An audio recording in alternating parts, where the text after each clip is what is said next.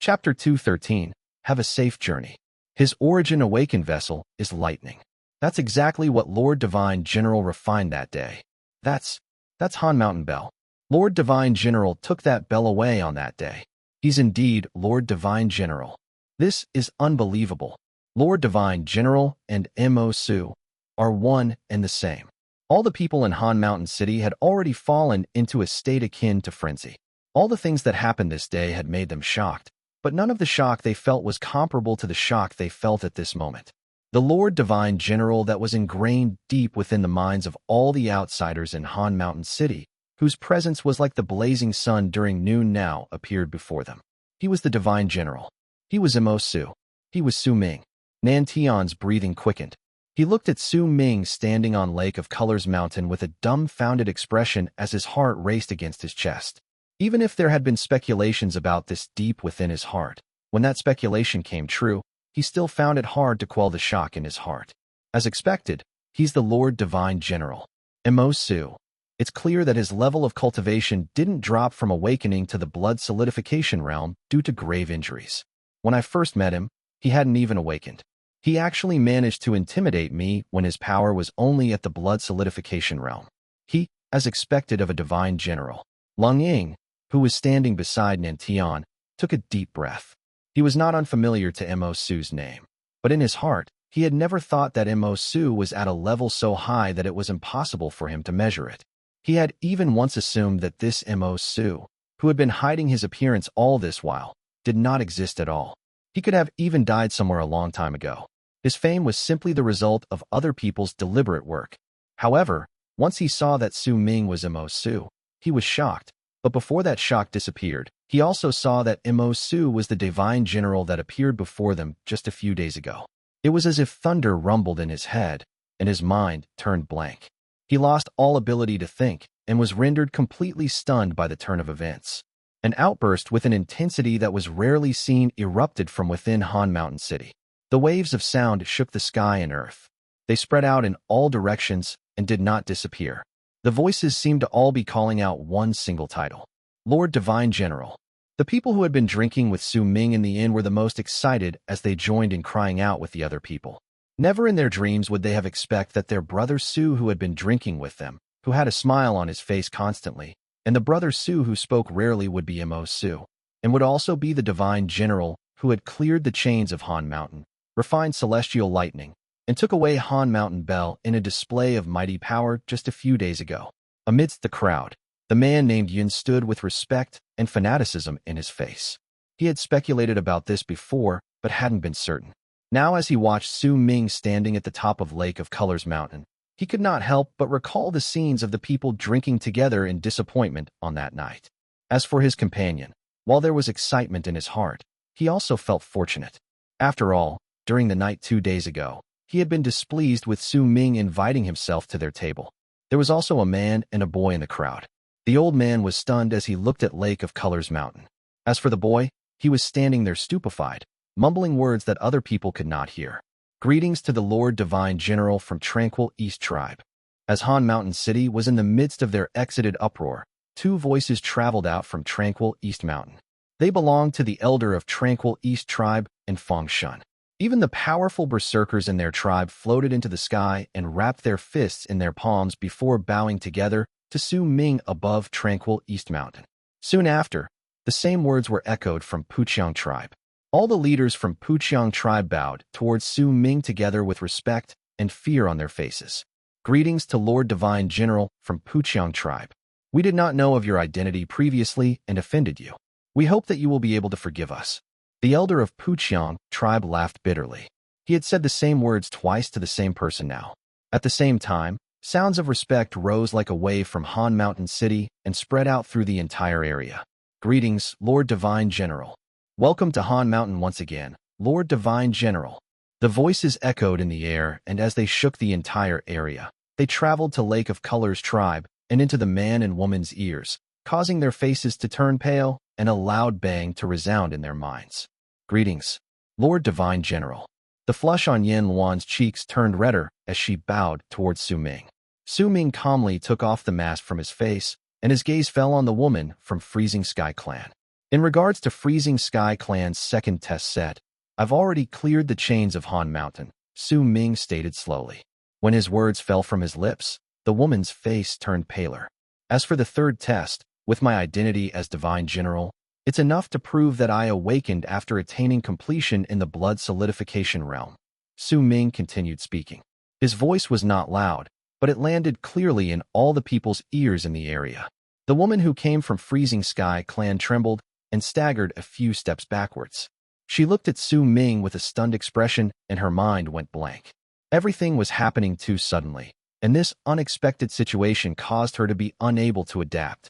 As for retrieving Han Mountain Bell as the last part of the test, it is here. Su Ming did not speak quickly and remained calm and collected. The instant he finished speaking, the woman looked as if her heart had just suffered 3 heavy blows, rendering her breathless. She opened her mouth as if she was about to say something. However, before she could even speak, a piercing and freezing glare appeared within Su Ming's eyes. Under that cold gaze, her words got stuck in her mouth. I've followed all the rules Freezing Sky Clan set, and I've fulfilled every request. Now, it is time you give me an answer, he stated coldly. The woman turned pale and helplessness appeared on her face. She instinctively looked at her companion, the man from Freezing Sky Clan. He had a similar panicked look on his face. Once they exchanged looks, the man gritted his teeth and took a few steps forward. There was no longer any hint of pompousness on his face, only anguish and sincerity. He wrapped his fist in his palm and bowed towards Su Ming. I am Chen Yubing of Freezing Sky Clan. Greetings, Lord Divine General. I've been deeply regretful that I was unable to see you summoning the deity statue of awakening and being awarded the title of Divine General of Awakening. My lord, you are indeed extraordinary. I am Su Yu of Freezing Sky Clan. Greetings, Lord Divine General. There was a reason why I have been so disrespectful. My lord, I hope you will not mind. The woman lowered her head and bowed towards Su Ming. There was no longer any contempt on her face. It was replaced simply by anxiety and paleness. We're only outer sect disciples for the left preceptor in Freezing Sky Clan, and we rarely venture out. If we've offended you, please forgive us. This time, our fellow brother Zhao, an inner sect disciple, was supposed to come with us, but because something came up, fellow brother Zhao could not come. Before we came, the left preceptor mentioned that we will only take one disciple from Han Mountain City this time, and it was decided that it would be Lake of Colors Tribe's Han Feizi. We don't have the right to decide whether we can take in a second person. That was why we were forced to make things difficult for you. The two of them whispered, pouring out all their thoughts in their hearts. With your power and status as the Divine General, all the schools in the land of South Morning will definitely receive you. If you don't mind, please come back with us to Freezing Sky Clan and the leaders will make the final decision.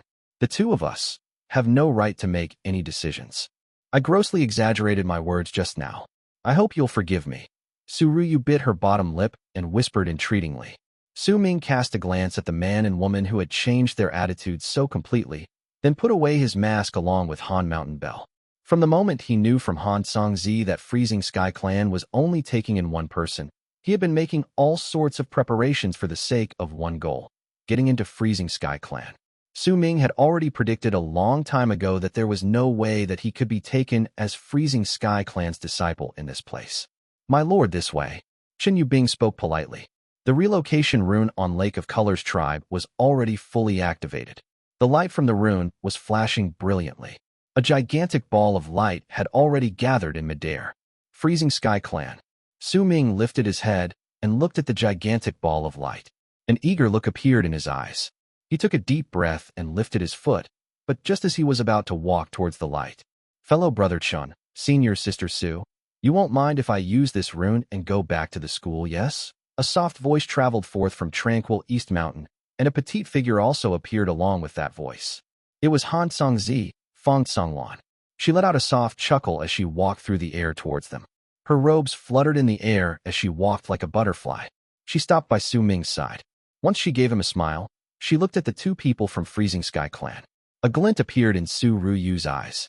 She swept her gaze across Feng Songlan and Su Ming before she spoke softly. Junior sister Feng, you're being far too courteous.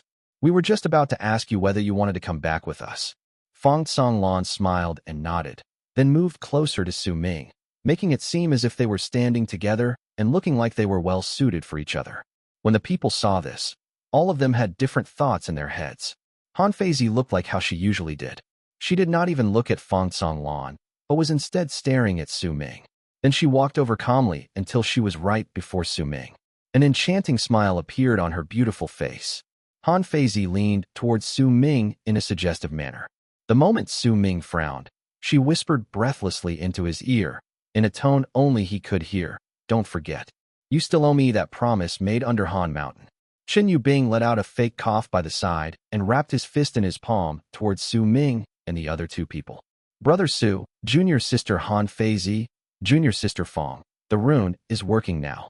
Let's go. He could tell that there was something going on between Su Ming and the two women, but he pretended he did not see anything. He only wanted to finish his task quickly. The trip to Han Mountain this time was making him uncomfortable. The five of them slowly moved towards the relocation rune under the gazes of the people from the three tribes and the crowd in Han Mountain. The instant they stepped into the rune, shouts erupted forth from Han Mountain City. "Lord Divine General, have a safe journey. Lord Divine General, if you're ever free, remember to come back and visit us. Lord Divine General, take care. Senior Emo, take care." A weak voice was mixed in these shouts, coming from tranquil East Mountain. Just as Su Ming was about to walk into the relocation rune, his footsteps faltered and he turned his head back to look at Han Mountain and tranquil East Mountain. As he did so, he became overwhelmed with emotions. He saw a pale teenager looking at him from tranquil East Mountain, supported by someone. "I'll be back." Su Ming wrapped his fist in his palm and bowed deeply towards Han Mountain City. Once he straightened his body, he turned around and a determined look appeared on his face as he stepped into the rune. The instant he did so, an old voice suddenly spoke by his ears. "Boy, do you want to become my disciple?" Chapter 214, The Sagely Veteran. It was as if time itself froze. The rumbling sounds coming from the relocation rune also disappeared instantly, as if they had just gone static. Su Ming turned his head back swiftly, and what he saw made his pupils shrink. He cautiously took a deep breath. He saw that everything around him had become completely still. The light from the rune did not move, and neither did the ground. Yet strangely, while Han Mountain still remained in sight, there was no one on the mountain. The three places were still around, but there was no one in them. Even Feng Lan, Han Feizi, and the others who were around the area just now were all gone. It was as if he was the only person left in the world. As if the moment that old voice appeared in his ears, the world had changed. The world he saw before his eyes had just become empty, a world void of life. This drastic change made Su Ming feel shaken. He could not imagine what sort of power would be required to do this. It was inconceivable in his eyes. "This is the void space I created." The same voice he heard just now spoke up in his ears once again from the distance. An old man dressed in white robes also appeared sitting on tranquil East Mountain along with the voice. The old man held a pot of wine in his hands and took a big gulp from it before he looked at Su Ming. "Come, let's talk." Su Ming's heart pounded against his chest. Once he looked at the old man for a few moments, he cast his gaze around him. There were no signs of life on Lake of Colors Mountain. Besides him and the old man, not another soul could be seen in the area. After hesitating for a moment, Su Ming tried lifting his feet to move out of the rune. Once he did so, he immediately turned back to look at the relocation rune. The light did not move, and the still light made it seem like an illusionary statue. Once he quelled the shock in his heart, Su Ming slowly rose into the air and walked towards tranquil East Mountain until he eventually stood 100 feet away from the old man. "Come, sit by my side." The old man put down the wine pot and swept his gaze across Su Ming. A hint of praise appeared on his face. Su Ming moved closer to him without a word, and once he was by the old man's side, he decided to just go along with his suggestion and sat down. "Are you curious?" The old man gave Su Ming a scrutinizing look, then lifted his right hand to point at the space before Su Ming. Immediately, the space before him distorted and a pot of wine appeared. "What's a void space?"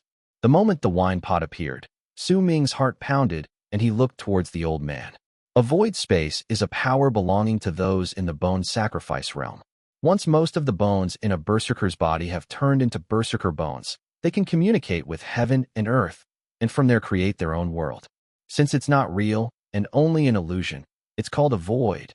And since it's formed in the body and is cut off from the world by our flesh and blood, it cannot spread outwards, That's why it's called a space. The old man picked up the wine pot, and once he took another mouthful, he looked at Su Ming. My void space is not complete. I can only create the world I see. There are no living things within. Bringing you in here was already a Herculean task. Su Ming was silent. This was the first time he had ever heard of void spaces. Blood solidification, awakening, bone sacrifice, berserker soul. These are the four great realms among us berserkers. First, you must understand the connotations behind these four great realms. You must understand why they were divided this way, and only then will you be able to reach these realms, the old man said with a smile. It doesn't matter whether you will succeed in becoming my disciple. Our meeting in itself is fate. I can guide you. Now, why is there a word blood in blood solidification realm? The old man looked at Su Ming. Because berserkers inherit powers through blood. Our blood contains the power of the berserker tribe. However, it's very thin. That's why we need to continuously merge it together. Only then will that power erupt forth. Su Ming replied softly after a slight hesitation. Correct. From a broad perspective, this is correct. However, you still don't understand its connotations. The old man lifted his right hand and waved it across the sky. With that one single wave, a blood vein shining with piercing red light immediately appeared in the sky. Look closer. I will only show it to you once. When you finish observing it, tell me your answer. This is my first test for you. If you succeed, then I will consider you my honorary disciple. If you fail, then go back from whence you came. The old man cast Su Ming a profound look and waved his right arm in the sky once more. The moment he waved his arm, the blood vein in the sky shook, and several branches appeared on that blood vein, and those branches branched out once again, until eventually there seemed to be countless blood veins right before Su Ming's eyes. However, if he took a closer look, he would find that there was really only one blood vein. The multiple branches that appeared on that one blood vein split up from each other and gathered in the air to form the outline of a person. They shone with a brilliant red light that lit up the entire area. When he saw this, Su Ming took in a sharp breath, feeling as if thunder rumbled in his mind. The blood veins that he thought had disappeared once they turned into his berserker mark appeared once again to cover his entire body. This strange sight made Su Ming shudder. So blood veins don't disappear once we awaken. As Su Ming mumbled under his breath, the figure of the person formed by the blood veins in the sky experienced a change once again. Those blood veins became entwined with each other, and gradually pictures of mountains and rivers, the sun and the moon, the stars, plants, and ferocious beasts appeared around him. Every single time one of them appeared, the person formed by blood veins would experience different changes. The veins would move around as if they were trying to match the illusionary pictures around them. The final picture that appeared was of a mountain, a five-fingered mountain, Su Ming's mountain mark. The moment the five-fingered mountain appeared, plants appeared on the surface of the mountain. There were trees, earth, and the entire five-fingered mountain seemed to have come alive. As it continued to be covered, it gradually looked as if it had turned into a real mountain and was no longer an illusion. Once it completely turned into a physical entity, Su Ming once again saw the mountain fusing with the person made of blood veins, and slowly, he saw that the mountain was one with the person, and the person one with the mountain. The mountain covered every single part of the person made of blood veins, and as if it was a carving on a totem, the mountain seemed to have become the skin for the person made of blood veins. The moment Su Ming saw this, the blood veins that had appeared once again on his body started circulating with a boom. He started trembling furiously, as if he could not control himself. His face immediately turned pale and blood flowed out of the corner of his lips. Weariness filled his heart. This feeling stemmed from the sight he saw, which stirred up the qi within his body. The old man sitting beside Su Ming looked at him and asked slowly, "Do you want to continue?" "Yes." Su Ming gritted his teeth. If anyone said that the person that had fused with the mountain in the air and had the mountain as his skin was a human, then he was a human. But if they said he was a mountain, then he was a mountain as well. A vast and mighty presence spread out from its entire body and turned into a gigantic pressure that covered the entire land. Soon after, a golden piece of bone appeared within the body. More pieces of bones gradually appeared, and after a moment, a complete spine was formed. It did not end there. Once the spine appeared, a complete skeletal frame formed in the body as time passed by. He had the form of a person, a skeleton, flesh, and blood. This was a complete human being. However, he had no soul, no spirit. This person had his eyes closed and could not seem to open them. Su Ming could sense a void within his body, as if he was in deep sleep and could not wake up. If he opens his eyes, then he'll obtain the Berserker's soul, the old man stated calmly. He placed his right hand down, and the instant he did so, the person in the sky twisted and blended into nothingness. I will wait for your answer here. The old man closed his eyes. Su Ming was looking at the spot where the figure had disappeared in the sky dumbly. The images he saw resurfaced in his mind. After a long while, he closed his eyes. Time trickled by slowly. The sun, moon, and the stars did not move in the void space. It was as if time itself had frozen. The old man's eyes remained shut, and he did not open them. He had enough patience to wait for Su Ming's answer. Yet before long, the old man opened his eyes and looked towards Su Ming. Su Ming remained still, but the blood veins that had previously appeared on his body were shining brilliantly, and among them, two had even fused together. A surprised look appeared in the old man's eyes as he watched the two fused blood veins. What great intelligence! Once the two blood veins fused together, the fusion speed for the other blood veins abruptly increased, and they blended together. After a few hours, and under the old man's praising look, all the blood veins within Su Ming's body became one. That one blood vein glowed in a brilliant shade of red and slowly surfaced on Su Ming's face. Once it turned into the five-fingered mountain mark, it crept down his neck. Once the old man saw this, he was stunned. His Berserker mark is the mountain, and he had now truly completed blood solidification. So why is it still spreading down? The blood veins were hidden under Su Ming's robes. They spread towards the blood lines Su Ming had drawn on his body, and once they finally turned into the complete Berserker mark, the old man widened his eyes in shock. He took a sharp breath and no longer cared about maintaining the appropriate demeanor for his status.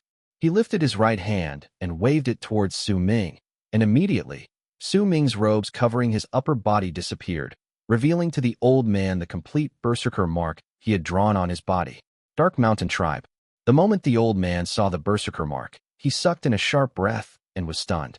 He had seen countless Berserker marks in his life, and among them, some were rather complicated. However, he had never seen a Berserker mark that was as complex as the one on Su Ming's body. Is this still a Berserker mark? This boy is even crazier than I am. The old man muttered under his breath, shocked. I had thought that he activated the sound of soul creation with his entire Berserker mark. But by the looks of it, the mountain mark that triggered the sound of soul creation is just part of the Berserker mark. This sort of Berserker mark will either never develop and turn into a mixed mark, or it will grow, and its power will shock the entire Berserker tribe. What exactly happened that day after I left? The old man was in slight disbelief and started regretting leaving so abruptly in disappointment that day. Regret filled his face, but he immediately noticed it and changed his expression instantly, turning that regretful look into his previous mysterious and smiling expression. He waved his right hand before Su Ming's body, causing his robes to appear once again, before he let out a fake cough and put on the look of a veteran as he looked at Su Ming. At that very moment, Su Ming slowly opened his eyes. There was a sharp glint in them, and they showed understanding. Chapter 215, Wine, Water. Ahem. Since you're awake, then tell me the answer. Your answer will determine whether you can become my honorary disciple. The old man coughed once again and lifted his hand to stroke his beard. His demeanor, that of a learned veteran, coupled with the shock he brought upon Su Ming, made Su Ming unable to find anything wrong with his actions. The four great realms, blood solidification, awakening, bone sacrifice, and Berserker soul, are all centered around the word creation. Su Ming took a deep breath and stated slowly. To create from nothing is the underlying meaning of these four great realms. This creation is centered around the Berserker mark. All our Berserker marks are different. That's why what we create is also different. But in the end, it's still centered around the word create. It's just as I saw just now. With just one blood vein, a person who looked like a mountain was created, he mumbled. He was in shock. Only then did he understand the principle of his path. He had even noticed that during the unknown amount of time that had passed, once he truly fused all his blood veins in his body and blended them into his Berserker mark, while he might still be in the initial stage of the awakening realm, the power he had in his hands now seemed to have become much greater. It was a feeling of having completely broken off the blood solidification realm and having truly entered the awakening realm. In fact, Due to his actions just now, his powers of the initial stage of the awakening realm had reached their peak, as if he was not far away from the middle stage of the awakening realm. All of these were because this old man had given it to him. When the old man heard it, the praise in his eyes grew stronger. That's right. If you can understand this, then you're qualified to enter the school, and you fit your status of a divine general of awakening. The word creation is the quintessence of us berserkers. We can cast creation arts from 1 creation, 10 creations, 100 creations, right up till we reach endless creation. The final creation art, eternal creation, is the art belonging only to God of berserkers.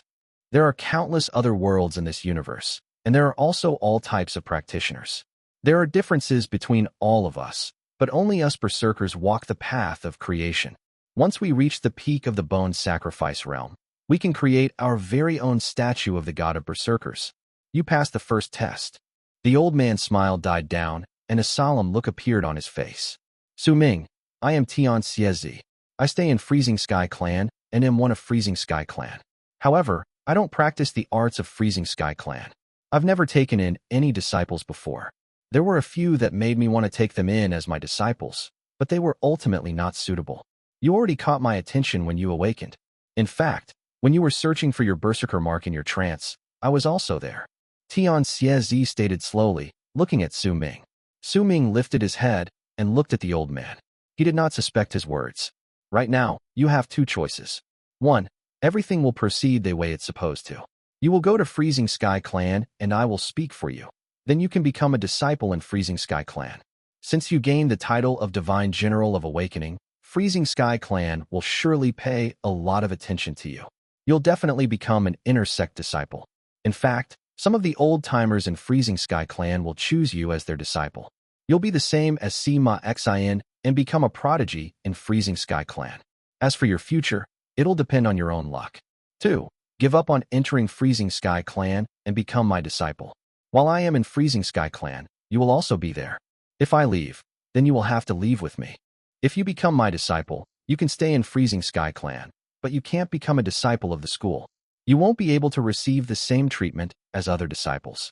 Still, if you accept me as your master, then you'll understand someday that Freezing Sky Clan is nothing. However, if you want to become my disciple, then you have to go through a second test. Only if you pass it will I take you in. Tian spoke sternly, and his words were laced with an air condescension towards Freezing Sky Clan, along with pride.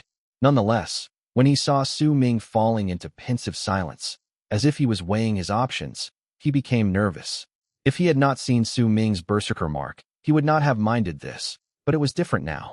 The old man let out a fake cough and quickly said, Ahem. Su Ming, I've already helped you once. Your power must have increased. If you become my disciple, then things like these will happen again. Su Ming remained silent. You have to think carefully. I'm incredibly protective of those important to me. If you become my disciple, then you'll gain a lot of benefits. But if you refuse, the old man let out a harumph, and he also felt helpless. Taking in disciples was an important event. He could not force Su Ming into it. What sort of benefits? Su Ming lifted his head and asked calmly. Many. Tian felt slightly guilty and let out a bark of laughter to hide his emotions. He was a sly person, and he was confident Su Ming would not be able to see through his disguise. I have plenty of Berserker vessels in my abode. You're my only disciple, so you'll be able to choose whichever you like. I also have all the scrolls of the arts in Freezing Sky Clan. Even if you don't join it, you can still learn the arts, and the clan can't say anything about it because you'll be my disciple. Let me think. I also own a mountain as my compound. I have my own cave abode, so if you become my disciple, I can immediately create your own cave abode next to mine. I also have close acquaintances in Great Yu Dynasty. When you go there to receive your rewards as the Divine General, I can go with you. Also, let me think. If you become my disciple, then your status will immediately change. The relationship between me and Freezing Sky Clan may be a little complicated, but I'm considered one of the seniors in Freezing Sky Clan. Once you acknowledge me as your master, then you'll have the same status as the head preceptor. Those lasses will have to call you Uncle Master. Anyway, you'll have a lot of benefits. Oh, and I have a lot of valuable ancient scrolls. I have everything in there, including the map of the land of South Morning. It definitely won't lose to Freezing Sky Clan's map. After all, I've gone to far too many places. A glint appeared in Su Ming's eyes, but he maintained his silence through the old man's chattering, then nodded once he finished. All right, please tell me the second test. Tian Xiezi's spirits lifted up, and his smile grew wider. He pointed towards the wine pot before Su Ming. I brewed this pot of wine personally over a long period of time. Even the left and right preceptors of Freezing Sky Clan can't drink it. Why don't you try it? Su Ming looked at the wine pot before him. Without any hesitation, he picked it up and took a mouthful. He knew that with the old man's power, if he wanted to harm Su Ming, he had no need to make it so troublesome. However, the moment he drank it, Su Ming was stunned. Water. He looked towards the old man. It's wine. There was the ghost of a smile on the old man's lips. He stood up with a delighted look. Su Ming frowned. His gaze landed on the wine pot in his hands, and he fell into a contemplative silence. You passed the second test. Let's go. Come with me back to Freezing Sky Clan. We'll go home now. The old man laughed boisterously and moved forward. He walked in front of Su Ming, hence he did not see Su Ming, who was holding the wine pot, shudder when he heard the words, going home. He lifted his head and cast the old man a profound look. Not even I know what's in the wine pot. I might have brewed it, but I fused my creation art in there. The taste is different for everyone. Sima Xiang drank it once, and he said it was bitter. 3 other people drank it, and they also tasted something different. When I drink it, I'll feel that it's wine. You're the only one who said it's water. This answer corresponds with how I'm feeling today. That's why from now on, you will be my only disciple. Tian Xiezi was walking in front when he turned around and smiled at Su Ming. Su Ming was stunned, then he smiled bitterly. He walked with Tian Xiezi in the air and gradually left. As they did so, the sky and earth in the void space started twisting, eventually turning into an illusion that disappeared along with Su Ming and Tian Xiezi. The light from the relocation rune reached its peak on Lake of Colors Mountain. It was letting out loud rumbling sounds. The earth shook, as if there were layers of invisible force gathering from all directions and surging towards the relocation rune, erupting forth from the summit of the mountain and turning into a rune that shone outwards. The light was glaring and enveloped all of those within the rune. Su Ming trembled and snapped out of his daze. A pot of wine had appeared in his hand some time ago. The appearance of this wine pot baffled him. Everything that had happened in the void space had only lasted an instant outside. Void space. Su Ming lowered his head and looked at the wine pot in his hands before he drank from it. Besides the rumbling from the rune, he also heard the people shouting their farewells from all around Han Mountain. Gradually, all those outside the rune saw it letting off a brilliant flash on Lake of Colors Mountain, causing the vision for all those watching to be blinded for that instant, and the world in their eyes turned dark. The light dissipated from Lake of Colors Mountain. Only faint sparks remained before they scattered and quickly fused into the air, disappearing without a trace. They left. Nan Tian sighed softly in Han Mountain City. There was a moved but conflicted look on his face. He shook his head. I wonder just how much further apart our powers will be when we meet again. Perhaps we'll never meet again. By his side, Lung Ying quietly looked at the Lake of Colors Mountain that had lost the light from the relocation rune. A determined look appeared in his eyes. He's finally gone. The elder of Puqiang tribe let out a sigh of relief. Nonetheless, he knew that he would never forget that a divine general of awakening once appeared in Han Mountain, in this place, and with this method, he entered Freezing Sky Clan. Feng Mu lowered his head on tranquil East Mountain. His father stood by his side. The man's mouth opened as if he wanted to say something, but Feng Mu did not look at him. Instead, he walked away with his head lowered, as if he did not want to talk to his father. Feng Shun let out a quiet sigh. As the envoys from Freezing Sky Clan left, Han Mountain gradually calmed down. Some people left, and some people chose to stay. The people in the inn were the same. Yet no matter what, when Freezing Sky Clan came once again to take in disciples, some of them might meet each other again. Then they would drink together and talk about this miracle. It was especially so for the people who had drunk with Su Ming.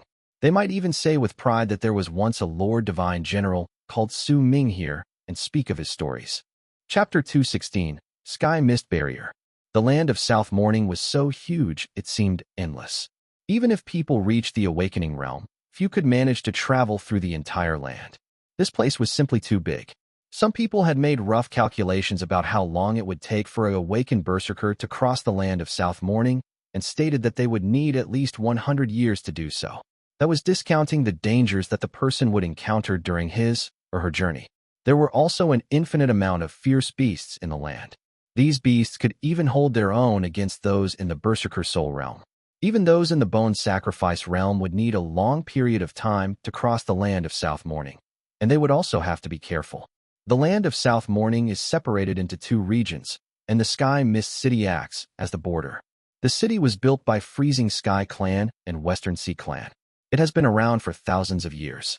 It's built on a mountain which eventually turned into a barrier that surrounds South Morning. Chen Yubing from Freezing Sky Clan stood on a mountain enveloped in a golden light in a direction leaning towards the north of the land of South Morning. He looked in the distance and spoke languidly. Sky Mist City is divided into a capital city and 9 other prefectural cities, and the border city acts as the barrier separating the inner parts of South Morning from the outer parts. It is also due to this barrier that the wild beasts and shamans in the outer parts of South Morning cannot get into the inner parts of the land so easily and massacre the people there. The man named Chen pointed forward. They could see a mountain range that looked like a dragon's spine far into the distance in the direction he had pointed. It went on endlessly, just like the walls of a city. That is part of Sky Mist City's barrier. Junior sister Han Feizi, you should have not heard about this city before, right? You'll definitely receive a lot of attention once you enter the school, and when the time comes, you'll be sent out for training. You might be sent to guard Sky Mist City. This is the highest glory for us, the people of South Morning. Brother Su, you are the divine general. It's fine for you to know some of the secrets of the land of South Morning. With your power and status, you will learn all about them sooner or later. The man named Chen cast a glance towards Su Ming with a kind smile. Su Ming's face remained passive as he looked towards the mountain range in the distance. He did not speak. He had no idea how much time had passed while he was in the relocation rune in Lake of Colors Mountain. He only knew that a long time had passed by until the buzzing sounds in his ears disappeared. When the light outside was no longer so bright he had to close his eyes, he opened them and saw that he was at the top of this very mountain along with the other 4 people. Once they appeared, Freezing Sky Clan's Su Ruyu brought out some golden stones, then started laying them out in a certain manner on the mountain. As the stones in her hand were placed down, the mountain was gradually covered in increasingly stronger golden light. We were fortunate to have obtained the 4-dimensional layer relocation rune. In the past, when we had to move from Han Mountain to Freezing Sky Clan, we had to use the runes in Sky Mist City. They are very slow. While Freezing Sky Clan might have been researching and using relocation runes as well, we could only relocate a short distance away, and the price was great. If we relocated too many times, not only would we waste a large amount of time, our bodies would not be able to handle it either. We'd need to rest for a few dozen breaths before we could recover. Right, with the 4-dimensional layer relocation rune, we only need to relocate 8 times to return to Freezing Sky Clan. It's much more convenient. The man named Chun let out a sigh and looked at Su Ruyu laying out the rune. Then he smiled towards Su Ming, Han Songzi, and Han Feizi. Sky Mist City. Han Feizi's gaze fell upon the mountain range, and she frowned.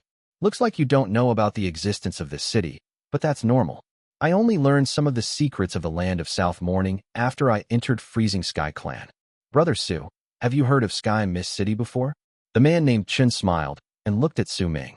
This was a person who would definitely be taken into the school, and his status in the school would definitely not be lower than Han Feizi's, perhaps even higher. That was why he decided to ease the tension between them and become acquainted with him. That was why he decided to talk about the things that outsiders would not know over here.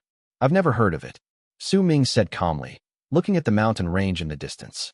If that's the case, then I'll accompany both you and junior sister Han Feizi to visit the city walls on Sky Mist's mountain range and explain their function in detail, the man named Chen said and smiled before looking at Su Ruyu laying out the runes on the ground. Su Ruyu wiped off the sweat on her forehead. When she saw Chen Yubing looking at her, she smiled and spoke. There are still 10 hours before the rune is fully arranged and we can activate the second relocation. I only need junior sister Han Songzi to stay behind and protect me. She had to calculate the entire process of laying out the rune and placing the golden stones at their rightful places.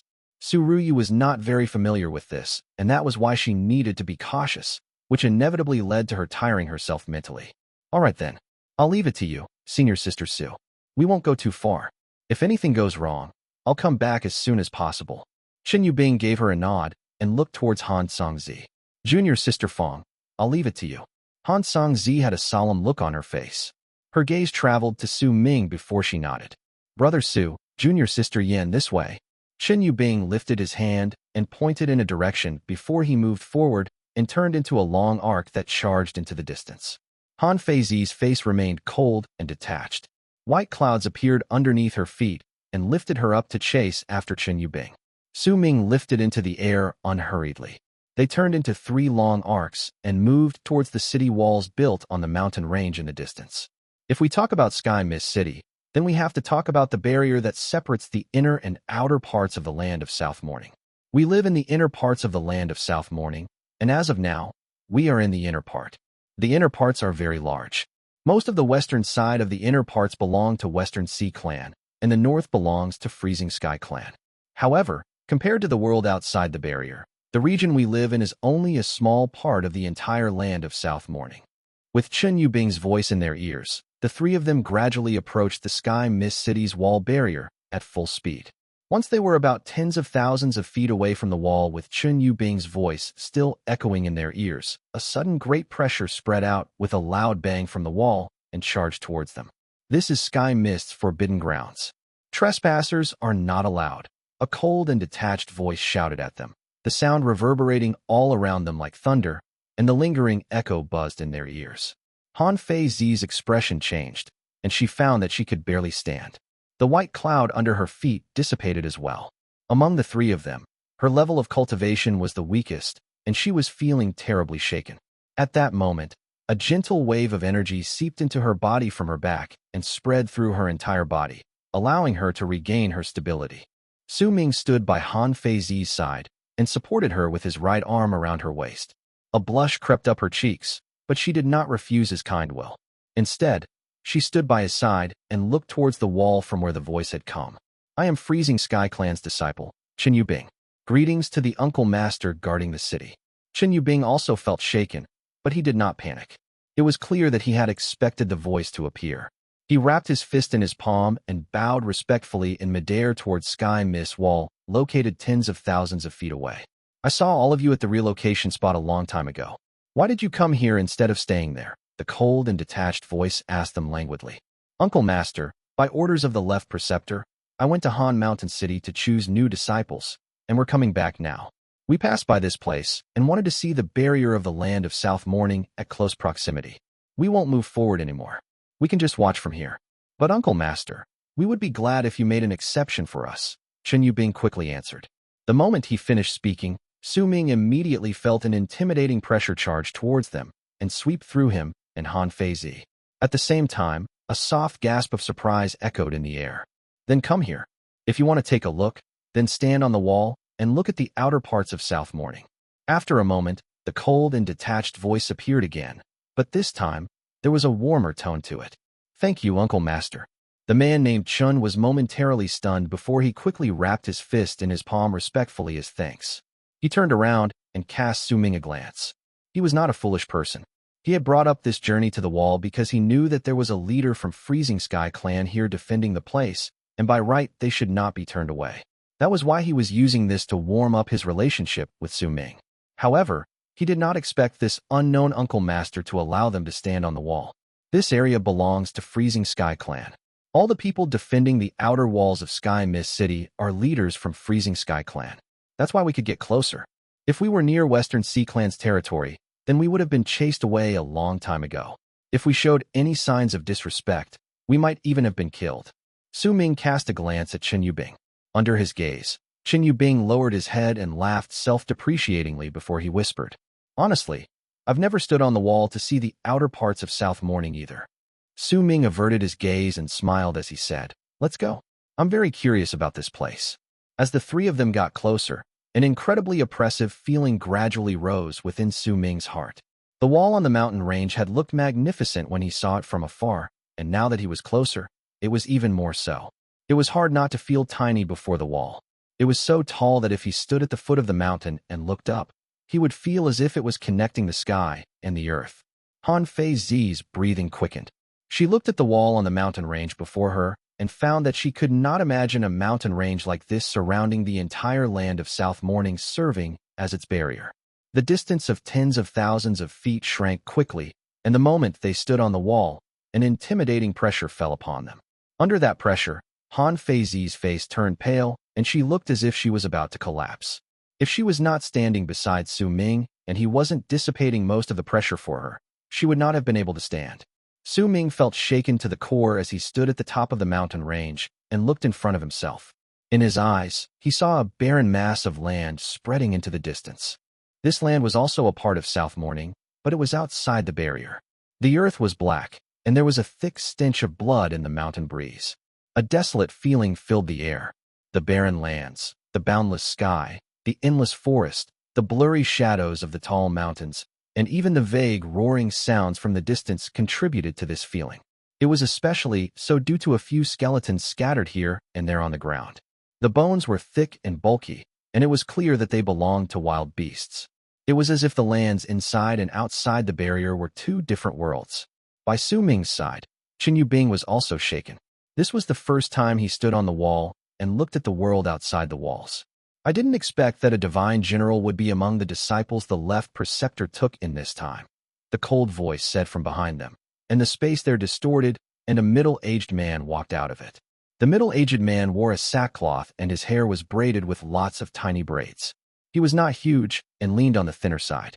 He looked quite ordinary, but his eyes were incredibly bright.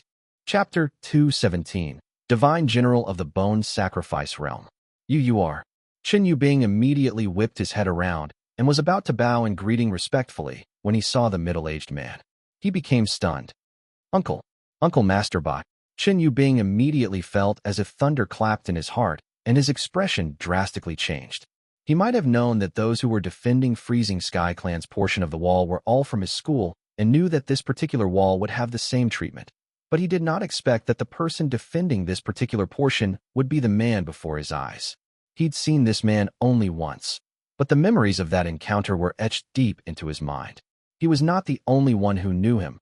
Most of the people in Freezing Sky Clan knew about this person's existence. No wonder he allowed us to stand on the wall. Chen Yubing was very nervous. He bowed deeply towards the middle-aged man respectfully. I am Freezing Sky Clan's disciple, Chen Yubing. Greetings, Uncle Master Bai.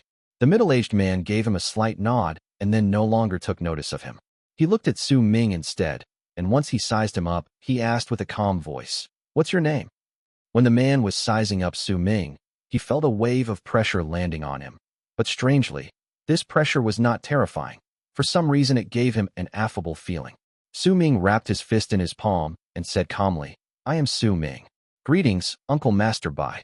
You just awakened, right? The middle-aged man asked unhurriedly. Yes. Su Ming nodded. I don't think you've been taken into Freezing Sky Clan, or else, with your status as Divine General, those old fellows wouldn't just send outer sect disciples to receive you. The middle-aged man said, his voice remaining cold. Yes. Su Ming nodded once again.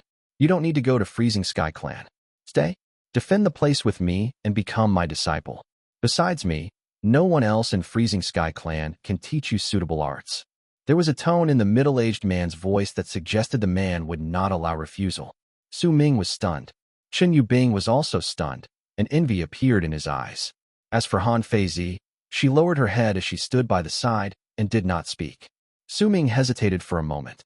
The cordial feeling within him towards the man grew stronger as he continued talking to him. I already have a master. Oh, who is it? I'll have him give up on you. The middle-aged man's voice was calm, but there was a shocking pride in his words. Having two people suddenly wanting to take him in as a disciple was a first for Su Ming. Yes, Tian. The moment he said the name, the man's expression turned odd, looking like a mix of expressions, as if he could do nothing about this, as if he was caught between wanting to laugh and cry, as if he was furious. Eventually, the man settled on to a cold harumph. If you ever regret acknowledging him as your master, then come to me. When Chen Yubing heard those words, his expression changed once again to surprise, and he looked at Su Ming. He was about to say something, but in the end, did not. However, he instinctively took a step back and widened the distance between him and Su Ming. Su Ming was slightly alarmed. It did not matter whether it was the middle-aged man's words or Chen Yubing's instinctive reaction. All of them seemed to be expressing a rather bad connotation to him acknowledging Tian as his master. Let's put it aside first. Now, the three of you, stand here and tell me what you saw. The middle-aged man's voice was still cold when he spoke.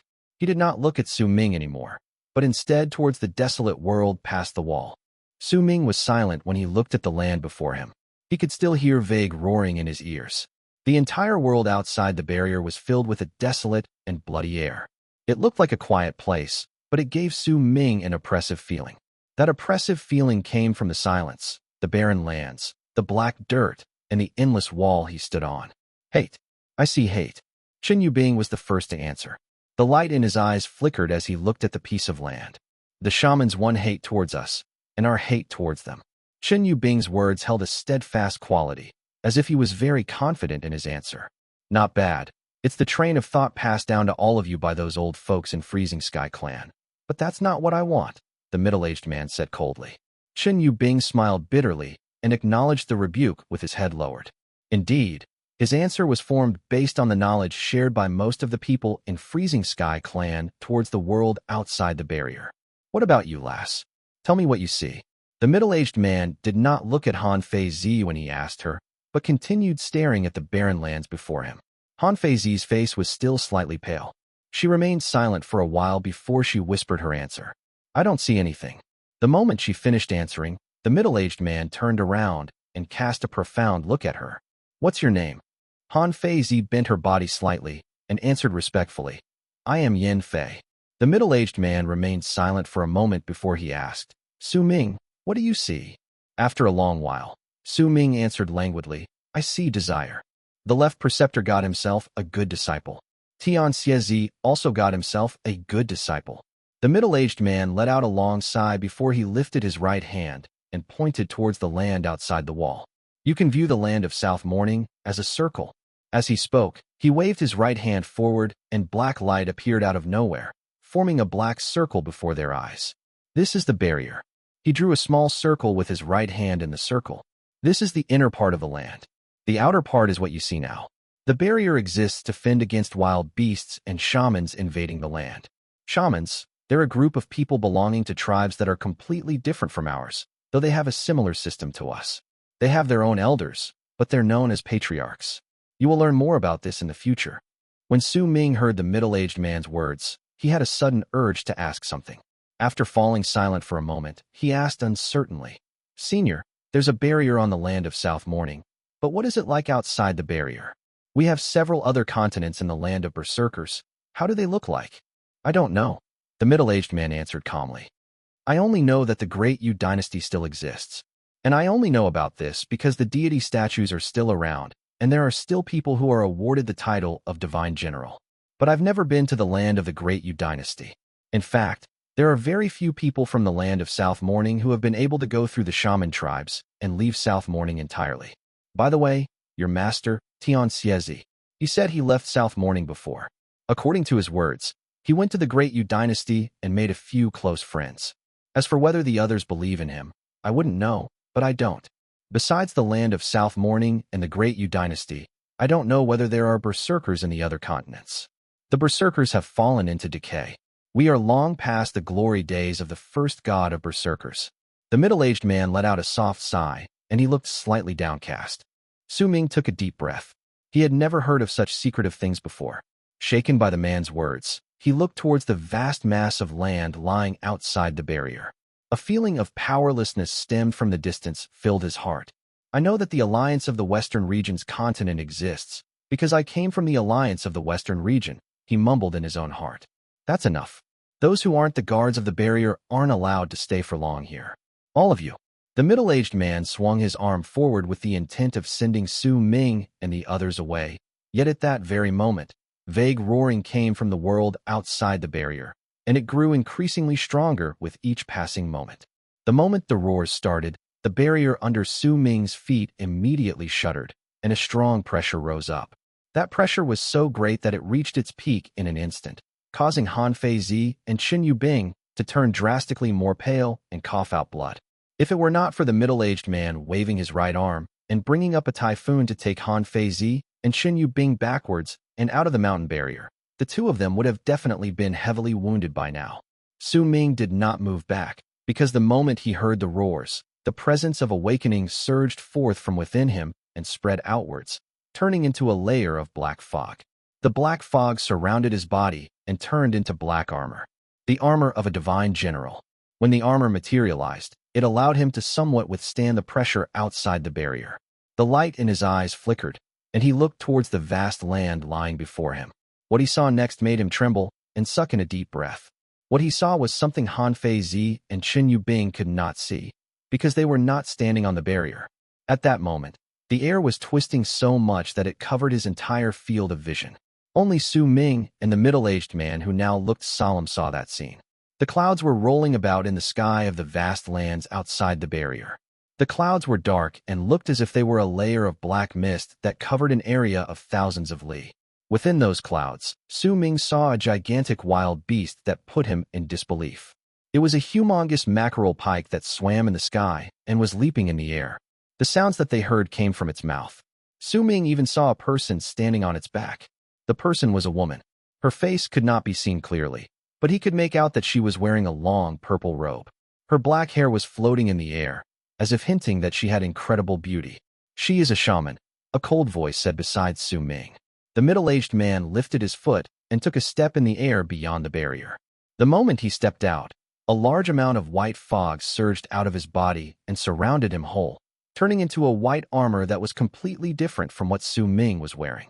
It was at a caliber that was much more superior to his own. The armor exuded a powerful presence that made the middle-aged man seem as if he could not be defeated. A divine general. Su Ming felt his heart lurch. He finally knew just why he felt that there was an amiable feeling coming from the middle-aged man. Why Chen Yubing would be so nervous and respectful towards this man when he saw him. Why this person allowed Su Ming and the others to stand on the barrier, and why he wanted to take Su Ming in as his disciple. All of this was because this person was the same as him. They were both divine generals. What was more, he should not be a divine general of awakening, but a divine general of the bone sacrifice realm. *****. Translator's notes. The Shamans are known as the Wu tribe, one of the 5 barbaric tribes in China. The choice for the name was pretty easy to choose, honestly. I was doing research about the Wu tribe and found that apparently the official English translation is shaman. For quick proof, you can look at Wikipedia. So I just went, oh well, what the heck, might as well just take it. As for patriarch, Wugong, it'll be used strictly for the male leaders. Matriarch will be used for female leaders. So if you make noise about this, it'll prove that 1. You don't read the TL notes. 2. You're a troll. Chapter 218. I am your grandpa who. In the air beyond the barrier, the middle-aged man exuded an intimidating presence as he stood in that white armor and was staring coldly at the mackerel pike that was about thousands of leagues in the distance along with the female shaman standing on its back. Roaring reverberated through the air at that moment. A complicated rune appeared on the mountain range, causing the pressure to grow increasingly stronger, until Su Ming found himself to be unable to withstand it any longer. You again? I didn't kill you last time, but if you continue bothering me, then I will kill you. As he stood in the air, the middle-aged man's face turned stone cold as his words. The moment he spoke, thunder rumbled above and shook the sky and earth, causing the gigantic mackerel pike in the distance to tremble. I brought the shaman beast from my tribe. You can't kill me. Bai Chong, return to me my sister's mementos. If you don't, then even if I lose this time, I'll still come back. A woman's voice floated towards them from the top of the mackerel pike. Begone. A cold glare appeared in Bai Chong's eyes. He lifted his right hand and waved it in the air. A rumbling sound that made the world tremble rang out, and as it did so, a mighty pressure erupted forth from the part of the barrier on the mountain range Su Ming was standing on. Su Ming could not withstand the pressure. He quickly retreated, and the moment the pressure erupted at full force, he left the barrier. When he looked over once again, the world he saw was distorted. The distorted space blocked his view, causing him to be unable to see the middle-aged man beyond the barrier or the gigantic mackerel pike that made his heart lurch with the female shaman standing on it. He could only hear muffled rumbling coming from beyond the barrier, which caused the pressure to become stronger with each passing moment. Su Ming could no longer get closer, able only to withdraw. Only when he was tens of thousands of feet away from the barrier and stood by Han Feizi and Chen Yubing's side did the pressure stop spreading outwards. Chen Yubing's face was pale, and he immediately asked in fear, "Brother Su, what happened? Could it be that the shamans are invading us?" Next to him, Han Feizi was also looking at Su Ming with a questioning look. No, it was just a shaman. Su Ming answered languidly, looking at the distortions beyond the barrier. That's great. Isn't this too much of a coincidence for this to happen right at the time we came here? But Brother Mo, we'd best leave now. The relocation rune is about ready. Chen Yubing could not hide his anxiety and continued looking at the barrier from which the rumblings were coming. Su Ming looked towards the barrier once again and quelled the shock in his heart. The more he understood about the land of South Morning and the Berserker tribe, the more he began to feel uncertain about his dream of returning to the alliance of the Western region. Brother Su, let's go. Chen Yubing was feeling slightly antsy, and he urged Su Ming once again. If it was anyone else, he would have ignored them a long time ago, but this was Su Ming. He did not dare ignore him.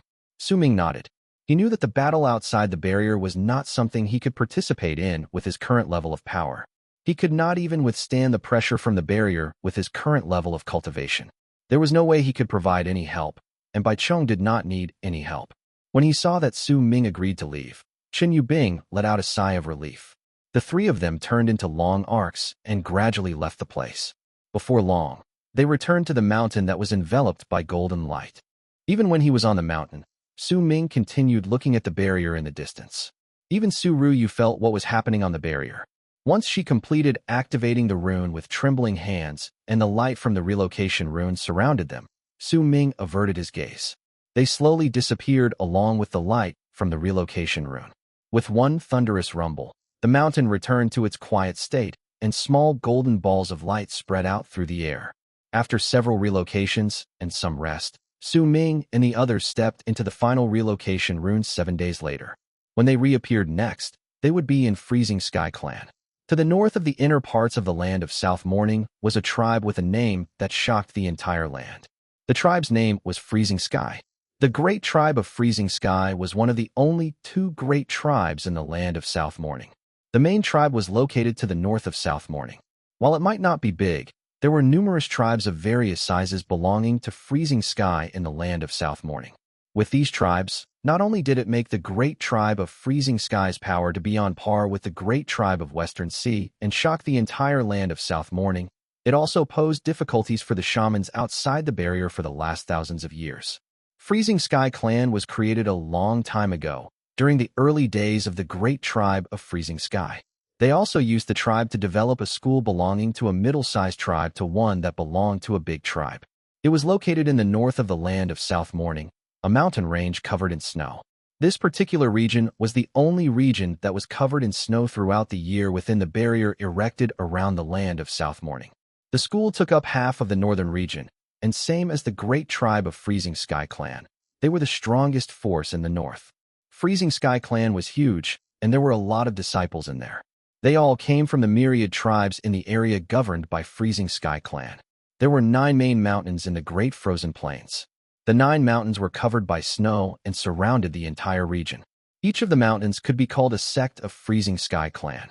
There were shorter ice mountains behind the 9 main mountains that connected with each other and spanned endlessly, though they seemed to be strewn out on the ground in a disorderly manner.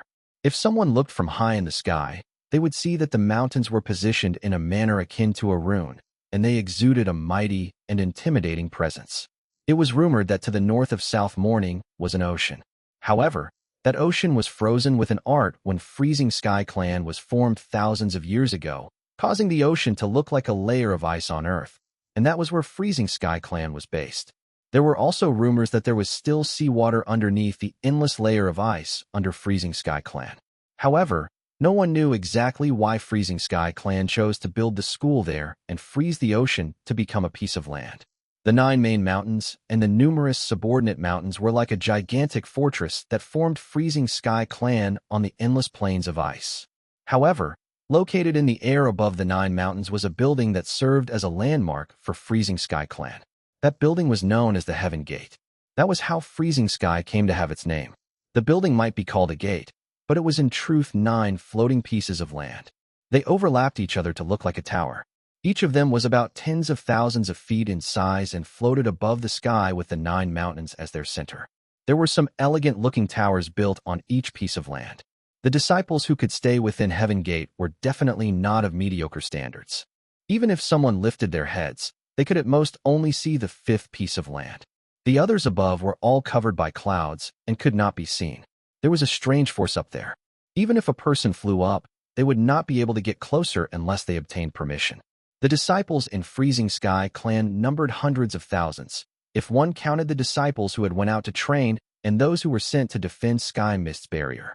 The phrase saying that the place had hundreds of thousands of berserkers were not baseless words when they were used to describe Freezing Sky Clan, and only Freezing Sky Clan. On this day, the mountainside of the fourth main mountain was surrounded by hundreds of platforms. These platforms were scattered about, and each of them had a rune drawn on them. At that moment, one of the platforms shone with a piercing golden light. Gradually, as freezing wind blew in the air, 6 people appeared within the rune on one of the platforms. Freezing Sky Clan. The freezing wind blew against Su Ming's face, and it brought with it some snow that landed on his face, causing his face to feel cold. This was the first time he felt true snow so clearly in the land of South Morning. Snow that was not formed by any sort of power or any sort of art. There were 3 people sitting on the platform. As the golden light from the rune shone, the 3 people opened their eyes. It should be junior brother Chen and junior sister Su. One of them said calmly as he swept his gaze over the 6 people that appeared within the golden light. The golden light from the rune on the platform dissipated after a moment, revealing Su Ming and the other 5 people standing there. The 3 people sitting on the platform stood up, and one of them smiled as he asked, "Junior sister Feng came back as well? Junior brother Chen, what were your experiences going out this time? Senior brother Zhou, stop teasing me. It's better if I don't talk about what happened." Once Chen Yubing returned to Freezing Sky Clan, it was clear that he calmed down. Once he heard the person's words, he laughed and walked towards the 3 people before him. "Come, allow me to make some introductions. This is junior sister Han Feizi." Han Feizi frowned, making it clear that she did not like getting to know people this way, but since she had just arrived in Freezing Sky Clan, she had to quell her discomfort and nodded towards the 3 people. As for Han Songzi, once she smiled as a greeting to the crowd, she walked towards Su Ming. Su Ming stood by the side and looked at the people talking to each other. Once Chen Yubing made introductions, they became much friendlier. The haughty expression gradually returned to Su Ruyu's face once she returned to the school. Her expression was largely similar to those around her. This seemed to be an expression that existed among most of Freezing Sky Clan disciples. They all looked as if they were way above other people. Su Ming did not bother with them and chose to walk forward alone to stand at the edge of the platform and look at the white plain of snow that spanned into the distance. The snow lighted up a special emotion in him. When he stood there and looked outwards, he felt as if he was looking at the snow on Dark Mountain. When the snow landed on his face due to the wind, the cold feeling brought him a sense of familiarity. He heard Han Songzi's soft voice by his ear. "Not used to this. When I first came to Freezing Sky Clan, I had the same feeling." Han Songzi looked at Su Ming and gave him a gentle smile. "It's not too bad," Su Ming said with a smile. In truth, Su Ming's appearance had long since drawn the attention of the 3 people. They were given orders to wait on the platform. They were not surprised when they saw Han Songzi, but when they saw Su Ming, they were surprised. However, since Chen Yubing did not introduce him, they did not ask. When they saw Su Ming leaving the group alone, the 3 of them found themselves asking about him. "Junior brother Chen, who is that person? Why did he come back with all of you?" This person. Chen Yubing hesitated for a moment, and before he could finish speaking, a long arc suddenly charged towards them from the sky in the distance. That long arc was incredibly domineering, because when it traveled forth, the other Freezing Sky Clan disciples who were moving around in midair had to move away quickly to avoid knocking into it. The disciples who moved out of the way were livid, but once they saw who was in the long arc, they shook their heads and decided to ignore this incident. "Hey, who among you is called Su Ming?" A loud shout came from that long arc, and it was so loud that it was deafening. When the long arc reached them, it floated in the air a little further away from the platform, revealing a burly-looking man built like a hill. This man's hair was a mess and stank of alcohol. He held a big gourd in his hand, and once he finished speaking, he let out a drunken burp and pointed at the crowd on the platform with a glare. "Hey, I'm asking all of you, tell your grandpa who is Su Ming?" *****. Translator's notes. If you're male, that is, if you say you're someone's grandpa, but you're not related to them by birth, you're basically implying that you are superior to the other person because you're older and have more experience. It also makes that person who said it sound rude, uncouth, prideful, and like a total D******. It's all due to the idea in Chinese society that older people need to be respected because they have more experience. If you're a woman, I guess you call yourself grandma. Honestly, I've never heard any girl calling themselves that before. The most was calling themselves old woman. LOL. Same implication, same making themselves sound like total D*********. Chapter 219, The Ninth Summit. The moment they saw the man, surprise immediately appeared on the faces of the three people who had been waiting for Chen Yubing and the others. It was clear that they hadn't expected and did not know why this troublesome person would come to the fourth summit. Uncle Master. Who? The three people smiled bitterly and wrapped their fists in their palms to greet the man. The ranking system in Freezing Sky Clan was very strict. If someone did not greet those who had higher seniority, then they had to be punished. The three who had been waiting might not want to, but they still had to greet him. Chen Yubing had an odd expression on his face. He instinctively looked towards Su Ming standing not too far away before wrapping his fist to greet the man. By his side, Su Ruyu did the same thing. The man seemed incredibly impatient. Once he scanned through the crowd, his gaze fell on Han Feizi. Hey lass. As he spoke, the man brought the gourd to his lips and took a big gulp before wiping his lips and barking out the rest of his question drunkenly. You're Su Ming? Han Feizi's expression darkened and she cast the man a cold glare, but she did not speak. Just which one of you, Su Ming? Don't make me angry, the man shouted out, and his voice caused the snow in the area to tremble. I am Su. Who might you be, sir? Su Ming remained calm as he turned around on the edge of the platform and looked at the man. The man scratched his head, and once he sized up Su Ming, he shouted in a displeased manner, Move. I'm looking fair, Su Ming, not Su. Your name's Su. You aren't the person I'm looking fair. Once he spoke, the people on the platforms immediately bit back their laughter.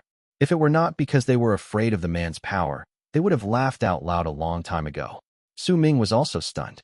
He seldom met people who were as unreasonable as this person, so he could only nod with a bitter smile and speak once again. I am Su Ming. Nonsense. Didn't Cha just call yourself Su? How's it when you heard I was looking fair, Su Ming? Then you immediately say your name's Su Ming. Hey, I'm telling ya, your grandpa who is real smart. Don't even think about lying to me. I hate people lying to me the most. The man glared at Su Ming and stormed towards him. His face, which was filled with malice, coupled with his large build, made him look incredibly intimidating. That intimidating presence made the people standing on the platform withdraw continuously. Even Han Songzi, who was standing beside Su Ming, moved back a few steps instinctively, and it was all due to the intimidating presence coming from the man. I hate people lying to me the most. That old man Tian already cheated me many, many times, and then he swore not to lie to me again. He asked me to come fair, Su Ming. If he's not here, then he lied to me again. Anger appeared on the man's face, and once he was standing before Su Ming, he glared at him. Tell me, who's Su Ming? Su Ming frowned. He was already thinking about why this man came the moment he saw him and how he knew his name, but when he saw Chen Yubing's strange look, he already had an answer in his heart. When he heard the man calling out Tian Xiezi's family name, Su Ming brought out the pot of wine Tian Xiezi gave him from his bosom without another word. The man's attention was immediately drawn towards the pot of wine the moment Su Ming brought it out. Once he looked at it thoroughly, he let out a long sigh. When he looked at Su Ming once again, his gaze was no longer fierce but filled with pity instead. You're Su Ming? Why didn't Cha say so earlier? I had to waste my breath of skin so many times. Let's go. I'll bring you to the old man's cave, the man said, sighing. Then with one step, his entire body left the platform. The feeling as if something bad was about to happen grew increasingly stronger in Su Ming's heart. After a moment of hesitation, he wrapped his fist in his palm towards Han Songzi, Han Feizi, Chen Yubing, Su Ruyu, and the others. I'll take my leave first. If we ever have the chance, let's meet up again. Brother Su, congratulations, congratulations. Chen Yubing greeted Su Ming back with an odd expression on his face. Once I'm settled, I'll come find you, Han Feizi said, her tone still icy. I'm on the third summit. Brother Su, if you're ever free, you can come and try out some of the tea I brew. Han Songzi smiled softly. Before Su Ming could reply, the man standing in midair shouted in displeasure. Boy, why aren't Cha moving yet? Just how long are you going to make me wait? Su Ming frowned. Once he gave a nod to the crowd, he rose up. His green robes and flowing long hair gave him an elegant presence as he stood in the air. When he saw Su Ming following him, the man instantly charged forward at full speed. As Su Ming chased after him, he saw a world covered in white snow before his eyes. He took a deep breath of the air around him. This chill reminded him of that particular winter in Dark Mountain. He fell silent, and in his silence, he followed the man. The two of them turned into long arcs and flew out of the fourth summit. No one tried to stop them. Even if anyone saw and thought of trying to stop them, the moment they recognized the man, they would frown and avoid them. I can't believe that old man brought me a junior brother on the rare chance he goes out. Say, just how unlucky am I? I was drinking my wine happily on my own, and yet I had to come fetch you. No, wait.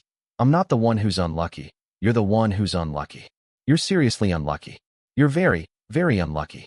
You're really, very, absolutely unlucky.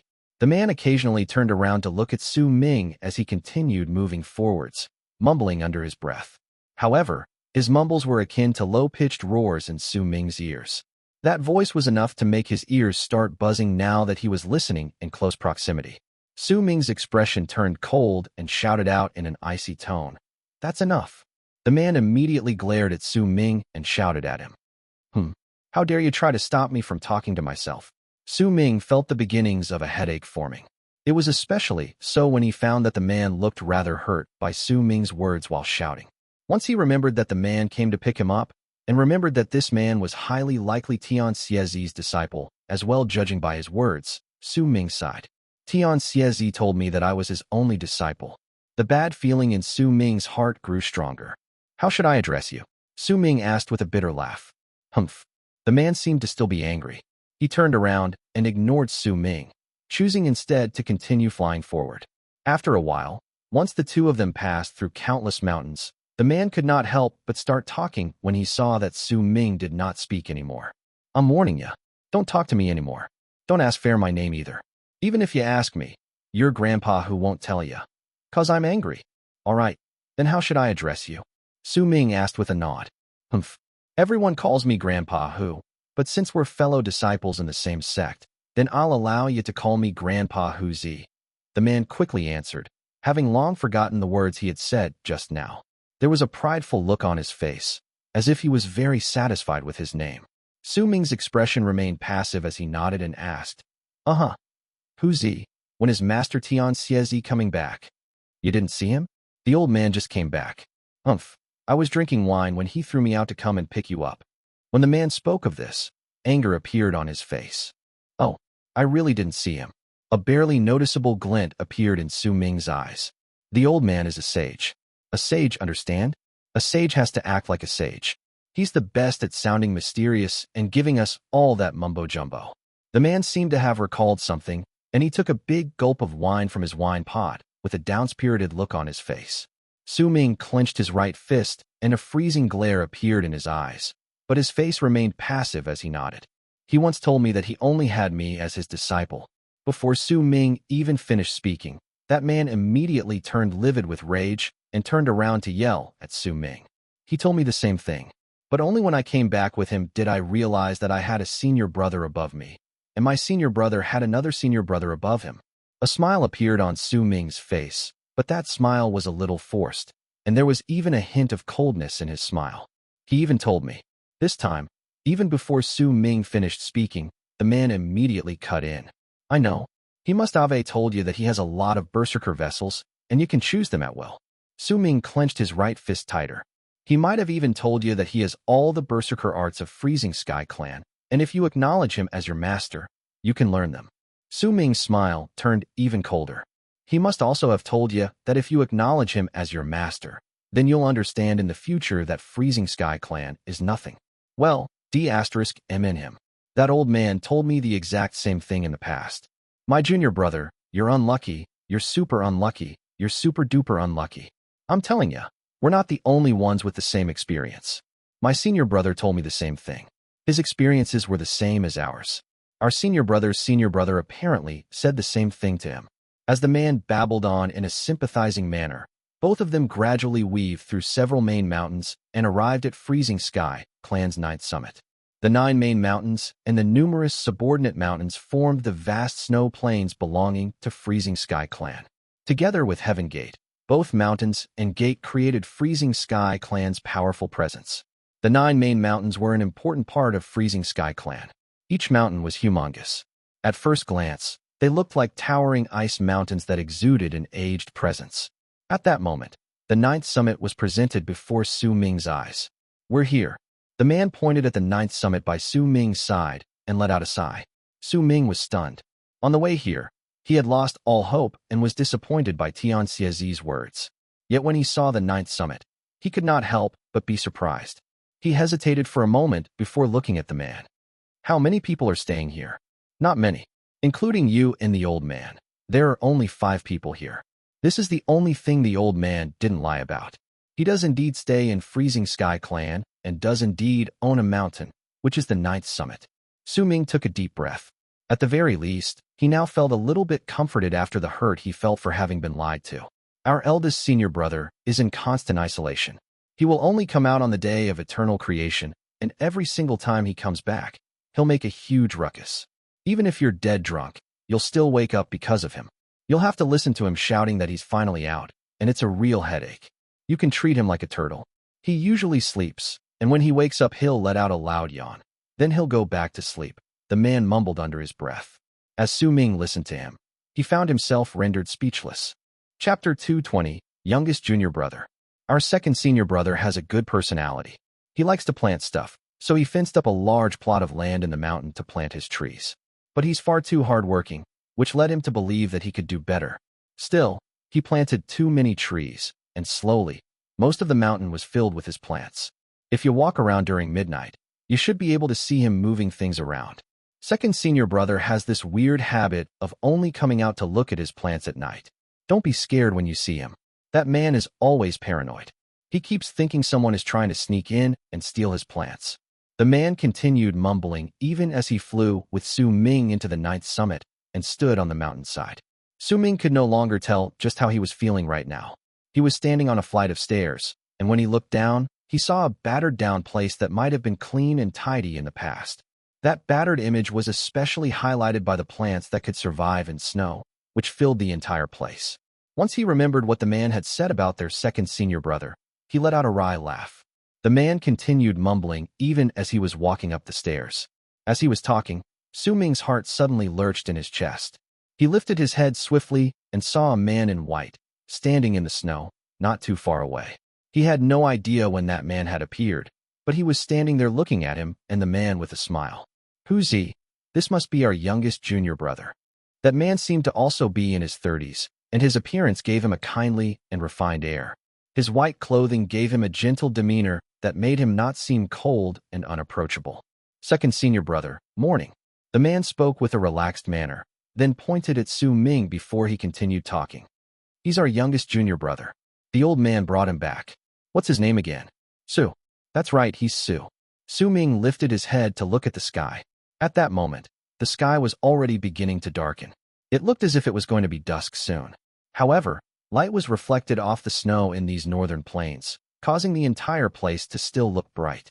Nonetheless, this did not seem to be a time where anyone should be greeting anyone else with morning.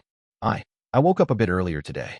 The gentleman yawned and smiled at Su Ming before giving him a nod. "I see. So your name is Su? That's not a bad name." "Not bad, youngest junior brother. You have to believe in yourself. You have to believe that you can do anything you want." As the man in white spoke, he lifted his head and looked at the sky. "I won't be talking to you two anymore. I woke up far too early today, and I need to go back and sleep. I have to keep watch tonight as well. Some of my plants were stolen yesterday." The man in white turned around. He was about to leave when he suddenly stopped and turned his head back. He looked at Su Ming kindly. "Youngest junior brother, the mountain is different from what Master told you, but there's one thing that won't change. Freezing Sky Clan's ninth summit is your home. While you're here, no one will dare harass you." The man in white smiled and left.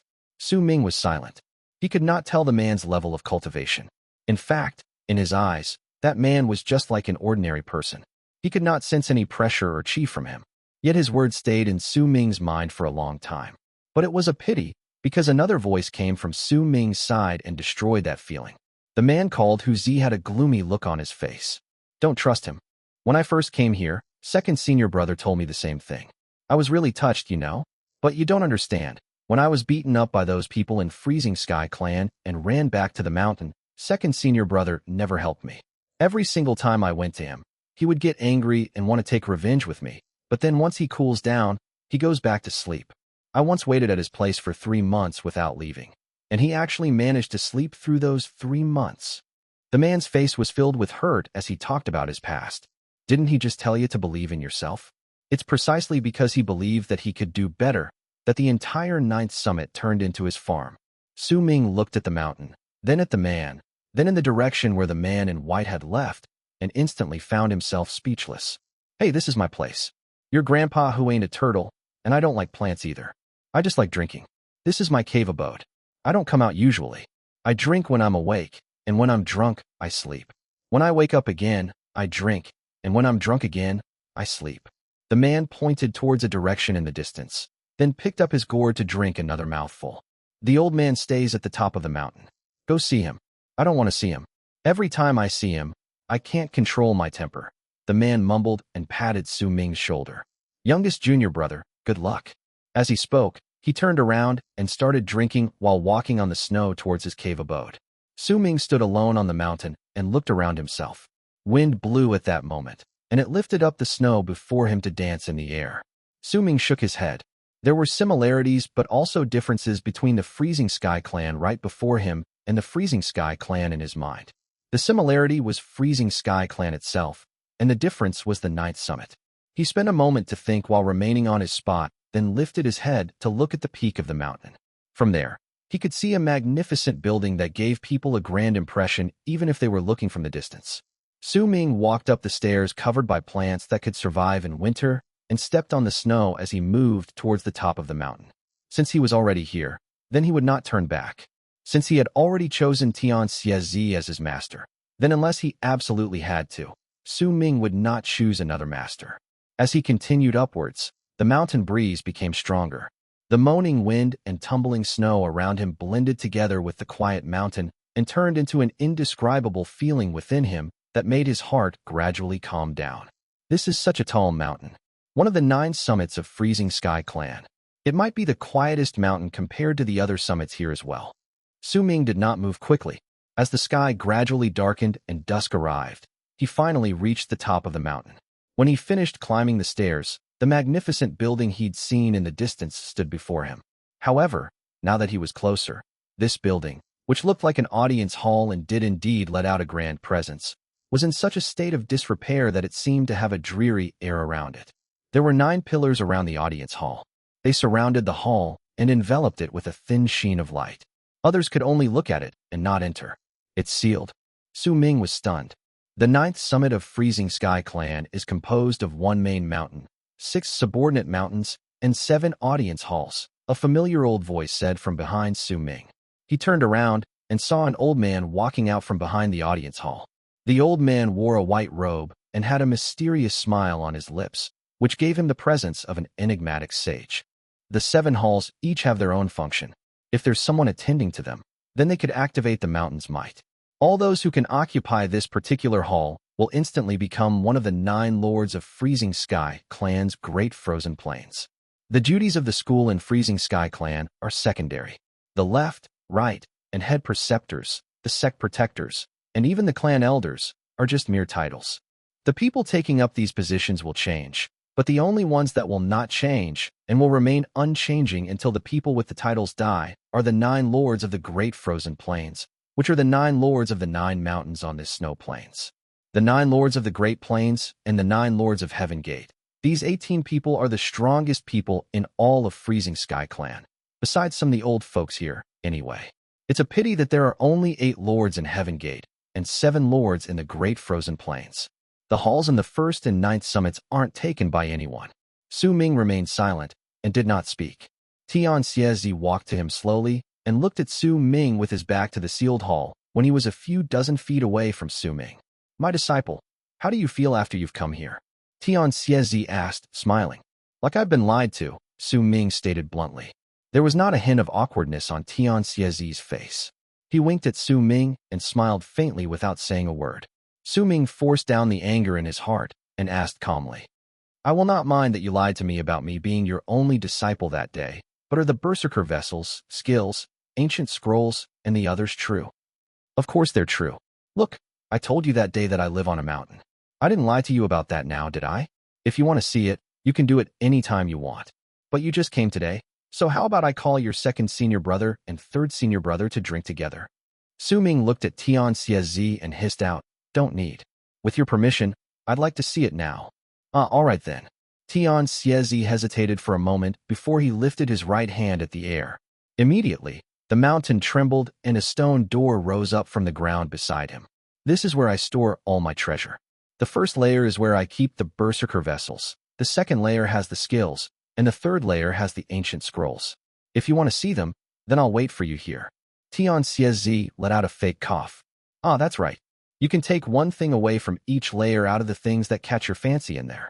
Treat them as my gift for you for becoming my disciple. Tian Xie waved his hand, and the stone door immediately started opening with loud rumbling sounds. Purple light shone through the door, making it seem as if there were truly valuable treasures in there. Don't be greedy. You can only take one thing away from each layer. Tian Xie still held himself in the manner of a sagely veteran as he smiled and spoke to Su Ming. It seemed like he was very confident in his treasures. When he saw Tian Xie behaving this way, Su Ming started believing him somewhat, but remained largely skeptical. He walked closer to the stone door and went inside. He felt his vision blur in the same manner as when he was relocated. Rumbling chode in his ears. After a moment, that sound disappeared, and his vision gradually cleared up to show a gigantic cave before him. There were numerous small holes around the cave. There was an enchanted vessel in each of the small holes. Each of them looked different from the others and were so numerous that they numbered into the hundreds. Yet when Su Ming took a closer look, an odd expression gradually appeared on his face. These are his Berserker vessels. Su Ming felt fortunate that he had prepared himself mentally beforehand. At that moment, when he saw these Berserker vessels, his lips twisted into a bitter smile. Chapter 221 Home. He took a few steps forward and picked a palm-sized awl from a small hole. With just a small squeeze, a corner broke off from that awl. In the small hole next to this one was a rusted iron sword. There were also some bone vessels that had weathered away in some of the other holes. He took a look around the area and saw that most of the items here were slightly broken. Even if some of them seemed to be in decent condition, once he approached them, they would crack just like the awl if he so much as touched them, as if they would completely shatter into pieces if he used even the slightest force. Oh well, he already mentioned this before. Looks like it's true. Su Ming shook his head and laughed bitterly. Once he averted his gaze, he grabbed the very first awl he took from this place, which he also broke earlier, and placed it into his storage bag before no longer paying any attention to the place. He walked into the deeper parts of the cave abode and into the second layer. With his experience in the first layer, Su Ming did not expect much when he entered the second layer. However, right at the instant he entered the second layer, his heart started racing in his chest. Right before his eyes were an innumerable amount of jades floating in the air. These jades were shining with a gentle light that illuminated the entire chamber of the second layer. Some of the jades even shone with a variety of colors that made them stand out at first glance. Could it be that Tian Xie wasn't lying about freezing Sky Clan's arts and skills? Su Ming was momentarily stunned. The colorful jades did not seem fake. Even if the color was really fake, Su Ming could still clearly sense the mighty pressure and spiritual presence coming from them. His breathing quickened, and he took a few steps forward to take a closer look and grabbed a jade with his right hand. He placed it on his palm and focused his attention on it. Once he did so, he immediately felt as if his will was being absorbed into the jade, and a string of words and illusions appeared naturally in his head. However, before he could pay attention to them, the words and illusions in his head swiftly faded away and disappeared. Su Ming frowned and tried a few more times. Yet it was the same each time he tried. A glint appeared in his eyes, and he let go of the jade before taking another one, but the results were the same. Is it because my level of cultivation is not high enough? He mumbled. Not wanting to give up, he picked up a few dozen more jades and focused his attention on them one by one, but they were the same. The images only appeared briefly in his mind before they disappeared. Even a simple jade that only had a small presence to it reacted the same way when Su Ming looked at it. Gradually, his face darkened. Su Ming remained silent for a moment before he took in a deep breath and quelled the disappointment in his heart. Once he took a look at all the jades in the chamber and was marginally certain that all of them were fake, he laughed bitterly and shook his head before heading deeper into the chamber towards the third layer. If the map in the third layer is also fake. Su Ming remained silent as he walked towards the third layer. The third layer was built in a simple manner. It was the smallest in size, and there were stone shelves positioned around the chamber. There were some bamboo slips lying on the shelves along with some beast skins that were bundled together. Su Ming stood in the third layer and suddenly felt nervous. He was torn between the desire to know whether the map of the land of South Morning truly existed in this place, and worry that he would not be able to find the alliance of the western region once he found the map. This was not the first time he felt so conflicted. He had been this nervous at the foot of Tranquil East Mountain when he held the borrowed map from Tranquil East Tribe in the past. After remaining silent for a moment, Su Ming took a deep breath. He did not look at the bamboo slips, but picked out a beast skin from the large amount of beast skins lying around, opened it slowly, and looked. Not it. There were some runic symbols that Su Ming had never seen before carved on the beast skin. With just one glance, he placed it back into its original spot and picked up another one. Not it. Not it. Su Ming took out the beast skins one by one and opened them, but none of them were the map he wanted. When there was eventually only 3 beast skins left before him, his breathing quickened. A corner of the second piece of the 3 remaining beast skins was exposed to the open, and it showed some faint lines that seemed to show the topography of a place. Su Ming hesitated for a moment before he gritted his teeth and grabbed that beast skin. He had a strong feeling that the beast skin in his hand was the map he wanted to see. To him, it did not matter whether he was taken into Freezing Sky Clan or acknowledged Tian as his master. These were not important. What was important was his goal for entering Freezing Sky Clan, the map that would allow him to return to the alliance of the Western region. That was why when Tian said he wanted to take Su Ming as his disciple and mentioned one thing among all the other benefits he offered, the one where he a map of the land of South Morning that was even more complete than the one belonging to Freezing Sky Clan. Su Ming's interest was sparked. He did not care about entering Freezing Sky Clan. He only cared about the map. That was why Su Ming agreed to acknowledge Tian as his master. At that moment, when he was continuously disappointed by what he saw in the first and second layers, his anxiety reached its peak when he held the beast skin in his hands. His right hand shook as he opened the beast skin before him painstakingly slowly. When the beast skin was completely unfurled and Su Ming's eyes landed on it, he trembled. He felt as if thunder was rumbling in his head, and he even felt as if there were buzzing sounds by his ears. At that moment, he had forgotten everything. He forgot that he was within the chamber. He forgot that he was at the 9th summit of Freezing Sky Clan. He forgot that he was in the land of South Morning. All his attention was gathered on his eyes, on his gaze that landed on the beast skin in his hands. This was a torn and worn-down beast skin, but even so, the map drawn on it was rather complete. There was an old and aged presence coming from that map, making all those who touched it to feel just how old that beast's skin was. This map should not be Tian work, but something that had existed since a long time ago.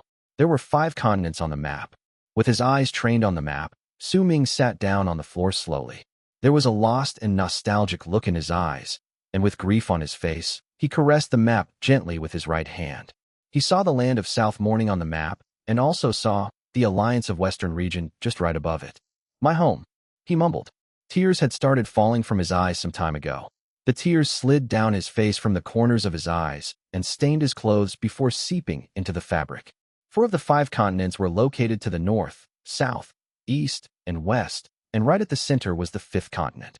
A cauldron was drawn on the spot. The land of South Morning was located to the south, and the alliance of the Western region was to the west, but there was a ravine between these 2 continents that seemed impossible to cross. Su Ming's tears stained his clothes, and some of them fell on the beast skin. He lowered his head and did not hear the sigh that came from behind him. So you acknowledged me as your master because of this. Chapter 222. What is the meaning of creation? Su Ming stared at the beast skin map before him with a stunned expression. That map was stained with colors showing the signs of time. The edges were pretty worn out, giving the feeling that it had been around for ages. The seemingly impassable ravine between the land of South Morning and the alliance of the West Morning was marked with a black line. This line did not exist solely in between the land of South Morning and the alliance of the Western region. It also existed between the other continents as well. Someone drew this map from memory after the second god of Berserkers was buried, though it's only drawn with him guessing the distance. Before the second god of Berserkers, the entire land of Berserkers was one big continent. It was gigantic, and there were some who could walk through the entire continent. Tian Xiezi's old voice came slowly from behind Su Ming. When the second god of Berserkers died, the land of Berserkers was divided and became 5 continents with the Great Yu Dynasty as its center. The cauldron in the middle shows where Great Yu Dynasty is located. It's marked with a cauldron because this cauldron is the tribal vessel for us Berserkers. Tian Xiezi's voice became slightly low. The Great Barren Cauldron. The moment these 4 words came out of Tian Xiezi's mouth, Su Ming shuddered. His attention was dragged away from the beast skin map, and the only words that echoed in his ears were the 3 words, Great Barren Cauldron. Barren Cauldron. A violent surge of emotions formed in Su Ming's heart, and Tian Xiezi saw it reflected on Su Ming's face, though he assumed that it was because the youth had heard about the Great Yu Dynasty. He did not know that Su Ming was thinking about that black stone hanging from his neck and all the sights he saw after he entered the space in the stone. A barren cauldron is required for the process of quenching herbs into pills. Is there some sort of connection between that barren cauldron and the Great Barren Cauldron Tian Xiezi mentioned? Bewilderment appeared on Su Ming's face. The black lines you see between the 5 continents are suspended lines of blood. They're formed through the grudge left behind after the second god of Berserkers died. It's rumored that the immortals used this grudge and worked together with the shamans to lay out this exceedingly cruel rune. This is the rune that caused the 5 continents in the land of Berserkers to be incomplete. It's a grueling task trying to move between continents. Tian Xiezi's voice echoed in the chamber and stayed for a long time. I have no idea why you need the map, and I don't know where you want to go on these 5 continents. But, since you're my disciple, then I must tell you this. Work hard to increase your level of cultivation. Your level of cultivation is everything. With your current power, even if you want to leave the land of South Morning, it's impossible for you to traverse the world outside Sky Mist Barrier, much less go to the other continents. You must first be able to move around safely outside the barrier before you can think of anything else and go to the places you want, and you need to rely on great power to do this. If you don't have enough power, then don't think of anything else. Even if you think about it, it's useless. It'll just make you frustrated and you won't be able to calm down. If your heart isn't calm, then your soul will be in turmoil, which will cause your mark to scatter when it manifests, and you will find it hard to improve. The key is your level of cultivation. You must increase your level of cultivation, Tian Xiezi said softly and lifted his right hand to pat Su Ming's shoulder. You're not the only one with a troubled past. Your eldest senior brother has his own past, and your second senior brother has his as well. Tian Xiezi faltered in his words, as if he felt moved by something. Su Ming was silent for a moment. Then he looked at the beast skin map before him and asked in a low whisper, "What level of cultivation will I need to go out of Sky Mist Barrier and out of the land of South Morning?" Tian Xiezi was silent for a while before he said, "Those who aren't in the bone sacrifice realm don't even need to think about walking past Sky Mist Barrier. Even those who have reached bone sacrifice realm need to be careful outside the barrier. The slightest carelessness will lead to a person's doom. What lies between us and the shamans is a blood feud. If you reach the Berserker soul realm, then you can travel through the barrier as you please, but you still need to be careful. Still, as long as you don't run into the powerful shamans from the shaman tribe and don't go to some of the more dangerous places, then you can still make sure you don't die. So what you're saying is that if I reach Berserker soul realm, then I'll earn the right to leave the land of South Morning?" Su Ming mumbled. "It's just a right, though. The Berserker soul realm is merely the completion of the first great realm of us practitioners of the Berserker arts. There's bound to be other realms after the Berserker soul realm. But it's a pity, because no one knows exactly what are the other realms after the Berserker soul realm and how we're supposed to reach them." Tian Xiezi sighed softly. "Why?" Su Ming lifted his head and looked at Tian Xiezi.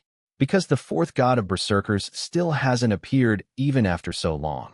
Only the 4th god of Berserkers can feel the presence of the 3rd god of Berserkers will through a trance and obtain the inheritance of the god of Berserkers, subsequently sensing the higher realms, and create the statue of the god of Berserkers for the realms after the Berserker soul realm, and only then will those who have reached Berserker soul realm be able to sense their calling." Su Ming looked at Tian Xiezi and said after a long while, "When I was coming here, I met a man named Bai on one of the parts of Sky Mist Barrier. He's a divine general in the bone sacrifice realm, and he mentioned you. He said you once ventured out of the land of South Morning and went to the Great Yu Dynasty. Is this true?" Tian Xiezi was silent. A conflicted look appeared on his face. He lifted his head and looked in another direction in the chamber. That part of the chamber was empty, and Su Ming had no idea what he was looking at. Nostalgia gradually appeared in Tian Xiezi's eyes. I don't know whether what I saw was the Great Yu dynasty. Once you reach the Berserker Soul realm and you want to leave, then I'll tell you about it. Tian Xiezi closed his eyes, and his voice sounded even older. I know a person whose level of cultivation isn't even in the Awakenance realm, and he doesn't live in the Great Yu dynasty. He lives on another continent, but has left his hometown many times. There was even once where he might have gone to the Great Yu dynasty. Su Ming said, his head lowered. When Tian Xiezi heard his words, he immediately opened his eyes, and a bright glint appeared briefly in his eyes before it instantly vanished. The moment the light in his eyes shone, an incredible pressure fell upon the place suddenly, but the pressure also dissipated equally quickly, causing others to think that they might have just imagined it. However, Su Ming felt shaken. During that instant, he clearly felt as if his qi had gone still, and even the ninth summit seemed to have shuddered.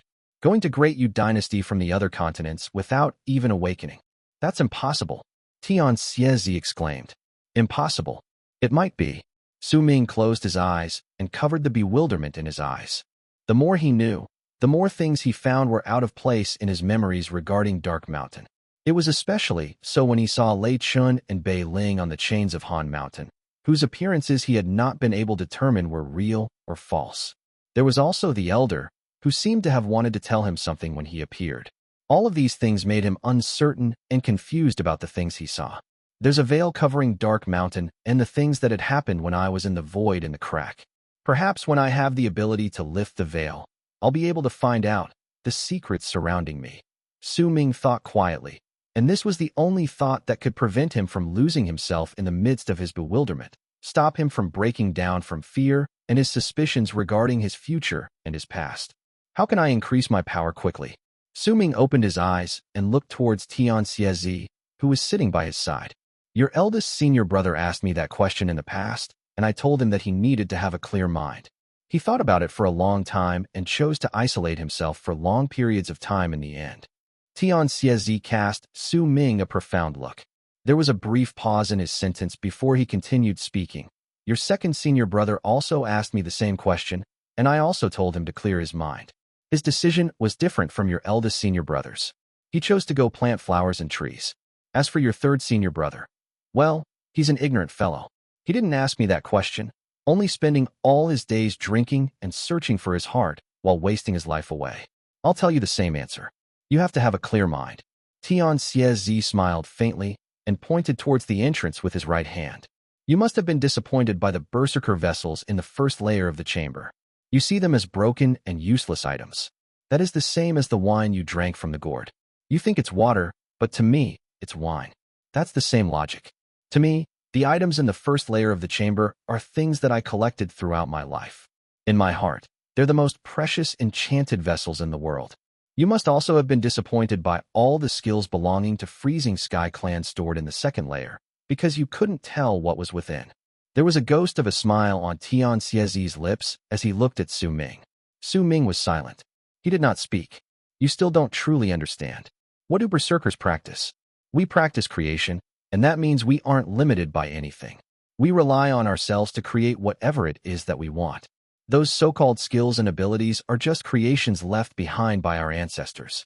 There are hundreds upon thousands of Berserkers in Freezing Sky Clan, and the powerful ones are as numerous as clouds. But are these people practicing the creation? Do they know the meaning of creation? My disciples don't need any skills or abilities. They only need to understand the rules of creation lying in the world once they find the way to clear their mind. There seemed to be a strange glow on Tian Xiezi's face. There was a sort of obstinacy with how he looked with that glow on his face. However, Tian Xiezi's obstinacy seemed almost like madness to Su Ming. Creation. This one word is what people desire and what they are searching for. But what is the true meaning of creation? This is my question for you. Go think about it, understand it, and once you have your answer, come tell me. That mysterious look was back on Tian Xiezi's face. He stroked his beard and spoke languidly with the airs of a well-learned sage. Can I take this map with me? Su Ming stood up quietly and carefully folded up the beast skin scroll before him. If you are my disciple, then you can take away one item from each layer, Tian Xiezi said, smiling softly. Su Ming put the beast's skin away into his bosom, then looked at Tian and took a deep breath.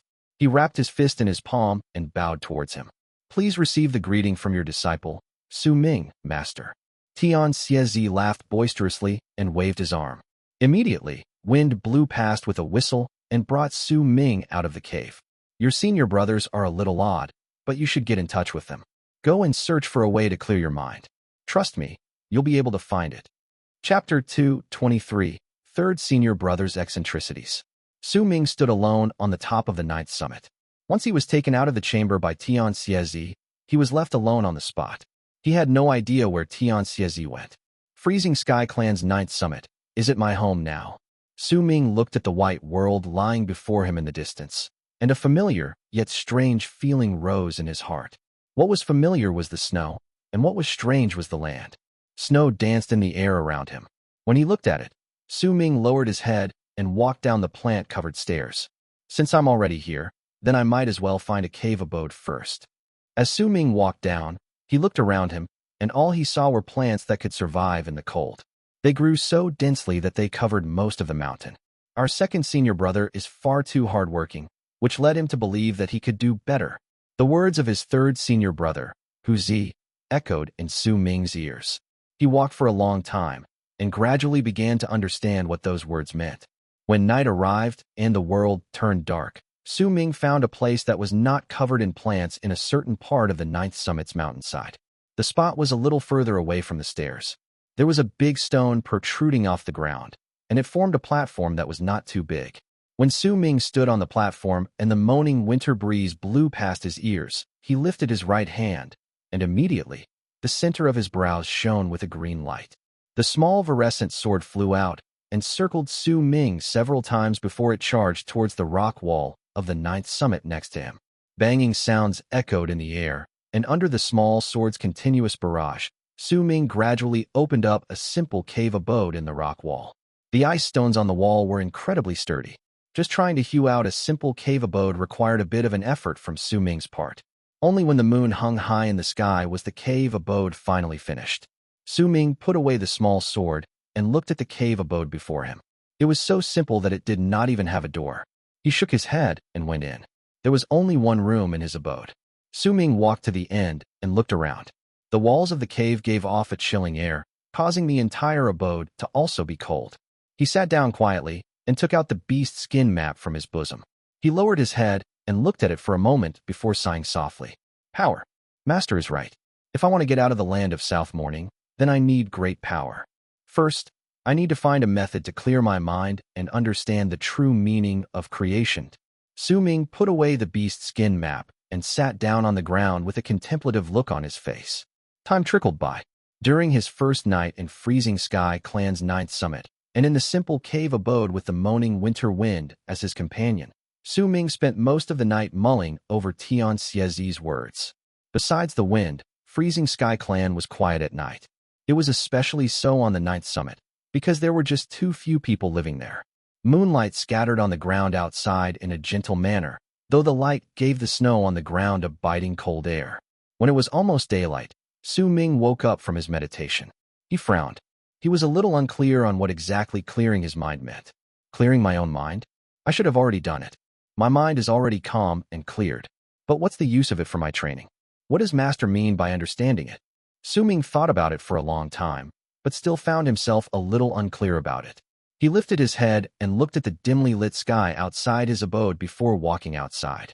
An unfamiliar land and an unfamiliar mountain. The moment Su Ming walked outside, cold wind blew against his face and brought some snow. He did not mind the cold brought by the snow. The sky was dimly lit. The darkness around the area had mostly gone away and he could see the outline of the land. Su Ming walked forward without a direction, and the snow he walked on made crunching sounds under his feet. Those sounds, along with the rhythm at which they came, gradually relaxed Su Ming's mind that had become confused from his inability to understand his master's words. Clearing the mind, does he mean to train the mind? Su Ming felt as if he understood something. He had no idea how much time had passed, but as he walked around, he suddenly stopped and a piercing and fierce look appeared in his eyes. However, he soon relaxed and looked forward with an odd expression. He saw a person crouching before him behind a big stone. That person had a pot of wine in his hands. As he drank, he would stretch his head out from behind the big rock carefully and peek outwards. From where Su Ming stood, he could only see that person's back. He could not see exactly what the person was so carefully peeking at from behind the rock. Third senior brother. Su Ming's expression became even odder. He could not really understand what this man who kept referring to himself as Grandpa, who was doing by crouching there. Shoo. Third senior brother had clearly noticed Su Ming. He turned back and swiftly placed his index finger by his mouth and made faces at him. Once he signaled Su Ming to not make a sound, he beckoned him over. Su Ming hesitated for a moment before he walked carefully towards him. When he saw that his third senior brother was being very cautious and even had a hint of nervousness on his face, Su Ming could not help but to keep his guard up. He even bent down and approached him slowly. When he saw Su Ming's attitude, admiration appeared on the man's face. Once Su Ming was close, he grabbed his arm and pulled him behind himself before he whispered, "Don't speak. No matter what you see later, don't cause a ruckus, or else things will get troublesome." This third senior brother of his had kept him company when Su Ming was traveling to the 9th summit, but he had never seen such an expression on the dense-looking man. When Su Ming saw this, he could not help but be surprised. However, he also became serious because of his words and nodded his head. "Aye, that's it. When I look over next time, you can peek with me. Remember this, don't cause a ruckus." Third senior brother licked his lips. As he warned Su Ming, he drank some more wine, then lifted his head and looked out of the edge of the mountain rock. Su Ming also lifted his head and stole a glance over the edge of the mountain rock. That one glance alone made the expression on his face become even more peculiar. There was nothing behind the mountain rock. The entire place was filled with plants, and there was no sign of anyone being there. The place was silent. Third senior brother's spirits were lifted up, and he whispered quickly, "He's here." The moment those words were said, Su Ming immediately saw a person in white floating towards them like a ghost from the distance. However, he was not really traveling very fast. Once he drifted to the spot filled with plants before them, he stopped. Judging by his looks, that person was Su Ming's second senior brother. There was a cautious look on his face.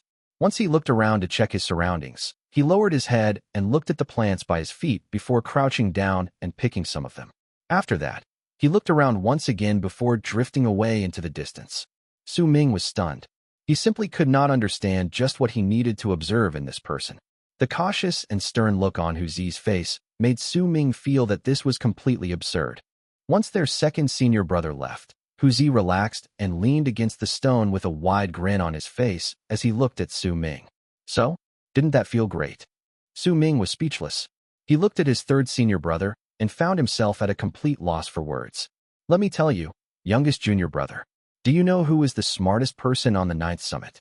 There was a prideful look of third senior brother's face as he picked up the pot of wine and drank a huge mouthful.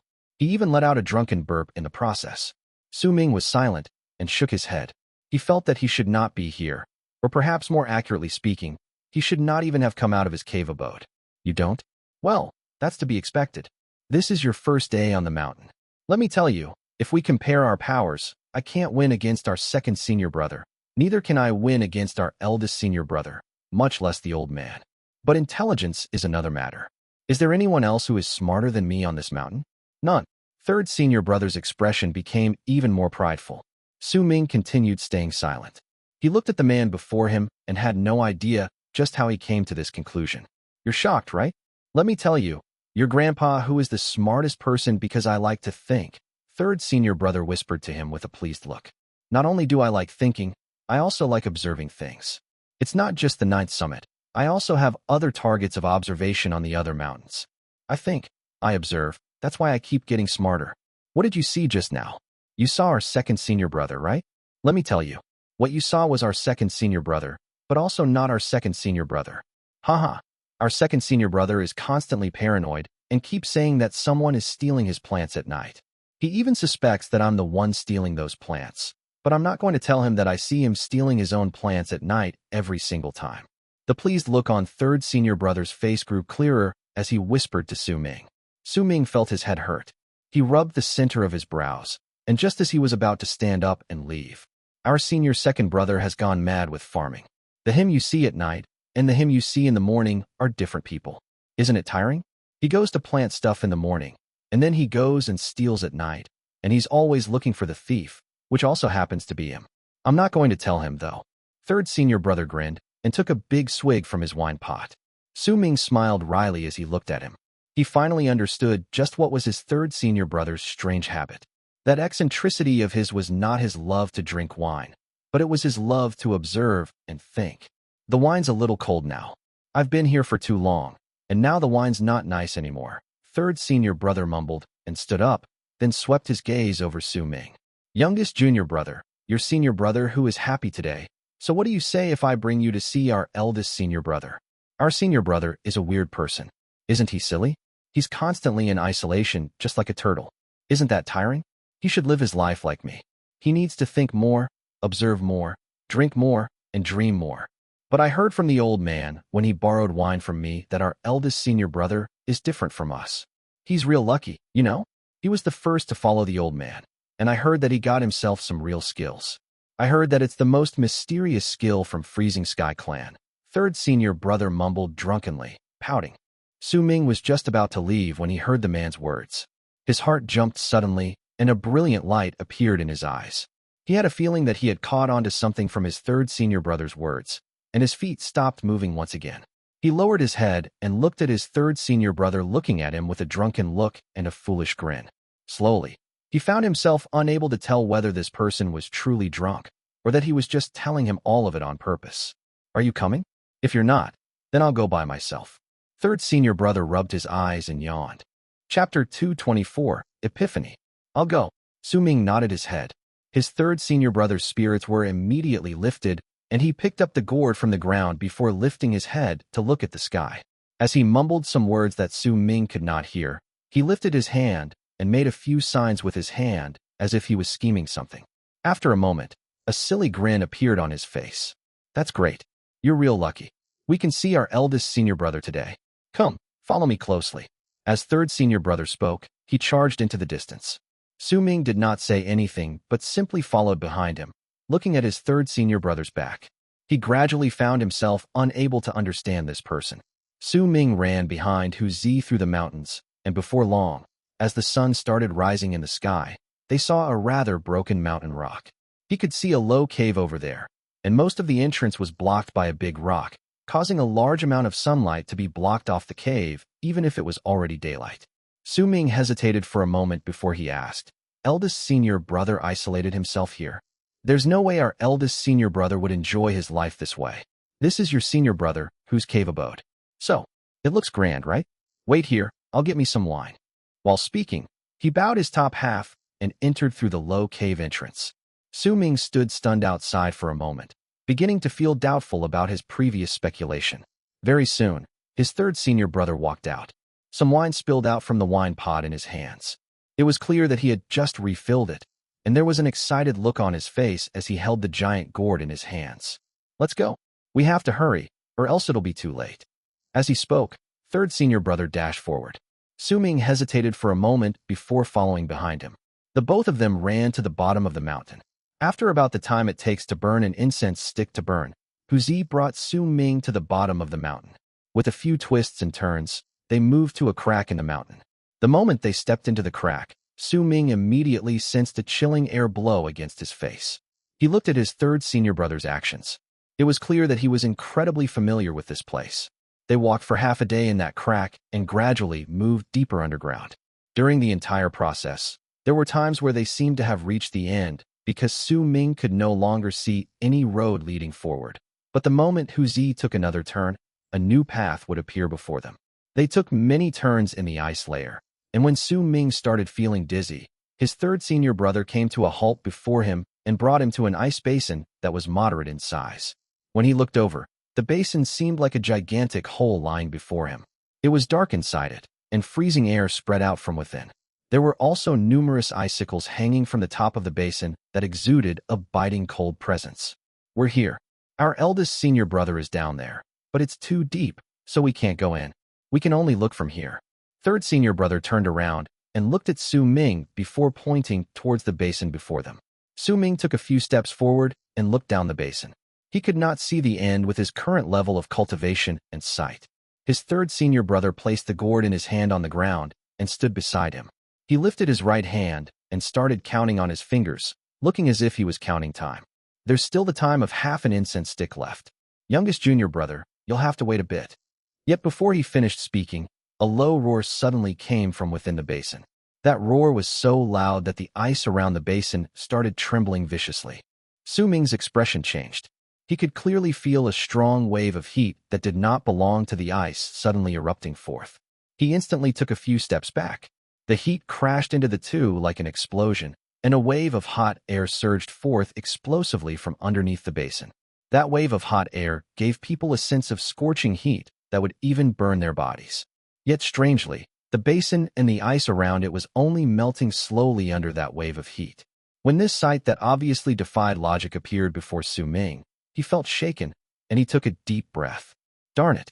Our eldest senior brother's exhalation was brought forward. Eldest senior brother, who Z is here. I even brought our youngest junior brother. He was just taken in by the old man. On behalf of our youngest junior brother, how about you help me warm up my wine? Let me warn you, eldest senior brother, if you break my wine gourd again and embarrass me before our youngest junior brother, then I'll never come see you again. While he spoke, third senior brother quickly threw the wine gourd into the basin. The wine gourd did not fall, but instead floated in midair until the heat that erupted from within the basin rushed out and crashed into it. However, cracking sounds rang out in the air. Cracks immediately appeared on the wine gourd. Some of the wine even spilled from them and fell into the basin. Eldest senior brother, Huzi let out a shrill cry, and he was so shocked his expression even changed. A cold harumph came from within the basin, and a thin layer of ice immediately covered the cracks on the wine gourd, causing the wine that was spilling from the gourd to stop flowing out. At the same time, a wave of heat spread out from within the unsealed gourd. A thick alcoholic fragrance filled the air in the area, causing the people who took a breath of the air to feel warm. The surface of the gourd was covered by a layer of ice while the wine in the gourd boiled, and a large part of it turned into alcoholic steam. That's enough, eldest senior brother. That's enough. Huzi's expression changed really quickly. Just a breath ago, he had a wretched look on his face, and now he was already smiling happily. Third, don't do this again. Every single time you leave, I have to change the outline of the path outside, but you always manage to get in either way. The wine gourd covered in ice floated towards Huzi and landed before him. At the same time, a voice that carried a hint of resignation traveled out from within the basin. That voice was very gentle, but the moment it landed in Su Ming's ears, he first felt a chill run down his spine, and that chill soon turned into warmth that spread through his entire body. You're the only one who can come up with the idea of using the origin breath I refined after much difficulty to warm your wine. Ha! Just remember to deliver half of that pot to master, or else I won't warm your wine again. The resigned tone in that voice made Su Ming think that his third senior brother had gone overboard. Eldest senior brother, don't worry. I'll definitely send half a pot to the old man. Huh? Huzi's face was alit with excitement. He quickly picked up the wine gourd and took a sniff of the alcoholic fragrance coming from within. An intoxicated look appeared on his face. Fourth, you just came to the mountain. It's a pity that I can't come out of isolation just yet. I can only do so after a few years. How about this? I'll give this to you. Use it to protect yourself. The gentle voice traveled forth once again, and a blue piece of ice abruptly flew out of the basin. It charged towards Su Ming and floated before him. The blue ball of fire sealed in the blue ice gave it a bewitching presence. Thank you, eldest senior brother. Su Ming quickly wrapped his fist in his palm and bowed before he put away the blue piece of ice. Just by the look of it, he could tell that this was something extraordinary. Huzi picked up his wine gourd and dragged Su Ming a few steps back before he shouted towards the basin. Eldest senior brother, you should hurry back to your training. I already made calculations. You'll be exhaling that origin breath of yours 43 days later. When that time comes, I'll come find you again. We won't bother you anymore. Eldest senior brother, good luck. The heat spreading from the basin clearly halted for a brief moment, and a resigned sigh reached them from within the basin. Don't always work on getting drunk. Remember what the master told you before. While getting drunk is the method you found to clear your mind, this is just a process. What's important is the dream you have after you're drunk. The gentle voice echoed in the air. I know. We're leaving now. Huzi quickly left, but Su Ming's footsteps faltered. He looked towards the hot air spreading out from within the basin. Eldest senior brother, what is the skill you're practicing? Is it truly one of the skills taken from our master's second layer in the chamber? Did you see the arts and abilities written on the jades? There was a short period of silence from within the basin before the gentle voice came once again. You can't see what I see, because what I desire the most are skills.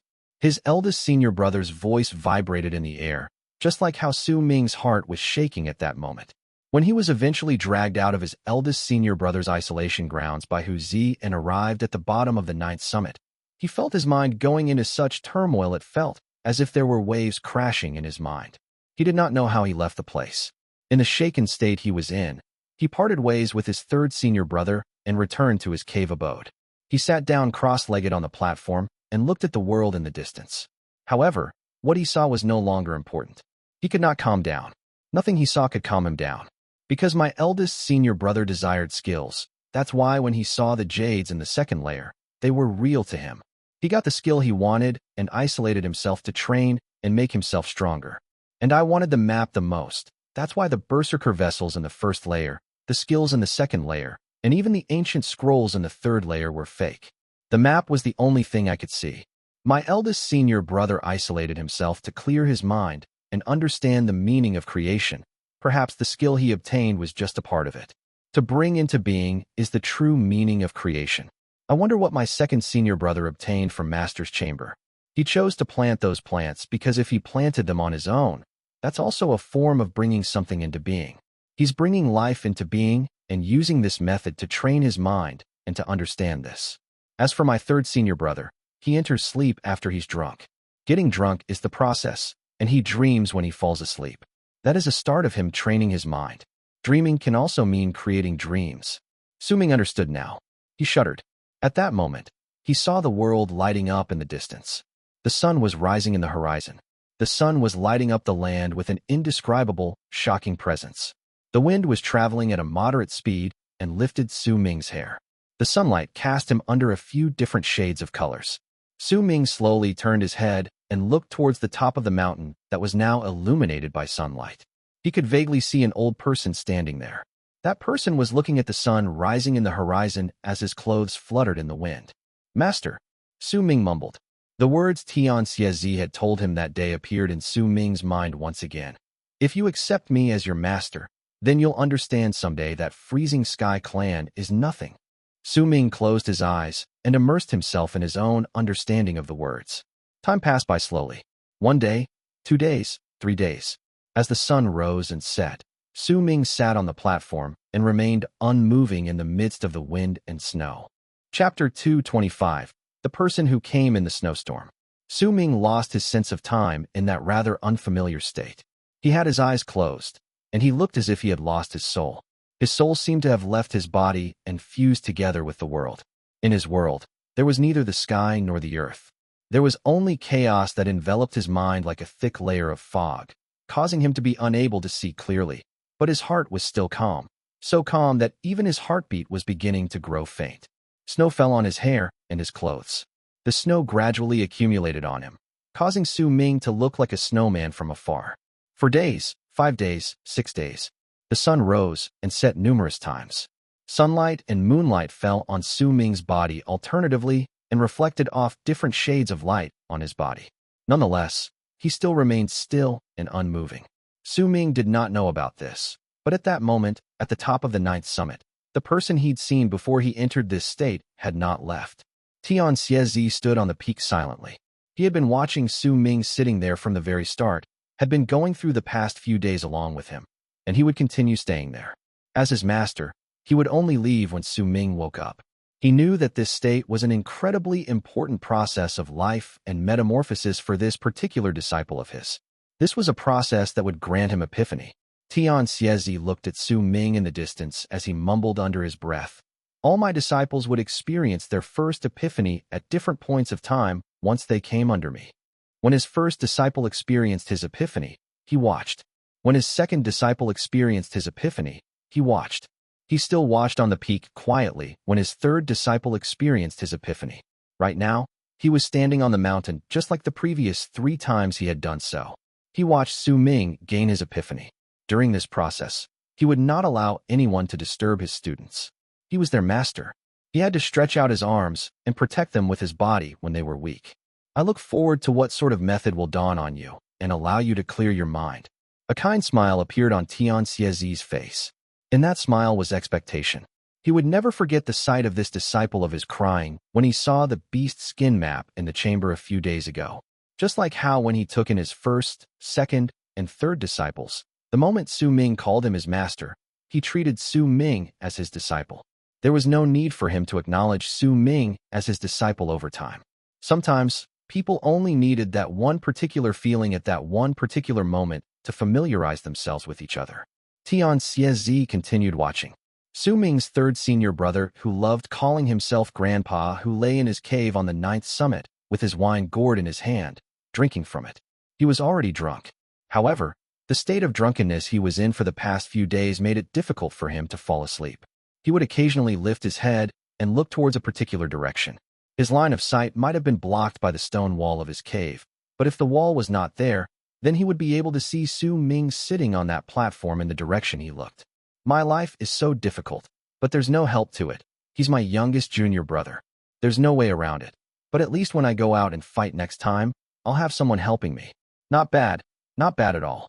The third senior brother mumbled under his breath and grinned widely in a highly pleased manner. At least I'm smart. Youngest junior brother gained an understanding from my unwitting guidance. Let's see what sort of method he'll figure out. No good. What if he reaches an epiphany like eldest senior brother and isolates himself, just like him? Then I'll just be lonely again. What if he comes to a realization and obtains the same weird habit as second senior brother and falls in love with planting stuff? That won't do either. Drinking. It'll be best if he comes to reach an epiphany where he needs to drink. Then he can drink with me. The man scratched his head and anxiety appeared on his face. At that moment, there was a person who was crouching down among a large field of plants on the 9th summit. He was digging through the iced earth and planting some seeds in the ground. The man was wearing a white shirt. He had a handsome face and his eyes were bright. There was a smile on his face. He would occasionally lift his head and look towards where Su Ming was sitting. When he did so, his smile would widen. Youngest junior brother, good luck. Whether or not you can become part of the 9th summit depends on whether you can reach an epiphany. That man was Su Ming's second senior brother. He did not go to sleep even though it was already daylight. In fact, he had not gone to sleep for the past few days, but would instead occasionally cast his eyes to where Su Ming was as he took care of his plants, an act that was out of ordinary for him. At the bottom of the 9th summit was a crack in the ice that led to the bottom of the mountain. It was Su Ming's eldest senior brother's isolation grounds. He was also looking in the same direction with a kind look in his eyes, as if he could see Su Ming. There was also eagerness in his gaze. Su Ming was sitting silently on the platform. There was still a layer of fog in his world. He could not see anything, only the fog surrounding him. He had no idea how long it had been. It might have just been several breaths, it might have been several days, or even much longer. He did not think about that in depth. He only kept his gaze fixed on the fog. He could see the vague shape of a person in that fog. That person seemed to be sitting cross-legged. Cold air gradually gathered around that person, but there was also a presence of heat within that cold air. This was how Su Ming felt about his eldest senior brother in his mind. With isolation, he could lock his body in a meditative state and focus his mind, which will lead to clearing his mind. By understanding the skill given to him, he could create his own path. This is my eldest senior brother, Su Ming mumbled. This was what he understood about his eldest senior brother. I can achieve this state as well, but if I choose this path because I saw it, then it's not creation. I'll just be walking on someone else's path. I'll be walking in my eldest senior brother's shadow. Su Ming was silent for a long time before he shook his head slowly. Slowly but surely, right before his eyes, another picture appeared in the fog in his world. However, only Su Ming could see that picture. If anyone else was in his world right then and looked at the fog, they would only see fog. They would not be able to see anything else. It might look like fog, but in truth, those were Su Ming's thoughts. Within the new picture, Su Ming saw his second senior brother. He saw the plants on the 9th summit and saw a power that created life. By allowing the flowers to grow to the peak of perfection, he could reach the peak of perfection of his mind. The lives of these plants were given by the world, but through the second senior brother's hands. This also becomes a type of creation. Second senior brother seems to turn into another person at night and takes away the plants he creates. That's because since he was the one who gave life to the plants, he can also destroy them with his hands. Su Ming trembled. In his state of reaching epiphany, he suddenly understood some of his second senior brother's actions. His thoughts might not be correct, but it was what Su Ming understood. This sort of creation has reached an incredibly profound state. Second senior brother. Su Ming mumbled. He fell silent for a moment, but still chose to shake his head again. This path still isn't suitable for me to answer Master's question on what is creation. Su Ming looked at the fog. In truth, he already had an answer for Tian Xiezi's question. However, he could only keep the answer in his heart. He could not say it out loud. If he did, then it would be wrong. Eldest senior brother's answer should be, I am creation. Second senior brother's answer should be the same. Perhaps the words are slightly different for third senior brother, but the meaning should be the same. They can answer it this way because they found the way to clear their minds and find their own creation. I can't say it, because I haven't found the answer. If I imitate second senior brother's path, then I'll never be able to say this. Unless I find my own path. Su Ming shook his head. The fog before him changed once again. This time, in the picture that no one else could see, he saw his third senior brother. He had a drunken look in his eyes as he drank wine and lay on the ground. There was a foolish smile on his lips, and drool flowed out from the corner of his mouth. Su Ming could hear faint snores. He was dreaming about a world that made him happy. In that world, there were countless people drinking wine with him, and there were also countless people who were waiting for him to go and hit them. His happy expression made Su Ming snicker uncontrollably. He could already imagine that his third senior brother gained his epiphany the easiest, and his epiphany was the simplest. In fact, there was a high possibility that his third senior brother did not have any sort of epiphany. It was just that when he fell asleep once he was drunk, he dreamed, and from then onwards, he naturally found the way to clear his mind. If someday, third senior brother's dreams could become true, then his achievements will not be any less than second senior brother's. As for eldest senior brother, I still don't really understand his path. Su Ming eventually chose to shake his head once again. He would not walk on his third senior brother's path either. I wonder what was Master's epiphany. Su Ming had no clue, but he did not think about it either. Gradually, the fog before him started changing drastically. Its change was a projection of Su Ming's thoughts. He was thinking about his own epiphany and his own method to clear his mind. Days passed by. Very soon, it was already the 27th day since Su Ming sat down on the platform. During the 27 days, sometimes snow would fall from the sky, but the volume was light. Yet even so, the snow still made Su Ming look as if his body had fused together with the snowstorm beside him. Once 27 days passed by and the morning of the 28th day arrived, the morning sun was accompanied by a great blizzard. Blizzards were not uncommon in Freezing Sky Clan. There would be blizzards once every few days. As of then, as a blizzard raged in the land, and moaning, cold wind whistled through the sky, lifting up a large amount of snow in a seeming attempt to cover the entire world. The blizzard looked like a large, ancient beast that had its claws lifted then slammed them on the ground. As the blizzard raged in the air, a person walked towards the bottom of the 9th summit from the distance. That person wore a thick bamboo hat and a straw cape that covered his entire body. A shocking presence spread out faintly from within his body as he walked in the blizzard, causing the snow and wind to seem afraid of coming close to him. They rolled back from his body, causing him to look like an earth dragon coming closer to the place. Su Ming. That person's voice was freezing cold, and he spoke with a ghastly tone under the 9th summit. Chapter 226, The Hands of Creation. There are a lot of rumors regarding Freezing Sky Clan's 9th summit. Since I'm here today, I might as well see whether those rumors are true. The person wearing the bamboo hat said with a cold sneer at the foot of the 9th summit. I don't understand just how this unassuming Su Ming could make senior brother Sima pay so much heed to him. He even sent me a long-distance letter and used that one favor I owe him to make me come here and take away something from him. The moment the person took a step up the 9th summit through the blizzard, his entire body seemed to have blended together with the snow. The blizzard in the sky suddenly turned into a human face and let out a low, savage growl at the 9th summit. That growl became the wind that lifted up the snow. The moment the person stepped on the mountain, the entire 9th summit seemed to tremble. Su Ming's third senior brother, who was drinking in his cave, opened his eyes, surprised. He quickly took a few steps forward and bent his body down to exit his cave abode before looking down the mountain. That's Zi Che from the 2nd summit. He's placed 9th on the ranking board among the disciples on the Great Frozen Plains in Freezing Sky Clan. Why did he appear on the 9th summit? Could it be to fight me? But I didn't offend him. Hu Zi was momentarily stunned. He scratched his head. In the midst of his surprise, his expression suddenly changed, because at that moment, Ziche, who was dressed in a straw cape and bamboo hat, took his second step since up the ninth summit. The instant his foot fell, his body suddenly appeared before Huzi. His appearance was so sudden it looked as if he had just forced his way through. The moment he stood a few hundred feet before Huzi, a monstrous presence erupted forth with a bang. That presence made Huzi quickly take a few dozen steps backwards. The wine gourd in his hand also shattered with a bang. Trash. Ziche's face could not be seen under the straw cape and bamboo hat, but a chilling glint appeared in his eyes, and the shocking presence caused the ice around him to show signs of cracking. It was especially so for the land behind him. The savage human face that was formed from the blizzard let out a roar, and more snow gathered in the sky, as if it wanted to bury the entire ninth summit underneath. Ziche cast Huzi a cold glare and took his third step. The moment he took the third step, he disappeared from Huzi's sight.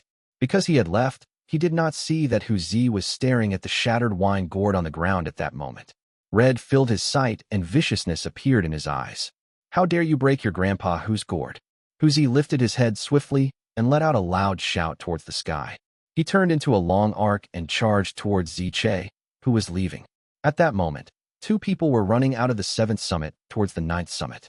The two of them were women and pleasing to the eye. One of them was Han Songzi. There was worry on her face as she ran at full speed towards the ninth summit. The woman beside her wore a yellow robe. Her petite, oval-shaped face gave her an elegant and beautiful air. It was a strikingly similar look to how Han Songzi usually looked like. There was a lazy expression on her face. When she saw just how nervous and worried Han Songzi was, she teased her. "Junior sister Feng, just what sort of person is this Su Ming for you to pay so much attention to him? Could it be?" The woman's voice was very attractive. She chuckled after her own words. "Junior sister, this isn't the time for this." Han Songzi traveled incredibly quickly, charging towards the ninth summit. All right, I won't say anything more. Don't worry, Ziche may be wild, but he's not a bad person. I'll just ask him not to cause trouble to Su Ming. He's your younger brother. Of course you'll be siding with him." There was a hint of a complaint in Han Songzi's words. The woman behind her smiled, but did not mind.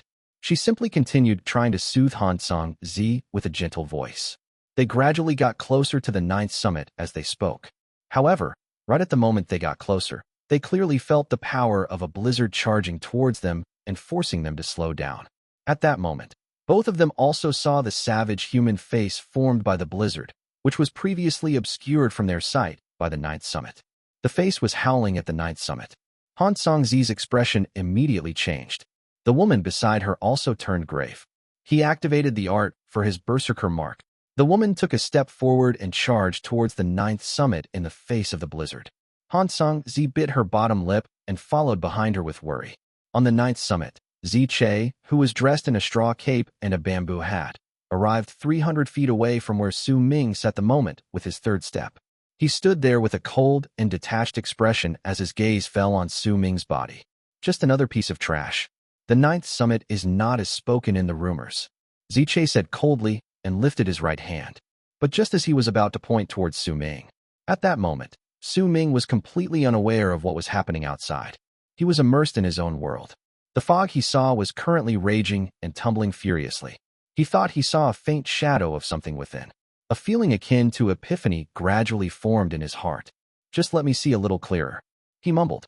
He had a strong feeling that if he could just see clearly, then he would be able to find the answer, and he would obtain the right to answer just what was the meaning of creation.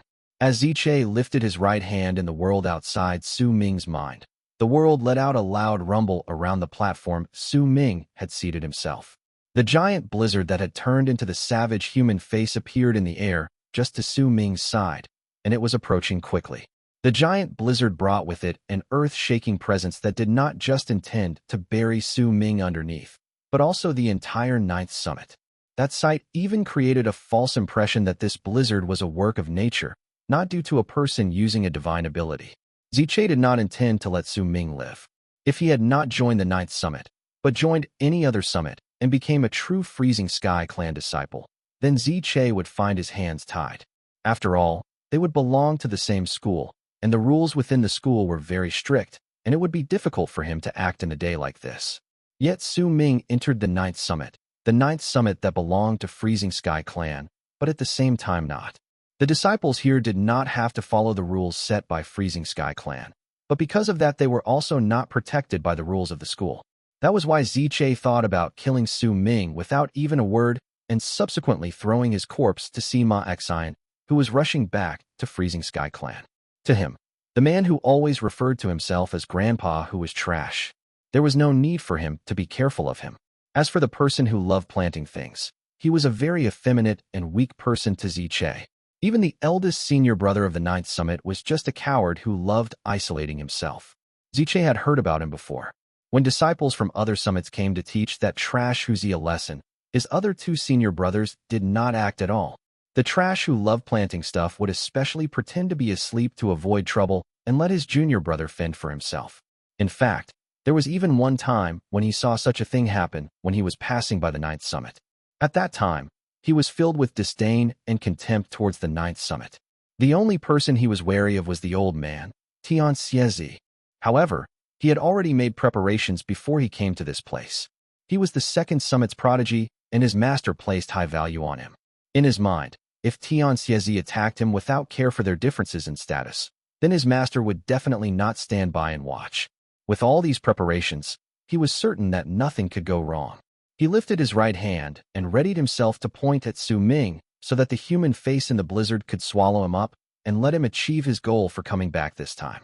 Yet at the very moment he was about to swing his right hand down, a gentle voice traveled forth from behind him. That voice was very serene, as if the speaker was talking to a friend, and there was no hint of any anger in it. "Brother, you're stepping on my flowers. That's not good." At the very moment that voice came, Ziche shuddered. A serious look appeared in his eyes, which were covered by the bamboo hat. With his current power, if anyone appeared around him, he would notice them immediately. This sort of thing, where a person appeared beside him and he did not notice, should only be possible for Tian alone on the Ninth Summit. Yet the person's manner of speech made it clear that he was not Tian. "There's only ice under my feet. There aren't any plants." Ziche let out a cold harumph. He did not turn back, but he did not try pointing towards Su Ming with his right hand either. "Look again." The gentle voice got closer to him, and a handsome man in white gradually approached Ziche from behind. There was a smile on his lips, and his face was kind. He walked to Ziche's side, went past him, then stood before the sitting Su Ming. Ziche was silent. He did not lower his head, but he could clearly feel green grass and flowers growing under him when the man walked past, and he was stepping on them. Shock rose from the bottom of his heart. He looked at the gentle-looking man before him. He'd seen this person before and knew that he was the second disciple in the Ninth Summit. Yet he never expected that the person who he thought was trash would make him feel shaken. A sense of danger, something that was rarely felt by him, surged forth abruptly in his body. Ziche was silent, but after a moment, he let out a cold harumph and took a swift and huge step forward with his right foot. With his lifted right hand, he also pointed towards the man blocking him from Su Ming without any hesitation. Yet the very instant he pointed with his right hand, the bamboo hat on his head shattered abruptly and turned into an innumerable amount of pieces that tumbled backwards, revealing a long-haired man who looked to be in his 30s. The straw cape he wore also burst apart with a bang and turned into smithereens, revealing the black robe he wore underneath. A mouthful of blood spilled out from Ziche's mouth, and he started trembling viciously. An intimidating pressure that shocked him spread out from the smiling man standing before him like the winds in spring.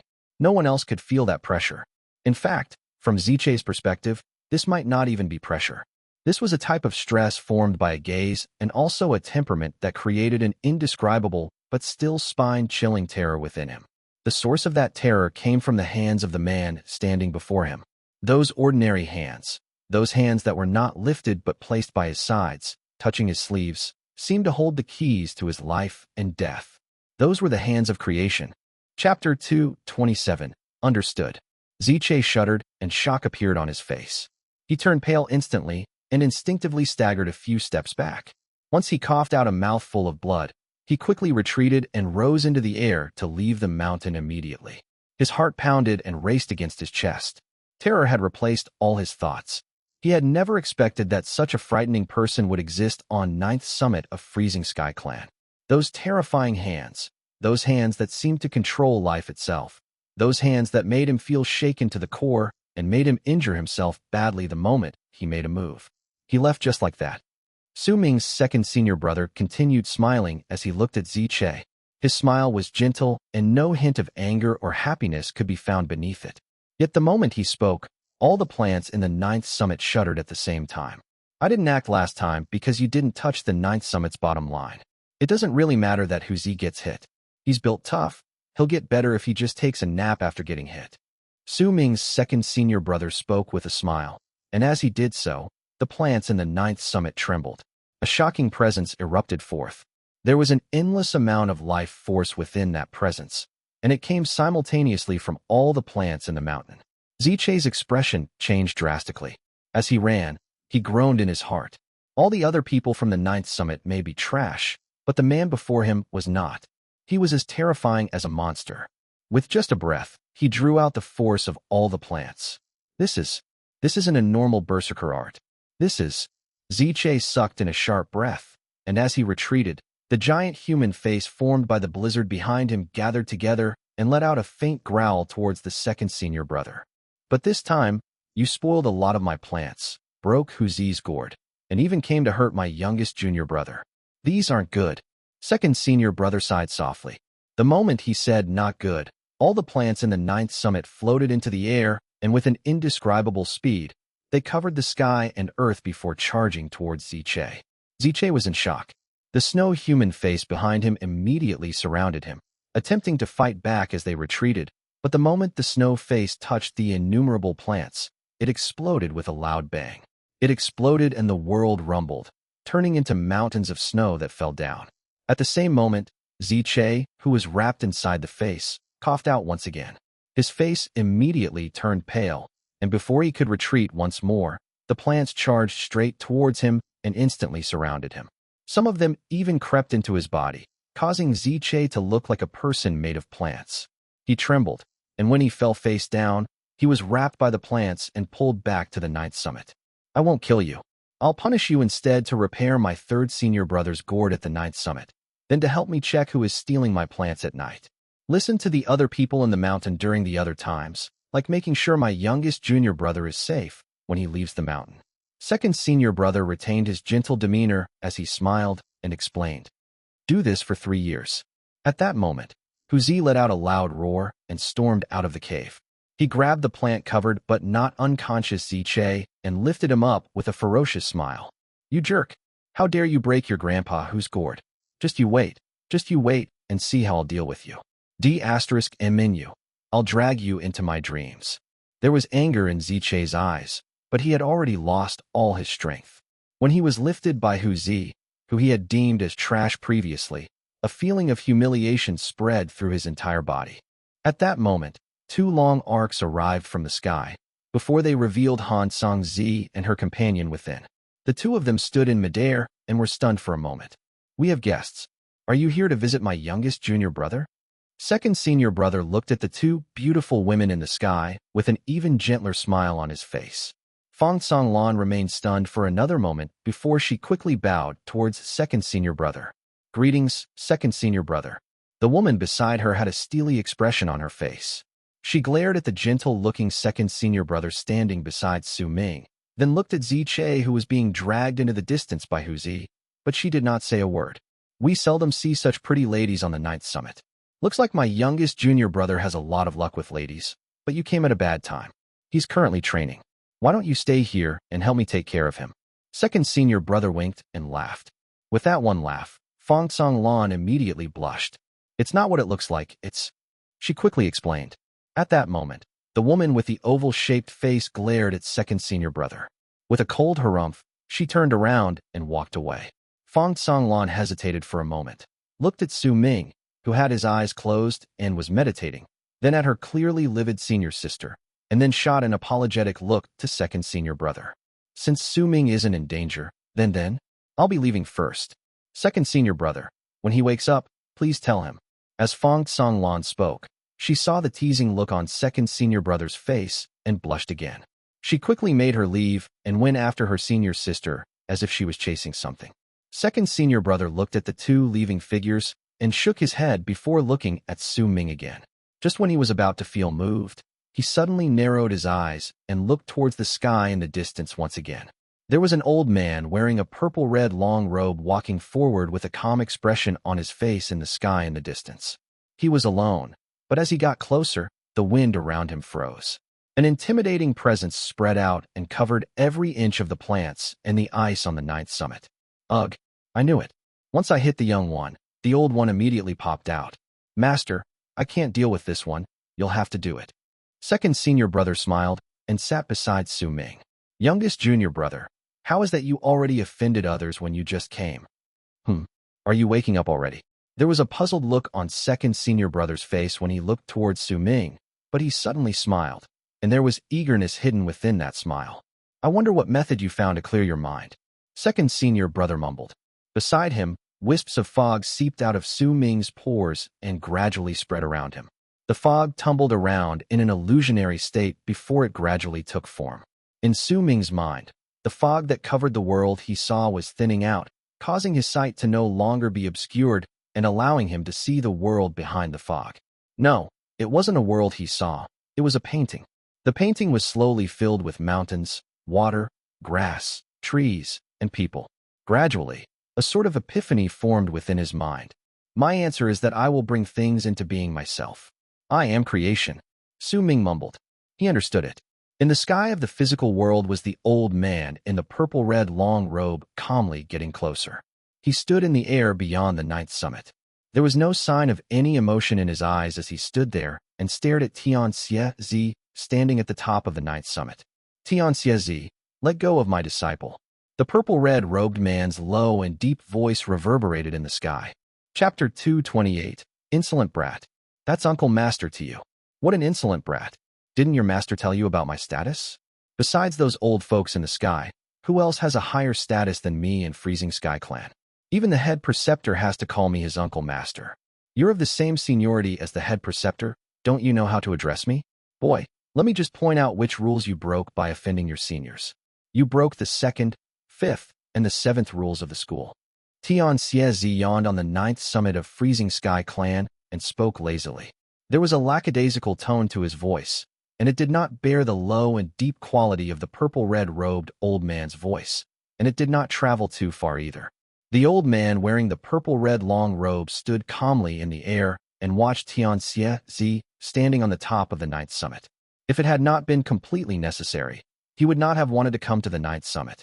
It was not because he held any form of respect towards the rumors regarding Tian Xie, but because Tian Xie's status was simply too high in the school.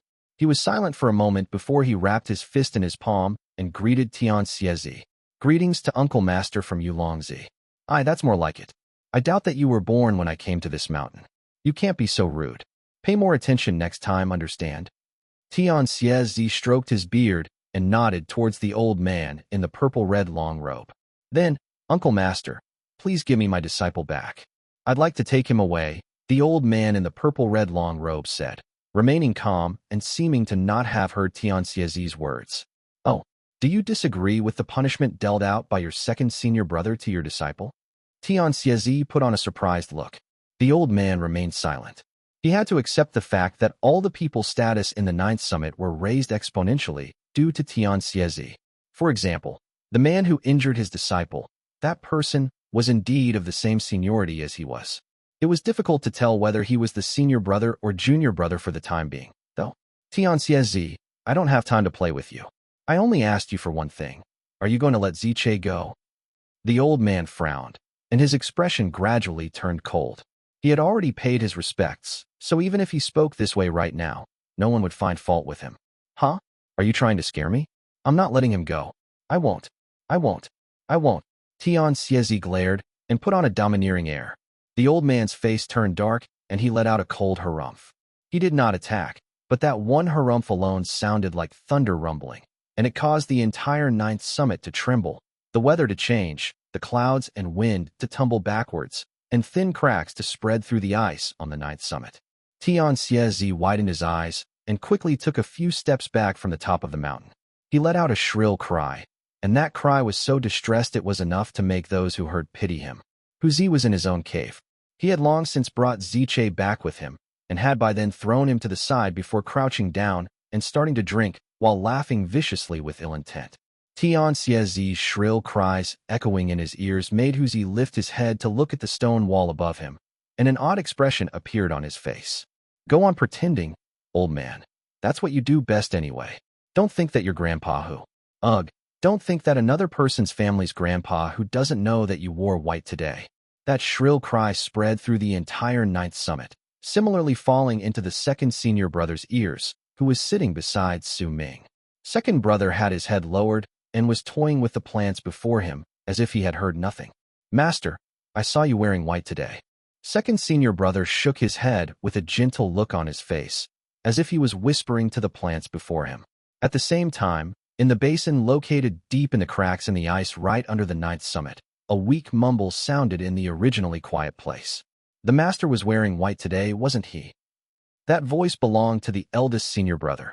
As Tian Xiezi was crying out in distress and retreating on the top of the ninth summit, he saw the old man in the purple-red long robe walking towards him, and he quickly let out another piercing cry. Xiaohu, save me. I promise you I won't ask you for your wine anymore.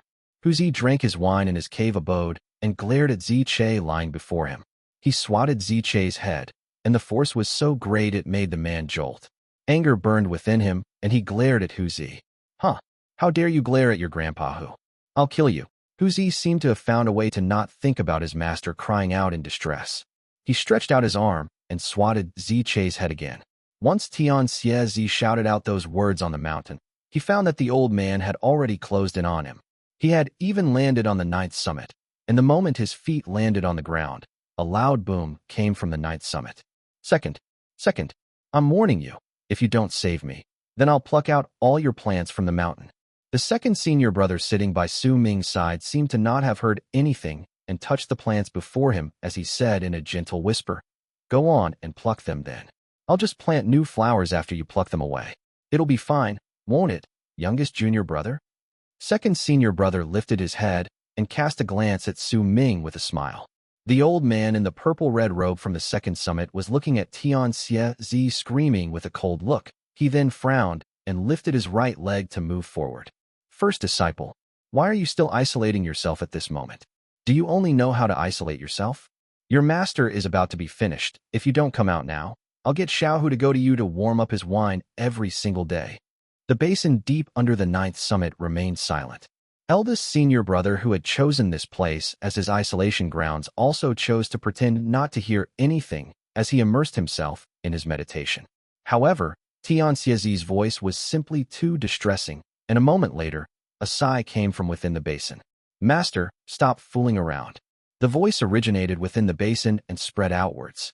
In an instant, it reverberated all through the ninth summit and traveled into Hu Zi's ears, causing him to pause in delivering another slap. The voice also landed in the second senior brother's ears, and a bright glint appeared briefly in his eyes. It also traveled to the old man walking towards Tian Xiezi. The old man faltered in his footsteps, and his heart started beating uncontrollably. His expression changed instantly, because a wave of heat that came out of nowhere suddenly fell on his body and caused the air all around him to immediately start distorting. Yet this was not his doing. It was due to the voice that had formed a ripple around him, one that made him feel shaken. He seemed to have heard low growls of a ferocious beast echoing from the distortion, but that distortion could not be heard by anyone else.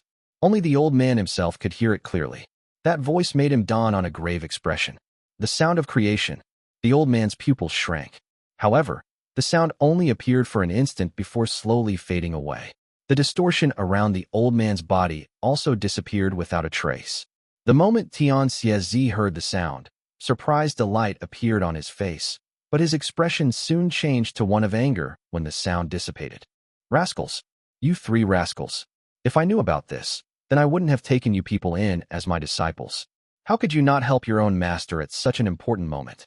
You make me so mad. Hey, Junior, don't force my hand now. I'm telling you, if I make a move, you'll run away immediately like a dog with its tail between its legs. Tian Xiezi lifted his right hand and placed it onto his bosom. His gaze gradually grew stern as he looked at the old man in purple robes. As he grew stern, an intimidating pressure gradually gathered in his body, causing the old man in purple robes, who was still shocked by the sound of creation, to also become stern. He had not really regarded the ninth summit too highly. This was, in fact, the first time he came to the ninth summit. Yet now that he had experienced the string of events that happened to him, he could not help but recall the rumors circulating around Freezing Sky Clan about the ninth summit. The old man in purple robes was silent for a moment before he spoke in a low voice. "Uncle Master, if you release my disciple, then I'll leave immediately and won't enter the ninth summit again. If not, then I'll just have to check whether the rumors regarding you are true. The sound of creation alone, it's still nothing to worry about." As he spoke, the old man in purple robes walked towards Tian. His footsteps were not quick, but as he moved, a presence that grew increasingly stronger spread out from his body. An illusionary picture started appearing faintly in the sky and was quickly gaining physical form. "You made me do this. Behold my enchanted treasure." Tian retreated once again and drew his right hand from his bosom swiftly. Something was in his hand. It was a plate. "Insolent brat, do you know what this is?" As Tian shouted out, the old man in purple robes came to an abrupt halt and stared at the plate in Tian hands. That plate had a dark purple hue and let off a pure, freezing chill. It did not seem like a counterfeit, and neither would anyone dare to make a counterfeit of that plate in Freezing Sky Clan. When he remembered Tian status, the old man's expression started experiencing drastic changes. Sometimes he would look sullen, sometimes glum, and sometimes resigned. All these emotions blended together and eventually turned into a long sigh, filled with mixed feelings. He wrapped his fist in his palm and bowed deeply towards Tian. "I, DeLong Zi, disciple of Freezing Sky Clan, greet the clan master's plate. The status of the owner of the plate is akin to the status of the clan master himself. Of course I will recognize it." "Humph, how dare you force me to bring out this plate? Let me tell you, I grabbed the ninth summit in the past using this plate. Didn't your master tell you?" "Ah, whatever. Looks like you're not your master's beloved disciple either, or else he definitely would have told you something so important. You seem rather pitiful, so how about this? Give me a few million stone coins, and I'll turn a blind eye towards your offense." Tian lifted his head and puffed out his chest as he spoke arrogantly. The old man in purple robes' breathing quickened. Veins gradually popped out on his face, but when he saw the plate in Tian hands, he quelled down that anger and wrapped his fist in his palm to salute Tian. "Yes, sir." After saying that, he immediately turned around and turned into a long arc that left the ninth summit in an instant. He was afraid that if he stayed even a moment longer, he would be unable to force down that miserable feeling in his heart. He finally understood why those of the same seniority as his rarely went to the ninth summit, and it was especially so for the lords of the summits. Most of them would choose to travel around the ninth summit. DeLong Zi himself seldom took notice of other things. He might be one of the powerful berserkers in Freezing Sky Clan and a member of the second summit, but he was not the lord of the second summit. Besides, he had been staying in the great tribe of Freezing Sky most of the time and only came back to stay in the school recently. When DeLong Zi left the ninth summit, Meng, who was sitting on the platform cross-legged, slowly opened his eyes. Chapter 229. The Picture of the Blood Moon and Dark Mountain. Right at the moment Meng opened his eyes, a brilliant light appeared in his eyes, but that light faded away in an instant. At the same time, the thick layer of snow that had accumulated on his body quietly floated away and surrounded him before it started circling around him slowly. Second senior brother sat by his side with a smile as he watched with full attention. At that moment, Tian, who had been putting away the plate with a prideful look, also noticed the changes and looked towards Meng. The youth seemed very different from how he usually was, and Tian slowly grew stern. At the same time, Zi, who was originally in his cave abode, walked out and stood outside to look in the direction of the platform at the mountainside. An attentive gaze was also trained towards that direction from the basin in the ice layer under the ninth summit. Meng opened his eyes, but there was only calmness within his gaze. That calmness was different from the one he'd showed previously. This was a stillness within his mind, a stillness that would remain unperturbed even if the mountain crumbled and the earth shattered before him.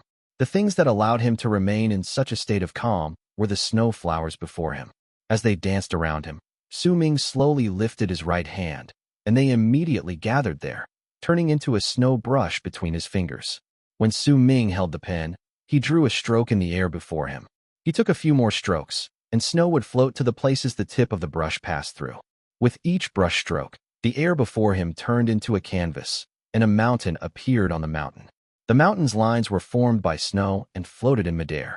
It looked like an ordinary picture, but if someone focused their attention on it for too long, they would start feeling that the mountain was alive. When he drew this mountain, Su Ming's heart was in a serene state. It was a serenity that he had never experienced before. It was one that had never appeared in his heart ever since he left Dark Mountain. In that serene state, Su Ming did not notice that his second senior brother was sitting behind him. Neither did he know that Hu Zi was also looking at him from the distance. Nor did he know that his eldest senior brother was concerned over him in the basin under the mountain. Much less did he notice the old man in white robes on the top of the building. All his attention was focused on the pen in his right hand and the snow that was drawing out the scene that he wanted to draw the most in his heart. He was not in a trance, but seemed like he was. He did not close his eyes to enter that strange state, yet he seemed to be deeply immersed in that state and refused to get out of it. Creation. Picture creation 1. This is the answer he gives me. The foolish act Tian had put up when he was facing the old man in purple robes was gone without a trace. There was instead an indescribable air of wisdom around him as he looked at his fourth disciple. What my eldest understood was sound creation. That's why he chose to isolate himself and go into a state of silence, away from the noise around him. Once he gets rid of all of them, what is left is his heart. That's why he walks the path of sound of creation. What my second understood was flower creation. He uses flowers and plants as his creation and has turned his hands into the hands of creation, which allows him to take control of life and death. What my third understood was the word creation itself. The act of dreaming itself is creation. I didn't expect my fourth disciple would gain an epiphany on a fourth type of change. Picture creation. Tian Xiezi mumbled, and his eyes brightened up. On the platform, Su Ming looked at the mountain he drew, and he continued drawing with the brush in his right hand. With each brush stroke, the 5 summits on a mountain became clearer. Dark Mountain was drawn. At the moment Dark Mountain was drawn, the mountain mark on Su Ming's face appeared faintly, as if it was shining, and it caused his power to show signs of changing, though he did not know about it. Right at the moment Su Ming finished drawing the mountain, he drew a long line across it with the snow brush in his hands. That long line was a ghastly sight. It was like a sharp sword that exuded a shocking amount of killing intent. The moment that killing intent appeared, Tian Xiezi's expression immediately changed. At the same time, Su Ming's second senior brother, who had been keeping watch over him all this while, also became serious. Hu Zi had the same reaction outside the cave abode. Even the eldest senior brother, who was in isolation, also started breathing rapidly the moment he noticed the long line. What incredible killing intent! Su Ming did not notice this. He was only following his heart and calmly creating a picture to draw out his own life. When his brush reached the end of the long line, he slowly started drawing out the Dark Mountain tribe within the Berserker mark on his body. The flowers, trees, and houses gradually appeared before him and started glowing in the air with his Berserker mark. He did not know how much time had passed by, but the moment he finished drawing the entire Dark Mountain tribe, the brush in his hand stopped moving. The picture in the air before him had mountains, plants, stones, wood, houses that stuck together, and fences that formed a seemingly complete picture of a tribe. It was identical to his Berserker mark. Yet Su Ming's hand remained lifted, even though he had stopped drawing. It was as if he did not know what he should draw next. His eyes remained serene, but there was a lost look in the depths of that serenity. A long time passed by. Sound creation, flower creation, picture creation. All of these are creating something from nothing. There is shock and silence, a realm within a mirror. Youngest junior brother, I think that there's something lacking in that picture. Second senior brother's kind voice floated gently into Su Ming's ears. Su Ming was silent. The sky gradually grew dark. The moon appeared in the sky and moonlight scattered on the ground and glowed with a silver light, causing people to feel cold just by looking at it. No one was asleep on the 9th summit on that night. All of them were watching Su Ming. They knew that this was an incredibly important day for him. It was especially so since he had clearly found a method to clear his mind, but he was still a little lost, and his understanding was not complete. This was a critical moment for Su Ming. Perhaps there were only a few from Freezing Sky Clan who were not from the 9th summit who understood this. Yet those on the 9th summit walked on a path that was different from others. They knew just how important the first epiphany was for this path. As the darkness in the sky started changing and light reappeared in the horizon once again, the moon was about to be hidden away. It was just a shadow remaining in the sky when Su Ming's right hand, which had stopped in midair for a long time, suddenly started moving once again. At the moment his right hand started moving, Tian Xiezi's expression immediately became grave on the mountain. The second senior brother, third senior brother, and eldest senior brother, who remained in isolation, also had the same expressions on their faces. They saw Su Ming's right hand move, drawing a circle with the brush right above the picture of Dark Mountain that was drawn on the air as there was a canvas before him. That circle was simple. It was done with one stroke, but that simple stroke took Su Ming an entire night to finish. Right at the moment he drew it, Su Ming's body trembled viciously, and a circle also gradually appeared right beside the mark of Dark Mountain on his face. At the same time, Su Ming's power started circulating within his body with a bang. It reached its maximum point in an instant, and his power started showing signs that it had reached the peak of the initial stage of awakening. It felt as if he just needed one more step, and he could reach the middle stage of awakening. At that moment, the circle on the canvas Su Ming created before him started glowing with a piercing light.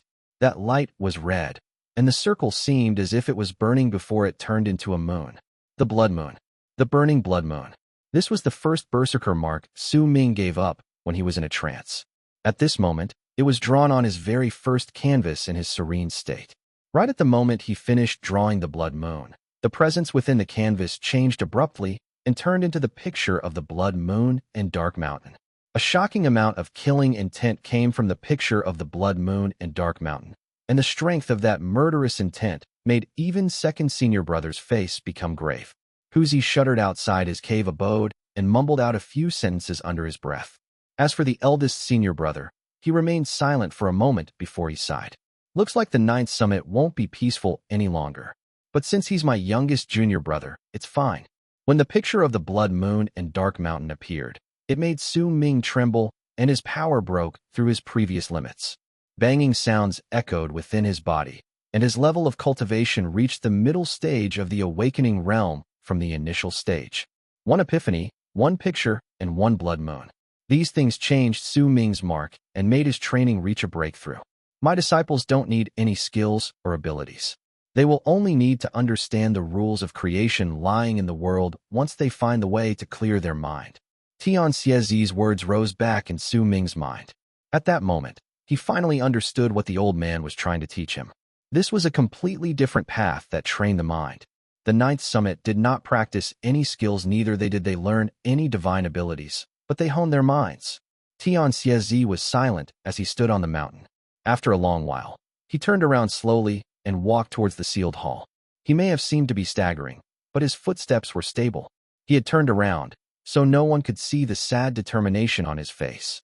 Master, I'll prove to you that the path we berserkers take is wrong. You're wrong. You're all wrong. After Tian Xiezi left, the picture before Su Ming gradually returned to being snow and scattered on the platform on the ninth summit as the serenity within his eyes disappeared and he truly woke up. Youngest junior brother, you have quite a nice place here. Do you mind if I plant some of my flowers on your platform? Right at the moment Su Ming woke up, his second senior brother's gentle voice reached his ears. Su Ming was momentarily stunned, and he immediately turned around to see his second senior brother, who had appeared at some unknown point of time behind him. He quickly stood up and looked at the plants that now filled his platform. Second senior brother, could you leave a place for me to meditate? Oh, all right. I'll leave a small spot for you. Second senior brother winked at him and gave him a gentle smile. Oh, that's right. When you were trying to understand those words, I caught something living for you. That thing's with your third senior brother. When you have time, go take a look. Also, a pretty disciple niece came to search for you. If you have the chance to see her, remember to ask her for the name of the last beside her for me. Asterisk, asterisk, asterisk. Translator's notes. There's a massive play of words here. Zhaohua is creation and Zhaohua is drawing, but I try to make sure the word Zhao retains its original meaning, and Ka is picture. Zhaohua is sound creation, and Zhaohua is flower creation. Zhaohua is read as Zhao 4 Hua 4. Zhaohua is also read as Zhao 4 Hua 4. Zhaohua is Zhao 4 Hua 1, and Awa is Zhao 4 Hua 1. Hua and Ka have the same pronunciation, and Ka have the same pronunciation. All of them have different meanings. Chapter 230, Don't Waste. A pretty disciple niece. Su Ming had just woken up and could not process too much in his head at the moment. When he heard the words disciple niece, he could not help but be stunned. Very pretty. She's a woman. His second senior brother smiled gently and nodded. What's her name? Su Ming remembered Tian Xiezi's status, and an odd expression appeared on his face. Second senior brother scratched his head. After thinking about it deeply for a while, he eventually sighed and said, "She's called." What's her name again? Youngest junior brother. I was just paying attention to the last beside her, and I already forgot her name. Su Ming looked at his seemingly absent-minded second senior brother. Then a warmth that stemmed from within him spread through his entire body. He might have just woken up, but he could still remember clearly that when he entered that strange state and sat on the platform, his second senior brother had not been there.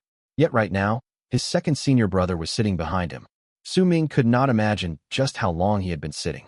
This was a silent show of care, a warmth that made Su Ming feel touched. He stood up and instinctively lifted his head to look at the top of the ninth summit. With just a glance, he could see that there was a person walking into the distance slowly.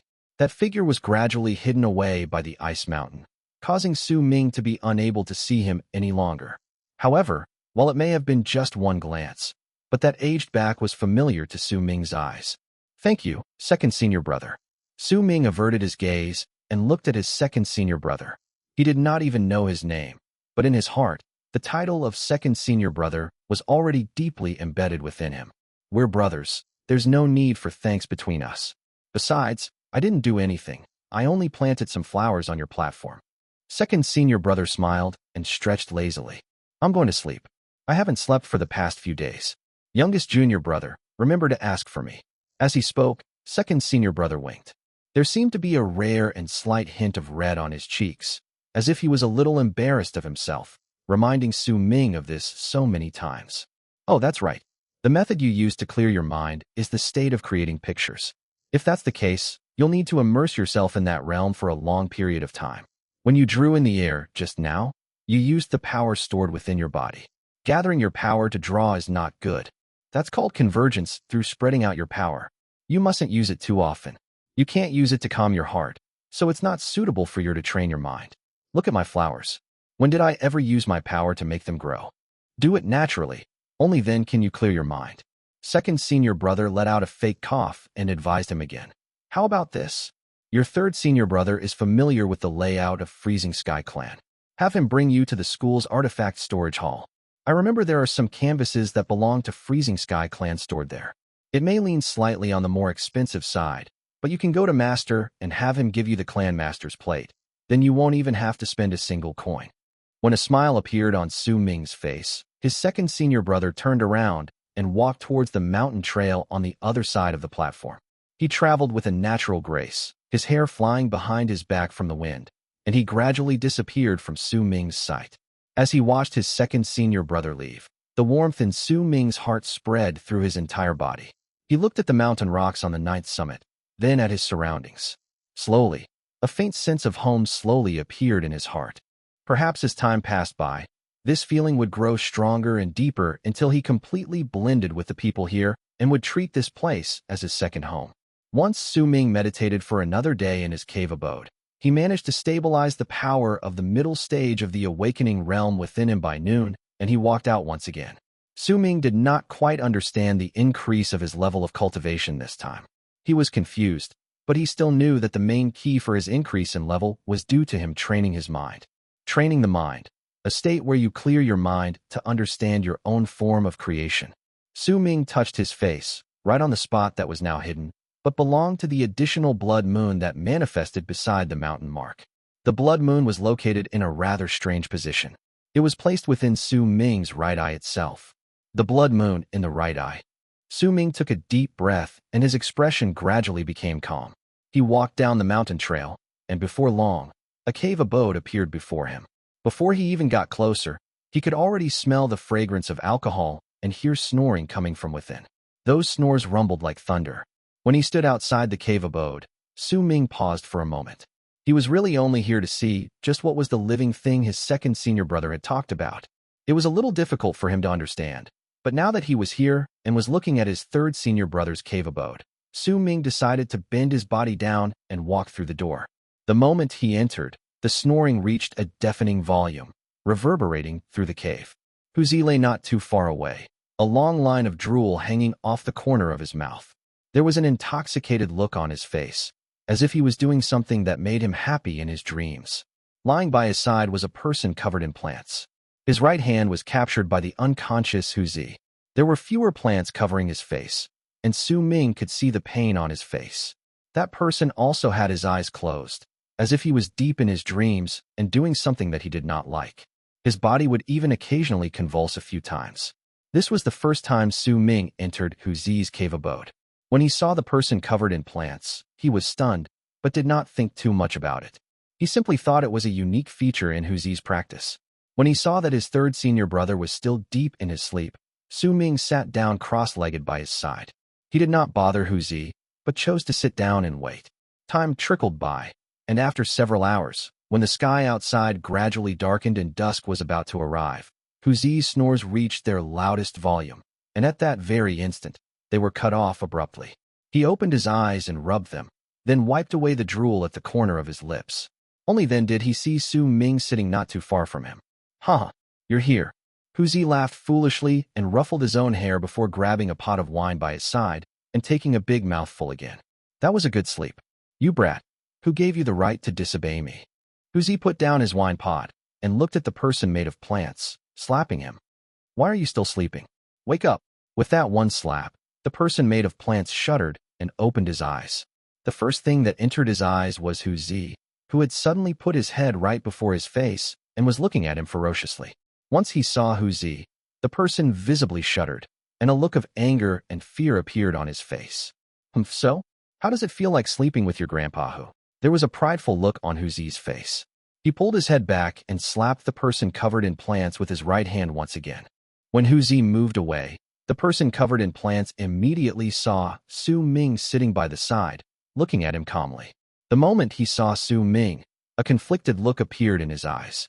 The range of emotions within that conflicted look could be interpreted as resignation, regret, sentiment, and misery. "Third senior brother, who is this?" Su Ming looked at the person covered in plants calmly.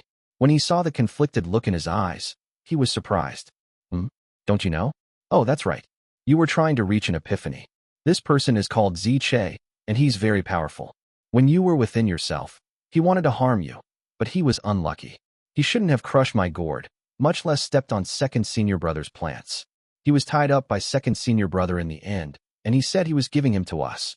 Huzi let out a boisterous laugh, and that prideful look on his face became even more prominent. He got up and gave a vicious slap to Ziche's head once again, and that slap caused a bang in the air.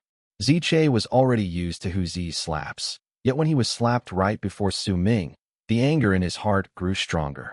To him, if that terrifying hands of creation were not there, then Su Ming and Huzi would have to look up to him. But now, Su Ming's expression remained passive. "He must be the living thing second senior brother spoke about," he said unhurriedly. So second senior brother told you about him?" "That's right. He's that living thing. But youngest junior brother, don't you dare snatch him from me. I'm not done playing with him yet. Once I take him into my dreams a few more times, I'll toss him to you. You jerk! How dare you break my gourd?" Huzi glared at Ziche and lifted his hand to slap him once again. "Third senior brother, wait. I want to ask him a few questions." Su Ming stood up, walked towards Ziche, and stood before him as he looked at the person completely covered in plants lying in front of him. Ziche glared at Su Ming coldly, and disdain gradually appeared in his eyes.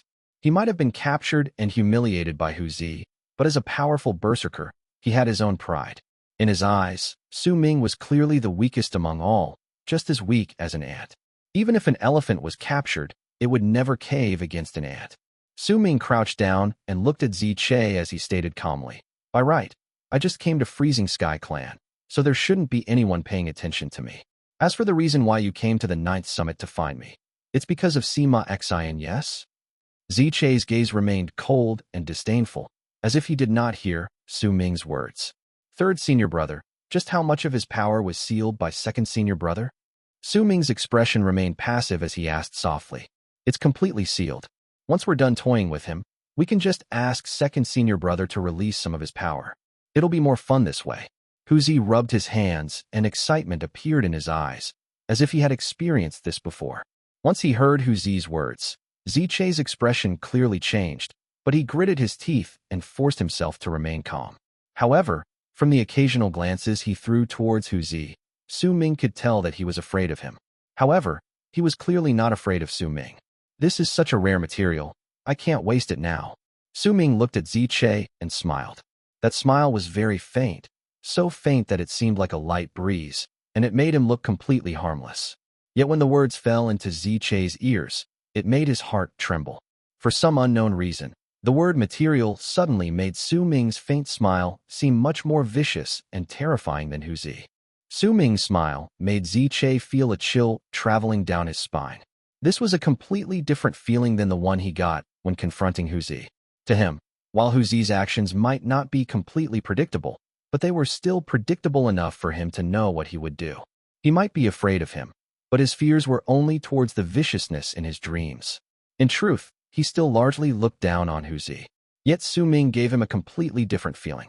He could not grasp just what he intended to do, and as the word material continued echoing in his head, he became increasingly more horrified.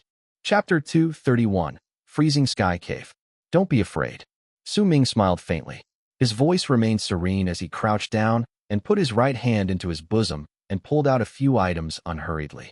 His actions not only attracted Ziche's attention and affected his mind, it also made Huzi incredibly curious.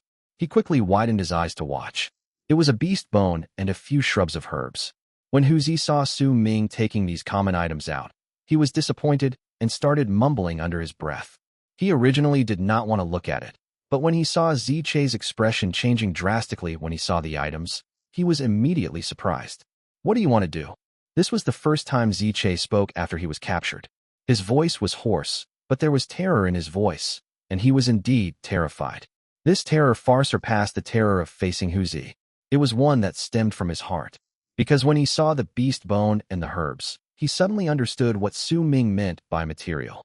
In his words, the beast bone was the material, the herbs were the ingredients, and Ziche himself was also treated as a material. This understanding and terror forced him to speak. You jerk, you can actually speak? Then why didn't you talk when your grandpa who asked you a question? Why didn't you speak even when you were in the dream? Before Su Ming could say anything, Huzi had already widened his eyes in anger. He took a step forward and slapped Ziche viciously again. How dare you lie to me?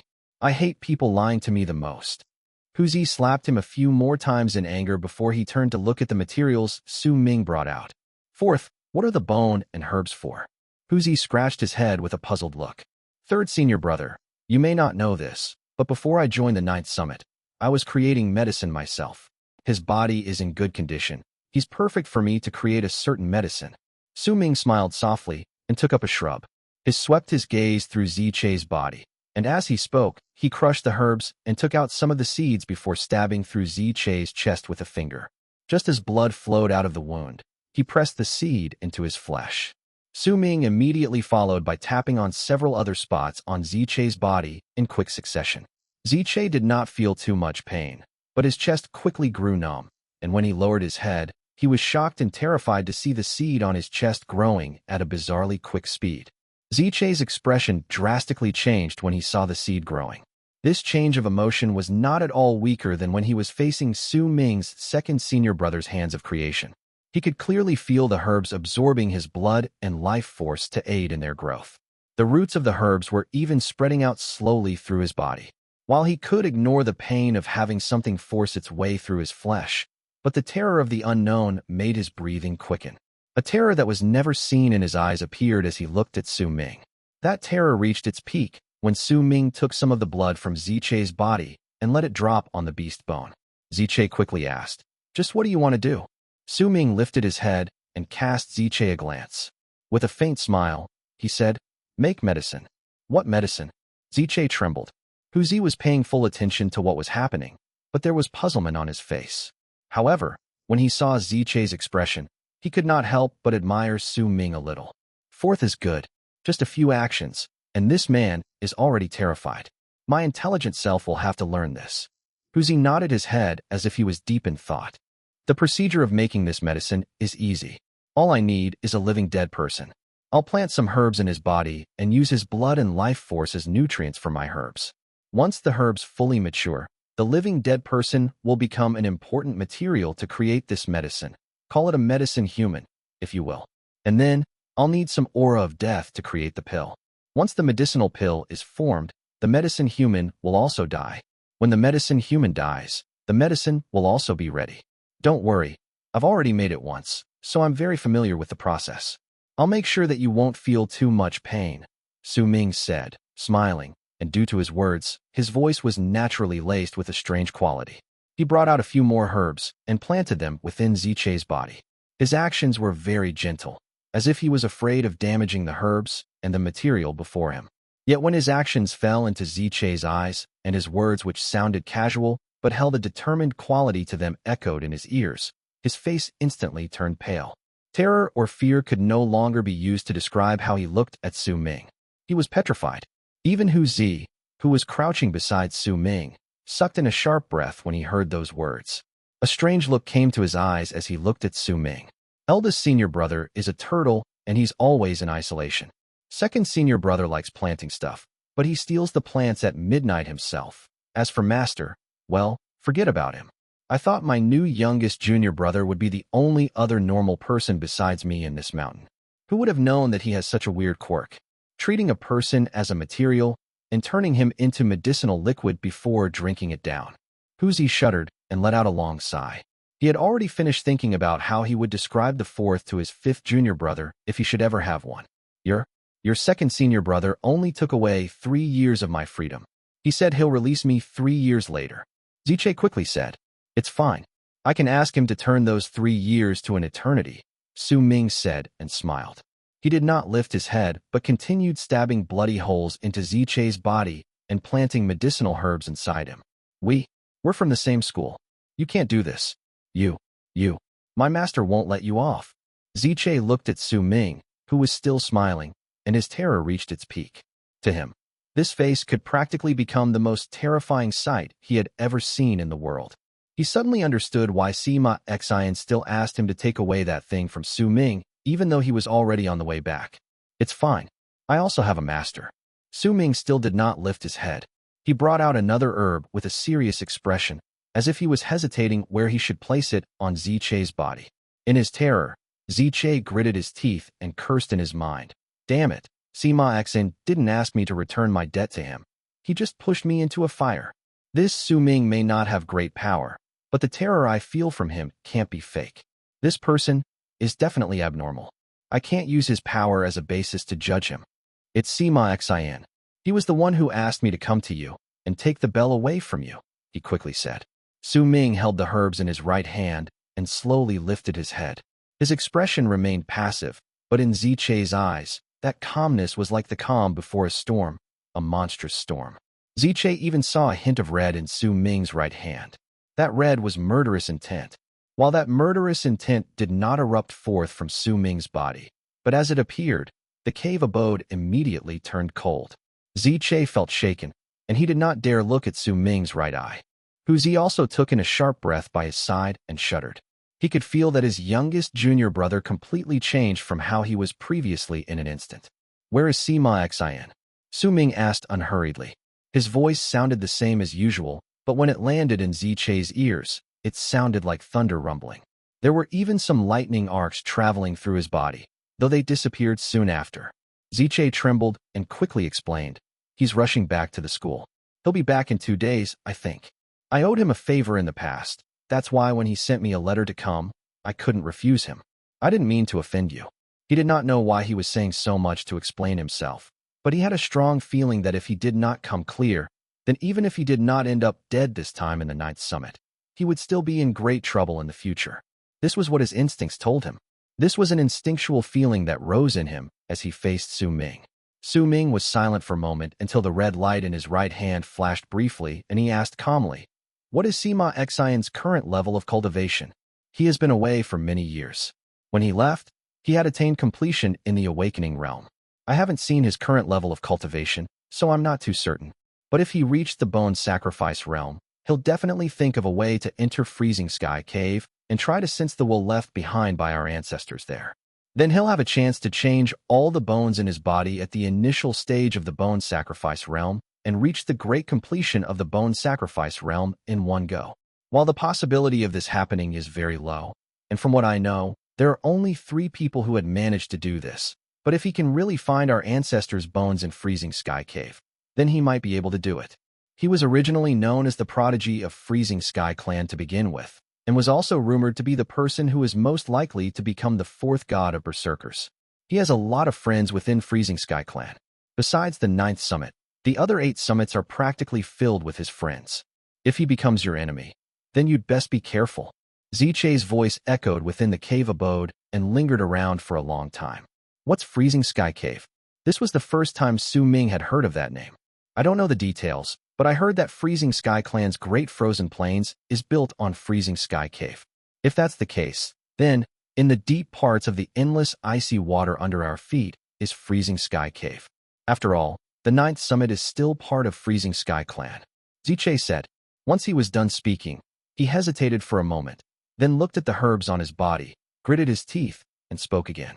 This time, his voice dropped to a low whisper. If I were you, then I'd definitely settle all my grudges with him before he enters Freezing Sky Cave.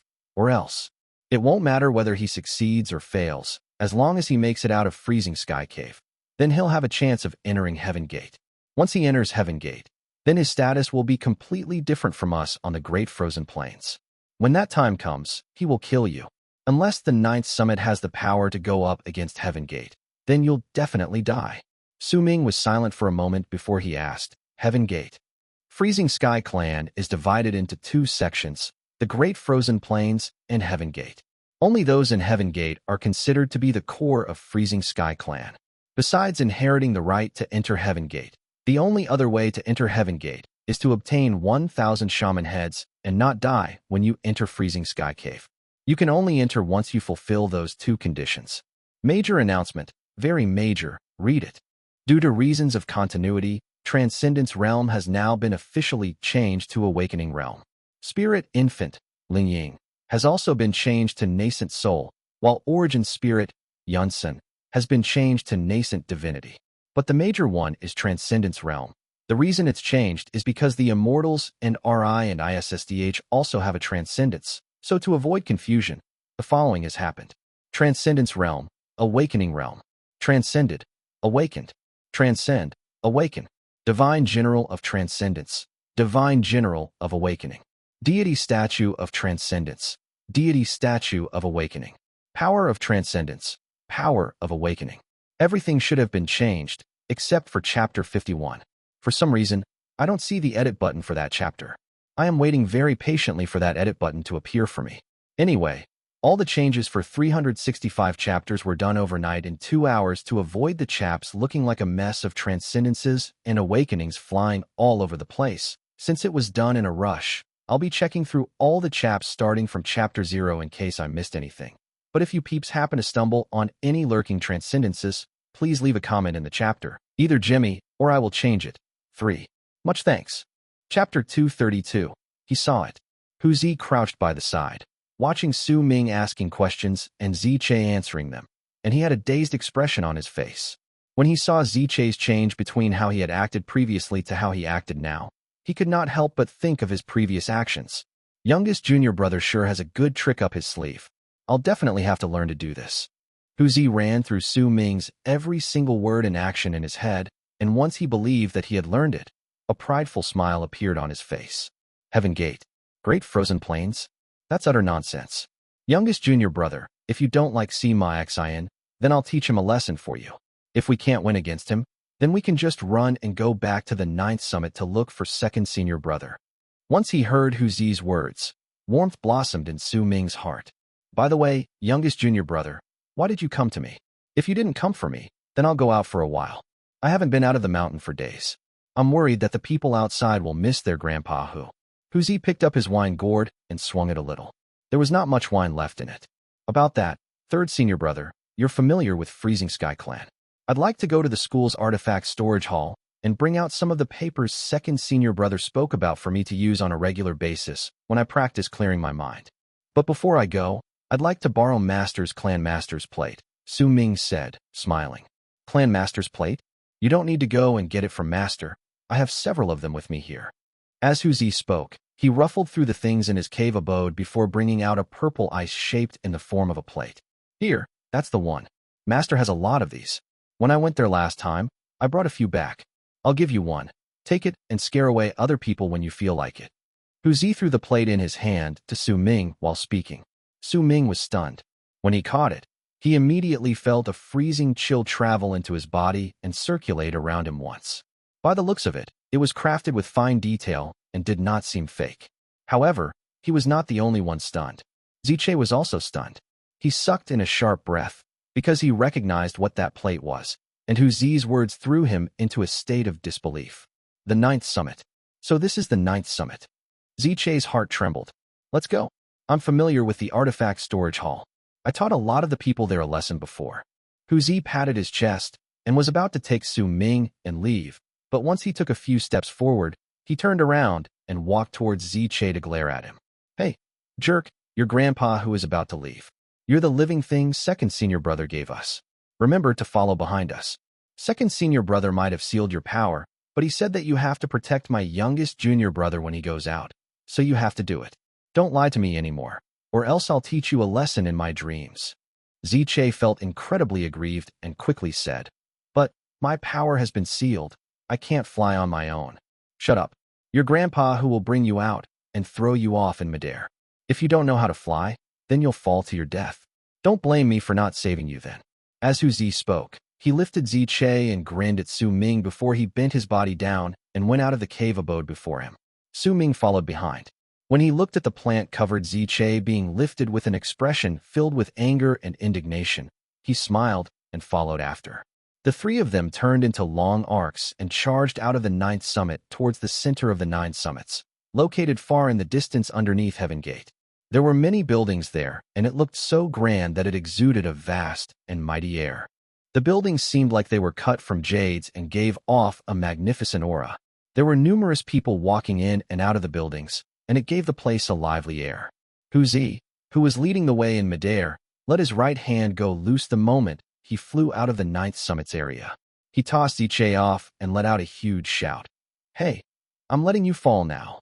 Ziche's face paled as he plummeted downwards, but once he fell about 1,000 feet, surprised delight suddenly appeared on his face. His plummeting body came to an abrupt halt, and he flew up into the air. Yet very soon, the joy on his face turned into anguish, because he realized he could only be in an area not too far away from Su Ming and Hu Zi, or else his power would be sealed up once again. He did not even need to try it. He already knew that if he attacked Su Ming and Hu Zi, then his temporarily released power would immediately be sealed once again. How dare you pretend before your grandpa who? Isn't it out now? What are you looking at? Hurry up and follow us. With a single glare from Hu Zi, Ziche fell silent and sighed, falling behind Su Ming. As Su Ming watched Hu Zi's actions and his words, his smile grew wider. Youngest junior brother, that is the 8th summit. The 8th summit is very interesting. There are quite a lot of them staying there, and they're usually very cautious. It's as if they're hiding something. But I'm the most intelligent grandpa who on the 9th summit. There's no secret in the world that can be kept hidden from my eyes. I even know the things second senior brother does. I can pass through the enchanted maze in the 8th summit even if I close my eyes. I saw a lot of interesting things. In the past, I saw a disciple nephew who is actually a girl disguising herself as a boy. I even saw her taking off her clothes. As Hu Zi spoke, his eyes started beaming with joy. That's the 7th summit. All the disciples there are weak. The enchanted maze may be weak, but the people there are far too careful, which is a pity. I was almost caught a few times in the past. There were even a few times where I was captured, but I was fast enough to escape. Still, it's a pity. Second senior brother refused to help and simply stood by the side as I got hit. This is the 2nd summit. It's also where Ziche is staying. They can't keep their secrets away from Grandpa Hu's eyes either. In the past, Su Ming did not think much about Hu Zi's boasts. While he simply started to think that they sounded a bit odd the more he heard about it, Ziche was laughing bitterly by the side. There was one particular rumor among those in the 2nd summit that the disciples who ventured out at night would feel as if someone was watching them. They only learned much later that it was Hu Zi who was doing it. This person would always appear in the summits whenever he was free and hide in secluded spots, all the while snickering as he watched other disciples. Almost everyone knew about it in Freezing Sky Clan. The three of them flew through the air and after around the time it takes for an incense stick to burn. As Hu Zi kept on talking about his achievements in Freezing Sky Clan and all the secrets he learned through peeking at people, The three of them arrived at the center of the 9 summits, which was also located under Heaven Gate. Zi took the lead and charged towards one of the many buildings on the ground with a huge leap. He flew down quickly, and there were quite a number of Freezing Sky Clan disciples venturing in and out of the buildings who would accidentally get in his way. Once they saw Zi, though, they would quickly move out of the way with odd expressions on their faces, as if they did not want to provoke this unreasonable person and end up having him sneak into their summit and peek on them. It was especially so for the female disciples. Once they saw Zi, they would grit their teeth. Some of them even looked as if they were about to fly towards Zi, but when they saw Ziche following behind him, they would move back hesitantly. Ziche's fame in Freezing Sky Clan was great, due to him placing 9th in the Great Frozen Plains. When he saw what was happening, Ziche suddenly understood why Zi insisted on bringing him here. Su Ming also understood, and laughed wryly as he cast a glance at Zi, who was flying with a swagger and an incredibly smug expression. What are you Berserker children looking at? If you continue watching, I'll sneak into your rooms tonight and watch you as much as I like. Hey, disciple nephew, how dare you not come and greet your grandpa, who when you clearly saw me? Can't you see that even Ziche is flying behind me? Zi continued shouting on the way, and his words made Ziche's expression darken continuously, while Su Ming did not know whether he should laugh or cry in this situation. When he saw that Zi was about to act even more outrageously, even though he had been flying around the buildings in the center of the 9 summits under Heaven Gate, with a smug look, Ziche, who had been following behind Su Ming, found himself to be unable to bear with the pressure any longer and whispered to Su Ming. Su. Uncle Master Su. Uncle Master who has gone past the artifact storage hall 8 times. As he spoke, he pointed towards a hall not too far into the distance. Su Ming let out a fake cough. Once he cast a glance at the artifact storage hall, he looked towards Zi, who was shouting at some of Freezing Sky Clan's disciples before him. Then he smiled wryly and said, "Third senior brother, how about we go to the artifact storage hall first? If you still want to walk around, then I'll ask Ziche to accompany you later. I still have to go back and train in the mountain." The moment Zi heard it, while there was a look on his face that said he had not fully enjoyed himself, he still turned around with a stern look. "Youngest junior brother, who said that I like loitering around? Bringing my youngest junior brother to the artifact storage hall is the most important thing to me. I just couldn't find the place. Let me see. The artifact storage hall is over there." Zi pointed towards the artifact storage hall not too far away with a look of surprised delight. Zi had arrived at the door to the artifact storage hall while he spoke. However, the door to the hall was closed. Su Ming remembered seeing the people inside immediately closing the door when they saw Zi passing by. "Open up. Your grandpa who is here. I'm not here to hit someone today. If you don't open the door right now, I'm going to get angry." Zi went up to the door and lifted his foot to kick it. Very soon, the door flew open, revealing a man with a handsome face, but with a sullen expression. He was frowning, but there was a clearly resigned expression on his face. The man stood behind the door and looked at Zi, then opened his mouth, as if he wanted to say something. You're here today? So that's why the door was closed. Youngest junior brother, she's the person I said was actually a woman disguising herself as a man. I saw."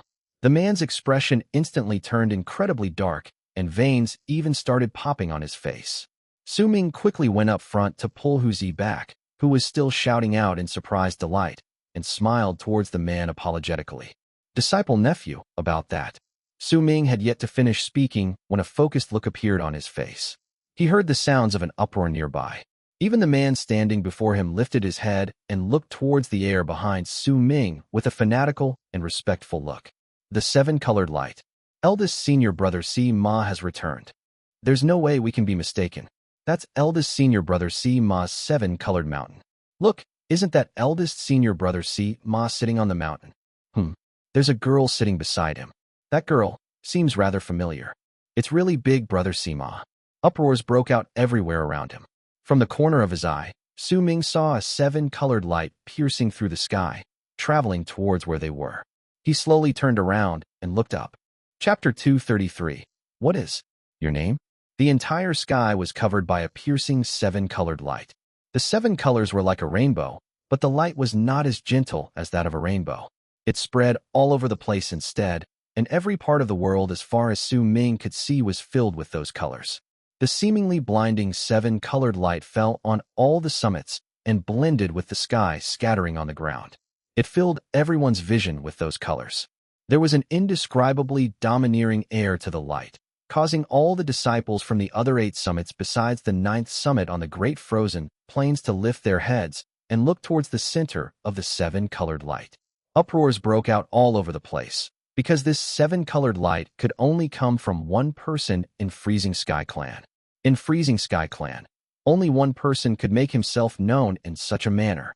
That was the prodigy of Freezing Sky Clan, the one that was known to have the highest possibility of becoming the 4th god of Berserkers, Sima Xiang. It's senior brother Sima, he's back. I heard that senior brother Sima has been away for many years.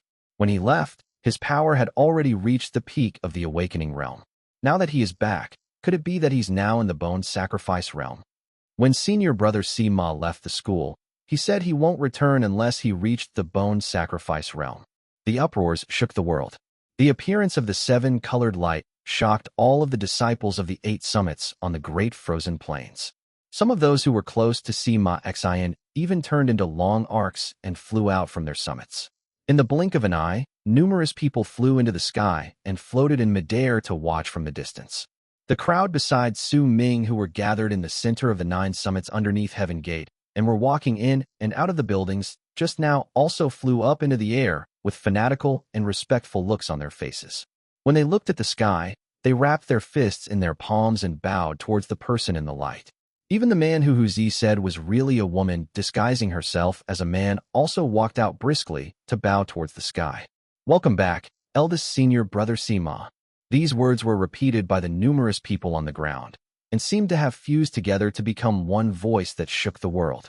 Su Ming stood there and felt his eyes hurting slightly due to the 7-colored light that seemed to want to pierce through him. He watched the people welcoming Sima Xiang back respectfully while he, Zi, and Che, who was standing by his side, all seemed to have been forgotten by the world. In their eyes, the only thing they could see at that moment was the 7-colored light. Su Ming was not unfamiliar with this feeling. This sight reminded him of that time when he arrived on the field before Windstream Mountain, when he was still in Dark Mountain. At that time, he also stood in a corner and was a nobody as he looked at the prodigies walking forth and being the center of everyone's attention. Yet Su Ming was no longer how he used to be. In the past, he had to force himself to remain calm, but now, he did not need to do it on purpose. He could just stand there and remain calm. His eyes were calm, his expression was calm, his body was calm, and his heart, too, was calm. He looked at the source of the 7-colored light located far away in the sky. Over there was a mountain floating in midair, a 7-colored mountain. There was a man standing there with his face purposefully muddled.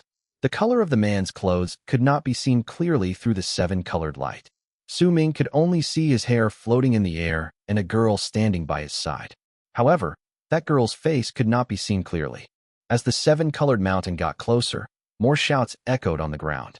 The sounds of worship sounded like waves rising and falling in Su Ming's ears. He looked at the people from all the summits floating in the sky and saw that they were all currently wrapping their fists in their palms to bow towards the approaching 7-colored mountain. "Thank you for your warm welcome. I've prepared some gifts for all of you. Once I return to my mountain, I'll ask my good friends from each of the other summits to take them and distribute to all of you." Sima Xiang's gentle voice echoed in the air, and there was a kind smile on his face as he wrapped his fist in his palm to return the greeting to the crowd. There was a relaxed look on his face and a certain charm that could not be described around him, causing the others to feel as if spring wind was blowing against their bodies. They would naturally feel a sort of friendliness towards him. How fake. Grandpa, who met this Sima Xiang a few times in the past. His smiles are too fake. Second senior brother's smiles are much more soothing than his. Master wanted to take him in as his disciple in the past. Thank goodness he didn't take him in the end. Zi stood beside Su Ming and picked his nose as he spoke in a condescending manner. Che was silent, but when he looked towards the 7-colored mountain in the distance, his eyes were dark. He now resented Sima Xiang. If he had not asked him to go to the 9th summit to cause trouble for Su Ming, he would not be in this sorry state now. Su Ming was silent. He was still looking at the gradually approaching 7-colored mountain in the sky. Soon, he saw Sima Xiang's face clearly. Sima Xiang, who was dressed in white, had an incredibly handsome face and looked very gentle and elegant, as if there was not a hint of anger within him. His brows were sharp and his eyes sparkled. The smile on his face simply did not disappear. A temperament that was clearly different from others was natural to Sima Xiang, and once it blended together with his extraordinary looks, it turned into an indescribable charm. This was not the first time Su Ming crossed paths with Sima Xiang, yet strictly speaking, this was the first time he truly saw him. This was different from when Sima Xiang had borrowed Feng Mu's body to attack him when he was in Han Mountain City. Su Ming looked at Sima Xiang. He watched his graceful demeanor and his gentle smile, but still remained calm and did not speak. Hu Zi's disdain, Su Ming's calmness, and Zichai's sullenness were completely different from the respectful expressions on the other Freezing Sky clan disciples around them. Because of their different expressions and because they stood together, when other people swept their gazes over the crowd, they would not be able to help themselves but pay some attention towards them. Sima Xiang might also have noticed Su Ming, but he remained smiling and did not reveal any sort of changes in expression. Let's go, third senior brother. Once we get the papers, let's go back to the mountain, Su Ming said calmly. The enmity between him and Sima Xiang could be described as something simple, but could also be described as something complex. Nonetheless, there was only one conclusion to it. They had reached a point where their enmity could not be solved. Unless he returned Han Mountain Bell respectfully, ignored his promise with Han Songzi, and asked for Sima Xiang's forgiveness for what happened to Feng Mu, there was simply no other way to resolve this. However, Su Ming simply could not do these things. After his words, Su Ming was just about to turn around and walk into the artifact storage hall to get his papers when the seven-colored mountain closed in. As the seven-colored light gradually dissipated, Su Ming not only saw Sima Xiang's face clearly out of the corner of his eye, but he also saw an excited petite face smiling beautifully behind him. It was a beautiful girl. She wore a purple robe and seemed quite young. Her skin was like jade and her eyes like the moon. She stood behind Sima Xiang with an obedient demeanor, yet the liveliness in her eyes would make others feel shocked by her charm, while also sensing the wild beauty within her once they saw her. That sort of beauty came naturally and was not formed as time passed by, neither was it an act. It was due to the environment she grew up in, her personality, and other factors that formed this rarely seen wild beauty within her.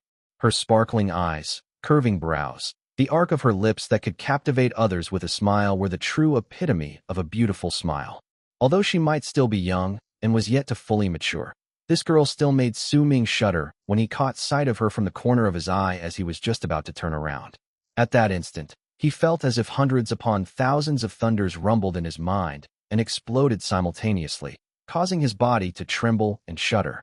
His breathing also quickened in a manner that had never been seen on him, as if his breathing could no longer keep up with the rumbles in his heart. Neither could it keep up with how hard his heart pounded. The world had come to a standstill at that moment before Su Ming's eyes. The wind did not move, the clouds remained still, all the uproars he heard instantly disappeared. In that moment, in the world he saw, the people disappeared, the 9 summits too disappeared. The 7 colors in the sky had completely disappeared in his eyes. There was no longer any 7-colored mountain, neither was Sima Xiang there any longer. In his sight and the world he saw, there was only one thing, and there could only be one thing: the person dressed in purple, the person with the wild and untamed smile, the person whose eyes sparkled and seemed to contain endless vigor within them. That girl filled with wild and untamed beauty. The calmness in Su Ming's eyes shattered. The calmness on his face crumbled. The calmness in his body was replaced by shivers. The calmness in his heart was gone. At that moment, he forgot that he was standing in Freezing Sky Clan, forgot everything that he'd seen. It was the girl standing behind Sima Xiang that made him forget everything. At that moment, his mind was blank. He had no thoughts. His mind did not process anything. The only thing in his head was a mourning song filled with sadness that played in his heart without a sound. That mourning song was accompanied by a scene that made his heart clench in pain. White snow floated down in that image in his head. In the snow, a boy and a girl held hands and walked through the storm. Snow fell on their hair, as if they had walked together until their hair had turned white with age. Su Ming, that's a promise. I'll definitely come. Everything that had happened in that scene made Su Ming tremble. He stared at the girl who was gradually approaching them in the sky and looked at everything before him. Bai Ling. How could this be? He mumbled. There was disbelief in his eyes. At that moment, a strong urge suddenly erupted within him. He did not want to suppress that urge, neither would he suppress it, because he could not suppress it. Even if that urge would make his training to clear his mind come to a standstill, he just didn't want to suppress it. He lifted his right foot slowly in that instant, and at the very moment his foot landed on the air, he rose and started walking towards the seven-colored mountain. Su Ming's actions temporarily stunned Hu Zi. Yet even though he was surprised, he still immediately followed behind him. Ziche hesitated for a moment before he too followed after. As the seven-colored light grew dimmer in the sky, Su Ming stood before the floating seven-colored mountain. He blocked the mountain from moving forward. That sight immediately caught the attention of all those present. They all turned their gazes towards the place, and in an instant, a few thousand pairs of eyes were gathered on Su Ming, who was to them an unfamiliar face. "What's your name?" Su Ming did not see the seven-colored mountain, did not see Sima Xiang, did not see anyone else. He could only see the girl, or more accurately speaking, the person standing in the snow and dark mountain. Chapter 234, Not Bai Ling. Sima Xiang's return attracted a lot of people's attention. Among them were two people who Su Ming did not notice. One of them was the fourth summit's Han Feizi. She was wearing a white robe and stood on the mountain with a demeanor as cold as ice. Her expression was calm when she looked at the seven-colored mountain in the sky, though no one knew what she was thinking about. Yet the occasional frosty glint in her eyes showed that she harbored a certain degree of animosity towards Sima Xiang. That animosity was perhaps different from Han Songzi's. It was a scrutinizing look towards a rival. The other person whom Su Ming did not take note of was the third summit's Han Songzi. She stood on the third summit with the beautiful, oval-shaped-faced woman by her side.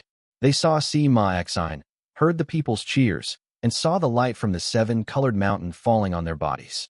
The moment she saw Sima Xiang returning, Han Songzi's face turned pale. The woman beside her frowned and let out a cold harumph before she took a few steps towards Han Songzi. He's not even placed first in the ranking board for the Great Frozen Plains yet. He's only second place, and he's already showing off so much. Han Songzi was silent. She lowered her head and did not say a word. Humph. The rumor about him being the one person who is most likely to become the fourth god of Berserkers is simply the doings of the school. The school created his image and his chances. To many disciples, that Sima Xiang has already been turned into a god of Berserker along with our eldest senior sister Tian Meng and senior brother Chen. The three people known as the three great prodigies of Freezing Sky Clan. Let's see, who would be the first of the three who can enter Heaven Gate? Still, while Sima Xiang's potential is pretty good, some of the things he does seriously disgust me. Even if eldest senior sister Tian Meng and Chen return to the sect, they wouldn't cause such a stir. Besides the school creating that image of his that makes the others so crazy about him, isn't it also because he keeps using all those tricks? He keeps using a large amount of things to attract other people to follow him, and from there, he makes acquaintances with them.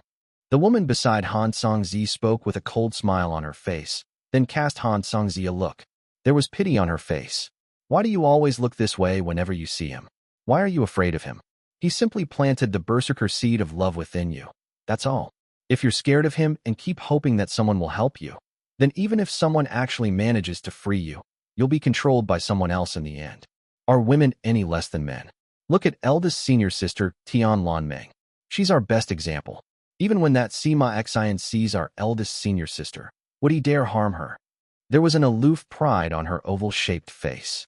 When we were coming back, I saw the portion of the sky mist barrier where Uncle Master Bai was guarding. Han Songzi bit her lip and slowly lifted her head, and resolution appeared on her face. Uncle Master Bai?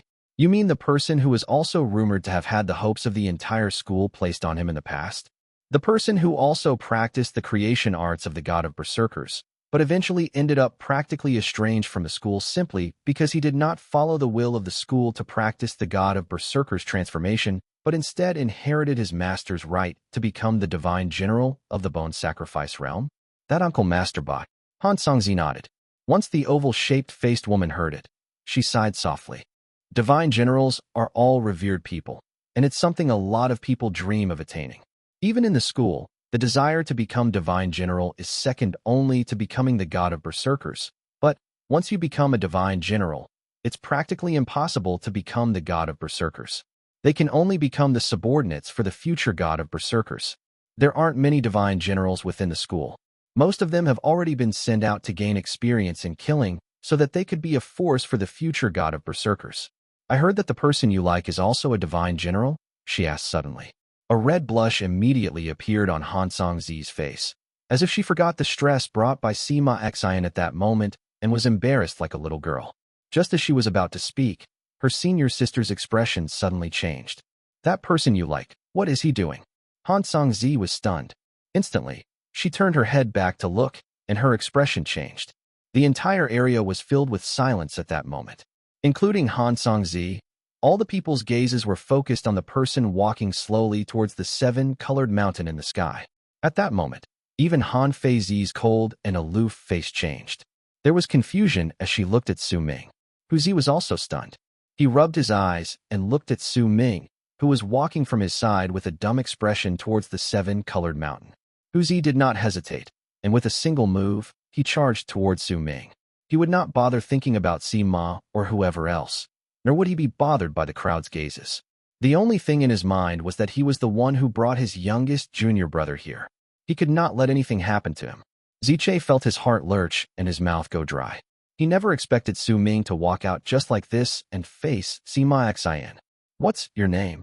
Su Ming's body floated in midair. As he stood before the approaching seven-colored mountain, he could only see the girl filled with untamed beauty. His voice echoed in the air gently, and as it fell into the people's ears, all those who heard immediately had odd expressions on their faces. Who is he? That person is unfamiliar, but the ninth summit Sunda who is beside him. If Sunda who is with him, and especially since he blocked senior brother Sima's path, then he must definitely be an unreasonable person as well. I heard that the ninth summit has received a new disciple. Could it be him? But all the people on the ninth summit are strange people.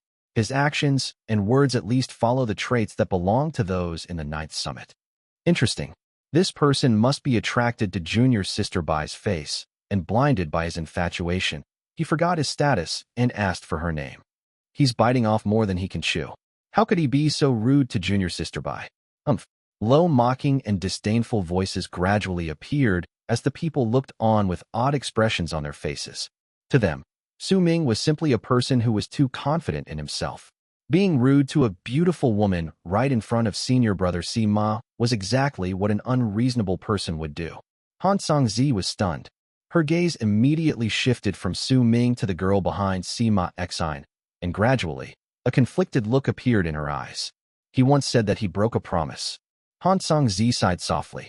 The woman beside her was frowning, and there was a displeased look in her eyes as she looked at Su Ming. At the same time, Han Feizi also cast a profound look towards the girl behind Sima Xian on the fourth summit, and she sank into deep thought. Su Ming slowly came to a halt 30 feet away from the seven-colored mountain. Sima Xian looked down on Su Ming, who was blocking his path, from his position on the mountain. In truth, when he was coming forth from the distance, he had already seen Su Ming, but he did not dare act rashly because Ziche was by Su Ming's side. Judging by his looks, it seemed that he was a little sullen and resigned. Yet he did not expect that while he was ignoring the man, Su Ming would come to block his path over here. It would have been fine if he was merely blocking his path, but Su Ming was not even looking at him, but at the girl behind him. This sort of disregard, coupled with the grudges that couldn't be solved between them, made Sima Xian's eyes turn dark and chilly. Junior brother, you seem rather unfamiliar. Why are you blocking my path? Sima Xian smiled faintly, and the cold look in his eyes disappeared. His voice was calm, as if he was not angry with Su Ming's actions, and he had a big heart. Su Ming did not speak. Up till this point, he still had not even looked at Sima Xian. He simply kept his gaze fixed on the girl filled with wild beauty. The girl blushed under Su Ming's stare, but she was frowning and there was displeasure in her eyes. She cast a glance at Su Ming, then at Sima Xian, who was standing before her, and did not speak. The person before him was less than 30 feet away from him, but the person in Su Ming's heart was so far away it was as if there was the distance of heaven and earth between them. At that moment, Su Ming smiled. That smile was very faint, and there was a sadness to it. If we continue walking in the snow, will we walk until our hair turns white?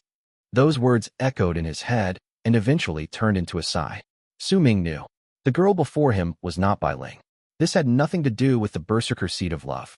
The girl's eyes were the same as Bai Ling's. In physical terms, They looked so similar that there were practically no differences between them. But since their souls were different, then they were completely different people. Their aura was also different. Aura was something Su Ming could sense ever since he started practicing aura refinement and started observing people's aura around him once he activated the branding art in his mind. This person was not her. She may have the same face, but she was not Bai Ling. Su Ming closed his eyes. He did not ask her again, because he had already obtained his answer.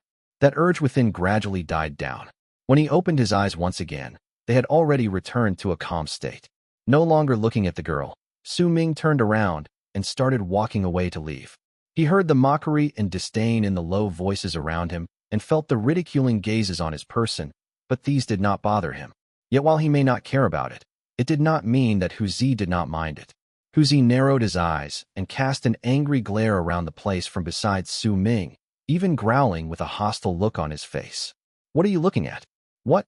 Do you dare say all this right in front of Sima Xiang's face? Laugh. You jerks, I'm telling you to laugh. Just you wait. I'll sneak into your places tonight and let you know my might." Huzi was about to continue speaking, but his words were cut off bluntly by Sima Xiang.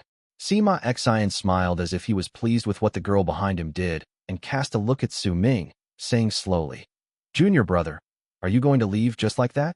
Take care of your senior brothers first, or else I'll teach you what respect is in place of your master." Su Ming paused in his footsteps and turned around, then looked at Sima Xiang for the first time in midair. When their gazes met, they seemed to have viciously clashed with each other. "I am not your junior brother, disciple nephew Sima. I am your uncle master." Chapter 235. The First Battle in Freezing Sky. Su Ming's voice was calm when he spoke languidly, looking at Sima Xiang. There was no pride in his voice. Neither did he have the condescending manner Sima Xiang adopted while he stood on the seven-colored mountain. But the meaning behind his words was a form of condescension under the rules of Freezing Sky Clan itself. "I am your uncle master." This sentence instantly made the people around him fall silent. There may be anger on their faces, but they did not dare refute his words. They could only accept the high status of the Ninth Summit with resignation. A piercing, chilling light instantly appeared in Sima Xiang's eyes. As he looked at Su Ming, his lips gradually curled up in a cold smile. Huzi immediately brightened up and placed his hands on his hips as he lifted his head and shouted pridefully towards Sima Xiang, "Oh, that's right. Hey jerk, your grandpa who is your uncle master. Come here, Sima Xiang, greet your uncle master." Sima Xiang simply ignored Huzi's existence. At that moment, only Su Ming existed in his eyes. With such close proximity and with the slight connection he had with Han Mountain Bell in the past, he could tell with certainty that Han Mountain Bell was within Su Ming. "Uncle master, eh? Then allow me to consult you and see whether you have the right to be my uncle master." As Sima Xiang spoke, he took a step forward with his right foot and lifted his finger to point at the sky. "Freeze." With his voice, a large amount of green, freezing air suddenly manifested on the originally cold sky. That freezing air seemed to have a physical form, and the air would freeze as it passed by it. Rumbling sounds echoed in the air. An illusionary hand formed from the green mist appeared in the freezing air and manifested abruptly in the sky. That hand gave off a freezing presence and gathered together out of nowhere before it charged towards Su Ming to catch him. The creation art.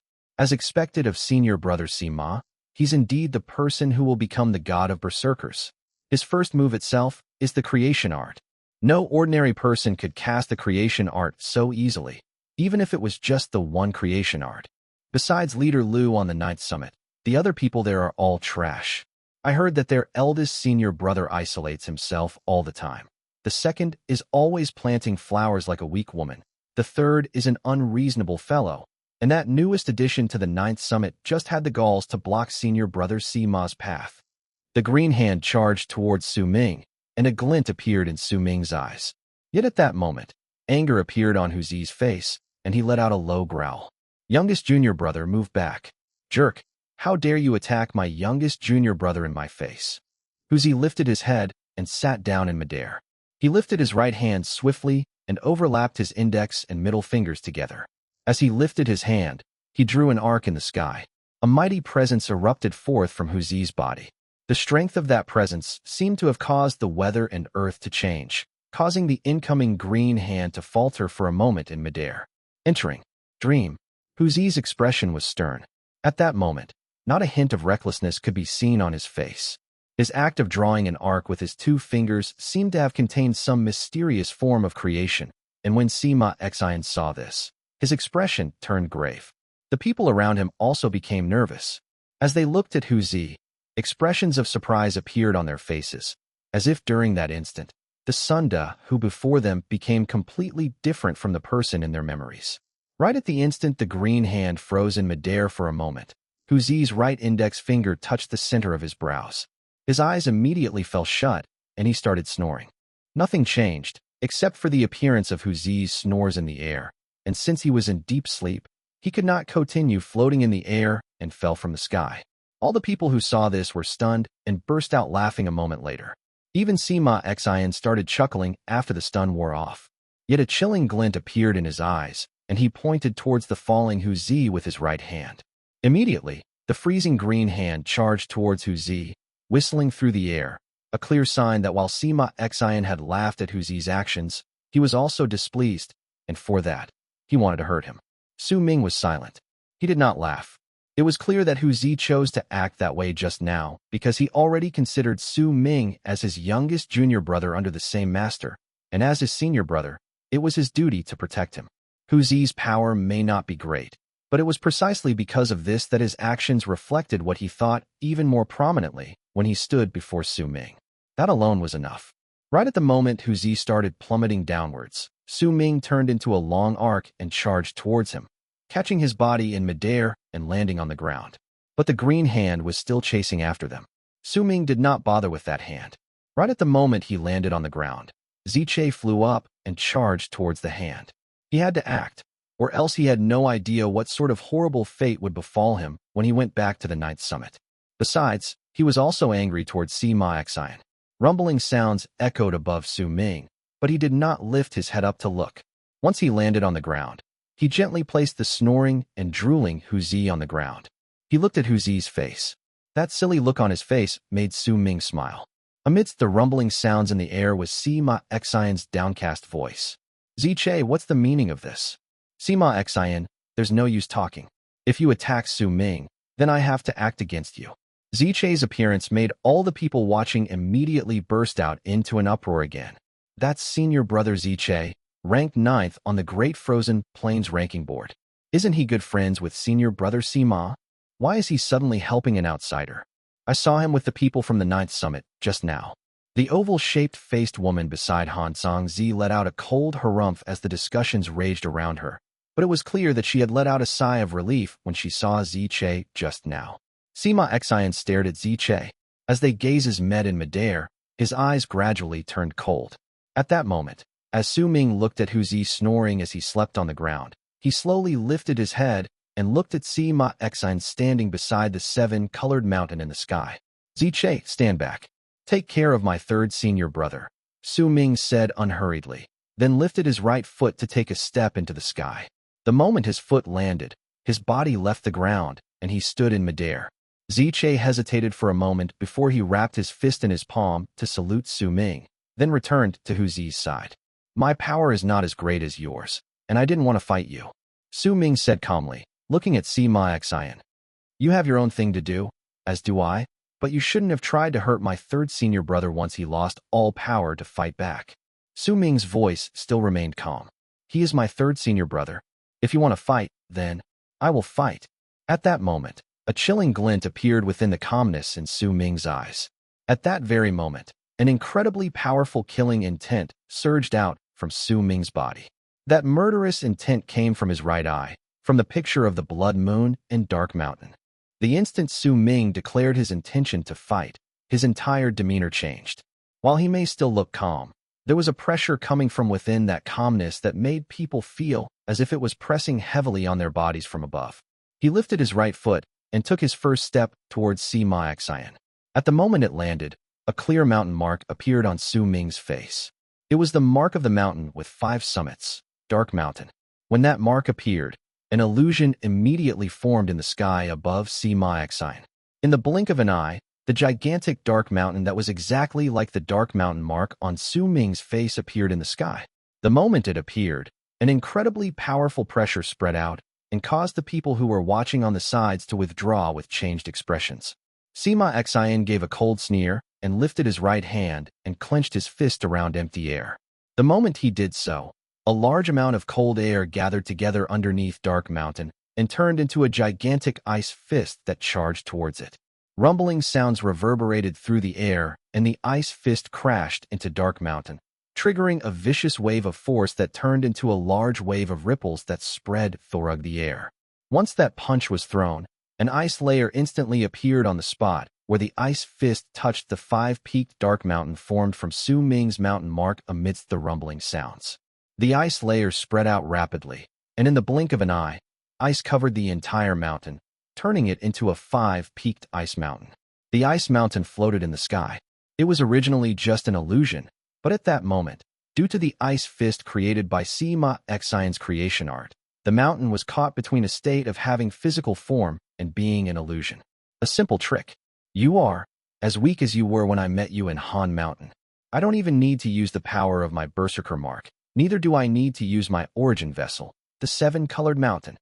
Sima Xian said languidly. There was no disdain in his voice. He was merely speaking in a tone that suggested he was looking down on Su Ming because they were not of the same level and he was more powerful. As he spoke, Sima Xian placed his hands behind his back and looked at Su Ming coldly. I'll give you a chance to attack. If you disappoint me, then I'll make you despair. Bring out Han Mountain Bell. Let me see how powerful it is in your hands, Sima Xian said coldly. Su Ming did not speak. He had first-hand experience of Sima Xian's arrogance, and this was not the first time he heard such words from his mouth. His expression turned even more aloof in his silence. Underneath his robes was the other part of the Berserker mark Sima Xian could not see, and it was now manifesting on his body. As it did so, Su Ming lifted his right hand and waved it in the sky. A large area underneath the frozen Dark Mountain started distorting. The distortion spread out, and in an instant, an illusionary Dark Mountain tribe appeared in the world. The plants, the trees, the houses, all of these things were shown in such fine detail that they looked real.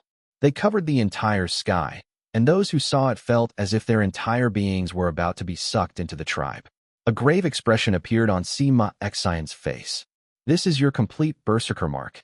A depressing feeling that pressed heavily on the hearts of all those looking surrounded the entire area when Dark Mountain tribe appeared. The manifestation of this Berserker mark made Sima Xian feel a force pressing heavily against him. This was the most complex Berserker mark he had ever seen in his life. There was even a vague and indistinct grief coming from within the illusionary tribe formed from the Berserker mark that affected his heart. What is with this Berserker mark? Why are there emotions in there? Sima Xian's expression changed drastically. Chapter 236, Battle of Berserker Marks.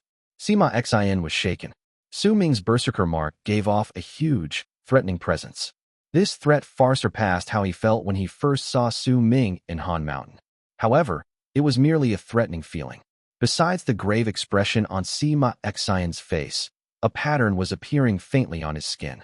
That pattern looked like a flower, and it was blooming in a manner that outshone all other flowers. Yet if anyone took a closer look, then they would clearly see that the blooming flower was actually an ice flower. There was a faint layer of frost around it, causing Sima Xian's face to look as if he was covered in a layer of frost. You're one of the few people who can force me to use my Berserker mark. Today, I'll let you see the power of my Berserker mark, Sima Xian slowly said, and as his voice fell into the people's ears, the words turned into a layer of frost that covered their bodies. The moment he finished speaking, ice and snow gathered around Sima Xian and turned into a gigantic ice flower. The sunlight reflecting off the ice flower shone with a seven-colored light, causing Sima Xian to be surrounded by it, and it crashed into the Dark Mountain tribe that was formed from Su Ming's Berserker mark. There were no banging sounds, only mere rumbles. When Sima Xian's Berserker mark appeared, its presence also manifested along with it. Soon, under the rumbling sounds, the illusionary Dark Mountain tribe Su Ming had created in the sky was instantly covered in a layer of frost, just like how Dark Mountain was previously. In the blink of an eye, all the houses, plants, and trees in Dark Mountain tribe turned into ice sculptures. Even if you activated your entire Berserker mark, you are still too weak. As Sima Xian spoke, the gigantic ice flower behind him gradually rose into the air, glowing with the seven-colored light. The gigantic flower was the center of the seven-colored light, as if it wanted to fight for the glory of the position of being the only source of light in the sky with the sun. It charged toward Su Ming. The petals opened up like a big mouth, as if they wanted to swallow up Su Ming whole. The entire process of the fight between Su Ming and Sima Xian may have seemed to have happened slowly, but in truth, all these happened in a few short moments.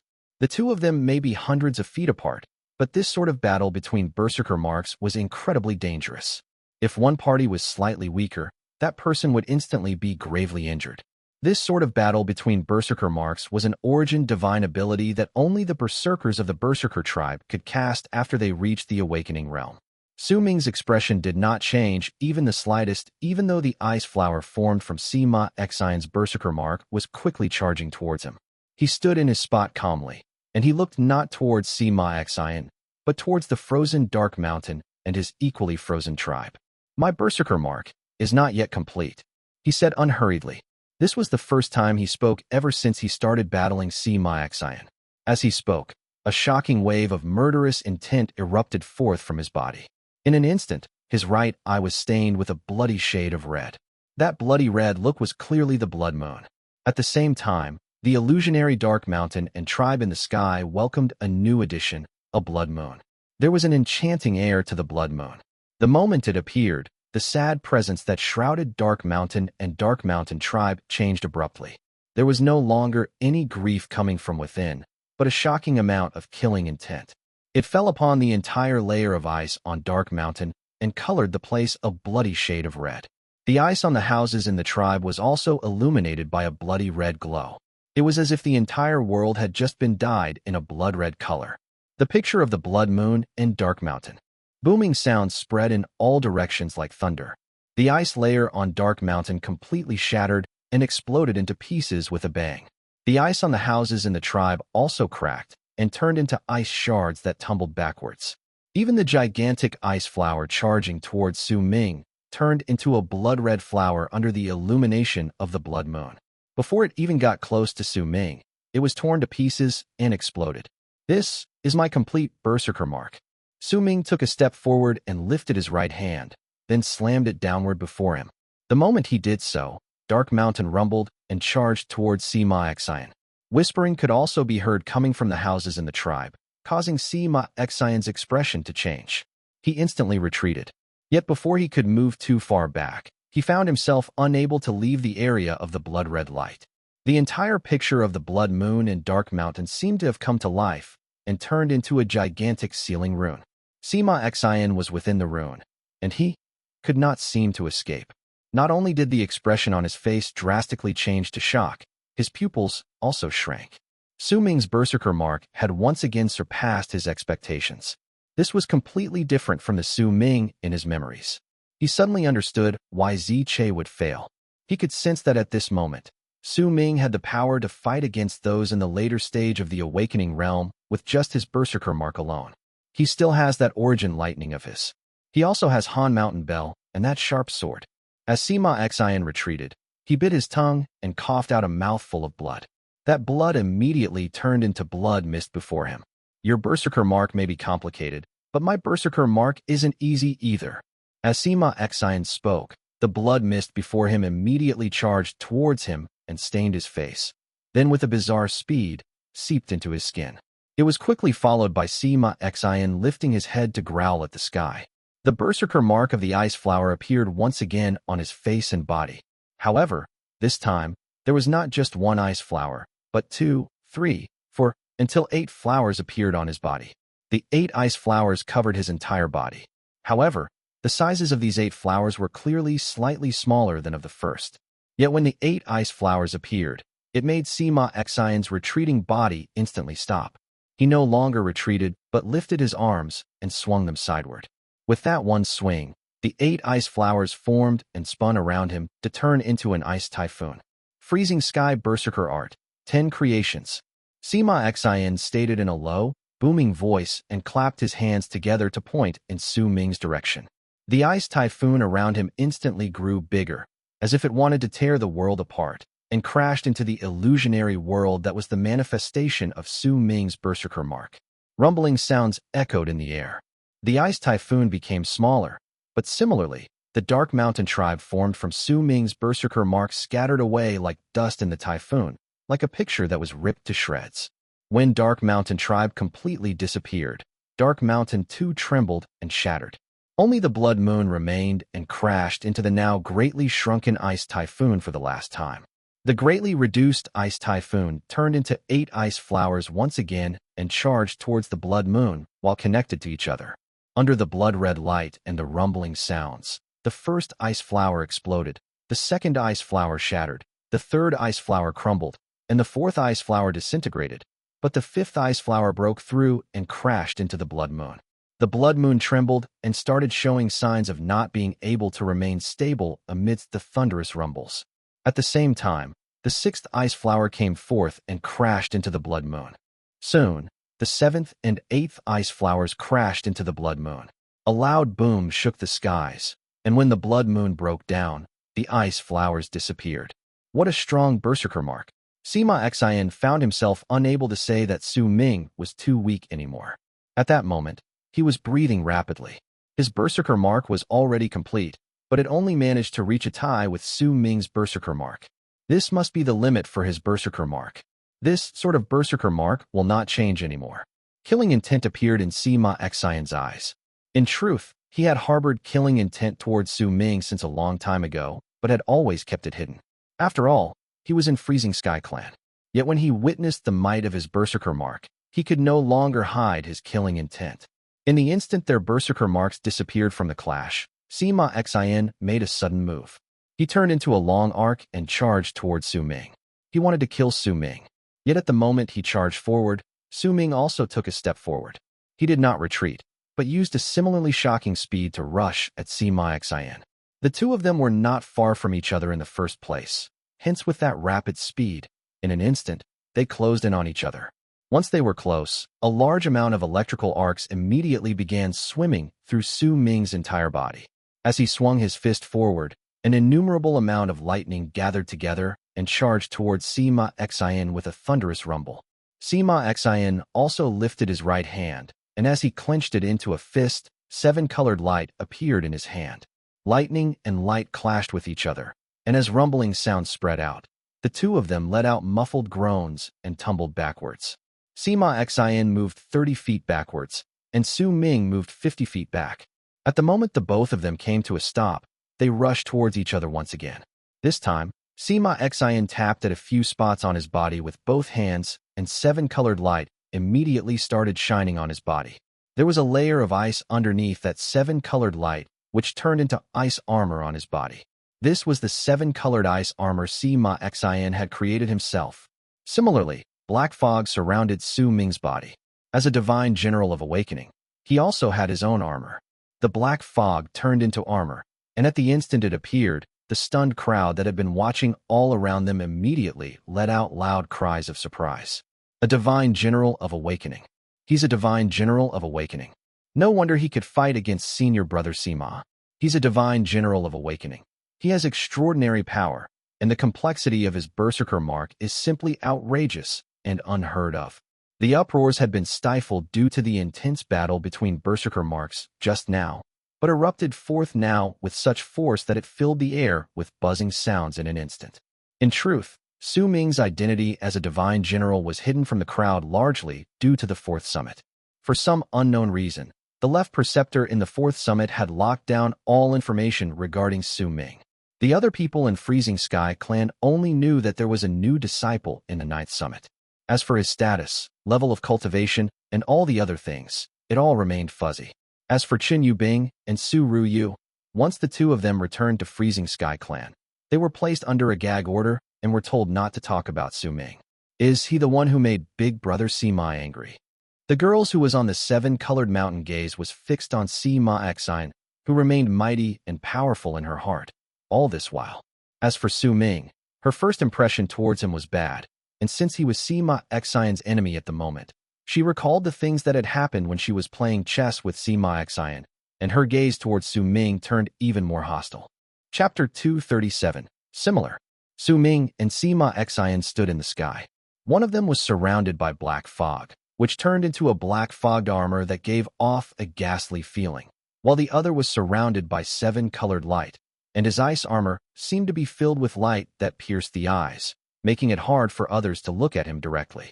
Two completely different presences, two completely different sets of armor, two completely different people. You are not in the bone sacrifice realm, Su Ming said languidly, and as he spoke, he charged forward. Sima Xian's face was sullen. With a cold harumph, he moved forward. The two of them crashed into each other once again in midair. Rumbling sounds reverberated in the air, and the fierce battle made all those watching around the area stop breathing. The longer Sima Xian battled, the more shocked he felt.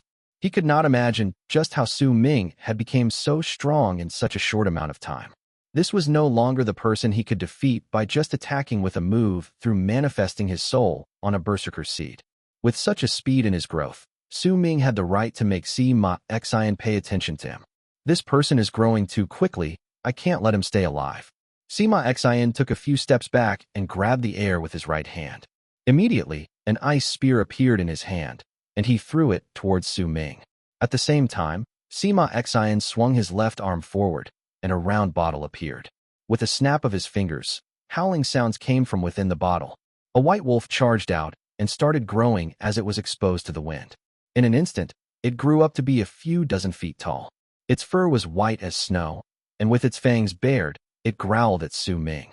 That growl turned into a force that turned Su Ming's mind blank once it hit his body, as if he was shaken. Yet it only lasted for an instant before the power of aura refinement started circulating within him on its own, and his mind immediately cleared up. He woke up too quickly, and it made Sima Xian frown.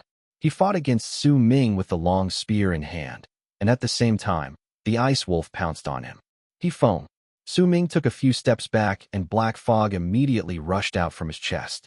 That fog turned into He Feng, who had an agonized look on his face, but he did not dare choose not to fight. When he appeared, he charged towards the soul of the ice wolf. The both of them were spiritual entities, and though their battle may have been without sound, it was still incredibly vicious. At that moment, the mark of the sword at the center of Su Ming's brows flashed briefly, and the small virescent sword charged out with a whistle and spun around Su Ming's body. It moved with his will and crashed into Sima Xian's long spear with a loud bang. Su Ming's fight against Sima Xian did not just attract the attention of the people around the area, it even attracted the attention of some of the powerful berserkers in the 9 summits of the Great Frozen Plains. Some of those in the older generation even looked over. Su Ming's second senior brother was crouching down on the 9th summit tending to his plants. Occasionally, he would lift up his head towards the direction where the rumbling sounds came from and shake his head. Just how many times does this make since Third failed entering his dream? The moment he gets agitated, he immediately wants to enter his dreams to fight against others. This is not good. Tian Xiezi sat at the top of the mountain with a pleased smile on his face as he looked at the place where the rumbling sounds were coming from. Not bad at all. Teach him a good lesson. There were other people gathered on the other mountains. As they looked at the battle, a rare sight in the Great Frozen Plains of Freezing Sky Clan, the left preceptor in the 4th summit, the old man who liked wearing red robes, stood at the top of the mountain with a solemn expression on his face. The virescent light sword. That's Hong Kong's treasure. Why is it in his hands? He was frowning, but once he cast a glance towards the 9th summit, he shook his head and decided not to bother himself with what he deemed was a trivial matter. Besides him, the other people of the older generation also appeared on the other summits and sized up the battle from their respective spots. At that moment, on the mountainside of the 7th summit was a woman dressed in red. She was sitting on a big stone. Her black hair fell on her shoulders, and when they were occasionally lifted by the wind, her snow-white skin would be revealed underneath. She had a gentle look on her face as she watched the people battling against each other. Most of the time, her gaze was focused on Su Ming, a divine general of awakening, and with such a berserker mark too. What is his name? There were a few girls standing behind the woman. One of them quickly answered her, eldest senior sister. His name is Su Ming. He's a disciple on the 9th summit. At the moment, the battle which had caught the crowd's attention had yet to reach its most intense moment. The small virescent sword shone and crashed into the incoming long spear. Before the rumbling sounds even disappeared, the second clashing sound had already spread in all directions.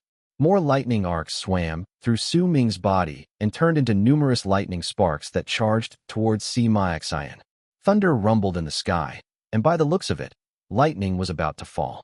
However, Sima Xian was the prodigy of Freezing Sky Clan. Su Ming might have seen through the fact that he had yet to reach the bone sacrifice realm, but the divine abilities and enchanted vessels he had were practically endless. The white wolf and the ice spear he had in his hand were definitely not any ordinary items. At the same time the snow surrounding him fought against Su Ming's lightning, the virescent sword and ice spear, Feng and the white wolf too fought against each other. While the battle might not have reached its most intense state, it had already reached an intensity that was not too far away. This was a battle that could not be settled in a short period of time. While Su Ming was currently also in the awakening realm, compared to Sima Xian, his level of cultivation was still a little lower. Yet he was a berserker who awakened with 999 blood veins and also understood the clearing mind art. With his divine abilities and origin vessel, he could fight against all those who were under the bone sacrifice realm. As the small virescent sword and ice spear clashed against each other, as did Su Ming's lightning and Sima Xian's ice, and they once again let out a rumbling sound, Su Ming took a few abrupt steps backwards with a calm expression. As he moved back, he swiped his right hand before his chest. When he lifted it, a spherical medicinal pill immediately appeared in his hand. There was a snow flower in the medicinal pill, as if it was sealed up within. There was an enchanting feeling to it. It let out a freezing chill, and dim light also spread out from the pill. It was Su Ming's spirit plunder. He only used this pill once after he created it, and it was when he was curing Feng Mu. In truth, this was the first time he brought this thing out during battle. The moment spirit plunder was taken out, it started spinning in the air. When Su Ming pointed towards Sima Xian, that pill instantly turned into a long arc that charged towards him. At the moment Su Ming brought out spirit plunder, Sima Xian's expression turned even more serious. He stared at the medicinal pill in his hands and took a few steps back as surprise appeared in his eyes. At the same time, he opened his mouth wide open and spat out. As he did so, a small black insect flew out of his mouth. The insect was built in the shape of a small rod about the length of a finger segment. If it was not twisting about in the air, it would be difficult for anyone to tell that it was actually an insect. When the insect flew out, it spread out its wings, and 4 pairs of thin wings could be seen on its rod-shaped body. There was green light shining on its head, making it look slightly terrifying. The moment the insect appeared, a malicious presence immediately erupted from its body, along with a buzzing sound that pierced the minds of all those who heard it. The insect turned into a ray of green light, but it did not charge towards the incoming spirit plunder. It went past the pill and charged towards Su Ming instead. That insect could be said to be the most precious item Sima Xian had besides the 7-colored mountain. He had only just obtained that insect, and had only recently formed a small mental connection with it. He had tested this insect many times before, and Sima Xian had never seen anything that this insect could not pierce through. He had tried using this insect on many objects before, and all of them had ended up the same way. If it was not because Su Ming had the Divine General's armor, and it would be difficult for any sort of divine ability to cause harm to him, Sima Xian would not have wanted to use this insect. At this moment, not only did he not want to face the strange object that had clearly sealed the Berserker seed he had planted in Feng Mu charging towards him, he also wanted to kill Su Ming, or at the very least cause such grievous injuries to him that his power would fall. By doing so, once Sima Xian successfully cleared Freezing Sky Cave and entered Heaven Gate, no matter how quickly Su Ming improved, he would be of no threat to him. As Spirit Plunder and the small rod insect passed by each other and Spirit Plunder closed in on him, Sima Xian bit his tongue, coughed out blood, took a step forward, and turned into a blood figure. He fused together with his blood and seemed to have turned into an illusionary layer of mist instead of having physical form. It spread outwards, looking as if it could dodge Spirit Plunder's might. Yet the moment he was about to dodge, Spirit Plunder came to an abrupt halt and stopped in midair. An incredibly powerful absorption force that shocked Sima Xian exploded forth from it.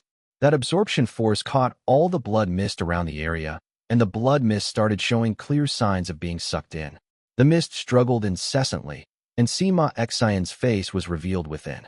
There was a hint of shock on his face, but once he gritted his teeth, he immediately split the illusionary blood mist into 2 separate parts. One of them was taken into Spirit Plunder, and the other rolled backwards quickly before it reverted back into Sima Xn once it was far away from the pill. His face was pale as he sucked in a sharp breath. What's with that thing? Su Ming was also shocked, because even though he was retreating quickly with a dazzling speed, he still could not shake off the insect charging towards him. That insect closed in on him in an instant and clashed with the small virescent sword. It knocked the sword away and closed in on Su Ming once again. The insect had even ignored the lightning arcs swimming in the air. Even though lightning covered its entire body, it did not slow down. With a bang, it pierced through Su Ming's divine general armor. It was about to pierce Su Ming's body, but at that moment, a loud bell chime rang out from within Su Ming's body. In the face of danger, Han Mountain Bell materialized between divine general armor and Su Ming's body, and it was the bell that finally managed to stop the insect's attack. As the bell chimes reverberated in the air, blood flowed out of Su Ming's mouth, and he staggered a few hundred feet back. What's with this insect? Su Ming lifted his head swiftly. His question was shouted out almost at the same time as when Sima Xian shouted his. At that moment, a strange feeling formed in Su Ming's heart. That inconceivable feeling also formed in Sima Xian. They're so similar. Someone from the crowd murmured. Chapter 238, Copy. They were two completely different people with two completely different names and two completely different lives. They were like two parallel lines that would never touch each other. Even if they were going in the same direction, they would never touch each other. This was Su Ming and Sima Xian before this battle in Freezing Sky Clan. Even when they started exchanging blows, the odd similarities that the people watching found were yet to come into existence. But as they continued attacking each other, everyone noticed, and it could even be said that the two of them were the last ones who noticed it. As the onlookers watched the battle continue, the feeling that these two were similar became stronger. One of them was lightning, the other ice. They may look different, but one of them had lightning swimming through his entire body while the other was surrounded by ice. Perhaps this was not enough to call them similar, but soon, when the small virescent sword and ice spear clashed with each other, the black divine general armor and sparkling ice armor appeared. The feeling that they were alike started blossoming within their hearts. The moment Sima Xian brought out the round bottle and released the wolf, which was a rare vessel spirit that was definitely not something a normal person would be able to get, and Feng flew out of Su Ming's body, that feeling that they were similar reached an incredibly high level in an instant. The similarities reached an even higher level when Su Ming brought out Spirit Plunder and Sima Xian released the strange rod-shaped insect from his mouth, and when the both of them had the same expression and reaction as they faced these two completely different enchanted vessels. At that moment, it was as if all their similarities had fused together and erupted forth with a force that made even outsiders notice that these two people were very similar. Bell chimes reverberated in the air, and at that moment, the black rod-shaped insect that was only about the size of a finger's segment tumbled backward. However, its speed as it flew back had clearly been reduced. It even started swaying in the air, as if the crash had caused a backlash that it could only marginally withstand because it had been traveling too fast previously and because the echoes from Han Mountain Bell were too powerful. Su Ming watched the rod-shaped insect tumble back and recover in the span of a few breaths. The sight made his expression change. He suppressed all his other emotions because he knew Han Mountain Bell's might well.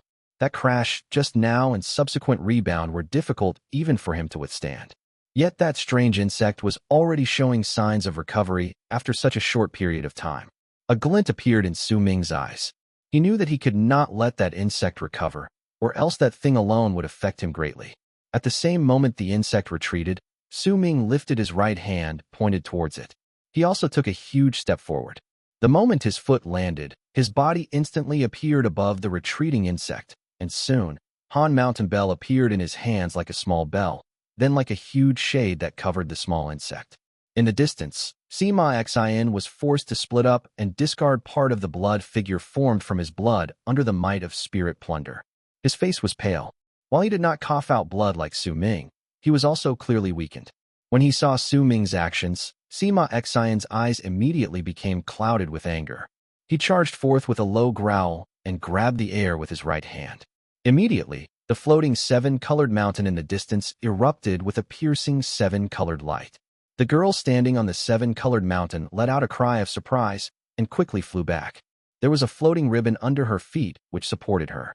Right then, in his battle against Su Ming, Sima Xian finally used his most powerful enchanted treasure, the seven-colored mountain.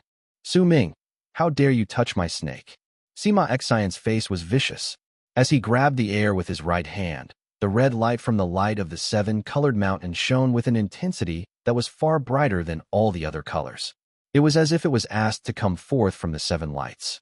As the light shone, the seven-colored mountain looked as if it only possessed that one color. God of Berserker's transformation, seven colors refinement, scarlet style. Veins popped out on Sima Xian's face, and his body was dyed in a scarlet shade. His right hand curled up and turned into a five-fingered claw. The scarlet shade on his hand was incredibly alluring, and he swiped his clawed hand towards the floating seven-colored mountain that was currently shining with a red light. The moment he swiped his hand across, the red light from the seven-colored mountain immediately started flickering as if the fog on it was boiling.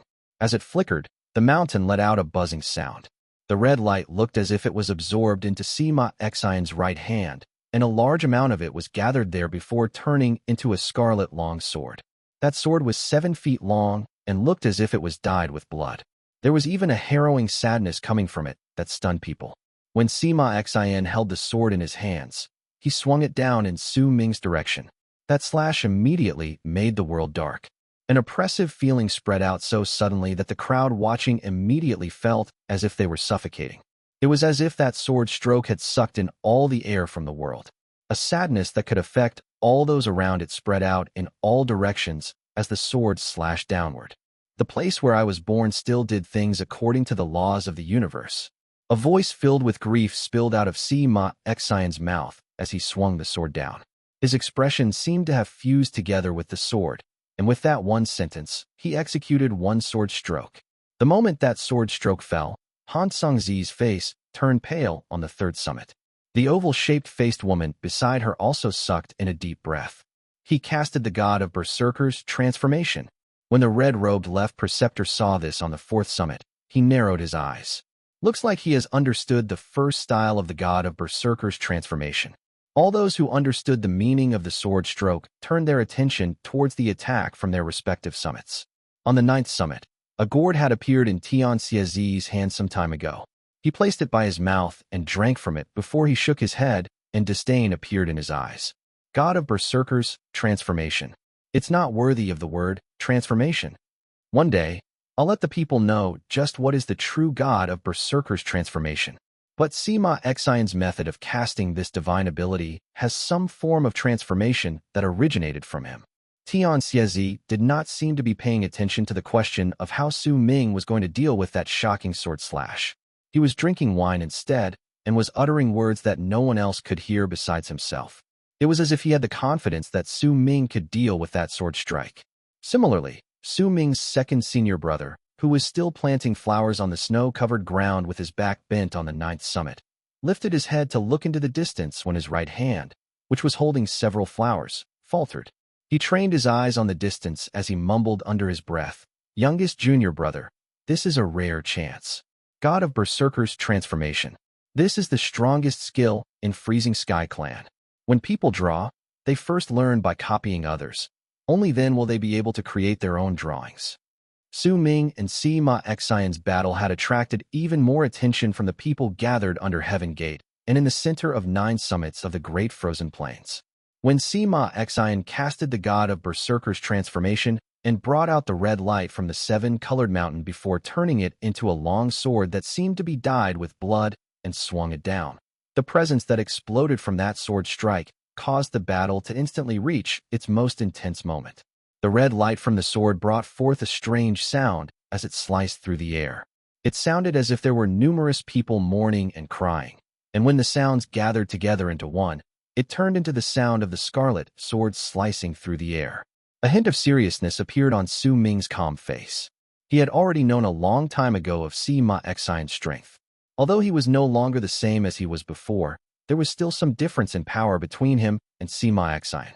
Just this sword strike from alone was already enough to make Su Ming feel that he could not fend against it. Sima Xian's murmurs echoed in his ears.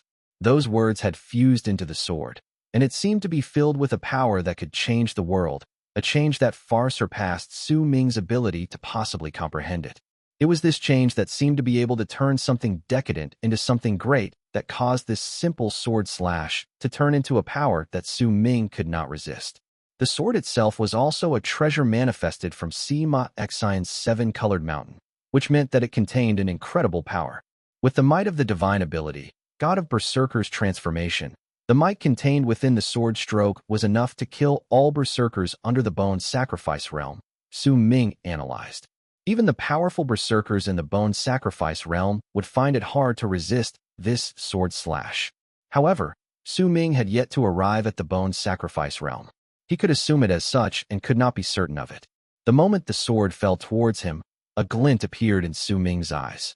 He knew that Han Mountain Bell was the only thing that could perhaps fight against this sword.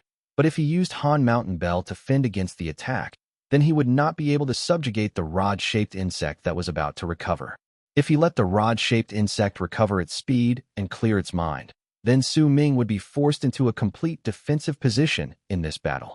Yet if he did not give up on the rod-shaped insect and took Sima Xiang's sword slash, Su Ming's pupils shrank and he sighed. He was just about to give up on the bizarre rod-shaped insect when the light in his eyes flickered. He saw the speed of the sword slashing down from the sky start slowing down in a peculiar manner. This decrease in speed came very suddenly, and even more strange was that the sword's sudden slowness seemed to have gone unnoticed by others. When Su Ming instinctively looked towards his surroundings, he noticed that everything in the world around him had also slowed down. It was as if a wave of power had come to the place without a sound, and in that instant, controlled the flow of time in the place. This is what I created. Once your powers of creation have reached a certain level, this sort of change will happen depending on what you've been creating. It's somewhat similar to Space Void, but it's also different. To others, it may look like it only lasted for an instant, but in your current state, it will seem very slow. You have ample time to remember this one sword slash and understand the changes within this attack. Find it, then block the boy Sima's attack fairly and squarely. There was a strange look on Su Ming's face as he looked at the people around him, whose actions had been slowed down by several fold. He turned his gaze towards the scarlet sword shining with a red light, which was also falling down slowly. He did not know how Tian Xiezi had managed to do it, but he would need an incredible amount of courage to do so under the scrutiny of so many people in Freezing Sky Clan. The warmth in Su Ming's heart grew due to his master's kindness, and his feelings of belonging to the Ninth Summit increased. However, he knew that this was not the time for him to feel moved. As he watched the scarlet sword fall slowly from the sky, his eyes gradually became empty and blank. He lifted his right hand, and with his index finger as the brush, he started drawing out the trajectory of the sword. Chapter 239. First Appearance of Picture Creation. He drew one stroke after another. Each time Su Ming lifted his right hand and drew with his index finger, the space before him would disappear slowly layer by layer like he was tearing off layers of membranes. He did not know how much time had passed by, but Su Ming's actions in copying the sword stroke were gradually slowing down. Time continued passing by as he continued drawing. Su Ming did not know how many strokes he had drawn and just how many times he had copied the trajectory of the sword. He might not know the specifics, but he knew that each time he drew, while each stroke seemed the same, but in truth, they were all different. If he drew it 1,000 times, then those 1,000 strokes were different from each other. If he drew them 10,000 times, then those 10,000 strokes would be different from each other. Yet he still had not found the grief that spread out when Sima Xiang swung the sword. It was as if he could not fuse that emotion with his stroke. It only made Su Ming want to draw the principles contained within the sword stroke even more. Hence he paid even more attention to the various changes in that sword slash. Yet there seemed to be no rules hidden within it, making it difficult for him to completely understand it, which would allow him to draw the sword slash with his right index finger. He knew that it was difficult to completely understand the power behind the sword slash. That was why he did not think about trying to understand it in one go. Instead, each time he copied the sword slash, he would find something different within the attack and copy it to his new drawing. Gradually, as time passed by, with each time Su Ming's right hand fell down, he came to slowly sense the presence of the invisible and innumerable membranes that were disappearing before him layer by layer as the scarlet sword fell. As the membranes disappeared, Su Ming's body also came closer to the incoming scarlet sword. Su Ming remained calm, but his empty eyes made him seem as if he had lost his soul. Perhaps more accurately speaking, It was as if his soul had gone to his right index finger. With each stroke, his soul would seep into the world to feel the strange changes contained within the sword as it fell down in the gigantic world. Those strokes made him seem like he was drawing out the lines for a picture. The invisible membranes continued disappearing as Su Ming moved forward slowly. Every single time he took a step, he would draw many lines in the air, causing more membranes to disappear. Yet he knew clearly that with his current abilities, he could only copy out the form of the sword slash, but not its soul. Even if he used his own soul to draw it, he could not feel its sadness. That was why his strokes had no life. Sadness, Su Ming mumbled, as his right hand drew time and again before him. He found his sadness and the sadness within Dark Mountain. Yet, there was something missing from that sadness, causing it to be unable to fuse with the stroke. It's lacking an aged feeling. When Su Ming came to the side of the falling scarlet sword and observed the sword in close proximity with just a few feet between them, he suddenly jolted and a hint of understanding appeared within him. Among the people I met, there's only one person who has this old and aged feeling. Su Ming lowered his head and his right eye was gradually stained in red until it eventually turned into the blood moon of Dark Mountain. Wherefore doth thou cry, O blue sky? He mumbled and closed his eyes. He lifted his right index finger instinctively and drew once again. This time, he drew a diagonal stroke. If that stroke was drawn on paper, perhaps it would only form a horizontal line. However, this simple line would make people feel that it contained the power to change the world once they saw it. But he was drawing on air. The final invisible membrane between Su Ming and the scarlet sword tore apart with a ripping sound that no ear could hear when Su Ming drew that line. The instant it disappeared, Su Ming lifted his right hand once again and drew a stroke in the direction of the scarlet sword, in the air where all the invisible membranes between them no longer existed. That stroke was also a horizontal line. Yet while that horizontal line seemed like it was only one simple stroke, it was in truth the culmination of all the thousands upon thousands of strokes taken when Su Ming copied the trajectory of the sword. At the instant that stroke was completed, the numerous horizontal lines he drew previously appeared by his side. No one could see the strokes that seemed like mere scribbles. Only Su Ming could, because he was the one who'd drawn them. At that moment, these innumerable horizontal lines gathered before Su Ming and fell on his final stroke as if they were overlapping each other. These thousands upon thousands of strokes fell on top each other and eventually turned into the most powerful horizontal line Su Ming could draw after copying the trajectory of the sword in the air. The moment this stroke was finished, rumbling sounds seemed to echo in the world, and the world before him shattered like a mirror. Once a layer of something seemed to have been swept away from the world. Uproars reverberated through the air, and a shrill whistling sound descended from the sky. The world had returned to normal. Time seemed to have stopped a moment before Su Ming tried to understand that sword slash, and when the world returned to normal, he found himself returning to that instant. It was as if everything that had happened was just an illusion. A dazed look appeared on Su Ming's face.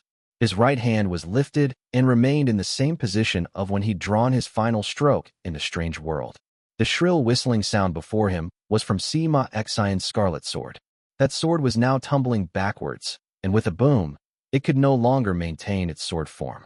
It turned into a large amount of red light and returned to the seven-colored mountain behind Sima Xiang, who was looking at him with an aghast look in his eyes and an expression full of disbelief.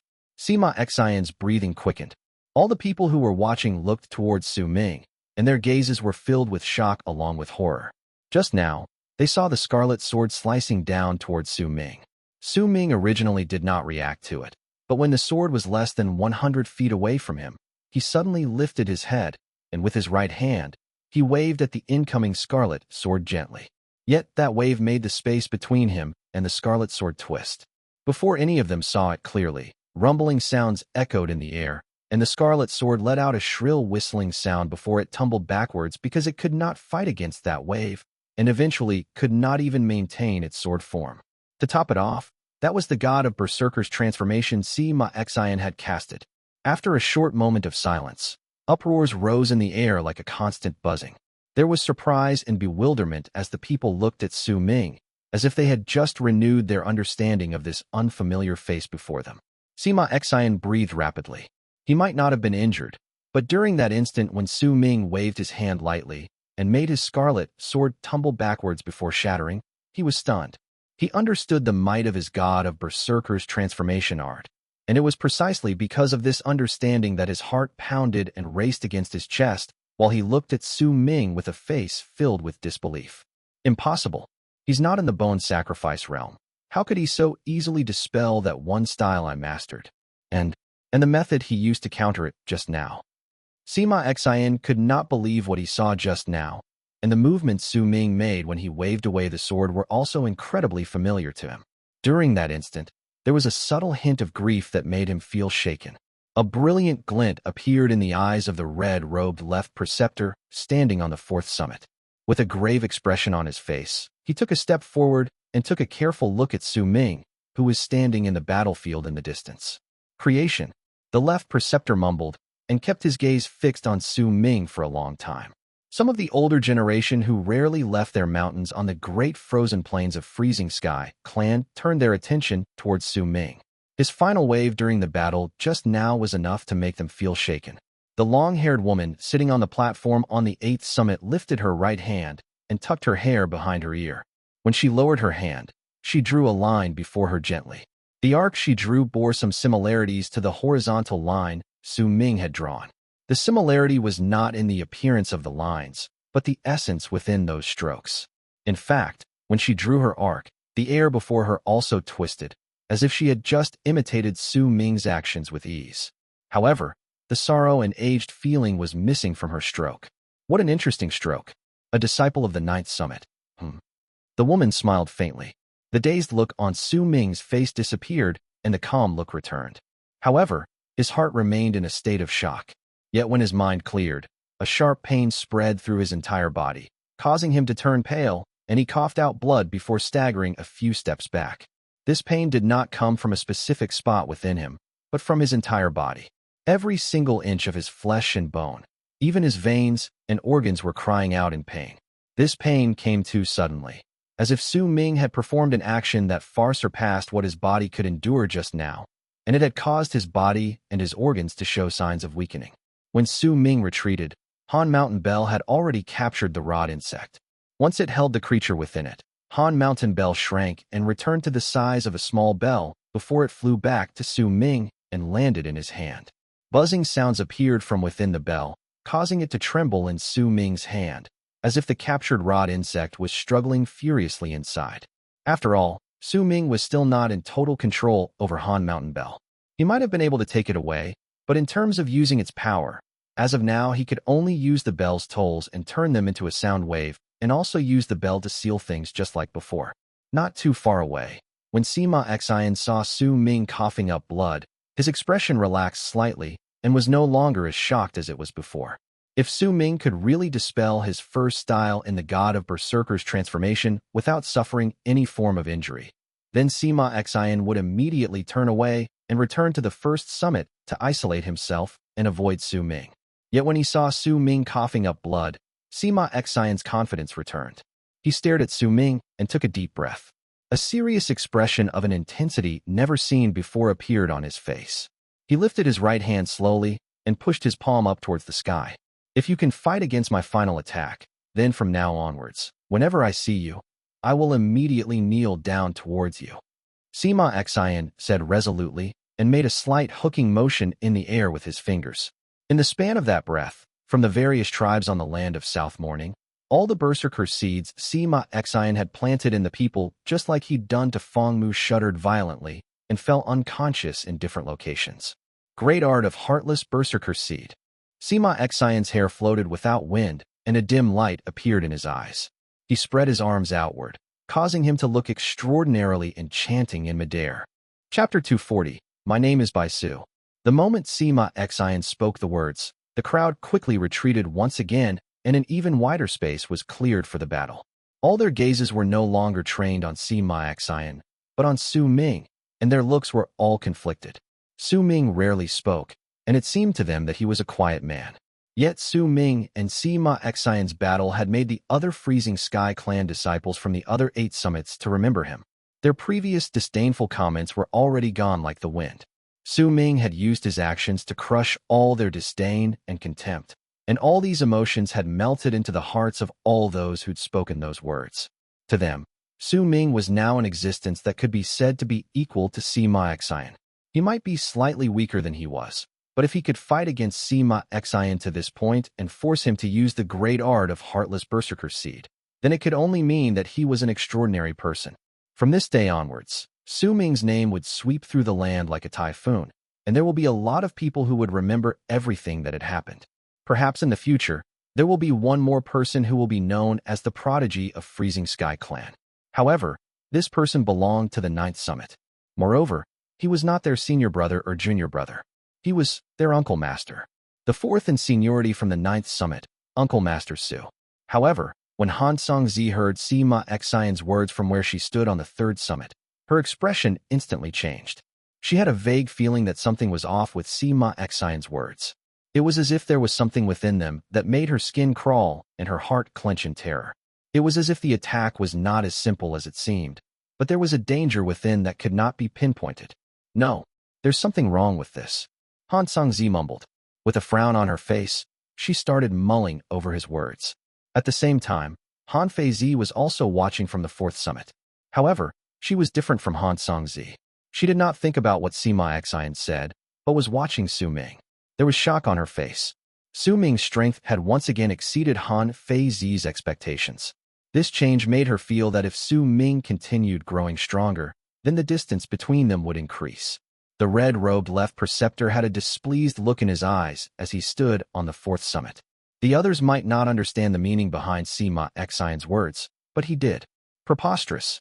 The old man let out a cold harumph and swept his eyes towards the quiet 9th Summit before he fell silent. The long-haired woman sitting on the big stone platform on the 7th Summit was also frowning. When she looked at Sima Xian standing in the distance, there was disgust in her eyes.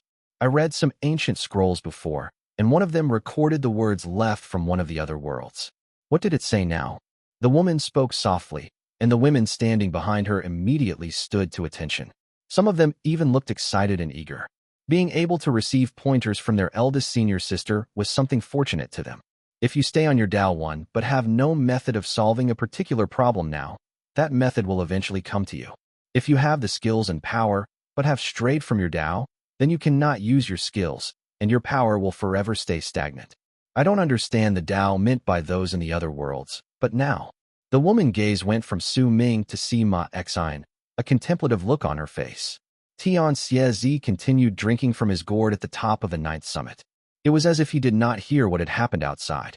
Su Ming's second senior brother, who was still crouching down, tending to his flowers at the mountainside, frowned and put aside the flowers in his hands before standing up and casting his gaze into the distance. Sima Xian's words were still echoing in the air above the buildings located at the center of the 9 summits and under Heaven Gate. All of his divine abilities were built with the great art of Heartless Berserker Seed as its basis. Even the god of Berserker's transformation would show different changes according to the different art practiced. With Sima Xian, the art was based on his great art of Heartless Berserker Seed. This art was created by the second god of Berserkers and contained immeasurable power. Legends said that the second god of Berserkers used this art to enslave those from the other worlds, this way obtaining the right to become the god of Berserkers. He might not have reached the height of power of the first god of Berserkers, but he was still powerful enough to make clouds tumble with just a shout. Sima Xian used a lot of time and effort in practicing this art. Just the act of searching for Berserker seeds alone had used up a lot of time and energy on his side. Unless he absolutely had to, he did not want to activate this ability to fight against his enemies. Because once he used this ability, all the Berserker children that had been planted with the Berserker seed would fall into a certain state, just like Feng Mu had previously done, and die. This was something Sima Xian found hard to accept. It would make all the progress he had with the great art of Heartless Berserker Seed come to a halt, and he would have to find enough Berserker children before he could begin practicing the art again. Yet now, Sima Xian casted this art against Su Ming without much hesitation. This was not a moment of recklessness, but a choice after a long period of careful thought. He would rather sacrifice all his Berserker children to obtain a new one. This new Berserker son was Su Ming. Su Ming's growth speed, his frightening potential, and his action in dispelling his god of Berserker's transformation not only made Sima Xian shocked and aghast, it also sprouted a sinister thought in his heart. The idea was to plant a Berserker seed in Su Ming's body and turn him into his Berserker seed. If I can turn him into my Berserker seed, then with his growth speed and his potential, it'll be worth it for me to sacrifice all my other Berserker children. After all, while good Berserker children are difficult to find, people like Su Ming are even rarer. Now that I've found one, I won't be satisfied with letting him go. A light flickered in Sima Xian's eyes, and when he looked towards Su Ming, there was a strange look hidden deep within his eyes. When he declared that if Su Ming could receive his subsequent and final attack, then he would bow down towards him in the future, those words were actually something out of character for him. If there was no underlying meaning behind his words, he would not do something so stupid. That sentence was the same as forcing himself into a corner. He had to win, or else the consequences would be unbearable for him. In truth, the words he said were a suggestion required for the art, and for him to plant the Berserker seed. It could even be said to be a hook. He would bury the words in Su Ming's heart and make it a hook. The more Su Ming placed his attention on it, the more weight those words would carry. Then with those words as a hook, he could form a strange connection with Su Ming. While that connection may not have physical form and would be something imaginary, this sort of hook was the connecting line that was particularly important in practicing the great art of Heartless Berserker Seed. By using the outcome of the battle as a hook, burying the words in Su Ming's heart, then gathering them into a seed within him as a premise. Then if Sima Xian won this battle, the seed would slowly grow into a real Berserker seed in its unique way within Su Ming. Even if he lost, then when he saw Su Ming and had to kneel down before him, the surges of emotion Su Ming would feel, no matter how small they may be, when he saw this action would nourish the Berserker seed and allow it to grow. This was the mysterious and domineering quality of the great art of Heartless Berserker Seed, the art that few people had understood over the countless years that had passed.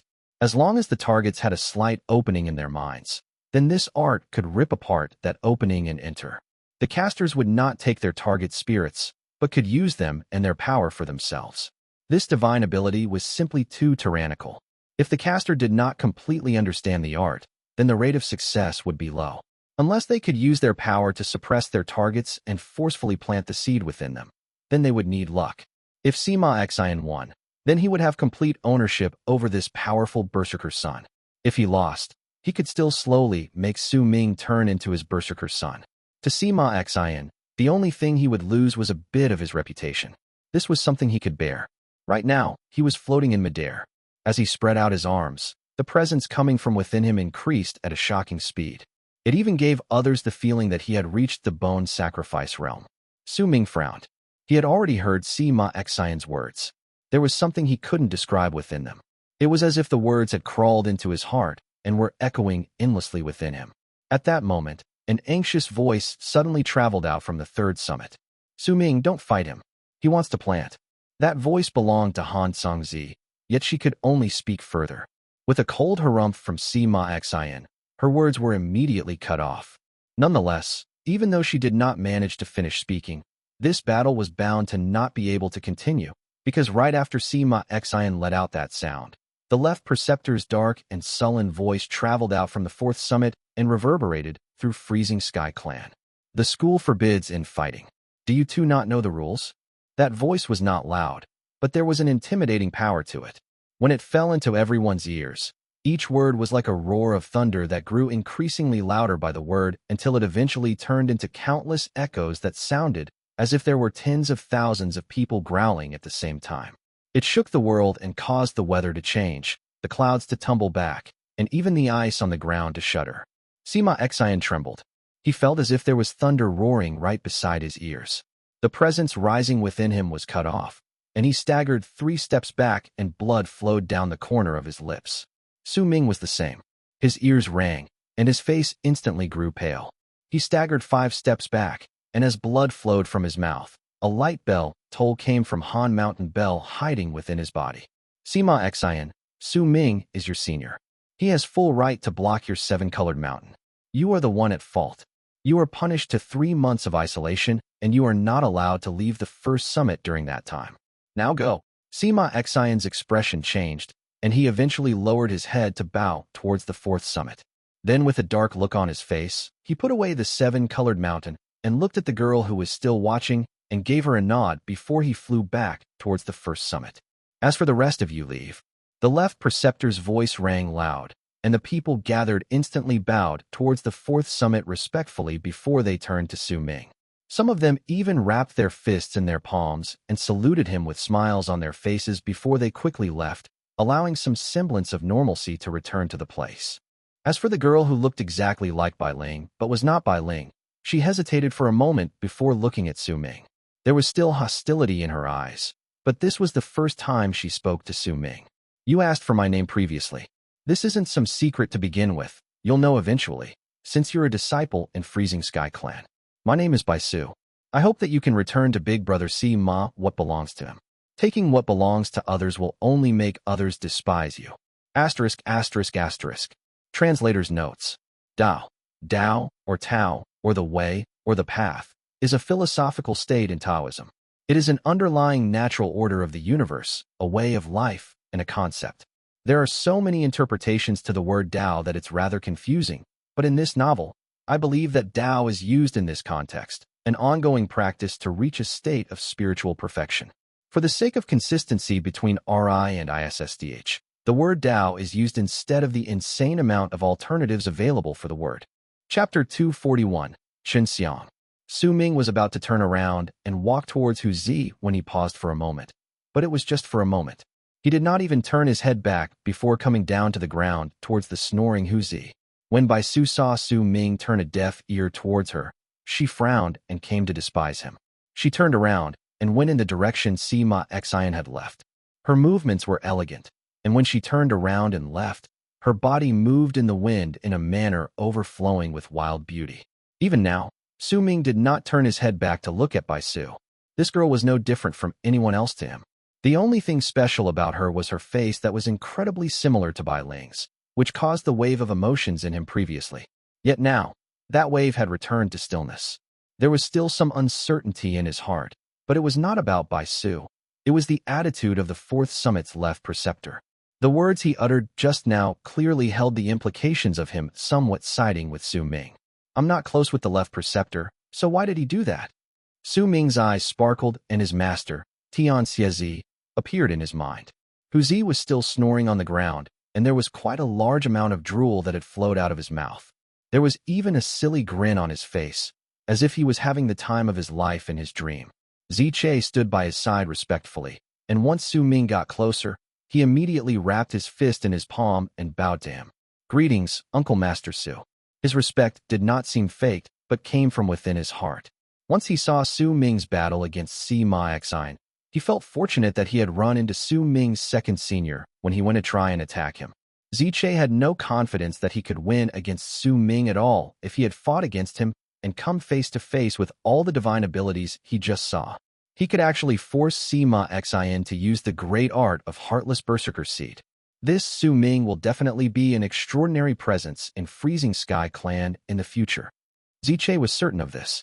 When he remembered the killing intent he felt on Su Ming's body, and the calm tone he used when he was in Hu Zi's cave abode, that respect turned into reverence.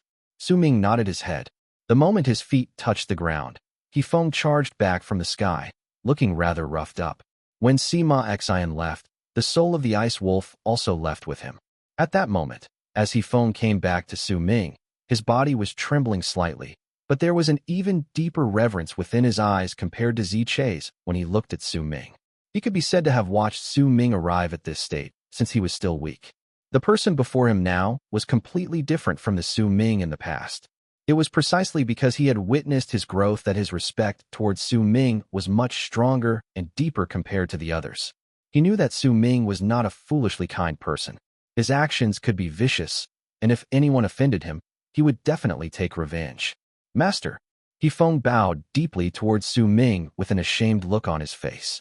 Master, my power could not compare to the wolf spirits, but don't worry, I'll definitely train hard and become your right hand in the future. I definitely won't let you down.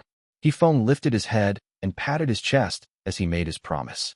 You should come back now. Su Ming cast Feng a look before lifting his right hand and clenching his fist towards the sky.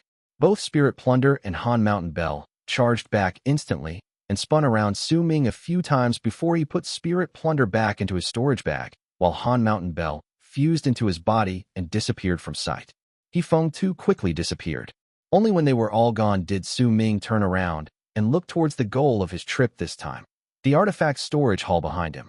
At that moment, standing outside the artifact storage hall was the man who Zi called a woman, disguising herself as a man by pointing and practically shouting at him. When she saw Su Ming looking over, there was a great difference in her expression compared to when she looked at him before Xiang's return. Her expression before had been filled with disgust and resignation, and if she could, she would have avoided them like the plague. Since she disliked Zi, all those who came with him were also hated. Yet now, there was respect on her face. When Su Ming's gaze fell on her, she immediately took a few steps forward and bowed deeply towards him with her fist wrapped in her palm. I am Xiang. Greetings, Uncle Master Su. Xiang was actually very beautiful and looked as pretty as a picture. However, under careful disguise, Xiang's skin was rather dark, which made it seem like a pearl that had its shine hidden away, causing others to be unable to tell whether Xiang was a man or a woman at first glance. She was also wearing a loose robe that hid the lines of her body. If Zi had not mentioned that this person was actually a woman pretending to be a man, Su Ming would not have been able to find any clues about it. Yet when his gaze fell upon this person, he gradually saw some hints. However, he did not stare for a long time. He averted his gaze very soon. I'd like to enter the artifact storage hall and choose some papers. I hope you'll allow me to do so. Su Ming did not put on the airs of an uncle master as he spoke unhurriedly towards the other person. Xiang quickly nodded and took a few steps back to open the path with a respectful look. Uncle Master Su, this way, please. I usually manage the artifact storage hall. Please wait inside for a moment. I'll bring the papers you need now. Under Xiang's guidance, Su Ming walked into the artifact storage hall. As for Ziche, he remained outside taking care of the snoring Zi. Without Su Ming's permission, he did not dare follow behind him. Perhaps before Su Ming fought against Xiang, Ziche would have still done so, but it would not have been a matter of whether he dared or dared not follow Su Ming. Yet now, when he witnessed the might of Su Ming's power, Ziche had a sudden change of impression towards the ninth summit. In his eyes, all the people in that summit were weird, but even if they were weird, everyone besides Zi should be powerful berserkers. That gentle man who loved flowers was Su Ming, whose killing intent was revealed just now, was also a powerful berserker. There was also their eldest senior fellow disciple, the person who was in constant isolation. By Ziche's assumptions, this person should be an even more powerful existence. This is the true ninth summit. The other rumors are all fake. Only when you've entered the ninth summit will you be able to understand the terrors of the oddities staying there. Ziche sucked in a deep breath. He had a feeling that perhaps entering the ninth summit this way might not actually be something bad for him. It might even be a sort of chance for him.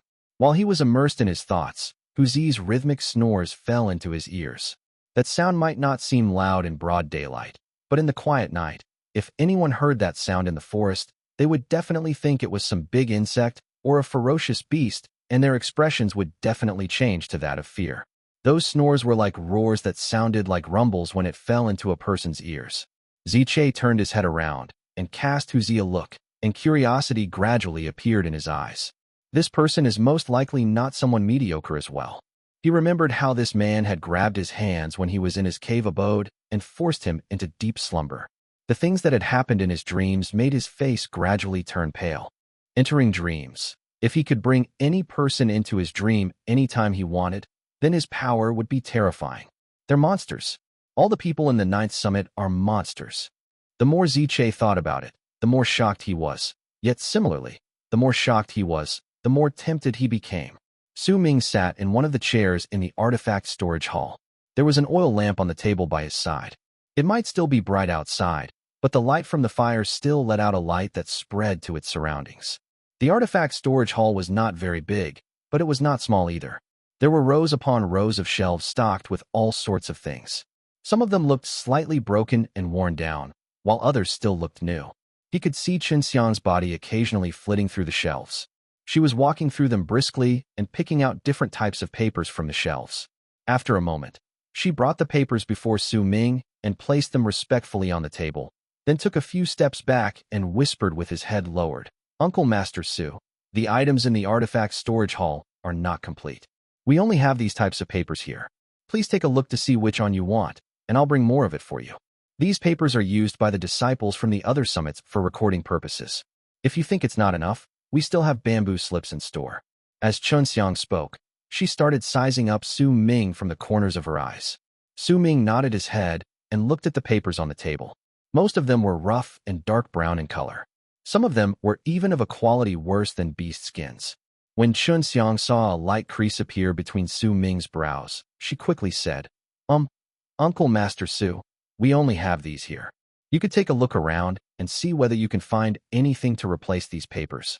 Su Ming got up when he heard the words and walked towards the shelves. Before he walked too far away, he suddenly stopped and pointed towards an item at his side as he looked at Xiang. How many of these do you have? Xiang followed behind Su Ming and immediately turned towards where he was pointing. She saw a white wooden block about the length of an arm and the breadth of a palm on the shelf. Its color was so white that it seemed spotlessly clean. This is solid white wood. This sort of wood doesn't exist around Freezing Sky Clan. It's rumored that it's only produced in a place hundreds of thousands of leagues to the east of Freezing Sky Clan. Since the color is nice, it's usually used to make chairs. I have some of this wood here. While speaking, Xiang quickly took a few steps forward and brought out several wooden blocks of the same type. Uncle Master Su, these are the only ones we have. Thank you. That will be enough. Su Ming smiled faintly and took the white pieces of wood. With a flick of his right wrist, these wooden blocks instantly disappeared and were put away into his storage bag. About the price for these wooden blocks. Su Ming looked at Xiang and found himself not knowing what to say. Uncle Master Su, you're being too distant. You just arrived in Freezing Sky Clan. These things aren't really expensive, so I can still make the decision on how to deal with them. You can just take them away. Xiang quickly waved the question away and smiled. In Su Ming's eyes, that smile now revealed hints that Xiang was truly a woman pretending to be a man. However, he believed that Hu Zi was not the first to see through this. Everyone had their own secrets and stories they did not want to tell others. There must be a reason as to why Xiang always dressed up this way in Freezing Sky Clan. Thank you. Su Ming did not reject the offer and nodded towards Xiang. Oh, that's right. Uncle Master Su, you must be thinking about making your own wooden slips from that solid white wood. If that's the case, you'll need some special string. As Xiang spoke, she brought out a white reel of thread and gave it to Su Ming. When I was looking for the other solid white wood, I saw this. It has been lying around the hall for many years. I heard that it's the tendon from a ferocious beast and is very sturdy. It'll definitely be able to connect the wooden slips together. Su Ming did not take it. Instead, he looked at Xiang with the ghost of a smile on his lips. If this person had decided to give him the wooden blocks, he could still marginally think of it as Xiang trying to express goodwill to him. Yet if she wanted to give him the beast's tendon, then this was definitely not something as simple as trying to get into his good graces. After all, Su Ming did not really fit into the description of an uncle master. When Xiang saw that expression on Su Ming's face, an awkward look appeared on her face. After a moment of hesitation, she gritted her teeth and bowed deeply towards Su Ming. Uncle Master Su, please help me. Chapter 242, Xiang's Request. Su Ming did not speak immediately but stood in the hall and stared at Xiang. There was a sharp glint in his eyes, and when Xiang saw that glint, she felt as if she had been seen through and her darkest secrets were revealed. Xiang shuddered and lowered her head because she did not dare look into his eyes. She took a few steps back once again. Speak. I'll consider it, Su Ming said calmly, his words unhurried. If you're willing to help me, Uncle Master Su, then it'll definitely work. Xiang bit her bottom lip. Her current look made her unconsciously reveal more of her feminine characteristics. Uncle Master Su, please help me. Make Uncle Master Sunda, who stopped sneaking outside my room at midnight, to peek. I really can't get used to it. Xiang whispered, finally managing to speak of her request in a more tactful manner. Once she finished speaking, she bent her body and bowed towards Su Ming. Uncle Master Su, please help me. Su Ming's expression instantly turned strange. He had thought of a lot of possibilities, but he absolutely did not expect Xiang to give him the wooden blocks and tendons for this. From this alone, it could be seen just how much trauma Hu Zi had left in the hearts of the people. When he recalled what had happened when Hu Zi brought him here from the 9th summit up to the point he fell asleep, Su Ming could not help but laugh wryly. Su Ming hesitated for a moment before he spoke his thoughts. I'll try my best to persuade him from it, but I can't promise you success. He too would not like someone crouching around him at night, watching his every move. When he remembered the strange smile on Hu Zi's face when he was peeking at his second senior brother, it was not difficult for Su Ming to think of that smile on Hu Zi's face while he was peeking at other people as well. He cast a pitying glance at Xiang. When she heard Su Ming's words, gratitude instantly appeared on her face. That gratitude was not a show, but came from within the depths of her heart, which just went to show just how deeply affected she was by Hu Zi's harassment. Removing Uncle Master Hu Zi, whose presence was really just like that of a nightmare at night to her, was the most important thing to Xiang at the moment. Amidst her gratitude and respect, Su Ming walked out of the artifact storage hall. Xiang followed behind him and gave a deep bow towards Su Ming. The eager look in her eyes made Su Ming instinctively look towards the snoring Hu Zi behind Ziche, who were both located not too far away from him. I'll try my best. Su Ming nodded at Xiang and walked towards Hu Zi. Once he had him in his arms, he took a step into the air and turned into a long arc that charged back to the ninth summit. Ziche quickly followed behind him and looked at Su Ming's back before him. Resolution appeared in his eyes. With Su Ming in front and Ziche following behind him, the two of them soon arrived at the ninth summit from the buildings underneath Heaven Gate. On the way, Su Ming ran into some Freezing Sky clan disciples. Once these people saw him, those who recognized him would immediately stop and wrap their fists in their palms to greet him. They only started moving again when Su Ming left. The people who called him Uncle Master Su were not many, but it was way different compared to how he had been treated previously. If there were some who did not understand what was happening while they stood beside those who did, they would quickly ask in low whispers. Once they obtained the answer, disbelief would appear on their faces, and their gazes that followed Su Ming would become different. After a moment, when the ninth summit appeared before Su Ming's eyes, he and Ziche quickly arrived to Hu Zi's cave abode.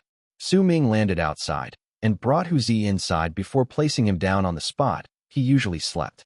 As he looked at the loudly snoring Hu Zi, a smile appeared on Su Ming's face.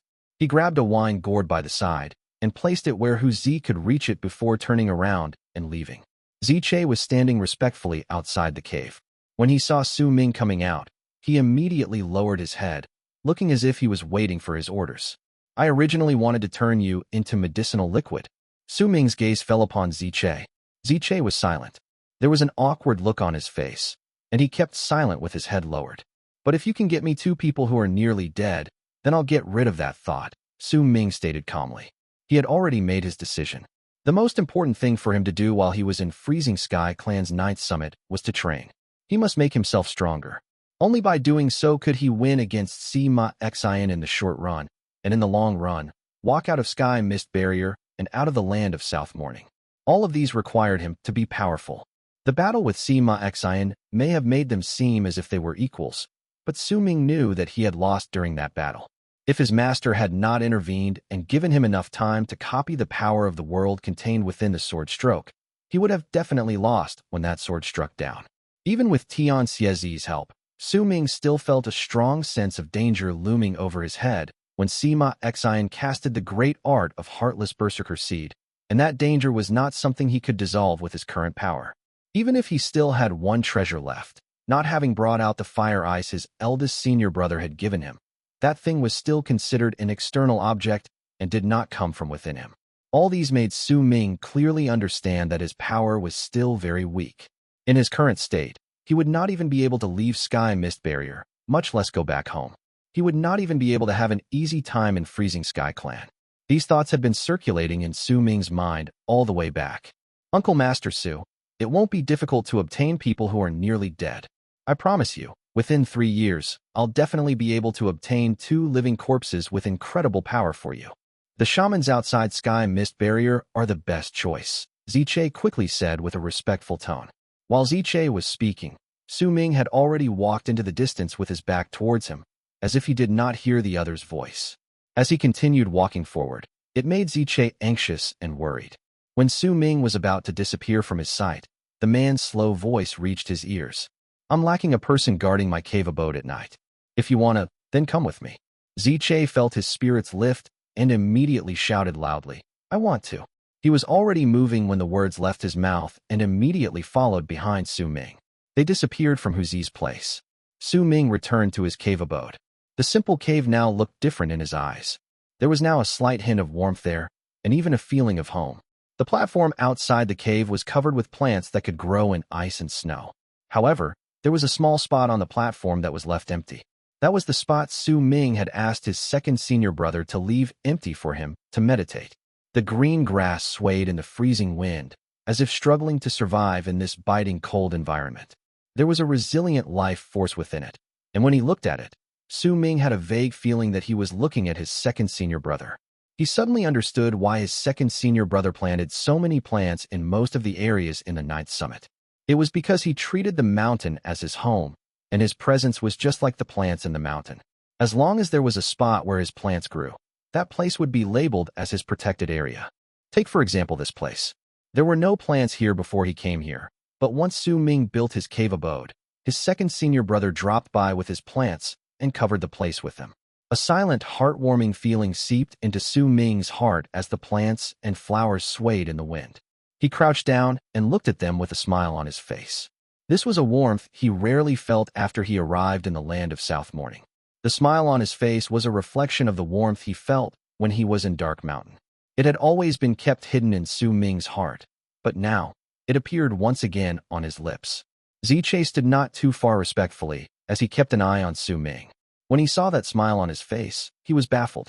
It was as if the person before him was no longer the person he respected, the one who had enough power to fight against Sima Xiang, and the Uncle Master Su who was filled with a murderous aura, but instead a young man who had just reached adulthood and was still a little wet behind the ears.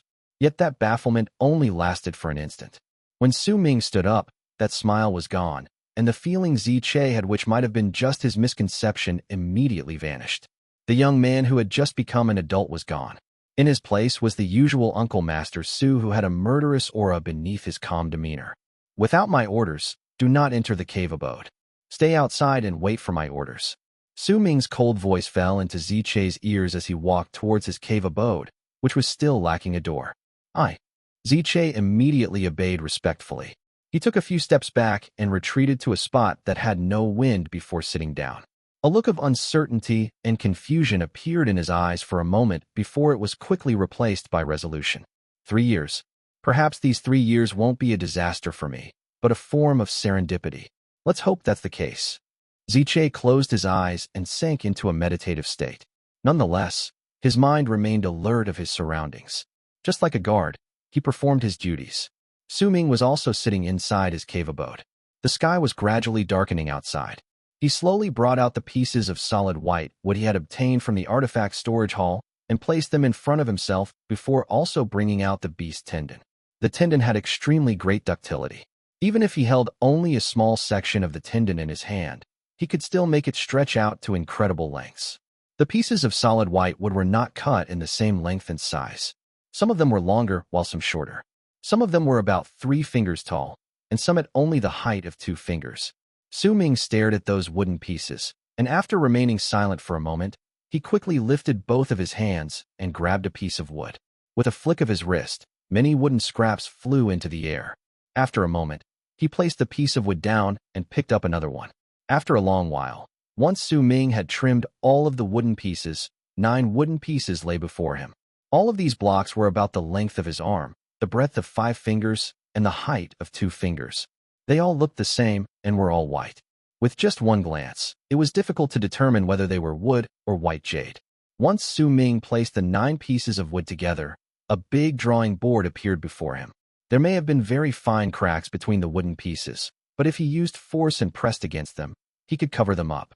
Su Ming then brought out the beast tendon, and green light shone at the center of his brows. The small sword flew towards the beast tendon and cut it up into several sections which he used to tie up the wooden pieces on his drawing board. Due to the ductility and flexibility of the tendon, the cracks on the drawing board disappeared, but if he used force to roll up this drawing board like he would do a piece of beast skin, then it would turn into a cylinder under that force. Chapter 243, The Strange Rod Insect. Su Ming looked at the drawing board he had created, then lifted his right hand and gently stroked its surface. The drawing board was smooth, and he could not feel even a hint of roughness on it. You'll be helping me understand the laws of creation in the world from now on. Su Ming mumbled and slowly closed his eyes. The world outside was already dark. As the chilling wind moaned in the air, it landed on the 9th summit, and swept past the platform outside Su Ming's cave. Some of the wind even entered his cave and lifted his long hair. Su Ming had his eyes closed. He was not trying to reach any sort of epiphany, neither was he immersing himself in his training. His mind was blank. However, a girl gradually appeared in his empty mind. The girl had a beautiful laughter and her eyes twinkled, causing the others to be attracted by her charm when they saw her. As the girl's body gradually grew clearer, a wild beauty could be seen on her. She was like a flower refusing to be restrained and obstinately growing in a forest while giving out a natural and incredibly attractive fragrance. She was dressed in white robes, and she was looking at Su Ming with a smile.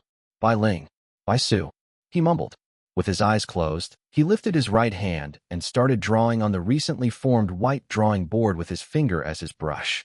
With each stroke, an illusionary line would appear on the drawing board. That illusionary line would seem formless to others, and they would not be able to see it, as if there was no line to begin with.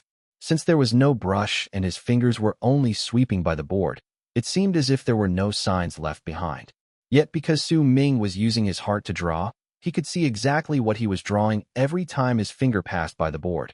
Perhaps more accurately speaking, he was drawing out what he saw in his mind. He was drawing out a feeling, an aura, and it was something that the naked eye could not see. Time passed by gradually. The whistling sounds from the chilling wind became stronger during the night, but the cave remained silent. The only sound inside was of Su Ming sweeping his finger repeatedly on the drawing board.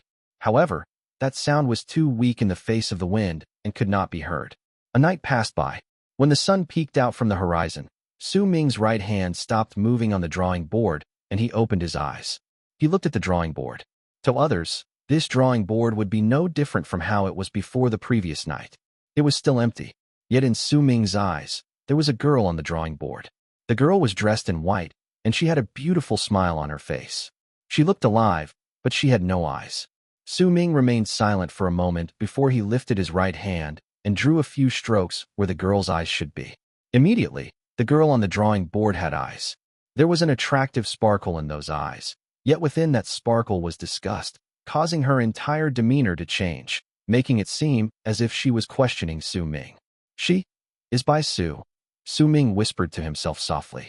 There was a serenity within his eyes that remained still and did not seem like it could be disturbed. He looked at the girl on the drawing board for a long time before he tapped the drawing board with his right hand.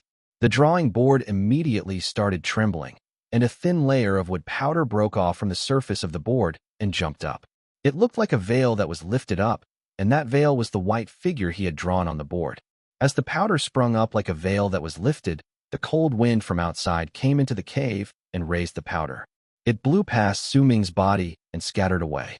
When the powder disappeared, the drawing board returned to a blank slate once again in Su Ming's eyes. There were no longer any hints of the girl.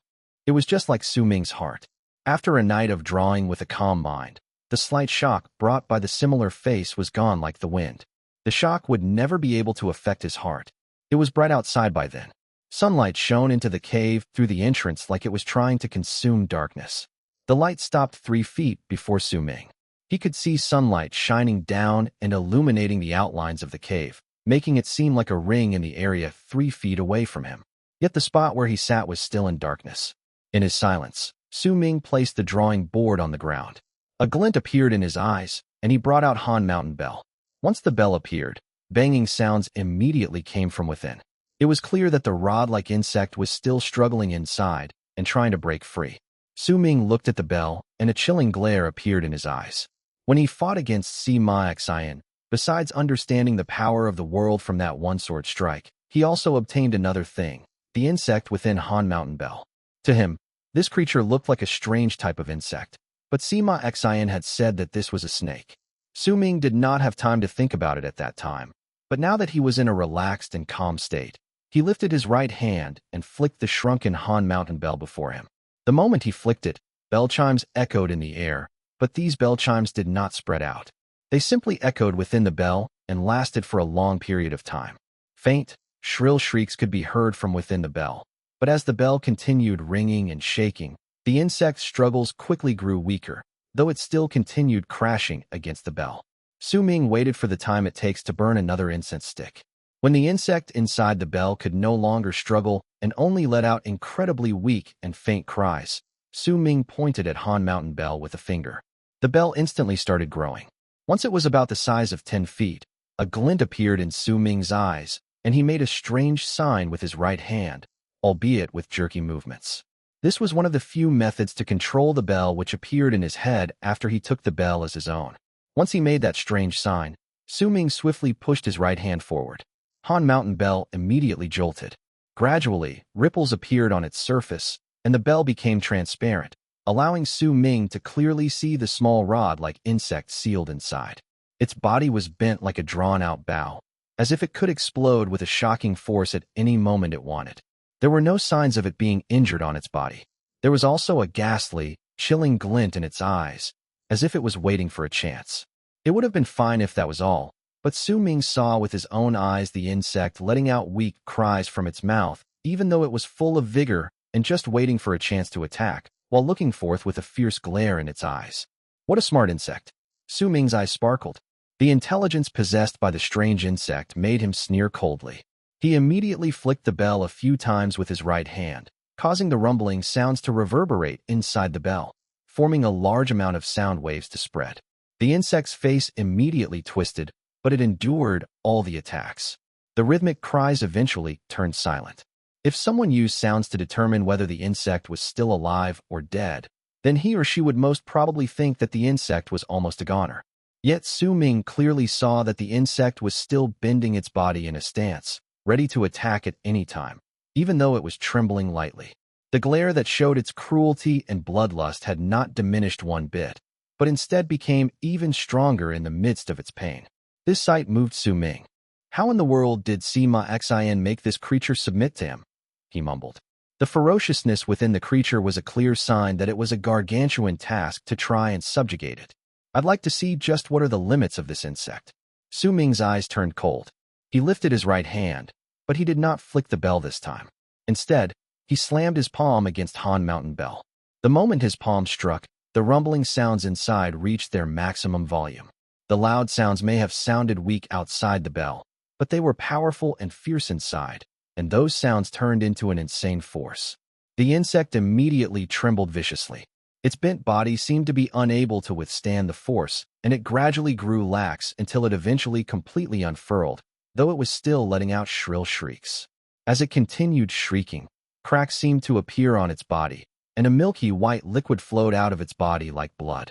Its expression immediately grew dejected, and its wings too fell to its sides, but the vicious look in its eyes did not diminish even the slightest. The viciousness had grown even stronger until it even looked like madness. The cruelty in its eyes became even stronger, and it looked like if it found a chance and escaped, it would rain down maddening vengeance on the person who made it suffer so much. Su Ming's expression remained passive as he lifted his right hand and slammed it against Han Mountain Bell once again. The volume of the rumbling sounds inside increased to a new height. Under these bell tolls, the insect's wings were instantly torn apart and broke into two pieces.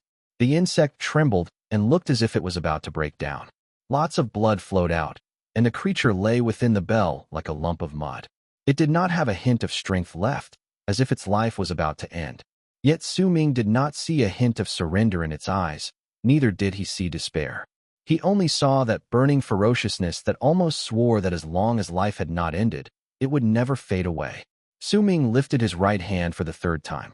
He knew that if he struck the bell this time, the insect would immediately die. After all, the insect excelled in speed and that piercing ability that shocked Su Ming, not in this type of endurance. After remaining silent for a moment, Su Ming slowly lowered his right hand. He looked at the small insect in Han Mountain Bell. Not only did he see ferociousness and tenaciousness within the insect's eyes, but he also saw its loyalty towards its master, Sima Xian. The reason why he could see the loyalty hidden underneath that cruelty in the insect's eyes was because Su Ming had once seen the same look in his fire ape's, Xiaohong's eyes. Xiaohong. Su Ming could not help but remember the little monkey. He closed his eyes and only opened them after a long while. Calmness returned once again to his eyes, and as he looked at Han Mountain Bell, he suddenly said something in the bell's direction. "You're intelligent, so you must surely understand my words. Since you're so loyal to Sima Xian, why don't we conduct an experiment? Let's see just how important you are to Sima Xian." When the insect heard Su Ming's words, it lifted its head in one swift motion, but it could not see Su Ming. It could only see the endless haziness that surrounded it. I'm curious what Sima Xian would do for you, and what he would choose. Su Ming stated in a dull tone. He lifted his right hand suddenly and tapped the center of his brows with a finger. At the same time, a large amount of stone coins flew up on their own from Su Ming's storage bag and floated to midair. Once they surrounded Su Ming, the branding power erupted from within him. Chapter 244. Using Love as the Seed. The insect's unyielding spirit, cruelty, loyalty, and willingness to die made Su Ming understand that he could not turn that insect into his own pet unless he wasted a long amount of time, perhaps years or even longer. He would not be able to use Han Mountain Bell in that time, only keeping the creature trapped within it to break down its divine sense until he could eventually turn it into his own pet. However, Su Ming did not have the time for this. Neither could he waste so much effort for it. Yet if he killed it just like that, Su Ming found it to be quite a waste. The insect's speed and piercing power left a deep impression on him. If he could make it his own, then without a doubt, it would become an incredibly powerful weapon in his hands. Since he found it a waste and did not have time to slowly bring it to his side, there was only one last method for Su Ming to use. He would have to forcefully leave his brand on its mind. He might end up destroying the insect's intelligence, but once it had his brand, it could be used immediately. Even if there was a possibility of the insect betraying him, it was still far better than killing it or not being able to use it. However, Su Ming had only left a brand on someone else's mind once, and that was on Feng. Besides, Feng was the one who had taught him how to use this art. In theory, he could use the brand on the insect. Nonetheless, in truth, Su Ming did not have much confidence in this. However, he had been practicing this branding art for quite some time. From what he understood, if the other party did not resist, then it would be easy for him to leave the brand. But if the other party started resisting, then the chances of failure would increase exponentially. If he wanted to search for the chances to increase his success whilst the other party was resisting, then he would have to find its weakness, just like how he would if he was fighting against it. Once he found its weakness, then Su Ming could use his branding art and enter its mind as it was weakened and leave his brand deep within it. It would be easier to find this weakness if the other party was a human, but with this strange insect that was about the size of finger's segment, things would not be so easy. Fortunately, Su Ming had noticed the insect's loyalty to Sima Xian. That was why he said what he said. He wanted to create a weakness in the insect. Once this weakness appeared, then Su Ming would immediately break in with his divine sense. If he was successful, then he could turn the insect into his own.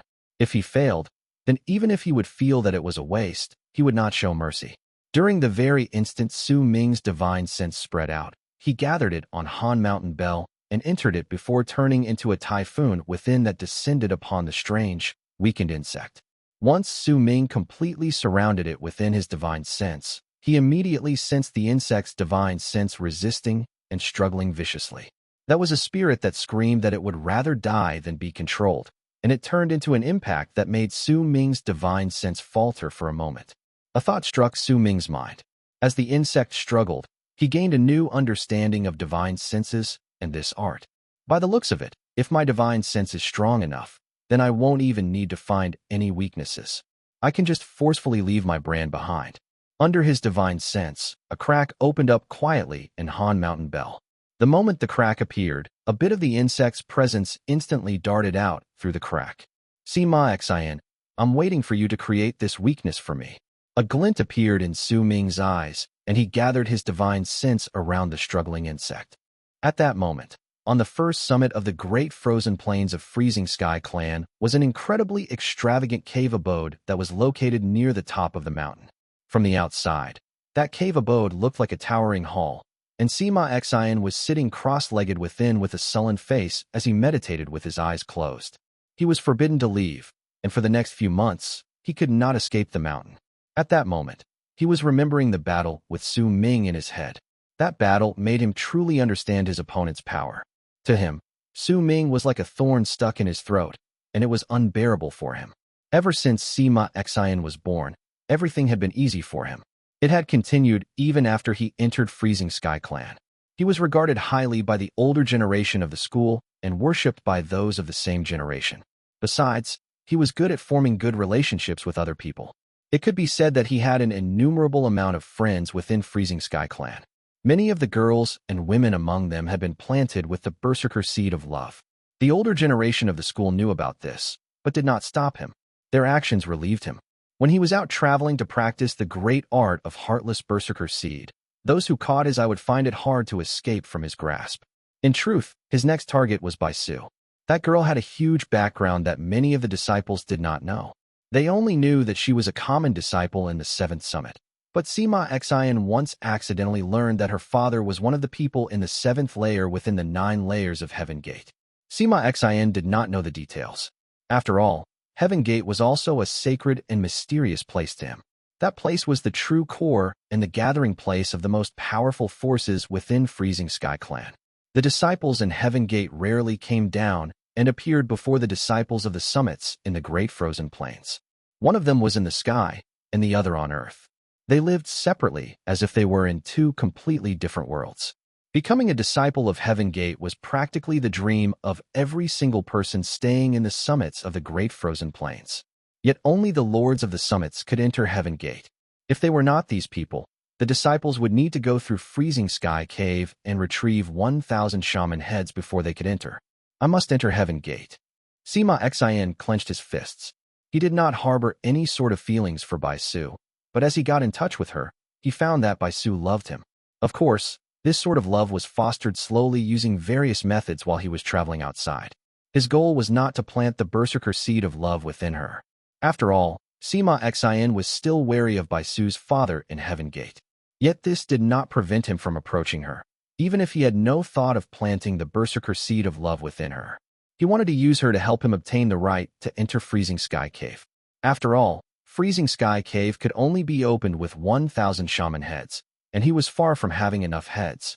After all, unless the shamans invaded their land in a large force, he would need to venture out deep into the world outside Sky Mist Barrier to obtain 1,000 shaman heads.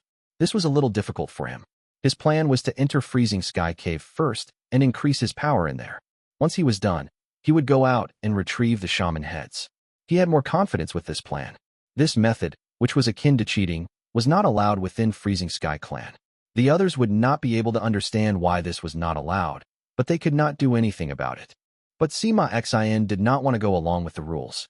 That was why he set his sights on Bai Su.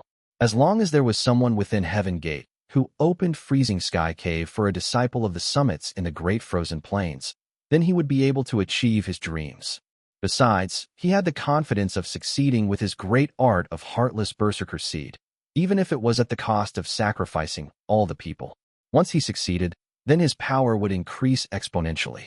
When that time came, he would not have to worry about not being able to find Berserker children. It might require a lot of time, but he believed that it was worth it. That was right until he met Su Meng. More accurately speaking, it was right until he fought against Su Meng. An avaricious thought appeared in his mind. He wanted to plant a Berserker seed in Su Meng's body and turn him into his Berserker son. By doing so, his chances of success in clearing Freezing Sky Cave would not only increase by several fold, the power he would gain would also increase. And it would also be largely different from what he would gain with his previous plans. There were a lot of benefits in this. There was even a high possibility that he would not need all of his Berserker children to die. These benefits made Sima Xian's heart pound in excitement. Bai Su already promised me that she would speak to her father about this, and that she would do everything that she can to make her father agree. She even told me that her father has never refused any of her requests before. This matter is practically in the bag. I just don't know how long it'll take. But now, I won't have to hurry either. Right now, the most important thing for me is to make Su Meng into my Berserker son. Sima Xian closed his eyes, and a myriad of thoughts swam through his head. It's a pity that I can't leave the mountain. Even when the time is up and I can move about freely, it'll be difficult for me to get in touch with Su Meng. If I knew this was the case, I should have given up on Han Mountain Bell and made friends with him, then planted the Berserker seed within him. Sima Xian frowned with his eyes closed. As he was immersed in his thoughts, a thought suddenly struck his head. Bai Su. Sima Xian opened his eyes, and a sparkle appeared within them. When Su Meng saw Bai Su, there was clearly something different about him, and he didn't seem like he was faking it. A glint appeared within Sima Xian's eyes, and his lips gradually curled up in a smile. Use love as a hook. turn it into the Berserker seed, and when it blooms, the love felt will turn into nothingness. During that instant, the seed will absorb all the life from that person. If I can create the method of using love to train the heartless art, then I can make changes to it. I'll use Bai Su as the hook and plant a Berserker seed in Su Ming. Sima Xian mumbled, and a heartless form of maliciousness was clear in his smile. Su Ming, once I've set my eyes on you, you won't be able to run. A glint appeared in Sima Xian's eyes, yet at that moment, his expression suddenly changed, and he lifted his head swiftly. He also rushed out of his cave abode and looked at the ninth summit, which was located far in the distance. My snake! Sima Xian's pupils shrank, and his expression instantly grew dark. He could sense his treasured snake's presence. Ever since Su Ming captured his snake, its presence had vanished.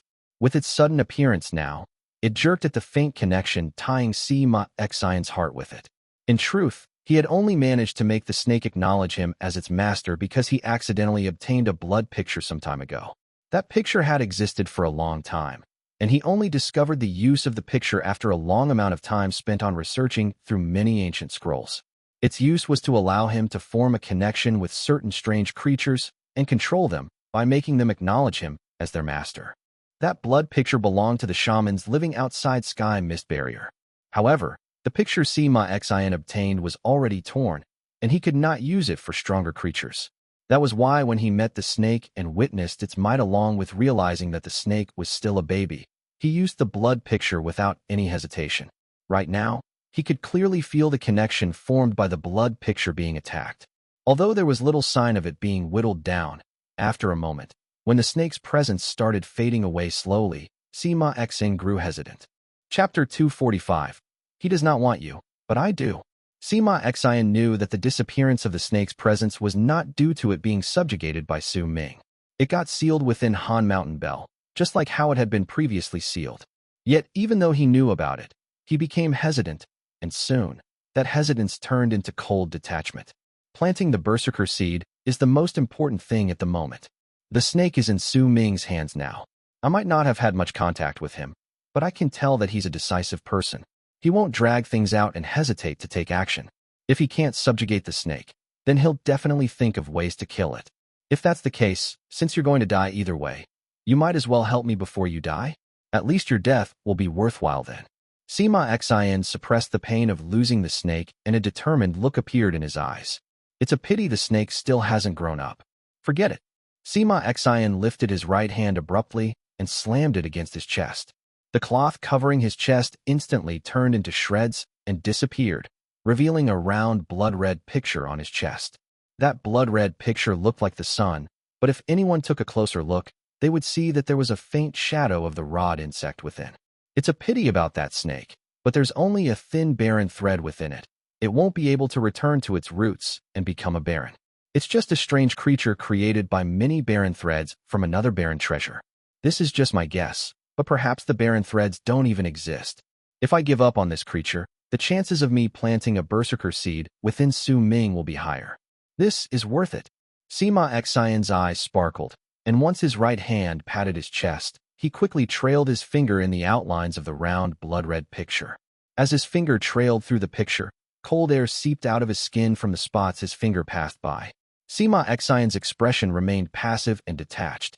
Soon, once his finger reached the end and arrived at where he started, the blood-red picture on his chest instantly started moving and eventually broke off from his skin. That blood-red circle was like a layer of skin. As it was slowly falling off his chest, many sticky threads could be seen connecting Sima Xian's skin to the picture. The sticky threads looked so repulsive that people would hurl just by looking at them. But Sima Xian's expression still remained passive and did not change. As the blood-red circle separated from his body, the threads were gradually cut off. When the circle eventually floated up before Sima Xian, all the threads had been cut off. A strange light appeared within Sima Xian's eyes, and he bit his tongue to cough out blood. It fell on the blood-red circle that looked like skin and was quickly absorbed into it. Before Bai Su does what I want her to do, I must first create an emptiness within Su Ming's heart. Only by doing so will she have a higher chance of success. That snake will become the emptiness in his heart that will form the connection between me and Su Ming. The more you want to control the snake, the stronger that connection will be. Once he tries to control the snake and it dies, then he'll sink in deeper. The more he feels disappointed and regretful, the higher my chances will be to plant the hook. Sima Xian's lips twisted into a dark smile, and he lifted his right hand once again to tap the center of his brows. Great art of heartless Berserker seed. There was an indescribably ghastly tone in his voice as his words left his lips. The skin-like red circle before him instantly started burning. As it burned, the vague shadow of the rod insect in the red circle started trembling furiously and sounded as if it was letting out silent screams of pain. At the same time, in Su Ming's cave abode located on the 9th summit, the dispirited rod insect's body suddenly twisted within Han Mountain Bell. The insect, which was lying at death's gate, let out shrill, pained cries. As it cried out, the cruelty and viciousness in its eyes wavered, and the loyalty hidden within the depths of that cruelty became a look of one who's lost. White mist left the insect's body. There was no heat coming from that white mist, yet as it spread out, the rod insect's body started burning. So this is your master. Because he did not want you to be subjugated by me, he would rather kill you cruelly. Su Ming's voice echoed within Han Mountain Bell and seeped into the rod insect's soul. That insect possessed a high amount of intelligence and could understand Su Ming's words. The cruel light in its eyes grew dim, and the hidden loyalty also became tainted by a thick veil of bewilderment. It was as if no matter how much intelligence it possessed, it just did not understand why its own master would want it dead. He wants you dead because you were captured by me. I don't know how long you've been with Sima Xian, but this must be the first time you were captured by someone. Even if I release you and you're captured the second or the third time, and even if the person who captured you isn't me, there is only one ending for you. And here you are, so loyal to a master like this. It's hilarious, but at the same time, I pity you. Every single one of Su Ming's words echoed within Han Mountain Bell like thunder and struck the rod insect's heart, making the cruelty in its eyes shatter completely, revealing the loyalty hidden underneath it. However, that loyalty was now tainted by bewilderment and also grief. Su Ming was watching all of it with his expression of cool detachment. However, his heart was shaken. He did not think the insect's intelligence would be so high. By the looks of it, it could even be said that its intelligence did not lose to Xiaohong. However, since Xiaohong was a fire ape, it was born with human-like intelligence. Yet the insect already possessed such a high amount of intelligence even though it was so tiny. It just went to show just how extraordinary this creature was. Su Ming's eyes sparkled.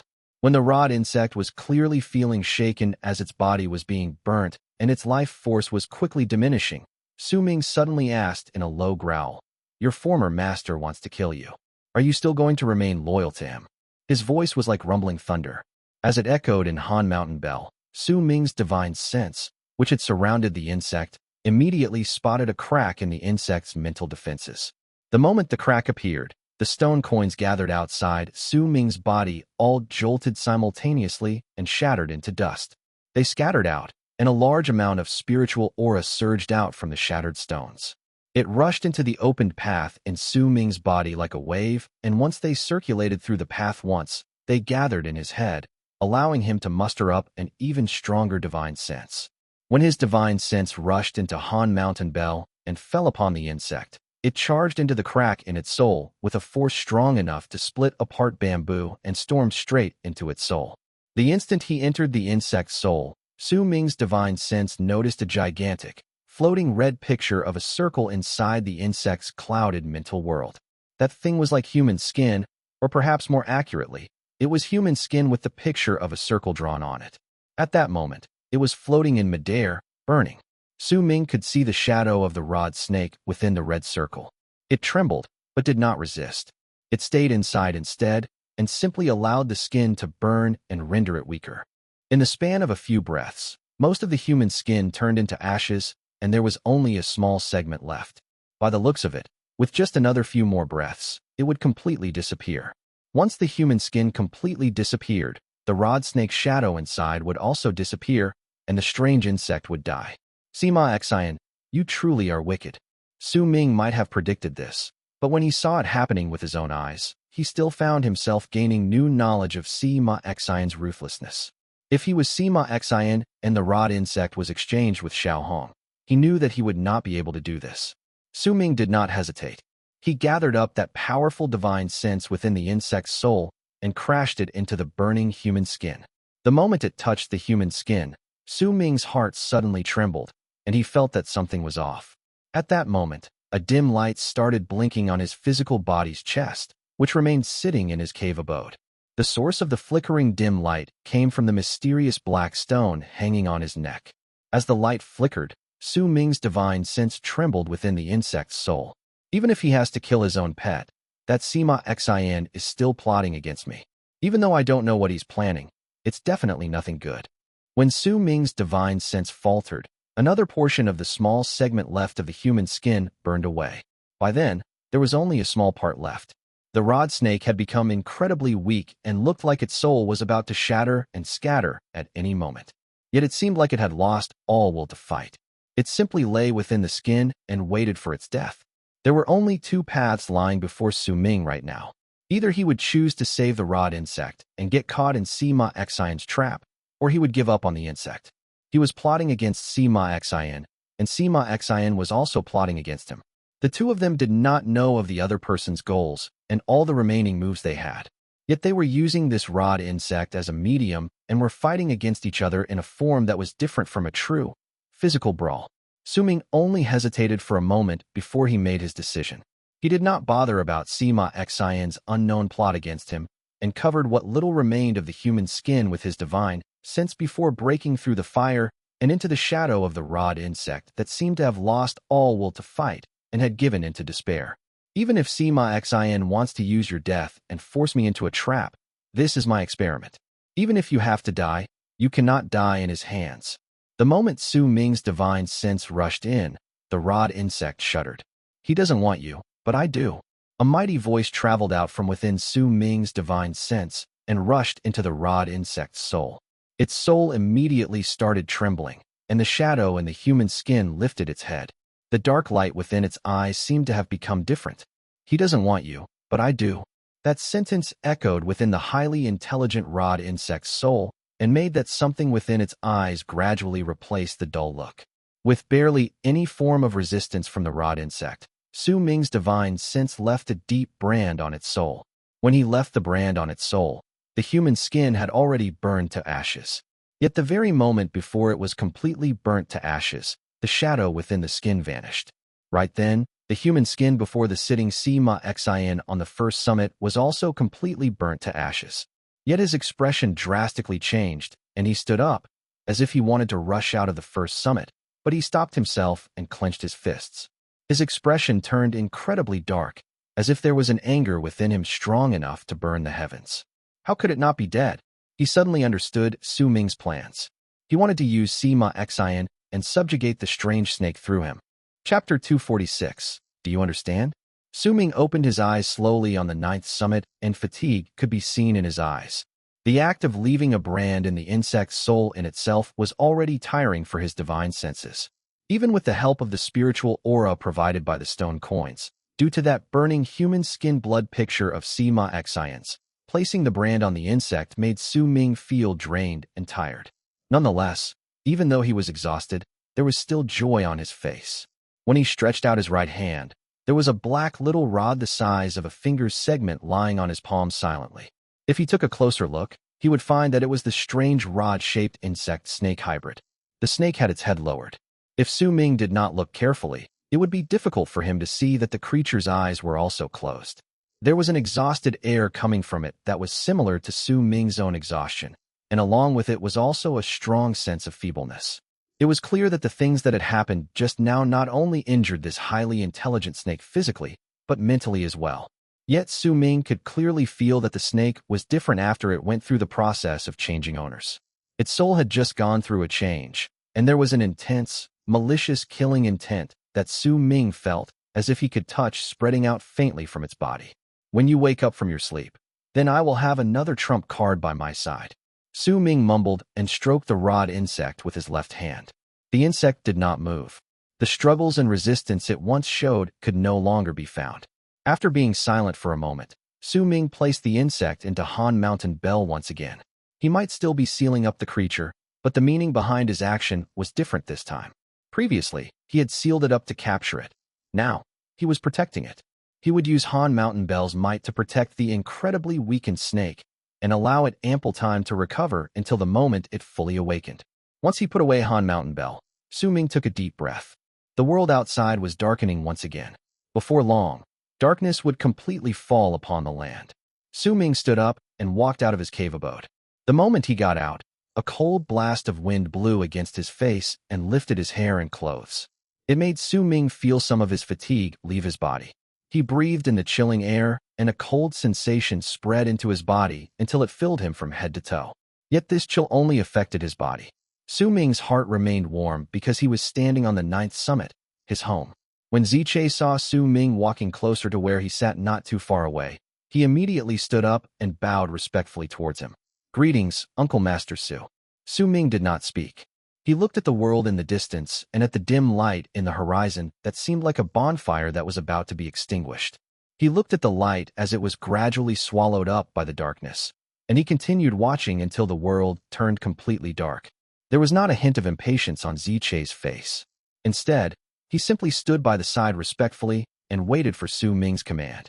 He had already thought things through thoroughly. In these 3 years, he would make a place for himself in the 9th summit, because he had already understood how the 9th summit worked. Time trickled by, and after a long while of Su Ming staring at the darkness in the distance, his voice came forth slowly from within the darkness. "Who is Bai Su?" Su Ming hadn't asked about Bai Su previously, even though that question had been lingering in his heart. Yet now, when he was fighting against Sima Xian with the rod insect acting as the medium, he sensed Sima Xian's plans, and a vague speculation formed in his mind. Ziche was silent for a moment before he spoke respectfully.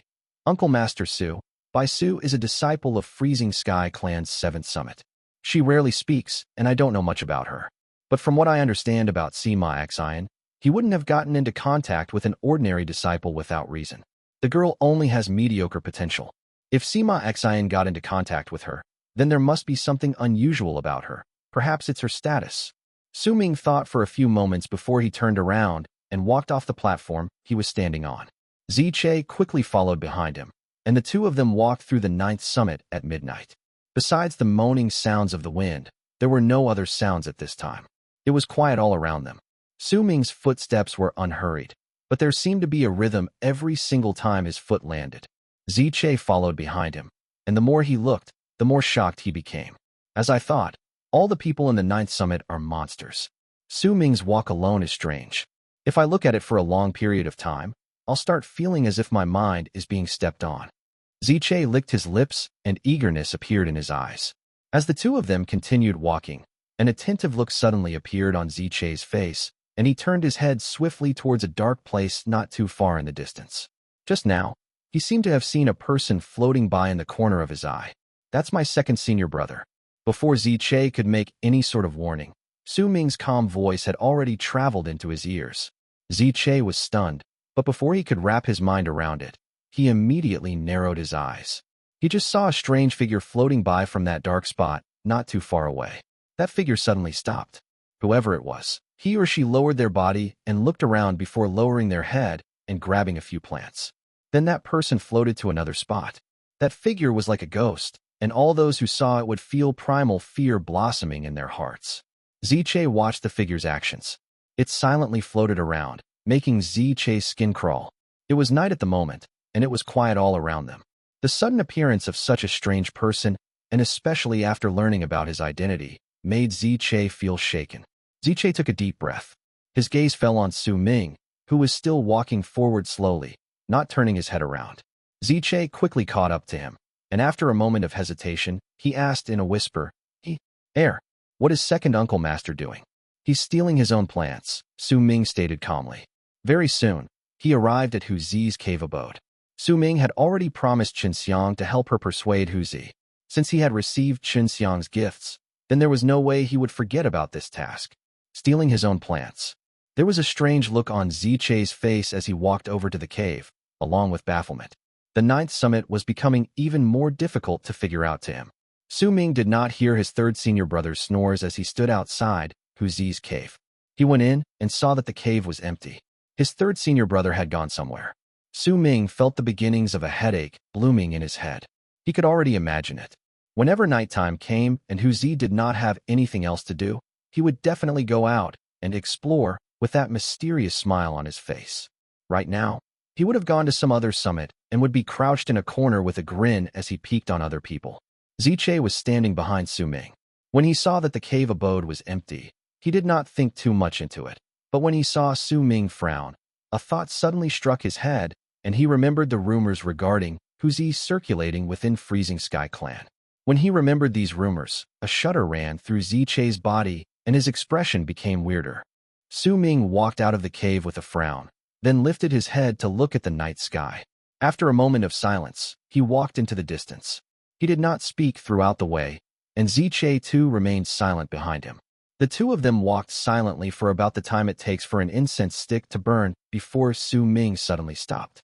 At the same time, a soft giggle that made Ziche's hair stand on end came from a place not too far away. That giggle was like the shrieks of nocturnal birds, and in the quiet midnight, that sound was incredibly distinct. That bone-chilling giggle was followed by a voice that seemed to be moved by something. As expected, I'm just the smartest person around. Second senior brother. Oh, second senior brother, I won't tell you just who's stealing your flowers. It's not a good thing being too smart. Look at me. I'm too smart. That's why I'm lonely, too lonely. Ziche's mind was blank. Naturally, he had recognized the voice to be Huzi's, but he just could not tell how Huzi was smart. In the midst of his confusion, Ziche stole an instinctive look towards Su Ming. Right before his eyes, he saw Su Ming's frown disappear, and he bent his tall and straight back. Then with his back lowered, he moved softly forward. Ziche's mind was already in a mess.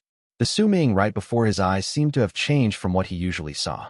That posture of his with his back bent made Ziche gulp a few times, but he then imitated the actions and moved forward quietly with a crouched back. Before long, a large stone appeared before them. Ziche saw a man crouching behind the stone like a tiger with his head stretched out as he looked out from the edge of the stone. Su Ming was already used to Huzi's actions. With his back arched, he approached the stone and crouched down beside Huzi. His senior brother turned around and cast a glance at Su Ming. He was just about to speak when he saw Su Ming lifting his right index finger and making a shushing sound with a bitter smile. Huzi's eyes sparkled, and an approving look appeared on his face before he whispered, "Not bad, youngest junior brother. Looks like you've adopted my good habit, and now I won't be lonely anymore. I'll take you around and let you see every corner of Freezing Sky Clan." Ziche was also crouching by the side. Curiosity was burning within him, and he could not help himself from lifting his head and looking out the edge of the stone. The moment he saw what was there, he blinked and found himself speechless. There was a frozen river lying between the mountains behind the stone, and there was a sunken area in the middle of the ice. It was about 100 feet in breadth, and there was an ice block that was about a few dozen feet tall standing in it. There was a dim light shining in the ice, and he could vaguely see a woman's figure on it. She seemed to be bathing there.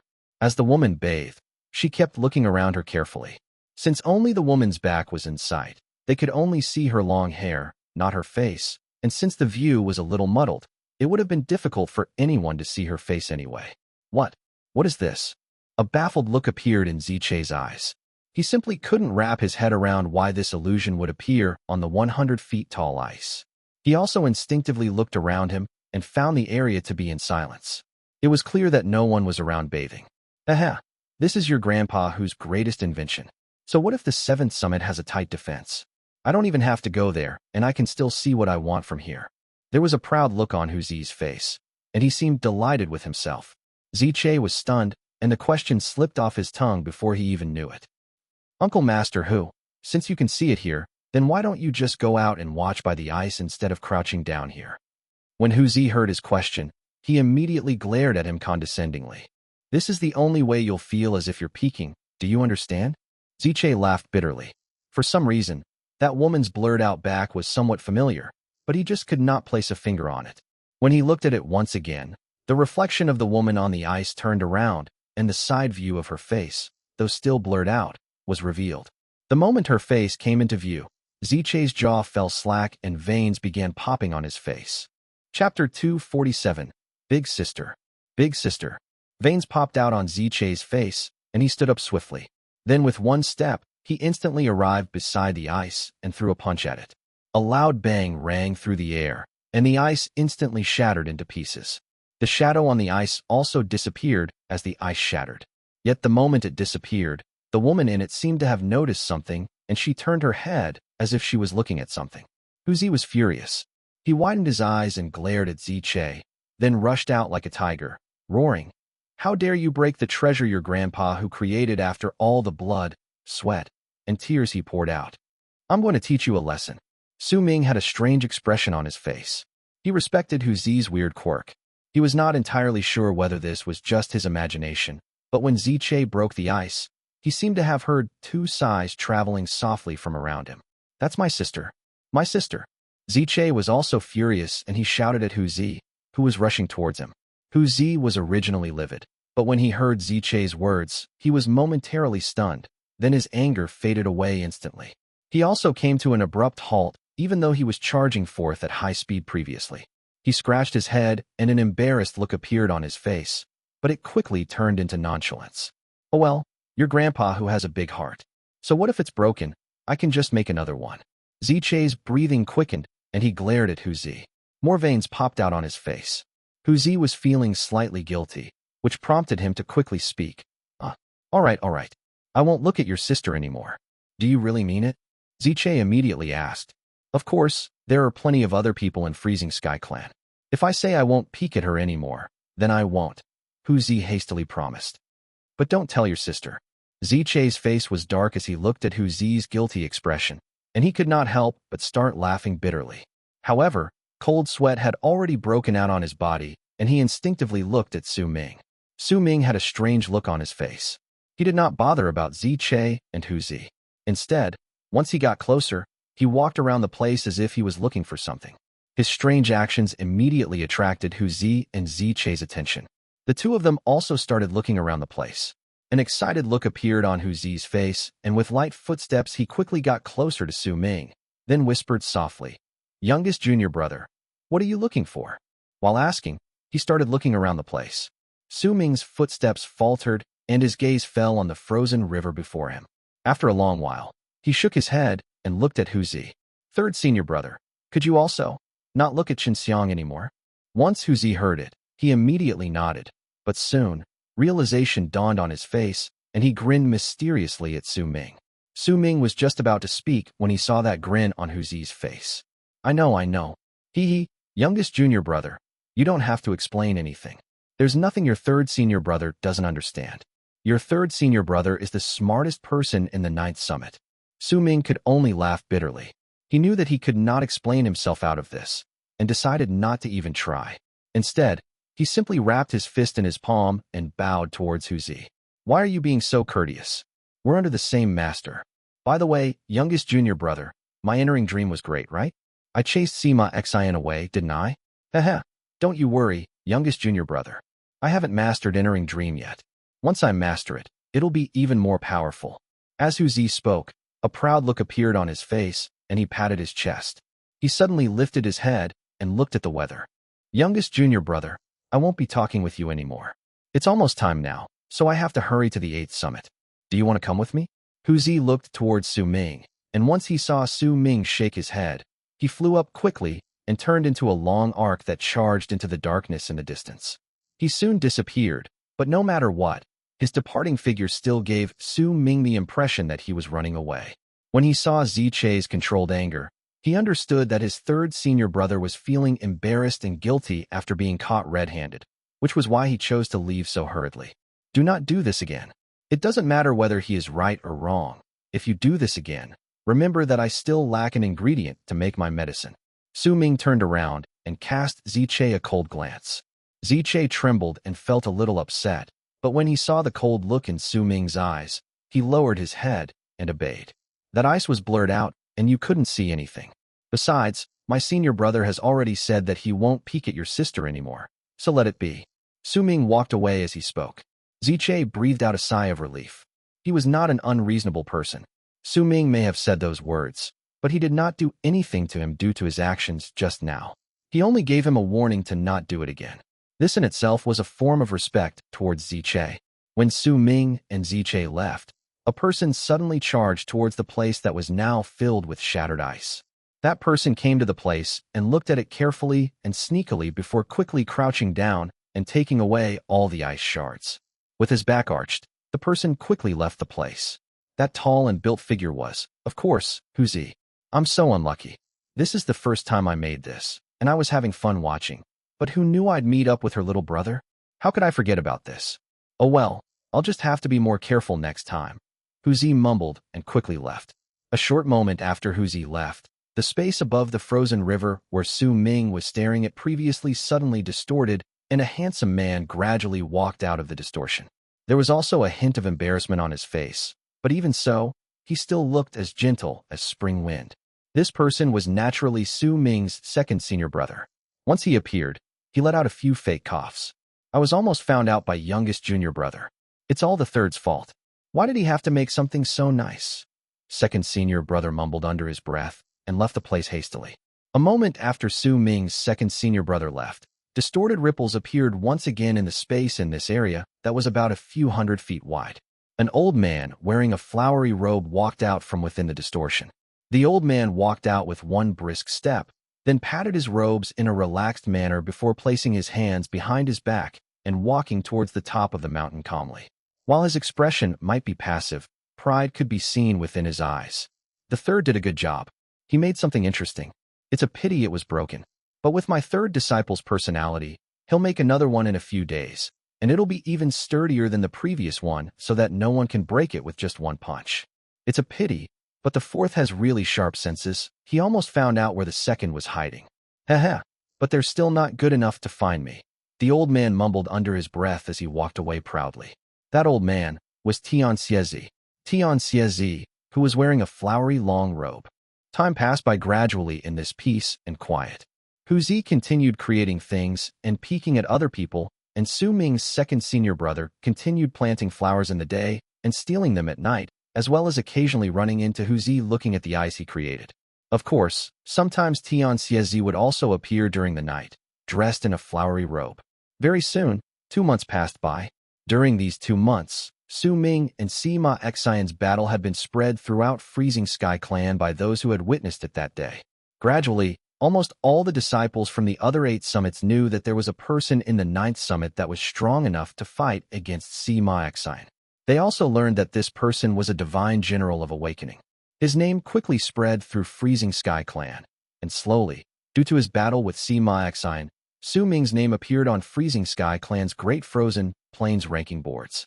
He was ranked 9th on Great Frozen Plains ranking boards, replacing Ziche. The reason why he was ranked 9th was because there was no outcome to Su Ming and Sima Xiang's battle. The people might have some understanding towards Su Ming's power, but they did not know the details. When he fought against Sima Xiang, they could also tell that Sima Xiang was clearly stronger than Su Ming. A lot of them felt that it was a pity that the two of them did not manage to execute their final attacks in the battle. During these 2 months, besides Su Ming's name spreading through Freezing Sky Clan, the school was also preparing for something big hurriedly and in secret. That event was the Sky Mist Shaman Hunt that only occurred once every decade. There was only less than 10 months left until the start of the hunt. Sky Mist Shaman Hunt was a big event within Freezing Sky Clan that was already considered a common practice among the disciples. The event occurred once every decade, and the disciples that took part in the event would differ in number from thousands to tens of thousands every single time.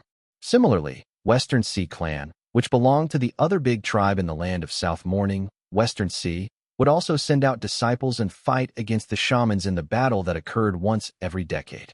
At that time, once Sky Mist Shaman Hunt began, the disciples of the 2 clans would frighten off the shamans in Sky Mist Barrier and also gather a set number of people to venture out of Sky Mist Barrier and invade certain territories of the shaman tribe.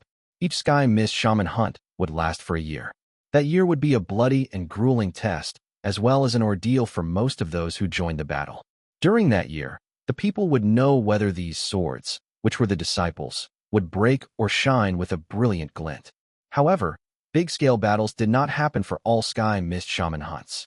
Since a long time ago till now, there were only a dozen shaman hunts which were incredibly devastating. The rest were actually rather mild battles. However, the battle this year would be significantly different from all the previous battles. The Sky Mist Shaman Hunt 10 months later would be a giant battle that only happened once every century. The Sky Mist Shaman Hunts that only occurred once every decade were small battles. Yet after 10 of such battles came the battle that would only occur once every century, and the scale of that battle would be much greater than of a regular shaman hunt. This was a rule set by the two big tribes in the land of South Mourning a long time ago. The reason as to why the battles were held so regularly with a large-scale battle occurring once every century was because they wanted to know at all times just how quickly the shaman tribes outside Sky Mist were increasing their power. They wanted to know whether there were any shockingly powerful people there, wanted to know whether they had any new spells, wanted to know whether there were any new shamans over there. All this information was the main purpose for the battles that occurred once every decade. There were plenty of disciples who had joined the Sky Mist Shaman hunt multiple times within Freezing Sky Clan, but there were also those who had never joined the battle. However, most of the disciples were familiar with this event. During the 10 months, those who wanted to enter the battle would isolate themselves to train and make preparations. In the 2 months of peace and quiet in the 9th summit, there were also certain things that happened, and these things were not considered peaceful. Ziche's older sister had come to the mountain multiple times with her anger directed straight at Hu Zi. At that moment, Su Ming was sitting on the platform outside his cave abode, under the clear sky. As he sat there, his right hand was drawing on the drawing board placed before him. His actions were very slow, but there was also a feeling of age gradually seeping out from his fingers and appearing on the drawing board as he drew each stroke. He was copying Sima Xian's sword slash. During these 2 months, he had kept copying Sima Xian's sword slash so that he could find that feeling he had in the beginning. Ziche was by his side and totally absorbed in watching Su Ming's actions. It was as if he was trying to search for his own epiphany in those strokes. Yet at that very moment, Sun Dehu, get your *SS down here. A woman's chilling voice sliced through the air from beyond the 9th summit. You witch, why are you just targeting me? Your little brother also saw you at that time. Even my youngest junior brother Su Ming saw you. Hu Zi's voice traveled forth, muffled, and with a hitch that suggested he was almost in tears. He sounded really upset. Ziche instantly looked as if he was caught in an awkward situation, and Su Ming lifted his head with a bitter smile on his lips. Chapter 248, I'll draw for you. Ziche, you little rascal, it's a complete waste for me to have fought for you when you were bullied last time. If you're still a man, then get Sun Dehu here now. The woman's voice as she hissed out through her teeth clenched quickly came from beyond the 9th summit. 2 long arcs whistled through the air in the sky. One of them wore a yellow robe and had an oval-shaped face. Although her face was twisted in anger, it simply gave her a different vibe of beauty. There was a woman behind her. That woman was also beautiful, but there was a look on her face that suggested she was holding back her words. There was also a strange look in her eyes. That woman was Han Songzi.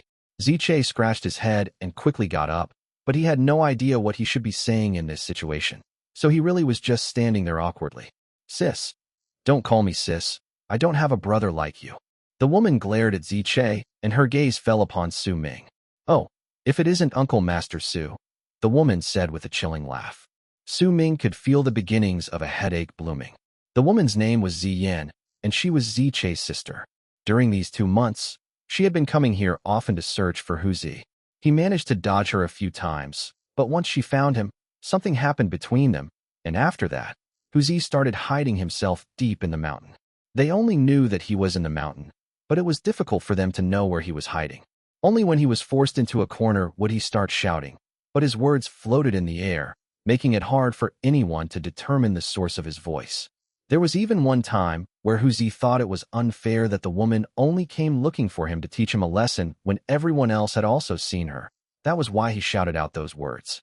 After a few times, the woman's attention slowly spread out. Su Ming could only feel resigned, laugh bitterly, and get a headache out of this. The woman's personality was also hard to grasp. Once she diverted her attention towards them, she made an absurd request of Su Ming, and if he did not fulfill her request, she would continue pestering him. Fortunately, Su Ming was not the instigator of this. Once he avoided her a few times, Ziyan once again focused her attention on searching for the instigator of this entire incident, Sun Dehu. Disciple niece Ziyan. Su Ming looked at the raging Ziyan and also saw Han Song Zi standing behind her. He blinked instinctively. Han Song Zi pretended not to see him and turned her head in another direction.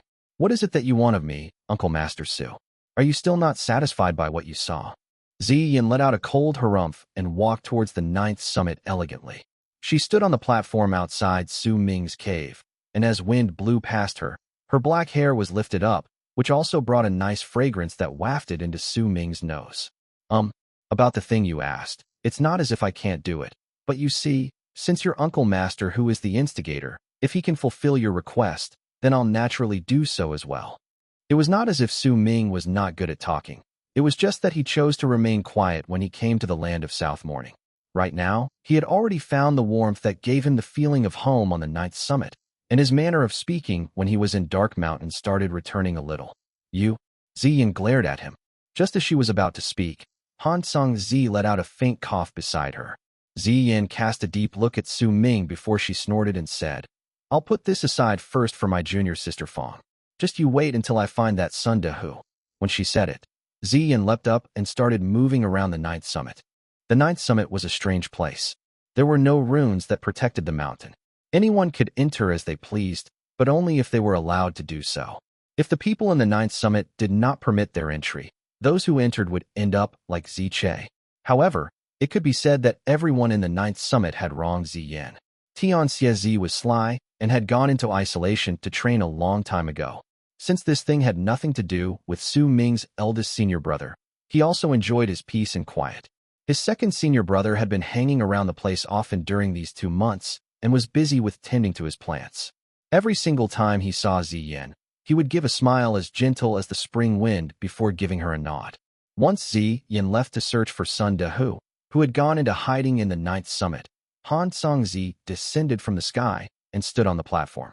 Ziche could tell that these two knew each other since a long time ago, and coupled with the things that were now circulating in Freezing Sky Clan's Great Frozen Plains regarding Su Ming, they made Ziche lower his head and take a few steps back and leave the place. White clouds covered the blue sky. The wind brought about a chill as it blew past the two people. As the wind lifted some locks of their hair, it also gave a sense of beauty to the serenity in the place. You seem to be avoiding me, Su Ming said, looking at Feng Songlan with a smile. I'm not. Feng Songlan did not look at Su Ming. Instead, she stood on the platform and looked at the blue sky in the distance. You've come to this place with your senior sister Ziyan many times during these 2 months, but this is the first time you chose to stay alone. In Su Ming's eyes, Feng Songlan was like a serene snow lotus in the wind. I came here before, Feng Songlan whispered. Thank you. Su Ming sat down, and his gaze fell upon the white clouds in the sky. What for? The motion when Feng Songlan turned her head to the side was very beautiful. Sunlight shone on her, and he could see some of the fine hair framing her face.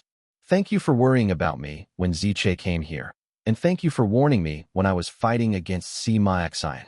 Su Ming picked up the drawing board next to him and tapped it with his right hand.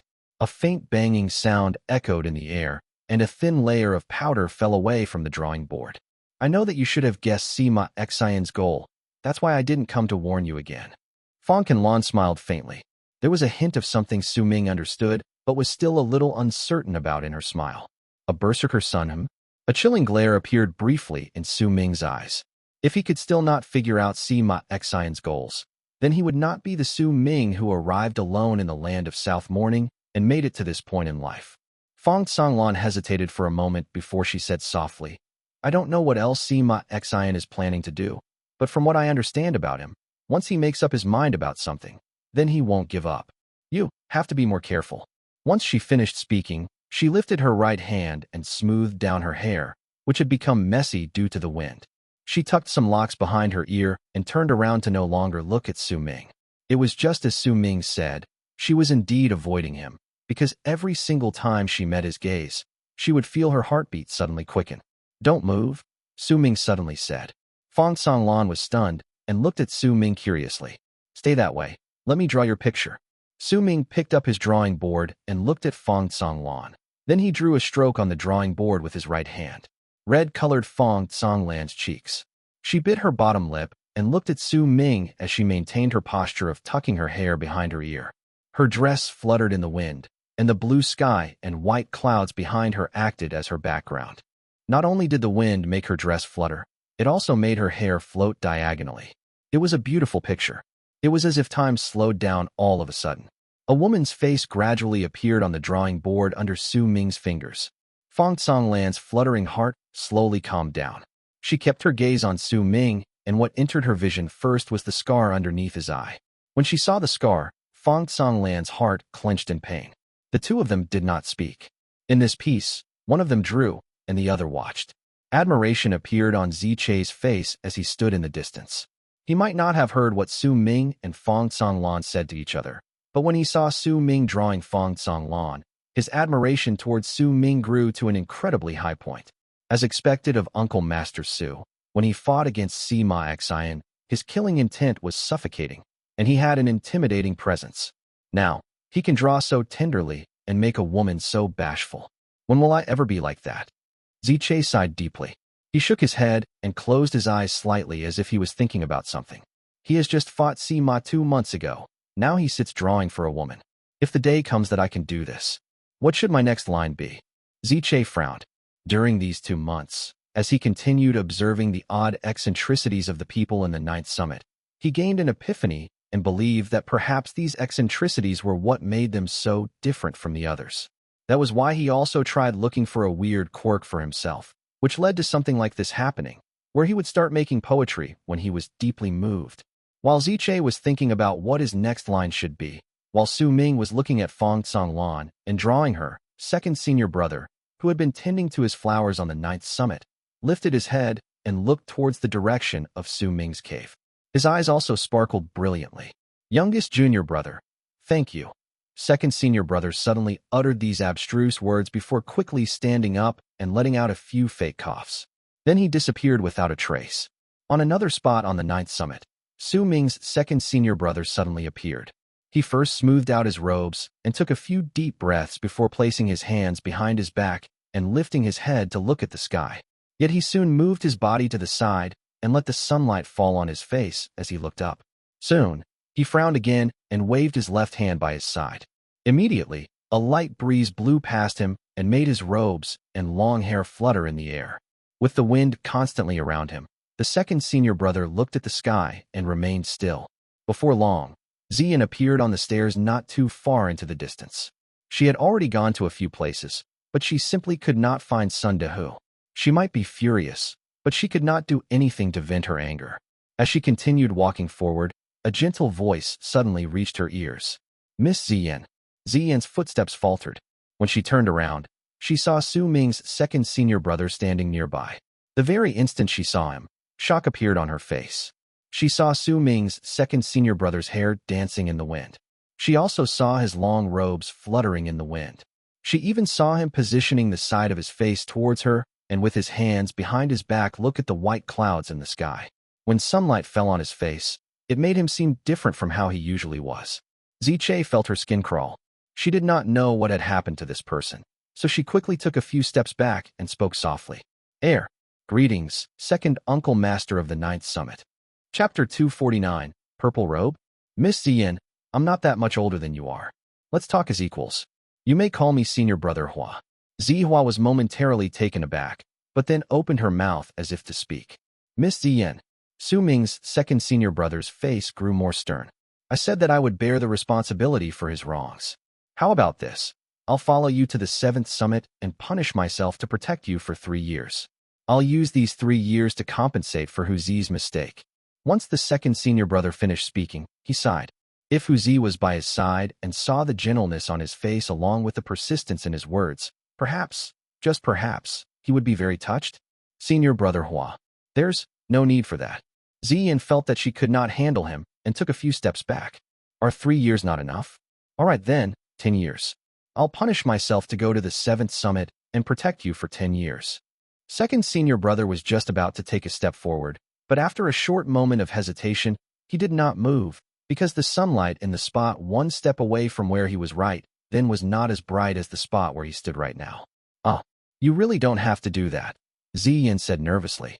Su Ming's second senior brother's enthusiasm was beginning to scare her. Miss Xian, in truth. Second senior brother looked at Xian and a grave expression appeared on his face. In truth, I was also among the people who watched you. That's why, you must accept my apology. When Xian heard his words, she was stunned before a bitter smile appeared on her lips. Senior brother Hua, please don't joke around. I know that you weren't there. Let's leave it as it is. I'll be leaving now. While speaking, Ziyin quickly moved back towards the stairs in an attempt to leave as quickly as possible. This place was making her uncomfortable all over her body. Miss Ziyin, I was really there. When he saw that Ziyin was about to leave, second senior brother took a few steps forward quickly. Let's leave it at that. I'll be leaving now. Ziyin did not even turn back and quickly ran down the mountain through the stairs feeling incredibly flustered. By the looks of it, if second senior brother chased after her, she would immediately jump into the air and fly away. No. Second senior brother took a leap and instantly appeared before the fleeing Ziyin. Miss Ziyin, you have a heart of gold, but I am a person who repents with my actions. If you will not accept my apology, then you can request 3 things from me. You can come to me at any time and ask me to fulfill your requests, second senior brother stated sternly. All right, I'll remember it. Senior brother Hua, I'm leaving first. You don't have to send me off. In fact, please don't send me off. Ziyin quickly nodded her head and flew up just as hastily. She avoided Su Ming's second senior brother and charged out into the distance. In the blink of an eye, she disappeared without a trace. Just as Ziyin was scared off by Su Ming's second senior brother's enthusiasm and fled quickly in a flustered state, without even bothering about Han Songzi, Su Ming's right hand made the last stroke on his drawing board where he sat outside his cave abode. When he finished drawing, Su Ming held out the drawing board to Han Songzi. A baffled look appeared momentarily on her face when she looked at it. After a long while, she placed the drawing board down, cast a glance at Su Ming, then spun around with a calm look on her face and turned into a long arc and left. The drawing board was empty. Those who could see it would certainly see it, but those who couldn't, no matter how they forced themselves to see it, they would still not be able to see anything. Su Ming did not know whether Han Songzi saw the drawing. He looked at her leaving figure, then closed his eyes after a long while. When he opened them once again, they were as calm as water. He picked up the drawing board silently and once again immersed himself in copying Sima Xian's sword slash. With every single copy, he would gain a slightly better understanding of it. These experiences gradually built up and slowly allowed him to sense the might of that one stroke he had made previously. 3 days later, Huzi came out of his hiding place silently. When he saw that Ziyin seemed to no longer bother him, he became pleased with himself once again and spent his days in his cave abode drinking. And as he did so, he would also mumble under his breath and fiddle with some ice shards, grouping them together. He would even occasionally let out some weird giggles as he did so. Second senior brother tended to his plants as he usually did, but he also gained a new hobby for himself. He would go to the spots where the sun was the brightest and position himself so that sunlight would fall on the side of his face. It was as if he was extremely fond of this particular action. Their master, Tian Xiezi, also walked out when Ziyin no longer appeared on the 9th summit. Every morning, the people in the 9th summit would hear long-lasting howls from the top of the mountain. Those roars were like thunder and rumbled in the air. Tian Xiezi would always rise up to roar and fly in different directions to do something, though no one knew exactly what he wanted to do, and he would usually only return by noon. As time passed by, Su Ming learned that this was his master's hobby. At the same time, as another month went by, Su Ming noticed that his master, Tian Xiezi, had another unique quirk. He only learned about this quirk through his second senior brother's words and his own observations. Look, master is wearing white again today. He should be flying north. Second senior brother sat beside Su Ming on his platform outside his cave abode. At that moment, second senior brother had his head lifted towards the sky, looking at the top of mountain. He spoke as if he was deeply moved by his master's actions. A rumbling roar came from the top of the mountain, and Tian Xiezi, who was dressed in white, flew towards the north. If master is in a good mood in the morning, he'll do this. Youngest junior brother, you must get used to it. Master is wearing red today, he'll fly to the west.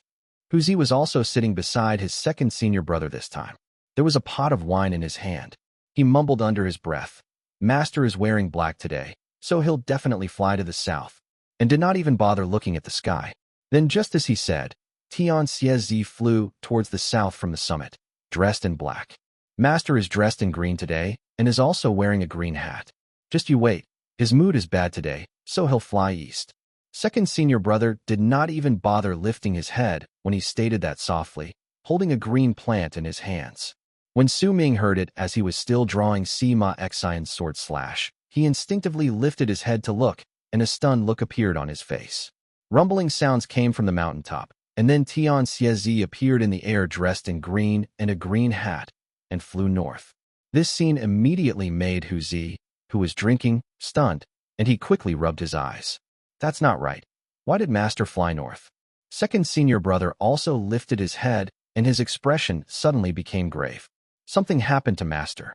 When Ziche heard this and saw the changes in expressions of second and third senior brothers while meditating not too far away, having gained a deeper understanding of the weirdness in the ninth summit over the past few days, his heart immediately started racing against his chest. He had a feeling that he was about to discover some sort of secret. At that moment, the green-robed Tian Xiezi suddenly faltered in the sky, in the act of flying towards the north. He stopped for a moment in midair, as if he was mumbling something under his breath before he turned around and flew east. Hu Zi rolled his eyes and lifted his wine pot to continue drinking with a look as if he was displeased with Tian Xiezi's actions.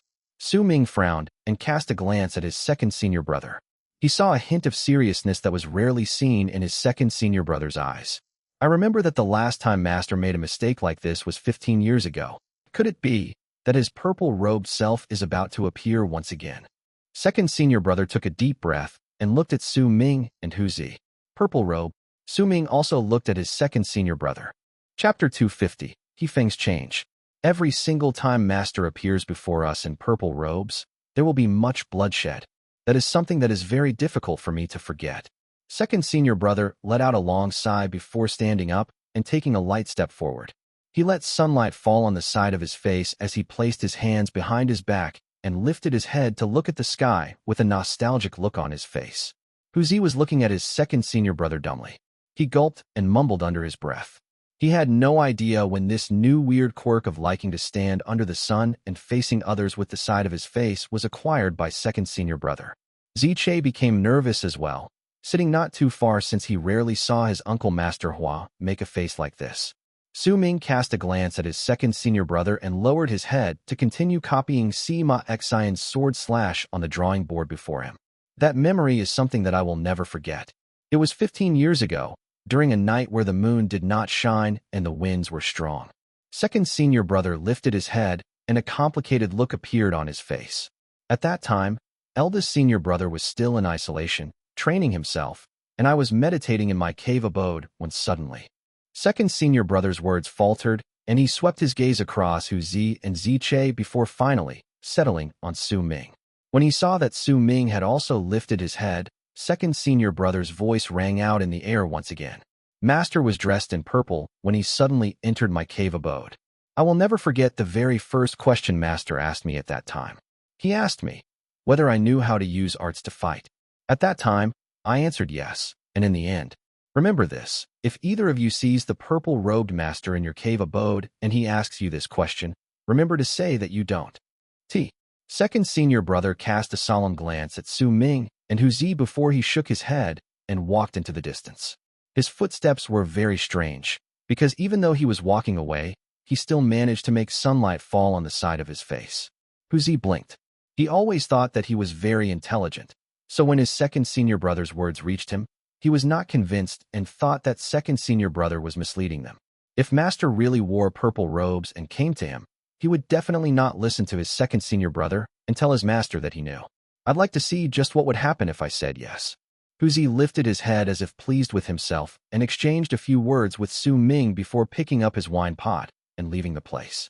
During the past few days, the three of them had regularly gathered together. One of them would drink, and one would let sunlight shine on the side of his face as he planted more flowers on the already green-covered ground. As for the last one, he would be sitting by the side with his drawing board as he drew on it. Su Ming had already lost count of how many strokes he had drawn. His drawing board may seem empty, but in truth, if anyone sensed it carefully, they could gradually tell that there was a suppressed presence within that was gradually growing stronger. The day of Sky Mist Shaman Hunt was drawing closer. The disciples in Freezing Sky clan started making detailed preparations during. There were also many private trades that occurred among them.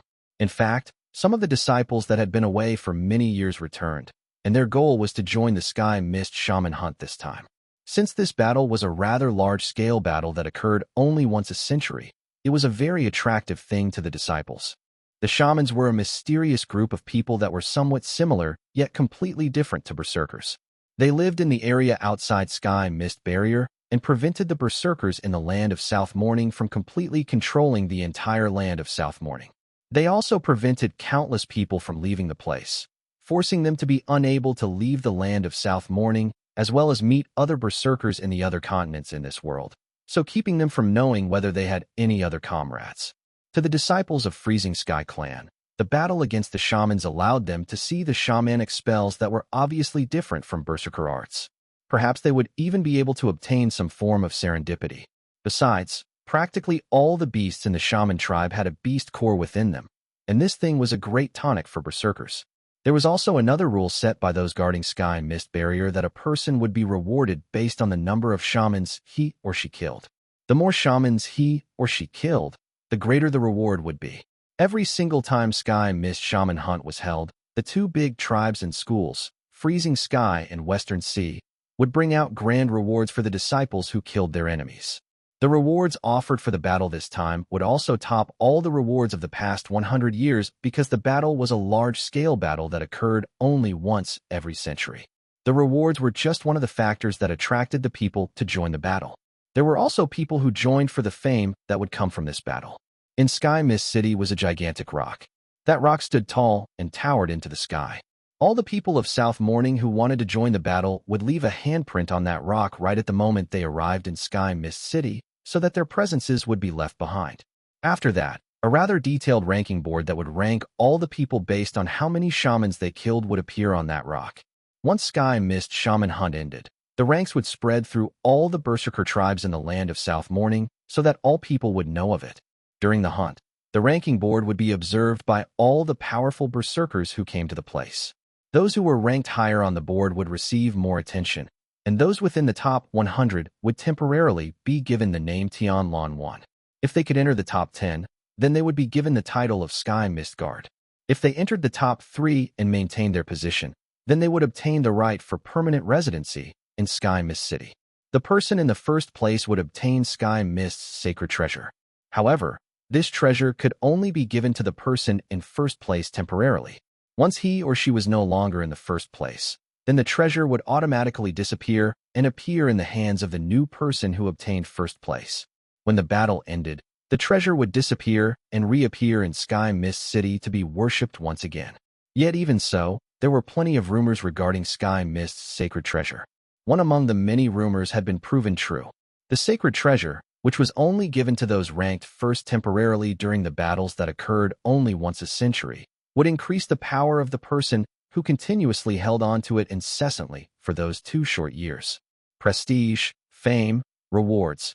All these things made the people who wanted to join the Sky Mist Shaman Hunt this time arrive and start an incredibly intense preparation stage. There were less than 10 months before the battle began. Among the 9 summits on the great frozen plains of Freezing Sky Clan, besides the 9th summit, all the other 8 summits were preparing for the battle. Only the people in the 9th summit still maintained their peaceful lives as they went on understanding their very own clearing mind art. Su Ming's life was very peaceful, and he treasured his current lifestyle. Ever since he came to the land of South Morning, it was rare that he could experience moments like these, especially the feeling he found here, where he now treated the mountain as his home. His senior brothers were kind to him, and he experienced the type of warmth that he would only find if he belonged to a place over here. Su Ming might not have shown any desire to join Sky Mist Shaman Hunt, but he had already made his decision in his heart regarding the battle. He wanted to go. He wanted to join the fray. Only these sorts of battles would be able to make him improve quickly, because the only demand Su Ming had for himself was to increase his own power. He had to make himself stronger. My power is still far from enough for me to leave the land of South Morning and return to the alliance of the Western region. Su Ming's right hand slashed across the drawing board before him. He lifted his head and looked at the weather. The sky was already darkening, and even the few rays of evening sun that still remained somewhat visible in the distance had become much dimmer. Su Ming stood up and walked towards his cave abode. Over the past few days, besides copying Sima Xian's sword slash, he had also been doing something else. That thing was one of the things he was preparing for the Sky Mist Shaman Hunt this time. His cave abode had become much bigger than how it was a few months back. 3 more ice rooms had been opened up, and howls that no one could hear except Su Ming, since he had divine senses, would travel forth from one of the larger ice rooms in his cave. Su Ming walked up to the ice room with a passive expression, entering it. Right as he did so, a gust of cold wind blew against his face, and a blurred figure of a person closed in on him in an instant. Yet the very moment he got closer to Su Ming, that figure let out a shrill cry, tumbling a few dozen feet backward. His face was revealed then. It was an existence that had the wings of the moon, while possessing the body of a person. His eyes were bloodshot with raging violence, and as he retreated, he kept his glare fixed on Su Ming. His body was caught in between being an illusion and having physical substance, though he looked as if he was about to fade away at any moment. His entire body was red, and the space around him distorted in a manner that caused him to look as if he was enveloped by invisible fire and that he was burning. He was naked, and on his skin were scale-like objects overlapping each other. His hands turned into claws as he howled at Su Ming. Feng, you were the one who asked to fuse with the souls of the wings of the moon within me. The process is still ongoing. Are you saying that you can't hold on anymore? Su Ming asked coldly. His voice reverberated through the ice room and fell into the strange person's ears. His words made the person shudder, and conflict appeared in his bloodshot, violent eyes. That person was actually Feng. After Su Ming fought against Sima Xian and cleared up his cave abode, Feng told him after much careful thought that he wanted to fuse together with the souls of the creatures he did not know the names of residing in Su Ming's body. Feng was a cautious person. He did not want to become a vessel spirit, but if he did not want to become a vessel spirit, then he had to prove that he was not a burden. When he fought against Sima Xian's ice wolf spirit, he had struggled greatly, and that was why he made this decision, because his power was simply not enough. Su Ming kept his silence about the matter for several days before he agreed to Feng's request and opened up the ice room so that it could be the place for Feng to fuse with the souls of the wings of the moon. In the beginning, the fusion was successful, but gradually, something unforeseen happened. As Feng continued fusing with the countless wings of the moon, he lost all form of reasoning, became the way he was now. The moment the conflicted look appeared in Feng's eyes, Su Ming took a step forward quickly and lifted his right hand, swiftly drawing a circle at the center of Feng's brows with his right index finger.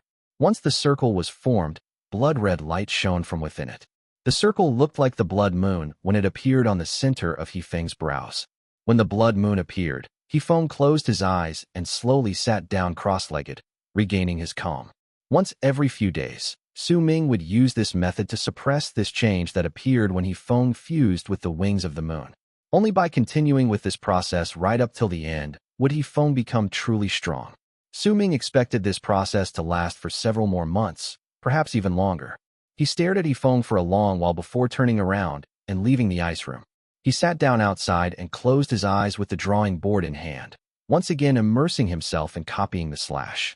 If there were no interruptions, then he would have perhaps continued copying the slash until he needed to visit Feng again. But when morning came, the ninth summit welcomed a guest.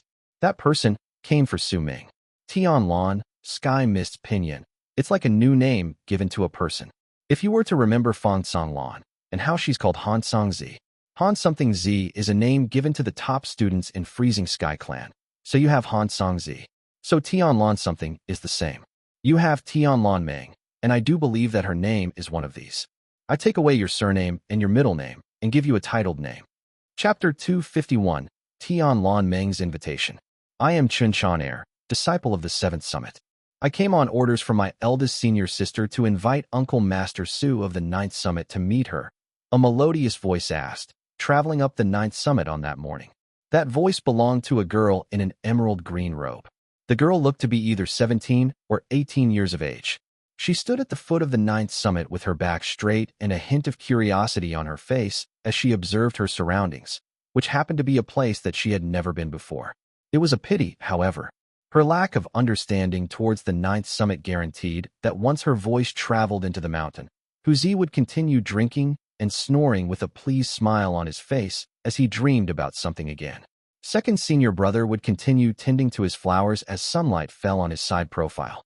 Ziche would continue sitting outside Su Ming's cave, grouping words together in his head and having the time of his life as he occasionally muttered the poems and songs he had created. Eldest senior brother spoke even less and kept himself in isolation. The way the 9th Summit operated led to the girl receiving absolutely no answer, even though her voice traveled through the mountain for quite some time. Su Ming heard her, but did not bother with it. He did not know the eldest senior sister from the 7th summit and did not want to meet with people he did not know. The girl waited for a little while longer before frowning and dashing up the mountain stairs. She might not have come to the 9th summit before, but it was still clear that before she came to the place, she had learned the location of Su Ming's cave from someone and was now walking up as if she was very familiar with the place. After a moment, she arrived outside Su Ming's cave on the quiet 9th summit, but her path was blocked by Ziche. Ziche sat outside with a cold and aloof look as he stared at the girl. Uncle Master refuses to see anyone. Please go back. So it is senior brother Ziche. I am Chen heir. You should know who eldest senior sister of the 7th summit is. I came on orders by my eldest senior sister to ask Uncle Master Su to see her. Please relay my message to him. The girl's expression was passive as her clear and melodious voice echoed in the air. It was as if she did not care about Ziche's power at all. Ziche frowned. Naturally, he knew about the eldest senior sister of the 7th summit, Tian Meng. That woman was ranked first on the Great Frozen Plains ranking board. Just like Sima Xian, she was one of the people who were known to have the possibility of becoming the god of berserkers. He hesitated for a moment before he got up and walked into Su Ming's cave abode. After a short while, Ziche came out, and with a flat expression. He waved his hand dismissively and said, "He won't see her." The girl frowned and cast a glance at Su Ming's cave, which was located not too far away from her, before she turned into a long arc and left. After a moment, the long-haired woman sitting on the big rock that stood at the top of the 7th summit and had witnessed the fight between Su Ming and Sima Xian, while also copying the power of that one stroke executed by Su Ming, smiled faintly. He won't see me, That's right. Eldest senior sister, that Su Ming is far too arrogant. He actually thinks he is our Uncle Master. I already said that I went there under your orders. The person who spoke was the girl who just came back, and her face was red with anger. It's fine. Take this with you and go there again. The long-haired woman was breathtakingly beautiful. She pushed her black hair with her hand away and brought out a jade box, handing it to the girl. The girl took the box, and while she was curious about what was hidden in there, she did not ask anything. She simply nodded and left. After a moment, on the 9th summit, Ziche stood inside Su Ming's cave and placed a jade box before him respectfully, then took a few steps back to wait for instructions. Su Ming looked at the jade box quietly for a while before he opened it. The moment he did so, the entire cave abode lit up. Sitting inside the jade box was a golden stone coin. The golden stone coin was diamond-shaped and sparkled in a manner that gave a clouded, dreamlike feeling to others, while also making people feel as if their souls were about to be sucked into the coin. A superior grade stone coin. Ziche sucked in a sharp breath. The value of a golden stone coin, even if there was only one, was incredibly high. It was also extremely rare. One of these golden stone coins was enough to exchange for 100,000 normal stone coins. However, this golden stone coin gave Su Ming a different feeling compared to Ziche. There was a shocking amount of spiritual aura within it, and the density of it made Su Ming's divine senses feel as if they were being sucked in. She brought out a spirit stone of this quality just to see me. A glint appeared in Su Ming's eyes, and he closed the lid on the box with his right hand before pushing it back to Ziche. I won't see her. Ziche licked his lips, picked up the box, and exited the cave. A long arc flew towards the risen platform on the 7th summit. Soon, Chen Heir's angry voice rang on the summit. Eldest senior sister, that Su Ming is just too arrogant. He still refuses to see. Just who does he think he is? You already asked him to come twice, and he's still ignoring you. Once the girl returned the box back to the woman and stood fuming by her side, she glared in the direction of where the 9th summit was located in the distance. It's fine. Send this box over. The long-haired woman smiled gently and brought out another box. It was as if she had long since expected this to happen and had prepared more than one box such as this. Yet the girl did not seem to have noticed this in her anger.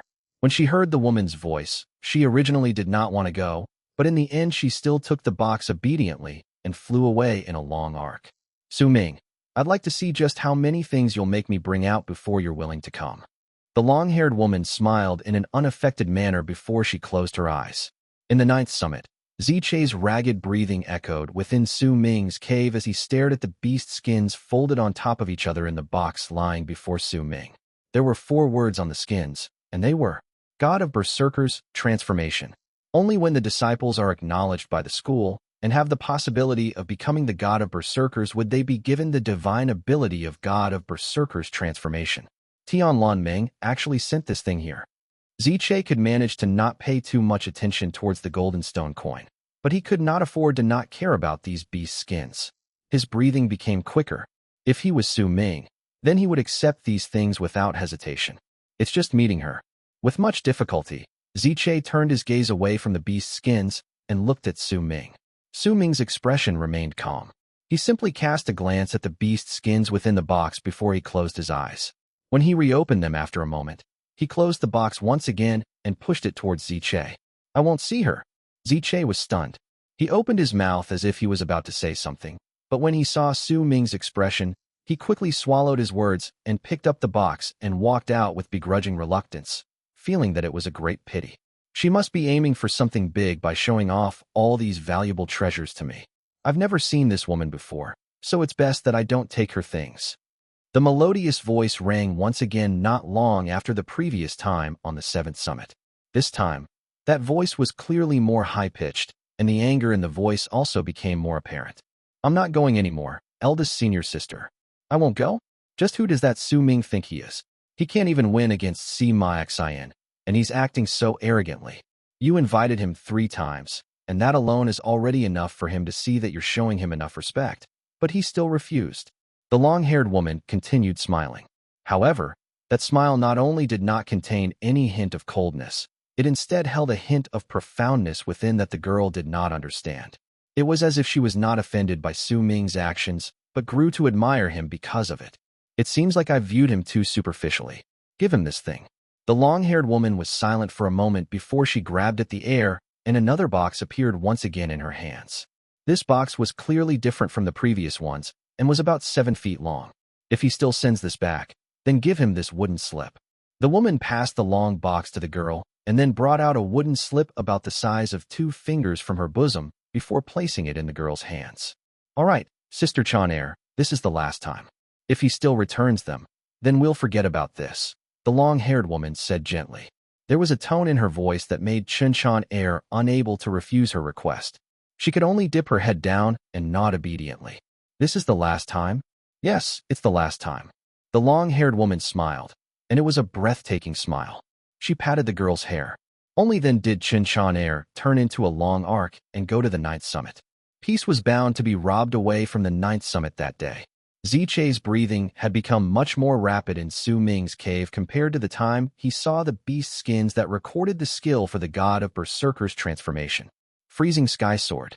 The Freezing Sky Sword that will only be forged once every 500 years within Freezing Sky Clan. Only the disciples who have contributed to the school will be given this sword by Heaven Gate. Tian Meng actually brought this out? This is... Ziche was shaken when he saw what lay in the open box before Su Ming. He simply could not fathom why the woman would do so. Su Ming looked at the sword inside the box calmly. That sword was an ice sword and was completely transparent. It was letting off a chilling air that made his hair stand on end. This was a great piece of treasure. There are only 14 Freezing Sky swords given out inside Freezing Sky Clan. There is an art embedded within each of these swords.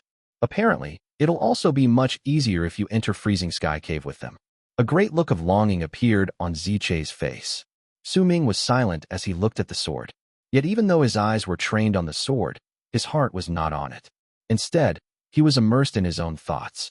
First it's the golden stone coin, then it's the god of Berserker's transformation, now it's this Freezing Sky Sword. The eldest senior sister of the 7th summit, Tian Meng, who is ranked first in the Great Frozen Plains ranking boards. Just what are your goals? Su Ming frowned. Ziche hesitated for a moment before he spoke in a low voice to try and persuade Su Ming.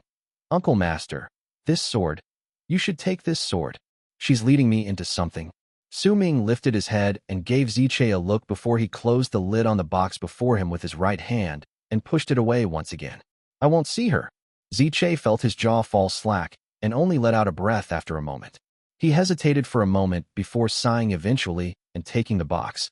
Then he left the cave with great reluctance. Yet after a moment, he returned. This time, there was an odd expression on his face. When Su Ming looked over, he held out a wooden slip to him respectfully.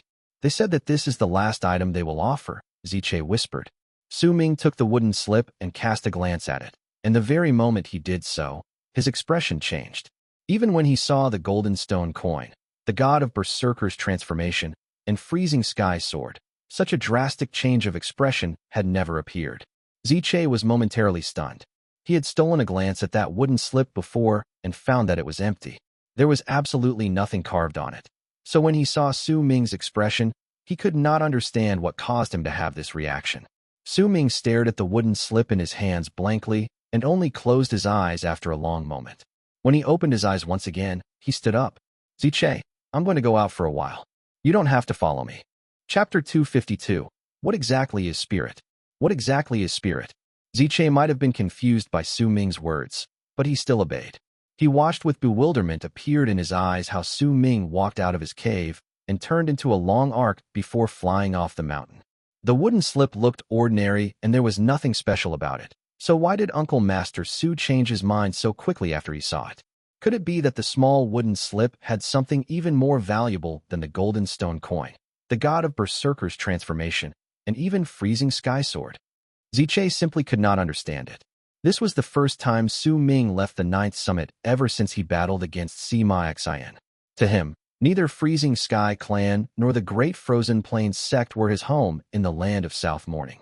The only place he called home was the 9th summit. Su Ming was walking forward in the air, and the 7th summit lay at the end of what his eyes could see. Tian Meng had invited him multiple times and had offered him gifts from the golden stone coin to the god of Berserker's transformation and later to freezing sky sword before eventually changing it to the wooden slip. There was a process hidden in her actions. It could be said to have been a test, but could also be said to have been a gradual change of heart. If she had not given the wooden slip, Su Ming would not have ventured out of the 9th summit. Neither would he have went to meet the person who was ranked first on the Great Frozen Plains ranking board, Tian Meng. Su Ming's expression was passive even as he held the wooden slip in his hands.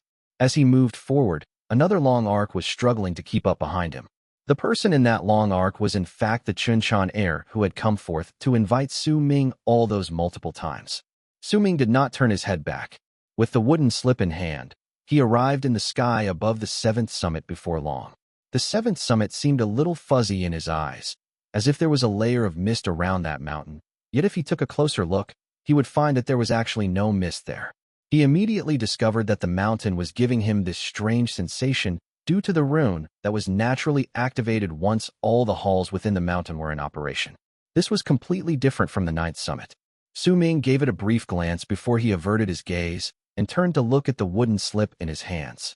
A glint appeared in his eyes, and his grip around the wooden slip tightened. He stood in the air calmly without a hint of impatience or lethargy on his face. Chen, who was behind him, only managed to catch up to him after a moment. It might have been because she was rushing over now, having been moving back and forth between the mountains multiple times that day, but her forehead was covered in sweat. She gave Su Ming a glare and flew past him without even a word. Su Ming did not bother about the girl's actions. He followed behind Chen calmly, and the two of them turned into long arcs as they flew towards the top of the mountain. The moment they got closer to the mountain, the barely discernible mist before Chen suddenly disappeared, and the mountain returned to normal, allowing Chen to enter smoothly. Su Ming followed behind. It was as if he had walked through a membrane, but it also felt that he had just passed through a layer of water. When he stepped into the 7th summit, the wind that blew against him was no longer cold but held a hint of warmth, and as he breathed in, there was a sweet fragrance to it. That fragrance did not come from flowers or plants, but was a unique scent that was formed because there were a lot of female disciples in this mountain. Playful giggles reached his ears, and in each place Su Ming's eyes swept through, he saw women and girls. The female disciples on the summit were either playing around in groups or walking up the mountain stairs leisurely. They were so great in number that it was dazzling just looking at them. Compared to the quiet 9th summit, the 7th summit was simply far too lively. This liveliness that all came from women made Su Ming uncomfortable. Almost at the very instant he arrived on the 7th summit, quite a number of female disciples also noticed his presence. His green robes, handsome figure, and the scar under his eyes made a lot of people able to identify him with just one glance. I remember him. He's Su Ming, the one who fought against fellow brother Sima. He's from the 9th summit. I remember too. He once told fellow brother Sima that he is his uncle master. Why is he here in the 7th summit? That's right. Men seldom come to the 7th summit. Who did he come for? Chirruping sound reached his ears, forcing Su Ming to take a deep breath to calm himself down. This was the first time he was in a situation like this. He could not adapt to this quickly and could only walk forward swiftly to avoid all the gazes focused on him. Ziyin was walking down the mountain stairs, her back straight. Her lazy demeanor gave her a unique, charming air. She placed a hand on her mouth and yawned, and when she lifted her head, she also saw Su Ming, who was walking to the top of the mountain with Chen air. Ziyin blinked. When she saw Chen air guiding Su Ming forward, a confused look appeared on her face. She fell silent for a moment before she immediately moved towards where Han Songzi was. There was another girl who saw Su Ming's arrival on the 7th summit. The girl wore a purple robe and stood on a mountain rock. With the wind in her face, she looked into the distance, and her gaze was trained on the 1st summit. The girl was incredibly beautiful and had a hint of wildness surrounding her. Her eyes were half-lidded and she was frowning, as if she was hesitating because of something. When she saw Su Ming flying through the sky towards the top of the mountain, disdain and contempt appeared within her eyes. However, that expression was quickly hidden away. She took a deep breath and cast a profound gaze towards the 1st summit before gritting her teeth. Resolution appeared in her eyes. Bai Su, there's definitely someone who looks incredibly similar to you which he met before in his life. That's why if you go and approach him, he won't refuse to see you. But I can't let you do this. Even it's for the reason so that I can plant a Berserker seed inside him which would definitely make me succeed in challenging Freezing Sky Cave. And even if I don't and the cave is dangerous for me. Still, even if it's risky, I want to try it. That girl was naturally Bai Su. At the moment that determined look appeared in her eyes, she remembered Sima Xian's gentle words to her 2 months ago. Big brother Sima, I won't let anything happen to you in Freezing Sky Cave. Bai Su mumbled and turned around. The wind picked up a few locks of her hair, and, as they floated in the wind, Bai Su left, similarly charging towards the top of the mountain. Su Ming floated down on the top of the 7th summit. This was the first time he met Tian Meng. She was a woman with long hair and was dressed in red robes, and she was sitting at the edge of a huge rock which stood at the top of the mountain. The woman was looking at Su Ming and her face was as beautiful as a picture. Her smile was warm, and it did not give others even the slightest feeling that she was a stranger. In fact, her smile gave others the impression that they were looking at an old friend. Sister Chen, you can go back first, the long-haired woman said softly, and when the girl by her side heard her words, she nodded her head obediently and left the place. However, when she passed by Su Ming, she did not forget to glare at him.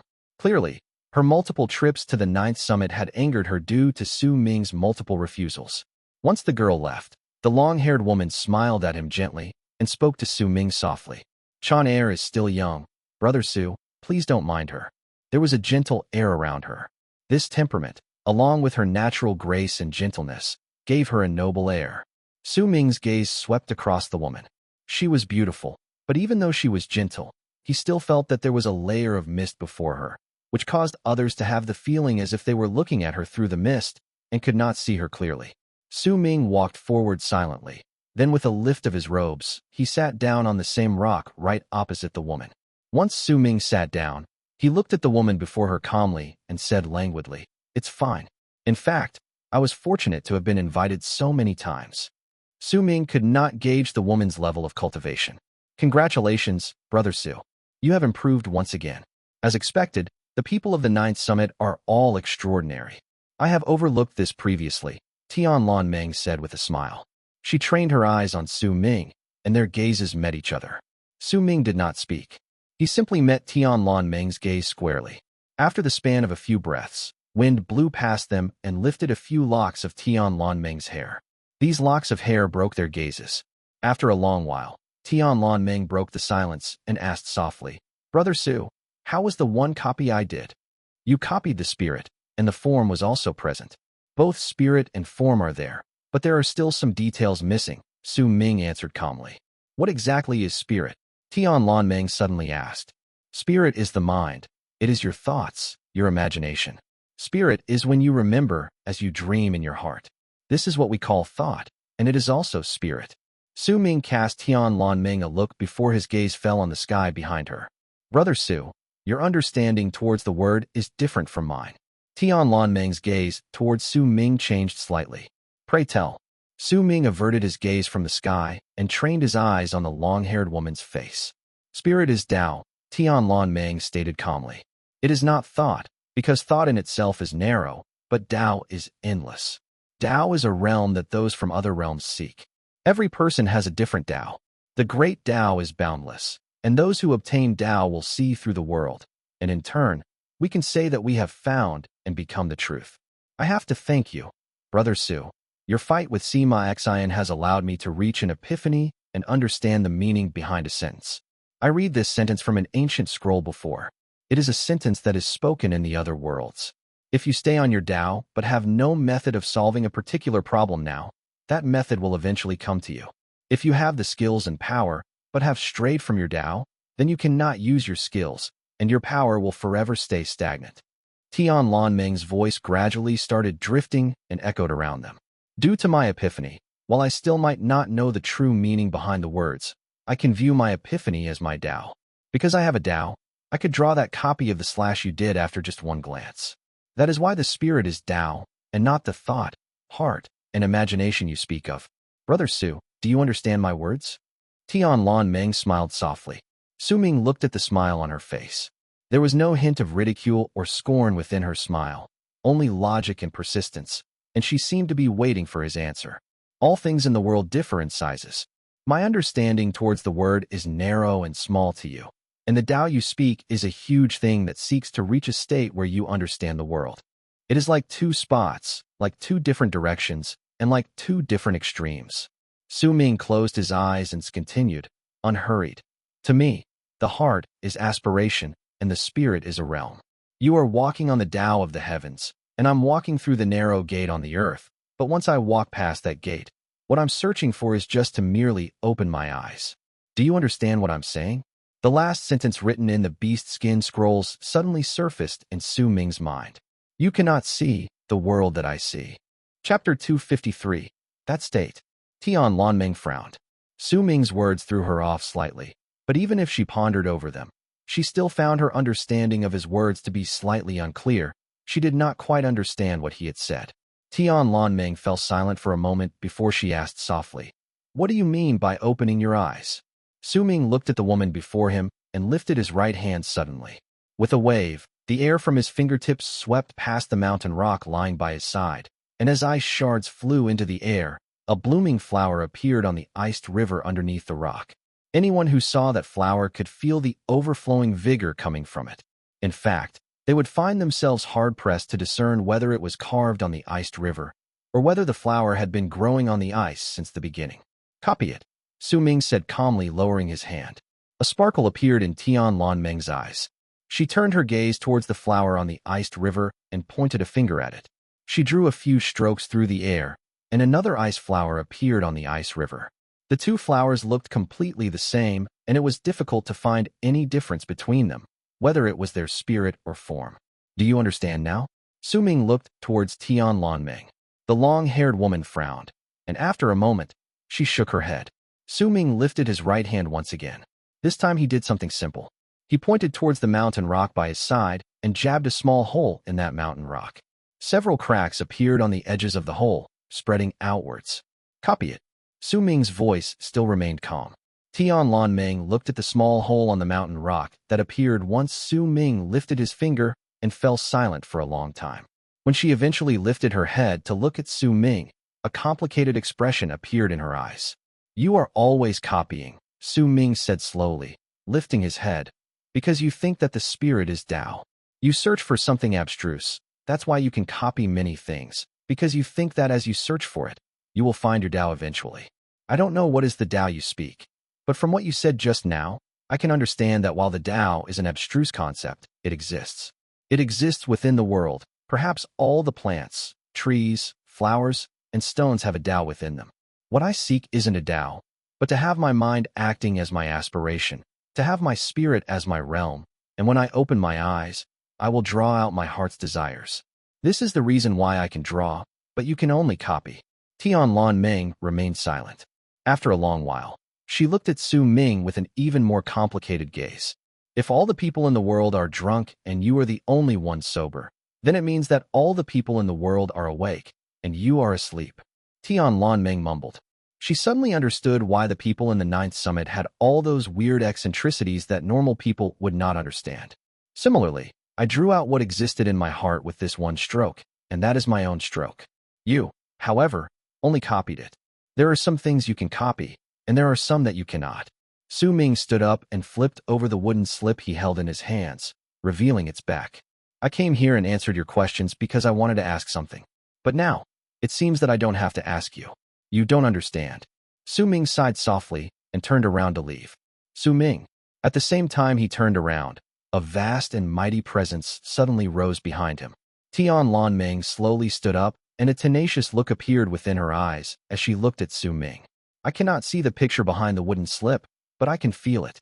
If you want to know where the wooden slip came from, I can tell you, but I want to know what exactly you mean by the things I cannot copy. Do you truly want to know? Su Ming's footsteps faltered. He did not turn his head back, but asked calmly, if you can help me answer my question, then I'll give you the golden stone coin, the god of Berserker's transformation, and freezing sky sword. As Tian Meng spoke, she lifted her right hand and waved it towards him. The 3 boxes instantly charged towards Su Ming and fell by his side. Tian Meng's expression returned to state of passiveness before she spoke flatly. If you can only say it but cannot do it, then I won't trouble you. You can take the wooden slip and leave, but in return, you have to promise me something, and you cannot refuse it. Su Ming fell silent for a moment before he turned around and waved his hand. The 3 boxes were instantly taken, and as he looked at Tian Meng, he lifted his right hand and slashed at the mountain rock by his side abruptly with one finger. The mountain rock trembled, and a faint mark appeared on it. That mark looked like a line and a slash, a sorrowful feeling spreading out from within it. Tian Meng did not speak. She only gave it a look before lifting her hand and pointing towards it. A copied stroke that was the same in spirit and form as Su Ming's slash appeared on the mountain rock. Su Ming moved his right hand once again. This time, he drew out 10 strokes continuously. Each stroke seemed the same, but were in truth completely different from each other. As they fell on the mountain rock, the rock rumbled. Tian Meng's expression was calm. Almost at the same moment Su Ming made those slashes, she copied him. And when his 10 strokes fell on the rock, 10 copied strikes that were the exact same as his own appeared beside them. Su Ming pushed off the ground with his right foot and rose into the air. In midair, he closed his eyes and lifted his right hand before starting to draw on the 7th summit. 10, 100, 1000. As Su Ming's right hand drew, the entire 7th summit started trembling, and long marks appeared on the surface of the mountain. Those long marks were all caused by Su Ming. All of them seemed the same, but were in reality entirely different from each other. Tian Meng too rose into the air and lifted her right hand by Su Ming's side.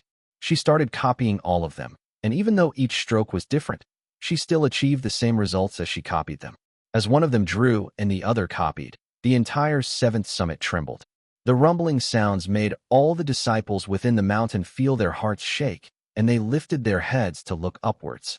At that moment, an old woman dressed in white robes looked at Su Ming and Tian Meng with sparkling eyes from the 7th summit. Su Ming did not stop even after he finished drawing those 1000 strokes. He simply continued on drawing calmly. This was nothing difficult for him. The number of strokes he made on a regular basis far surpassed the number he had now.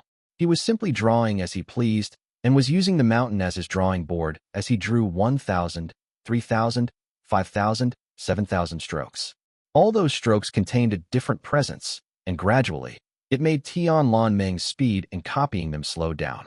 She began to slowly show signs that she could not catch up to Su Ming because she was copying, and Su Ming was creating on his own.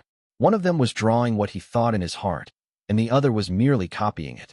Time passed by, but even as Su Ming continued to close in on his 10,000th stroke, he still had not stopped.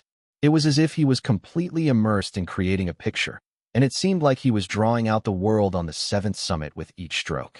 The many female disciples on the 7th summit began to experience a change in their expressions as the mountain trembled and as they watched the strange competition between Su Ming and Tian Meng in the sky. Bai Su stood at the top of the mountain and looked at Su Ming standing in the air before sucking in a deep breath. She suddenly realized that this Su Ming seemed to be slightly different from the abhorrent man in her memories.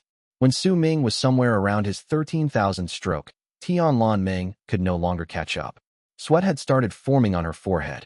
Her speed had started to slow down because those 10,000-something strokes that were completely different from each other had already become very difficult for her to copy, for they had different feelings coming from within them. Yet she still gritted her teeth and persevered in copying all those strokes, though her speed was also becoming increasingly slower.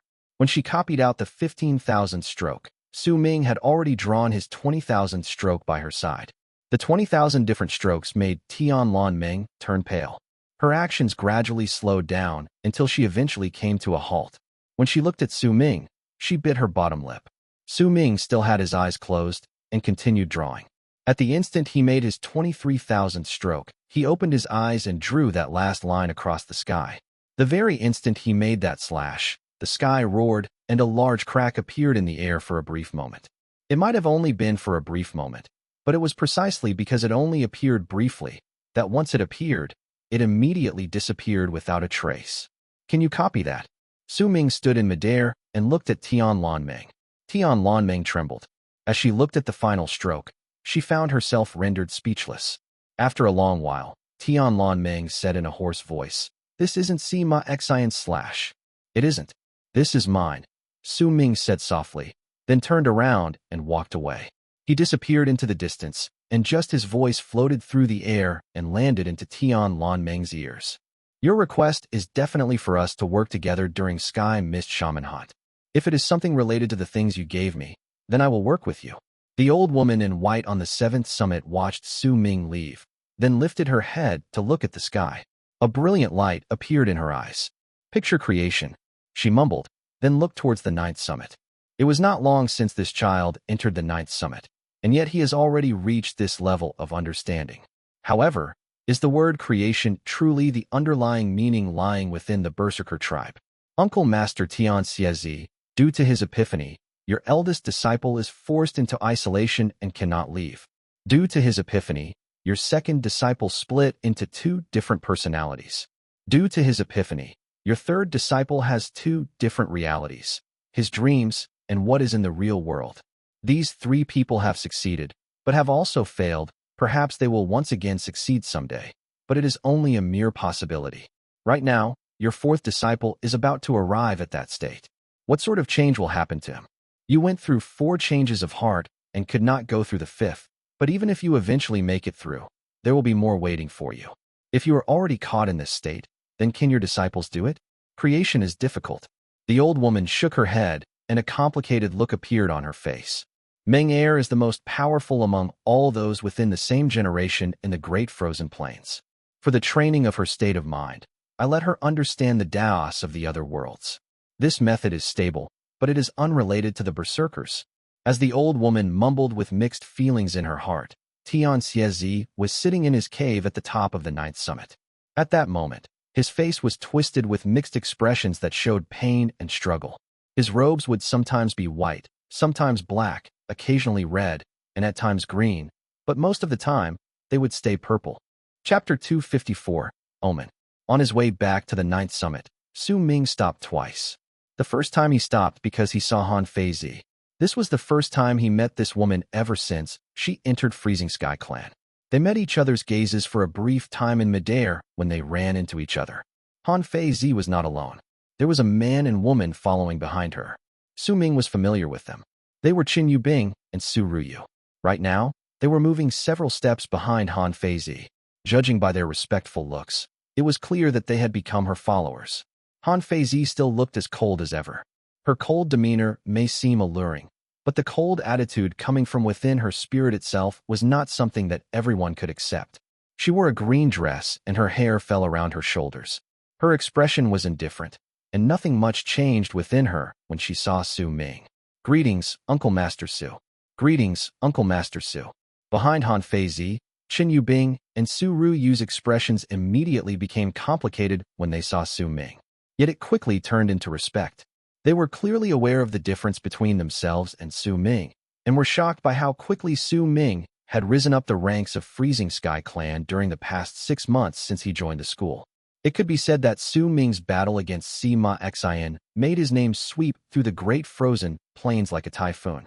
While his name might not have run through the entire land like thunder, it was close enough. He nodded towards Chen Yubing and Su Ruyu before casting Han Feizi a glance. When he saw that the woman did not seem like she was in the mood to talk, he left. Yet at the very moment Su Ming moved, Han Feizi's cold voice appeared languidly. When her words fell into his ears, he had the feeling that his entire body was covered in ice. Her voice held no hint of emotion, and it was so cold that perhaps it could even make a sweltering hot day cool down in an instant. The tone of her voice was enough to tell just how cold the woman's heart, body, and spirit were.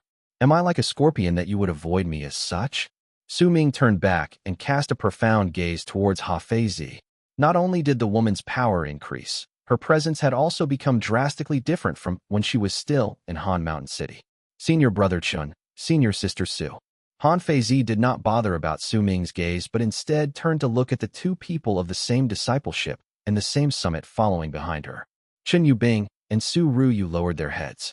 It was clear that they had not just become Han Feizi's followers since they clearly knew the meaning behind Han Feizi's words, even though she had not even finished her sentence. They quickly moved back until they were 1,000 feet away before they stopped and waited at the spot. We are acquaintances, there's no need for you to speak like this, Su Ming said calmly as he looked at Han Feizi. His initial meeting with this woman was when he entered the inn the first time he went to Han Mountain City and had just initially arrived in the land of South Morning. At that time, she had seemed like she was shrouded by fog, and Su Ming could only look at her silence. Her power and status were not things that he could compare himself to at that time. Even their subsequent meetings had been as such, including the first time they battled against each other. Su Ming had been extremely careful at that time. When I went to the fourth summit and met my master, I isolated myself. Sometimes, I would come out, but I never left the mountain. Han Feizi turned her head around and looked at the mountain ranges in the distance as she spoke coldly. Her voice may have been cold, but her words spoke of an intention to try and explain oneself. Su Ming was silent and did not speak. I saw your battle against Sima Xian. Han Feizi's gaze fell upon Su Ming's body. After that, I went into isolation once again so that the distance between us would not widen. Su Ming still remained silent. Han Feizi's words faltered and she no longer spoke. The two of them remained silent for a while longer before Su Ming turned around and walked into the distance. Han Feizi looked at Su Ming's back, and when she spoke once again, her voice still did not contain any hint of emotion. It was still cold and indifferent. Do you remember the matter we discussed when we were in Han Mountain's hidden grounds? I remember. Su Ming did not turn back as he answered calmly. Starting from tomorrow, I will continue training in the skills my master gave me in isolation. I will come out of isolation before the start of Sky Mist Shaman Hunt. During it, I would like you to come with me to a place. Su Ming mulled over it for a moment and did not refuse her. All right, you will be interested in the place. That place is related to the other worlds. Han Feizi spoke softly, and as she spoke, her gaze was trained on Su Ming's retreating back, but she could not see a hint of change in that back. He was still walking away calmly and gradually disappeared from her sight. On his way back to the 9th summit, Su Ming stopped for the second time, was small distance away from the 9th summit. Just as he was about to enter the mountain, his footsteps faltered. Just how long are you going to follow me? This place doesn't belong to the 9th summit alone. What right do you have to say that I'm following you? A girl's voice came from behind Su Ming. That voice was unlike Feng Lan's gentleness, not alike to Tian Meng's gracefulness, and neither was it like Han Feizi's coldness. But there was a melodious lilt and provocative tone within that voice that the other three lacked. Su Ming frowned, turned around, and saw a girl in purple standing a few hundred feet away from him. That girl was incredibly beautiful and filled with a wild and untamed air, especially her eyes, which were trained on Su Ming at the moment. There was wariness and scorn within her eyes. This person had a petite face that always appeared in Su Ming's memories. She also had a face that caused him to act on an impulse he did not want to suppress several months ago. This person was Bai Su. Su Ming looked at her and at the face that had appeared multiple times in his memories. At this moment, he did not want to see her. Su Ming turned around and moved his sight away from the girl. After pausing for a brief moment, he landed on the 9th summit. When he started walking on the mountain stairs, he could not help but frown once again. He did not stop anymore though and charged back towards his cave abode instead. Ziche was outside his cave abode. When he saw Su Ming closing in, he quickly stood up and bowed towards him respectfully. He was about to speak when his expression suddenly changed, and he turned his gaze towards the direction behind Su Ming. Over there, he gradually saw a hint of purple appearing. At the very instant he saw that dash of purple, a stunned expression appeared on his face. Su Ming was frowning when he walked past Ziche. Before he walked into his cave abode, he turned his head around and looked towards Bai Su coming towards them from afar. Her purple robes, stubbornness, and the provocative look within her eyes made her wild beauty become even more distinct. "This is the 9th summit," Su Ming stated calmly. "I know." Bai Su lifted her chin and answered. "Chase her out." A chilling look appeared in Su Ming's eyes. As he sent his command to Ziche, he turned around and walked into his cave. "You don't dare to see me because there's a girl in your memories that look exactly the same as me. If you don't dare to see me, then there will forever be an area in your heart that will hurt. If you don't get rid of that pain, then you will never be able to keep your mind calm. Even if you pretend to be, that is still fake." Bai Su suddenly shouted out. The moment her words left her mouth, Su Ming, who had already walked into his cave, sat down within and closed his eyes, as if he did not hear anything. "Junior sister Bai, please don't make this hard for me." Ziche took a step forward and blocked Bai Su, who wanted to trespass into Su Ming's cave. He spoke with a cold and indifferent tone. "You still don't dare to see me. I'm the seed planted in your heart, and even if you don't want to see me, I'll still be there. You won't even attack me. Why else would you ask someone else to chase me out of the mountain? You can do it yourself. Your power is enough for you to fight against Big Brother Sima. I've only just awakened. With your power, you can chase me away with just a wave of your hand. Why can't you do it?" Bai Su shouted loudly, and her gaze fell on Su Ming's cave abode located nearby. She did not even look at Ziche standing by her side. "And even if you chase me out of the 9th summit, so what? I'll still come again. I'll come every day." Ziche frowned. He moved the chi within him slightly, and a wave of force was instantly formed. It pushed against Bai Su and forced her to move back.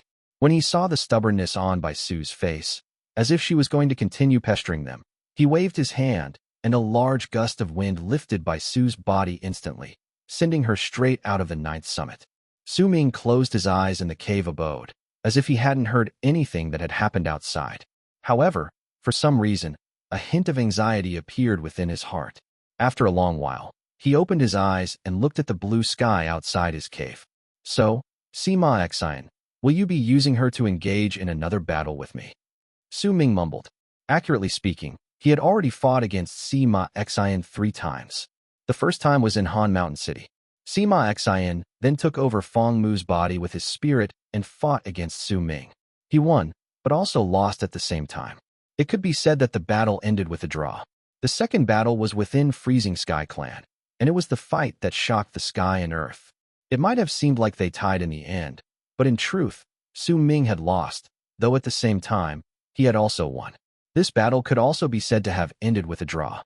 The third battle was the one where they used the rod snake's life as the hook, and the two of them had engaged in a battle of wits that, while had neither changed the weather nor shook the earth, was still incredibly dangerous. This battle did not end in a draw. Su Ming had won hands down. Right now, Bai Su's arrival made Su Ming understand that this girl was the stage for the fourth battle between Sima Xiang and himself. If the prodigious Sima Xiang made this hand, then it was clear that he had already made thorough preparations for this. Great art of heartless Berserker seed. This art is incredibly mysterious. By linking all your actions together, your goal has been revealed to me clearly like an open book. You want to plant a Berserker seed within me. Su Ming looked at the sky beyond his cave, and his eyes sparkled. If I don't fight, then I will lose unless I can forget her. If I fight, then I will fall into your plans and will find myself unable to escape. Su Ming closed his eyes. He lifted his right hand and started drawing slowly on the drawing board before him. Gradually, a picture that only he could see clearly appeared. When Su Ming's final stroke was made and he opened his eyes, he saw that he had drawn out the faint figure of a person on the drawing board. That person had his head lowered and was looking at the grass underneath his feet, but when he lifted his right foot, grass entangled that appendage of his. That grass was very fragile and would shatter the moment he continued lifting his foot, but that person simply lowered his head and looked at it for a long, long time.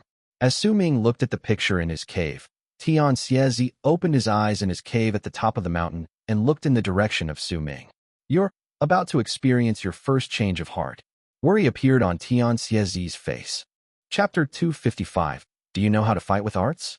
Su Ming looked at the picture for a long time before he picked up the drawing board and turned it over to keep the picture with him. Before the person in the picture lifted his foot and shattered the grass, Su Ming would no longer draw on the face of the drawing board but on its back. He still did not have clear thoughts on how he would fight against Sima Xian in this battle, or how he would dissolve the threat, and how he would win. This battle might perhaps be the final battle between him and Sima Xian in Freezing Sky Clan before he joined Sky Mist Shaman Hunt. The quiet night went by slowly just like that. This night Su Ming did not draw. He sat within his cave with his eyes closed slightly. As he breathed, the person in the snow from his memories would appear in his head.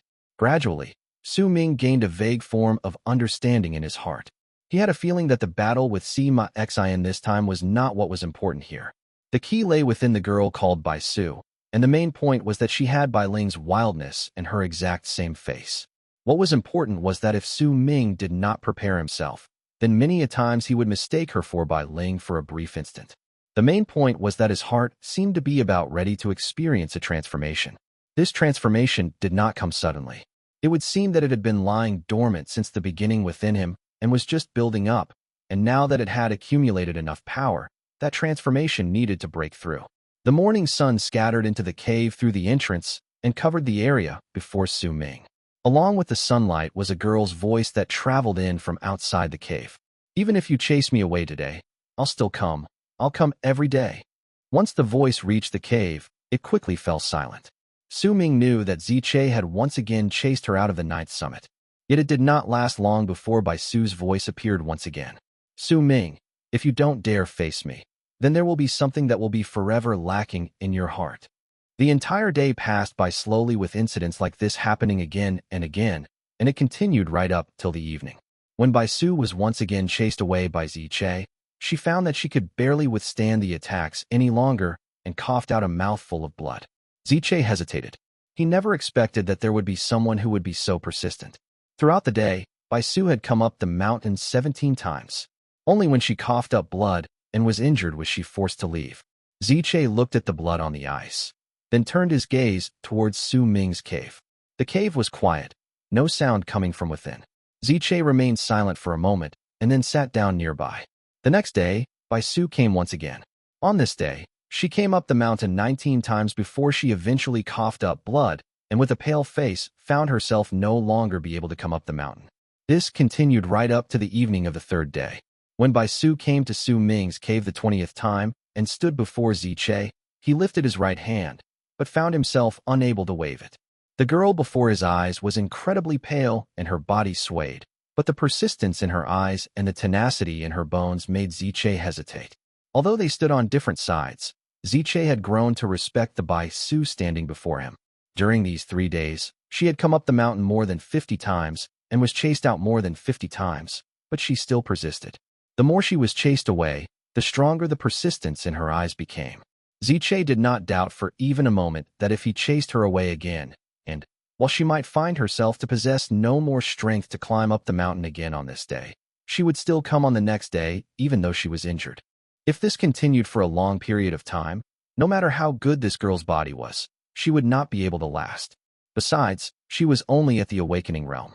By the looks of it, the girl had not even managed to draw her awakened Berserker mark yet.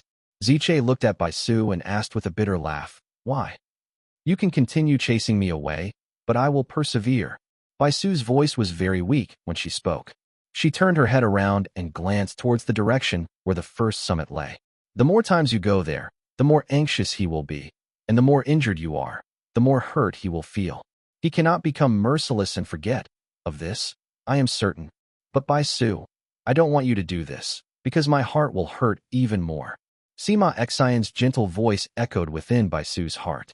The determination and tenacity within her eyes became stronger. Ziche let out a long sigh and lifted his right hand. He was Su Ming's mountain guard, and he had to obey Su Ming's orders. He did not dare disobey his words. He was just about to chase this stubborn girl away again when a calm voice came from within the cave. "What is the purpose of you coming up the mountain so many times? Let us hear it." Once Su Ming's words reached them, Ziche let out a sigh of relief. He pitied this girl slightly. He might not know much, But he still knew that this girl must have come here because of Xiang. Bai Su looked at the cave where Su Ming was and stated firmly, I want to learn how to draw. If you don't teach me, then I will come here every day. Either I will die, or you will agree to it someday. Bai Su's voice may have been weak, but the determination in it did not leave room for doubt. She would do what she just said. The cave was silent for a long time before Su Ming's voice came in a manner as if he was speaking while sighing. Is it worth it? This has nothing to do with you. Bai Su did not speak, but the determination in her eyes did not decrease even one bit. There is indeed a girl in my memories that looks incredibly like you. You appear time and again and tear apart the wounds in my memories. Is this what you are doing to help see my Xiang? Su Ming's murmurs floated out of the cave. Bai Su fell silent. The determined look within her eyes was tainted slightly by hesitance, but soon, that hesitation disappeared. You were the one who snatched Big Brother Sima's treasure away first. Bai Su gritted her teeth, but before she finished speaking, a huge gust of wind gushed out of the cave and swept her away from the mountain. Su Ming stared at the drawing board before him in his cave and lowered his right hand calmly. The sky outside gradually darkened until night came. During this night, the ninth summit was enveloped in silence. Perhaps Su Ming's second senior brother was walking around the mountain like a ghost and looking for the person he thought was stealing his plants. Perhaps his third senior brother was hiding in a corner with a mysterious grin as he peeked at something and thought of himself as the smartest person around. Perhaps his eldest senior brother was still within the ice river, unable to tell whether it was day or night. In this quiet, he would silently meditate in isolation. Su Ming closed his eyes and brought out the broken sun made of bone from the storage bag he kept in his bosom. This sun was very difficult to repair and could no longer form any sound. It was placed beside Su Ming's mouth, and he quietly blew into it. Silence. Yet in his own ears, Su Ming could still hear that moaning melody. The sound surrounded his body and enveloped his heart, and lingered there for a long time. He did not know how much time passed by. The moon beyond the cave shone with a gentle light, illuminating the ice mountain, and the mountain shone with a multitude of colors due to the refraction of light. In this quiet night, Su Ming blew into the soundless sun and silently let himself experience the peace that was different from drawing. When he finished playing a song, an old voice reached his ears. Not bad. The moment he heard the voice, Su Ming opened his eyes quickly and his heart instantly started racing against his chest. A person had entered his cave at some unknown point of time, and he had no knowledge about this. This person wore a long purple robe and stood with his back facing Su Ming.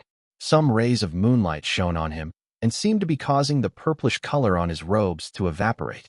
It formed a strange sort of pressure that not only shrouded the entire cave, but also dyed Su Ming's pupils with that color. Purple long robes, purple hair, a purple figure, but with a familiar voice. Greetings, master. Su Ming immediately stood up and bowed towards the person who still had his back turned towards him. Su Ming may have acted like how he usually would, and nothing unusual could be seen from his actions. But there was already a raging storm within his heart. That storm was not due to Tian Xiezi's sudden arrival. Neither was it because Su Ming had not noticed him sooner. Instead, it was because Tian Xiezi was wearing purple robes. Su Ming had never seen Tian Xiezi in this state before. The words his second senior brother had said that day appeared in his head, as if Su Ming was listening to him talk about Master in purple robes once again. He also remembered the grave expression on his second senior brother's face that day. This was not the only thing that shocked Su Ming. There was also the matter of the sun. It was originally soundless, and that sound only existed within his memories. Yet Tian Xiezi's words from before came right at the instant the melody within Su Ming's heart and memories disappeared. Was this a coincidence, or was it? Su Ming looked at the back of his purple-robed master and instinctively took one step backwards. Are you afraid? The purple-robed Tian Xiezi still had not turned around. His voice sounded old, but at the same time, it held a bloody quality to it. Su Ming could instantly sense it clearly. This bloodiness was that of a feeling of blood that had coagulated on the robe since a long time ago, but also of blood that had just stained his robes. There was a bloody stench coming from a spot at the hem of his master's purple robes. This bloody stench was not a feeling. Su Ming could smell it from the start. This was not Tian Xiezi's blood. It was clear that before Tian Xiezi came here, he spilled someone's blood. Su Ming was silent for a moment before he answered honestly. Master, I've never seen you wear long purple robes before. I'm just a little unused to it. Do not be afraid, you'll get used to it. The bloodiness in Tian Xiezi's voice became stronger abruptly. He turned around slowly, and with eyes that looked like burning torches, he looked at Su Ming.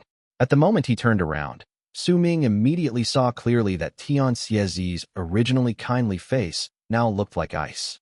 His expression was chilling and his face somber, but there was no ill will in his eyes. Su Ming thought he saw an illusionary sea of blood behind his master. Within that sea of blood was a stone statue. That stone statue had its arms wrapped around its chest. Its eyes were opened, and it was similarly looking at Su Ming without ill will. My fourth disciple, do you know how to fight against others with arts? Tian Xiezi asked in a hoarse voice, looking at Su Ming.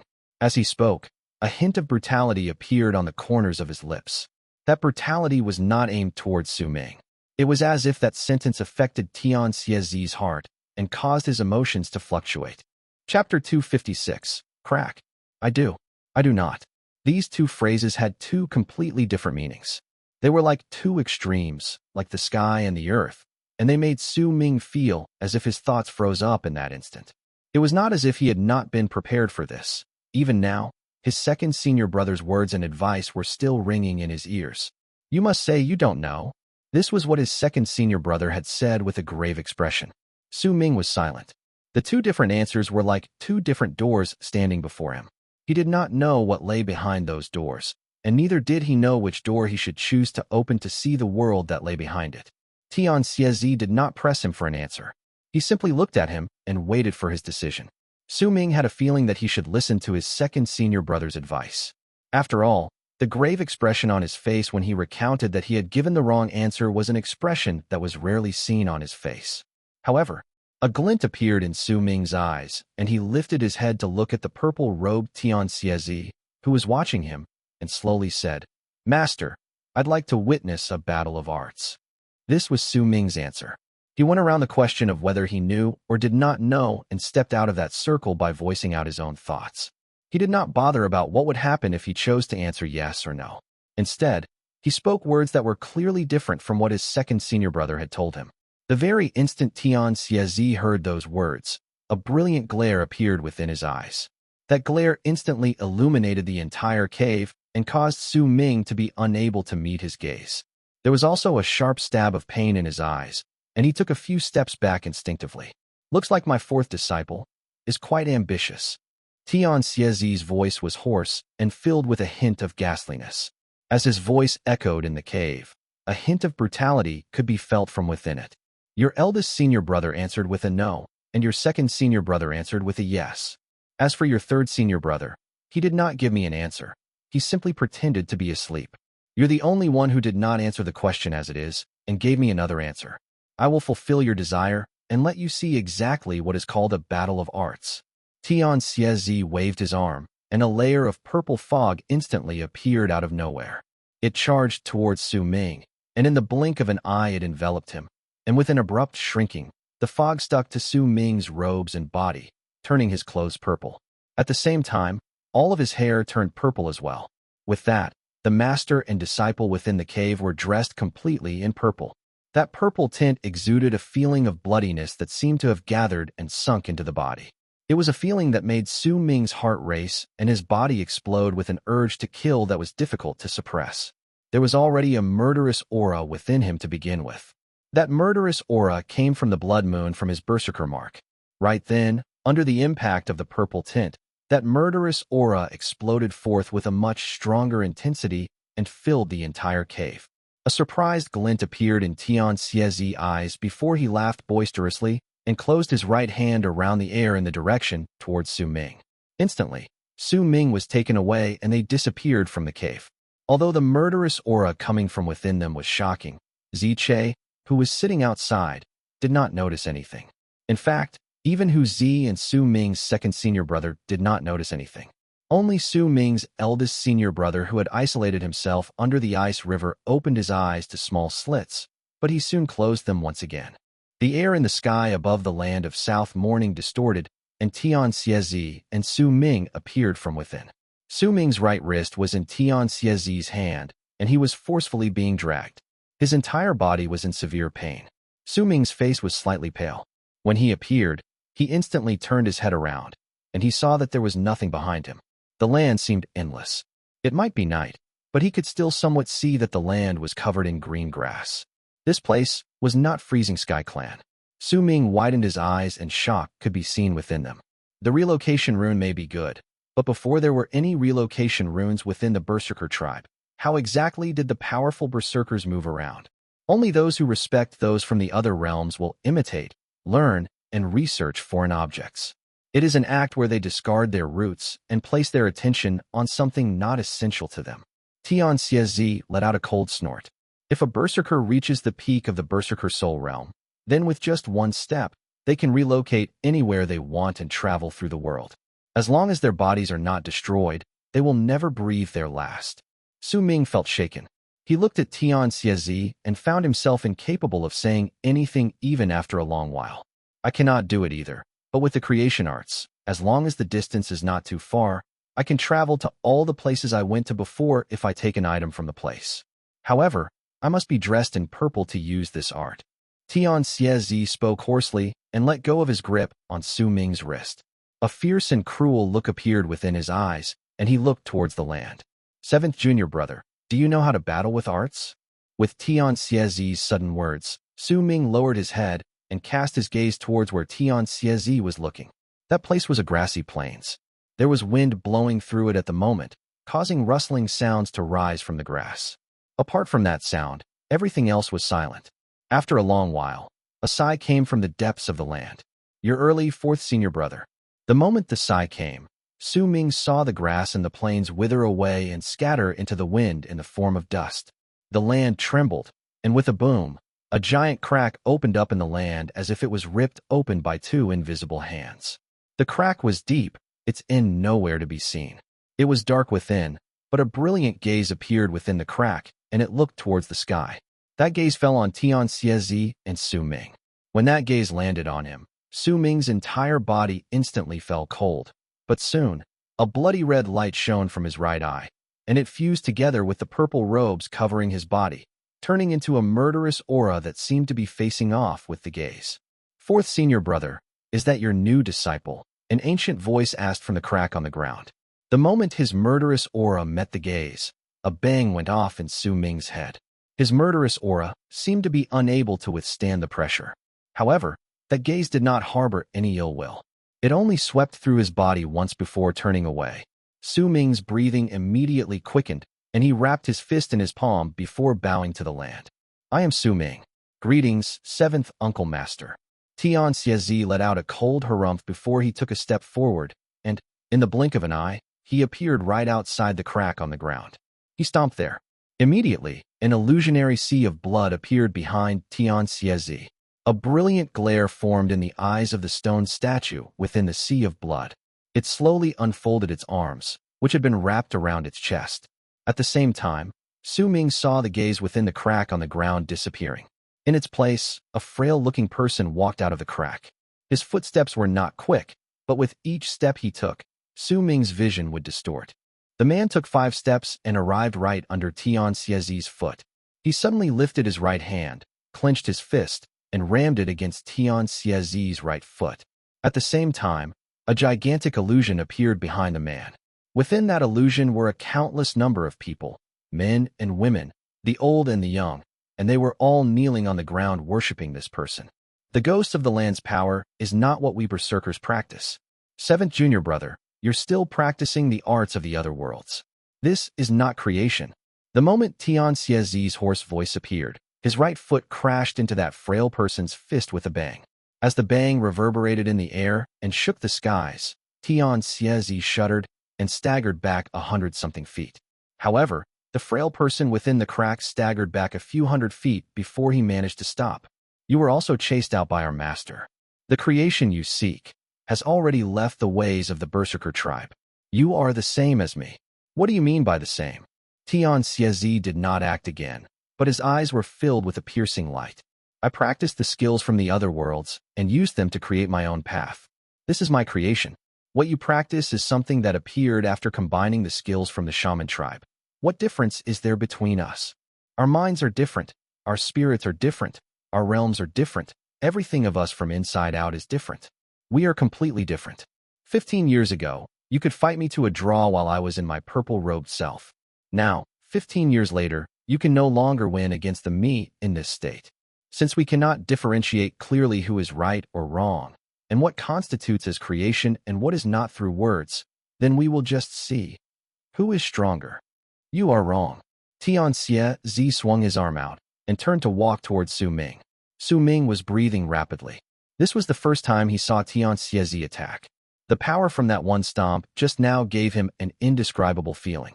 It was as if the mysteriousness within that stomp had exceeded the limits of his understanding.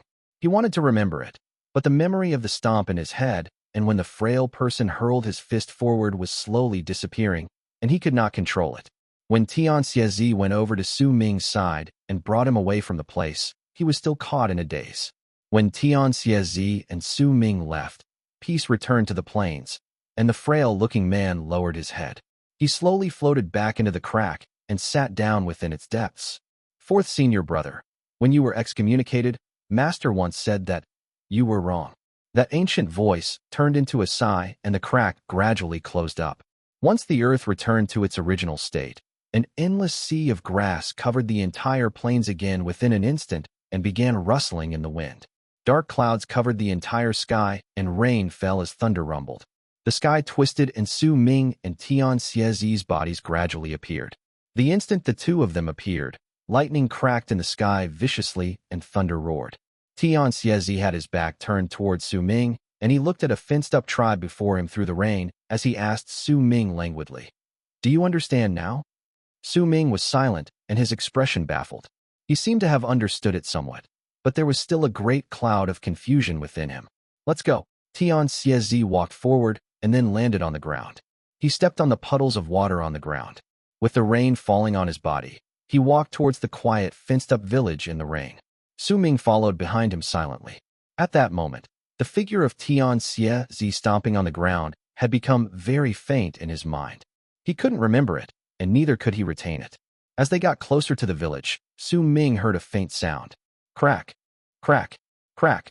It was as a sound that seemed to be made from bones rubbing against each other. That sound traveled forth through the rain and thunder from the ordinary village. Chapter 257. The song ended, and they left. Tian Xie's expression was still dark. When he got closer to the gate in the village, he did not slow down. Right when he stepped next to it, Su Ming's pupils shrank as he continued walking behind him. He saw the village gate distorting, as if they had just been moved to another place in an instant without any warning. Tian Xie walked in slowly. Su Ming followed behind and walked into the village as well. When the two of them went in, Su Ming turned his head back and found that the village gate had returned to its original state. It was clear that this was not the first time Tian Xie had come to this place. At this time, most of the people in the tribe had fallen into deep sleep. Since it was raining, there were no bonfires around them. Besides the pattering rain and occasional rumble of thunder in this silence, the only other sound was that cracking sound that rang repeatedly. It was as if that sound was guiding Tian Xie's path as he walked through the village and stepped on the puddles of water. Once they gradually moved past the houses, Su Ming saw a light shining through an ordinary beast skin tent before him. This was a small tribe, a tribe that was almost similar in size to Su Ming's Dark Mountain tribe.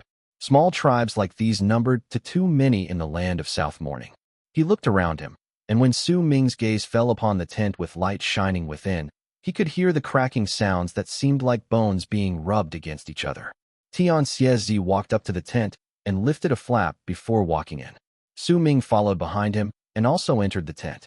When he did so, the first thing that entered his gaze was the many bones that lay within the small tent. Besides the bones, there were also some stones in the tent, and most of these items had been turned into suns. This was the first time Su Ming had seen so many suns. It was also the first time he saw a sun in the land of South Morning. A shiver ran down his spine. Once he swept his gaze past those suns, it fell on the old man in the tent. The old man's hair was flecked with white, and he was dressed in beast skins, though he did not cover the upper half of his body. Right now, he was sitting inside the tent with a beast bone in his hand and was rubbing it against a stone slab. It seemed like the shape of this beast bone did not match with the bone sun he wanted to make. That was why he had to rub away the unnecessary parts. With a dark expression, Tian Xie looked at the old man and walked until he was right in front of him and sat down. His gaze shifted to the beast bone in the old man's hands, which he was still rubbing against the stone slab. The old man looked calm. It was as if all his attention was trained on the bone in his hands, and he did not notice Tian Xiezi's arrival, nor did he notice Su Ming's presence. He sat there calmly and continued rubbing the bone against the stone slab. Cracking sounds echoed within the tent. Some of the sounds even floated out and lingered in the air for a long time. Time trickled by. Su Ming's eyes never left the bone in the old man's hands, and he saw that a corner of that bone gradually became round under that continuous rubbing. Tian Xiezi never spoke. He was also looking at the old man, and changes started to show on his face.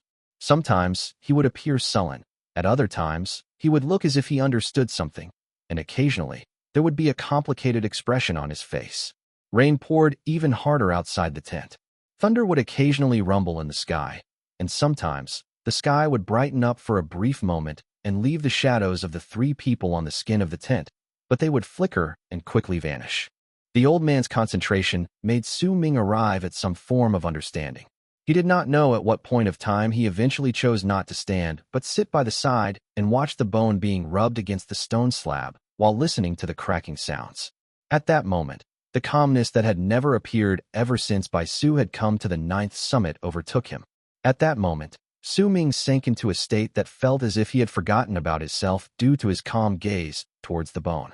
In his eyes, he could only see the bone that was being rubbed against the stone slab.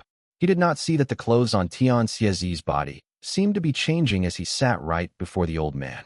That change only happened for an instant before returning to its original state. If no one paid close attention to it, they would not be able to see it clearly. Time trickled by. They had no idea how much time passed, but the old man eventually stopped in his act of rubbing the bone against the stone. When he stopped, Su Ming felt his mind jolting back and came back to his senses. He saw the old man looking at the beast stone and lifting it up as if he was inspecting it. After a long while, he changed the beast bone's position and continued rubbing it against the stone slab. The complicated look on Tian Xiezi's face grew deeper. After a long while, he let out a long sigh and stood up. The moment he stood, the old man stopped. When he lifted the bone in his hands once again, that bone had already turned into a sun. There were several small holes in it. Once he gave it a look, he lifted his head, but he did not look at Tian Xiezi. Instead, he trained his gaze on Su Ming. It was a gaze that was as tranquil as water. Those were a pair of eyes that seemed to contain endless knowledge, had seen through the truth behind life and death, understood all that lies within the world, and could contain everything within them. Inside were kindness, peace, tranquility, and a light that made Su Ming fall into a state of serenity once he met his gaze. The old man lifted his right hand and handed the bone sun to Su Ming. Su Ming quietly stood up and took the ordinary-looking bone sun in his hands respectfully.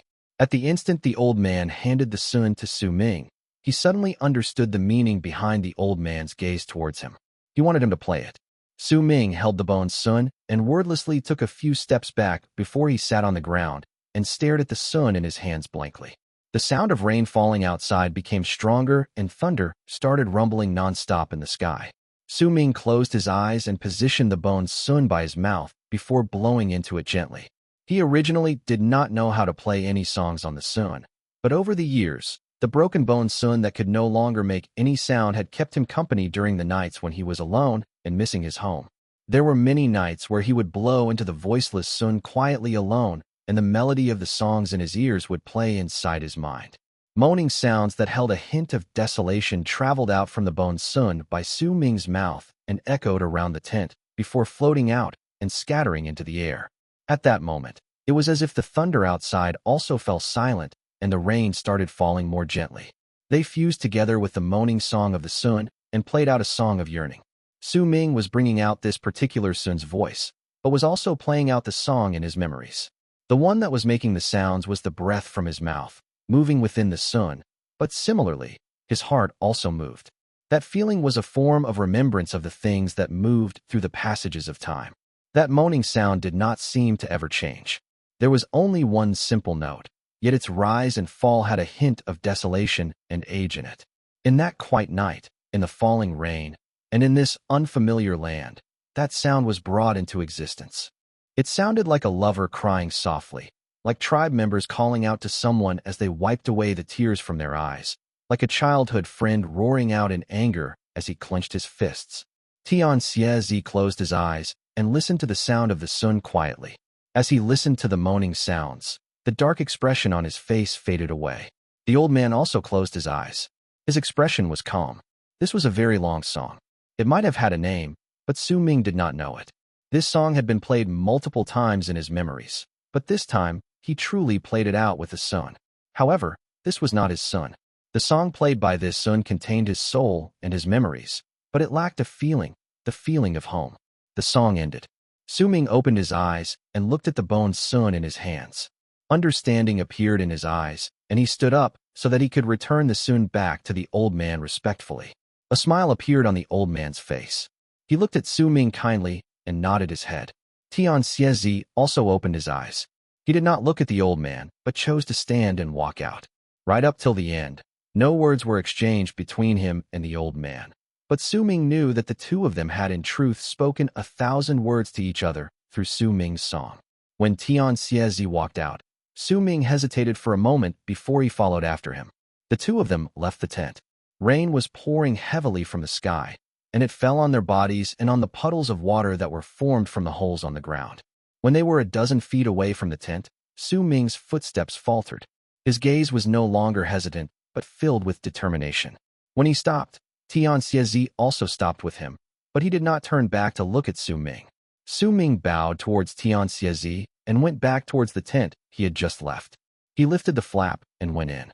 When Su Ming walked into the tent, the old man sitting inside looked over calmly. "Sir, can you repair this?" Su Ming brought out his bone sun from his bosom. This was the sun that held the feeling of home. It had many cracks and could no longer make any sound. Su Ming placed it before the old man. The old man's gaze fell on the sun, and he picked it up. Once he gave it closer inspection, he nodded. Su Ming bowed towards him respectfully before turning around and leaving the tent. Then he left the village with Tian Xiezi. "Do you understand now?" Tian Xiezi asked calmly outside the village in the rain. At that moment, though he might still have been dressed in purple, his expression was no longer dark. The first battle was a confirmation with the ways of your own cultivation, and the second. Su Ming looked at Tian Xiezi and fell silent for a moment before speaking up again. "It's a battle of hearts. The first person who battled against me is my seventh fellow brother. The person who we saw in the second scene.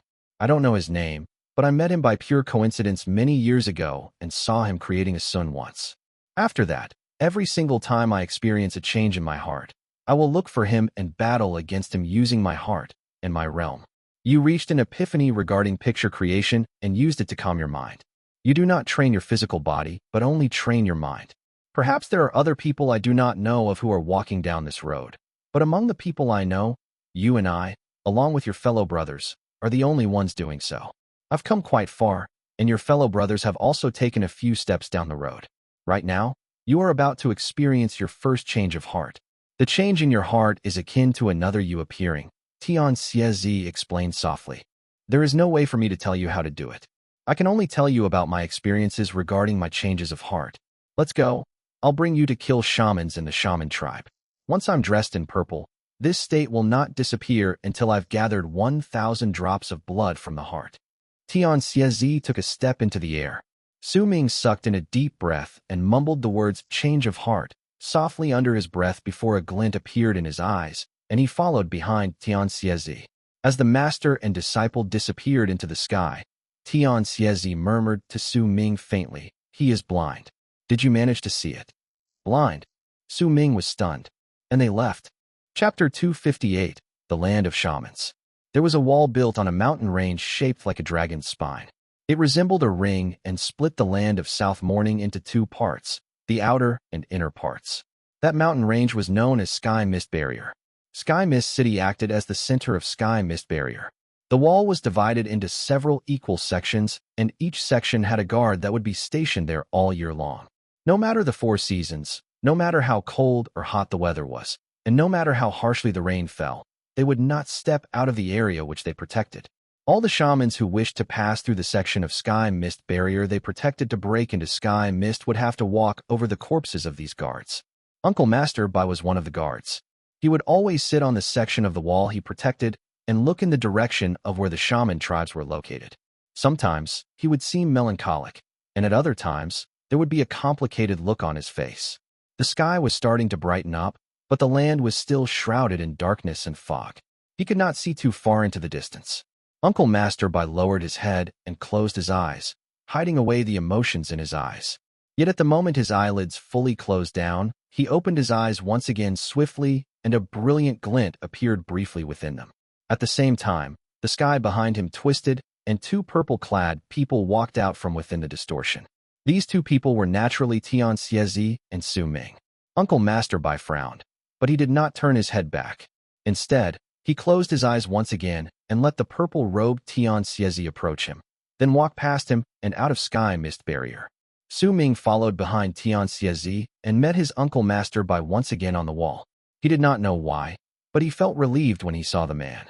He still remembered that he had spoken to this Uncle Master Bai at this place, and this man, who gained his respect and gave him a sense of closeness, had later fought against a woman of the Shaman tribe.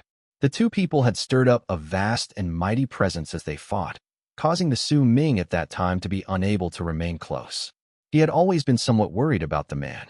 Now that he saw him again, when Su Meng walked past his Uncle Master Bai, he turned his head around and smiled at him. When he did so, the man opened his eyes and cast a glance at him. "You must be able to protect yourself if you follow that crazy old man." As he spoke, he seized the air with his right hand. A white scale the size of a fingernail instantly appeared out of thin air, and he pushed it towards Su Meng. "Take this. It contains the power of an attack of mine. Use it to defend yourself." Once Uncle Master Bai finished speaking, he closed his eyes. When Su Meng held the white scale in his hands, it started gushing with life force and lifted his spirits. He wrapped his fist in his palm towards Uncle Master Bai. He might have only met the person before him twice, but that sense of cordiality he felt towards the man did not fade due to them not meeting up often. It became even stronger instead. The moment Su Meng walked out of sky mist barrier, he took a deep breath. The bloodiness and desolate feeling he had had when he first stood on sky mist barrier and looked out appeared once again in his heart. This land was an unfamiliar place to him. It contained the hatred between two different races that could not be wiped away. This hate had lingered in this place for a long time, and had eventually turned into a depressing and heavy feeling that pressed against all the hearts of the berserkers who just walked into the land. That depressing feeling would make their breathing quicken to the point they would feel as if they could not breathe and would suffocate at any moment. As Su Meng and Tian charged forward in an insolent manner, that feeling became stronger. The further they got, the stronger the feeling became, until eventually Su Meng could even hear his heart racing and pounding against his chest. The wind that was blowing against him from the distance seemed to contain a force that rejected all those unfamiliar to the land. It was as if it also contained the same hate from the land towards the two unwelcomed guests. It was a force that spoke of killing and slaughter until one side eventually died once the berserkers met with the shamans. Compared to the depressing and oppressive feeling Su Meng had, the brutality on Tian Xiezi's face became stronger. His ruthless smile, the blood-red glint in his eyes, and the hint of merciless aloofness that was deeply seated in his eyes turned Tian Xiezi into a man that was incredibly unfamiliar to Su Meng. As Su Meng continued watching him, Tian Xiezi suddenly came to a halt and froze floating in midair.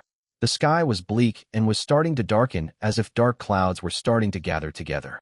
Fourth, Tian Xiezi had his back turned towards Su Meng and was looking into the distance when he spoke in a ghastly tone. "Watch by the side and draw for me." Su Meng nodded quietly and took a few steps back. He looked at his surroundings and observed this strange and unfamiliar piece of land. His understanding of the hate between the shamans and berserkers was limited, and it was difficult for him to put himself in the shoes of the berserkers in this land. It was also difficult for him to comprehend the frenzied slaughter between the berserkers of the land of South Morning and the shamans. He did not understand.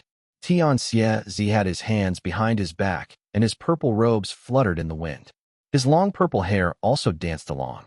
From the distance, he looked like a purple ball of flames that was burning brilliantly in the land of the shamans.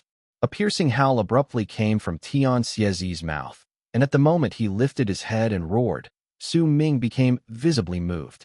At that moment, Tian Xiezi overflowed with an unbridled arrogance and a domineering air that seemed to ignore the might of the heavens. He stood in the sky and howled in a manner to make himself known. His voice traveled in all directions and rumbled as it spread even further into the distance. A twisted ripple appeared in the air as if the sky itself was trembling. The fear within the trembles seeped into the ripples and spread outwards. Su Ming took a deep breath. He knew that while this place might not be located deep within the land of shamans, and was in fact located just at the border near Sky Mist Barrier, this was still the territory of the shamans. Almost all the tribes that existed within this place were shaman. If a person was alone, that person would have snuck into the shaman tribes and would have taken the 1,000 drops of blood from the heart in secret. That person would definitely not roar so arrogantly like his master and tell the shamans that he, Tian, was here. Yet Tian did it. With his body that looked like a ball of purple flames from the distance, and with an incredibly arrogant manner, he announced his arrival to all the shamans within the area. Su Ming suddenly understood what Uncle Master Bai had meant when he called his master a crazy old man. He also understood why he gave him the white scale. It was clear that this was not the first time Tian did such a thing, neither was it his second time. There was a high possibility that this thing happened regularly once in a while. If a race, or even a tribe has been attacked like this multiple times over the years in a manner that while their mortal enemy considers it arrogant, but to them is a form of humiliation, then it would definitely attract a certain amount of attention. Once their attention is drawn, they would make thorough preparations towards their mortal enemy's actions. Master has come to this place multiple times, which could only mean that he must have experienced the shaman's prepared attack, but he still chose to do it. And he even told the shamans that he's here. As Su Ming was thinking, something caught his attention. He immediately lifted his head and looked into the distance, and at the moment he saw it, his pupils shrank. In the distance, he saw clouds rolling forth in the sky, and black spots were charging towards them rapidly. In the blink of an eye, those black spots became clear, and they were all ferocious beasts that mostly looked dissimilar to each other. These creatures were not entirely big. They were only about a dozen feet in size, and all of them had a pair of wings which they used to charge towards them. Su Ming also saw people standing on those beasts, and their faces were covered not in Berserker marks, but totems that were carved onto their skins. Pay full attention to your drawing. The ruthlessness in the smile at the corner of Tian Xiezi's lips reached its peak, and a murderous aura that shook the skies erupted from his body. Right at the moment he finished speaking, Tian Xiezi took a step forward. Behind him, the sea of blood that originally looked like a mere illusion now seemed as if it was real. Light appeared within the eyes of the stone statue in the sea of blood, and it shone with an excited lust for slaughter. With that lust for slaughter in Tian Xiezi's eyes, Su Ming saw him storm straight towards the incoming mass of black spots. Waves rose in the sea of blood behind him and charged towards the black spots. Roaring sounds reverberated in the air, and Su Ming saw the same brutality and madness on the shamans' faces who were standing on the ferocious beasts. They did not fear death, and all of them bit their tongues to cough out blood. That blood turned into an innumerable amount of blood-red bugs that charged straight towards Tian Xiezi. Some brought out skulls. As they stroked them, black mist shot out and turned into hideous malicious ghosts. Some sat down, and as the beasts underneath them let out shrill cries of pain, their blood and flesh were ripped apart from their bones. That large mass of torn flesh grouped together to form large blood-red giants, and they howled as they charged towards Tian Xiezi. The creatures that lost their flesh and blood only had eerily white skeletal frames left. However, there was a ghostly fire within their eye sockets that burned with an indescribable ghastliness and coldness. There were even dozens of shamans who stomped on the ferocious beasts underneath them and bounded into the air. Their bodies instantly swelled up, and a shocking power erupted from their bodies, turning their physical bodies into their strongest enchanted vessels. They too charged towards Tian Xiezi. Su Ming looked at the sight. All these divine abilities were skills he had never seen before, especially the spell that created the giants formed from flesh and blood, while still allowing the creatures to continue living even though they lost their bodies, only their skeletons remaining. It made Su Ming suck in a deep breath. You actually used the spirit medium of the shaman tribe. Looks like you've made even better preparations for my arrival today. You must have waited for many years. Today, I have finally come, and you don't have to wait anymore. Tian Xiezi's ghastly laughter rang in the skies. Roaring sounds shook the sky. Multiple sights appeared at once within Su Ming's vision, and in them, Tian Xiezi was slaughtering those shamans arrogantly and without restraint. The blood bugs that were formed from the coughed-out blood stuck themselves on Tian Xiezi's body, but they instantly turned purple and exploded. Right at the moment the hideous malicious ghosts that came from the skulls closed in on Tian Xiezi, the stone statue within the sea of blood opened its mouth wide, sucked in a deep breath, and the malicious ghosts tumbled into its mouth. Once the stone statue swallowed them all, the brutality and excitement in its eyes grew thicker. Chapter 259, That Spoken Sentence. Goldenrock. As the giants formed from the flesh and blood of the ferocious beasts charged towards Tian Xiezi, he was also closing in on them with a savage look on his face. They crashed into each other with a bang, and those giants shattered, but Tian Xiezi merely continued onward while laughing madly. All the shamans that stood in the area he passed by would find a bloody hole appearing on their chests, and there was emptiness inside the hole. Their hearts were gone. Their hearts were dug out by Tian Xiezi. Once he crushed them, the blood from their hearts fused into the air and appeared inside his sea of blood. When he saw this sight, Su Ming sucked in a sharp breath. He looked towards the sea of blood behind Tian Xiezi. That sea of blood, could it have been created due to master slaughter? He mumbled. The dozen shamans who had swelled up, treating their physical bodies as their strongest weapon, with totems tattooed on their faces, hurled their fists forward with a force that made the air distort. Right at the moment these people attacked Tian Xiezi together, he waved his arm, and the purple long robe on his body instantly grew bigger. In the blink of an eye, the purple robe covered the entire area, including the dozen shamans. This scene only lasted for an instant.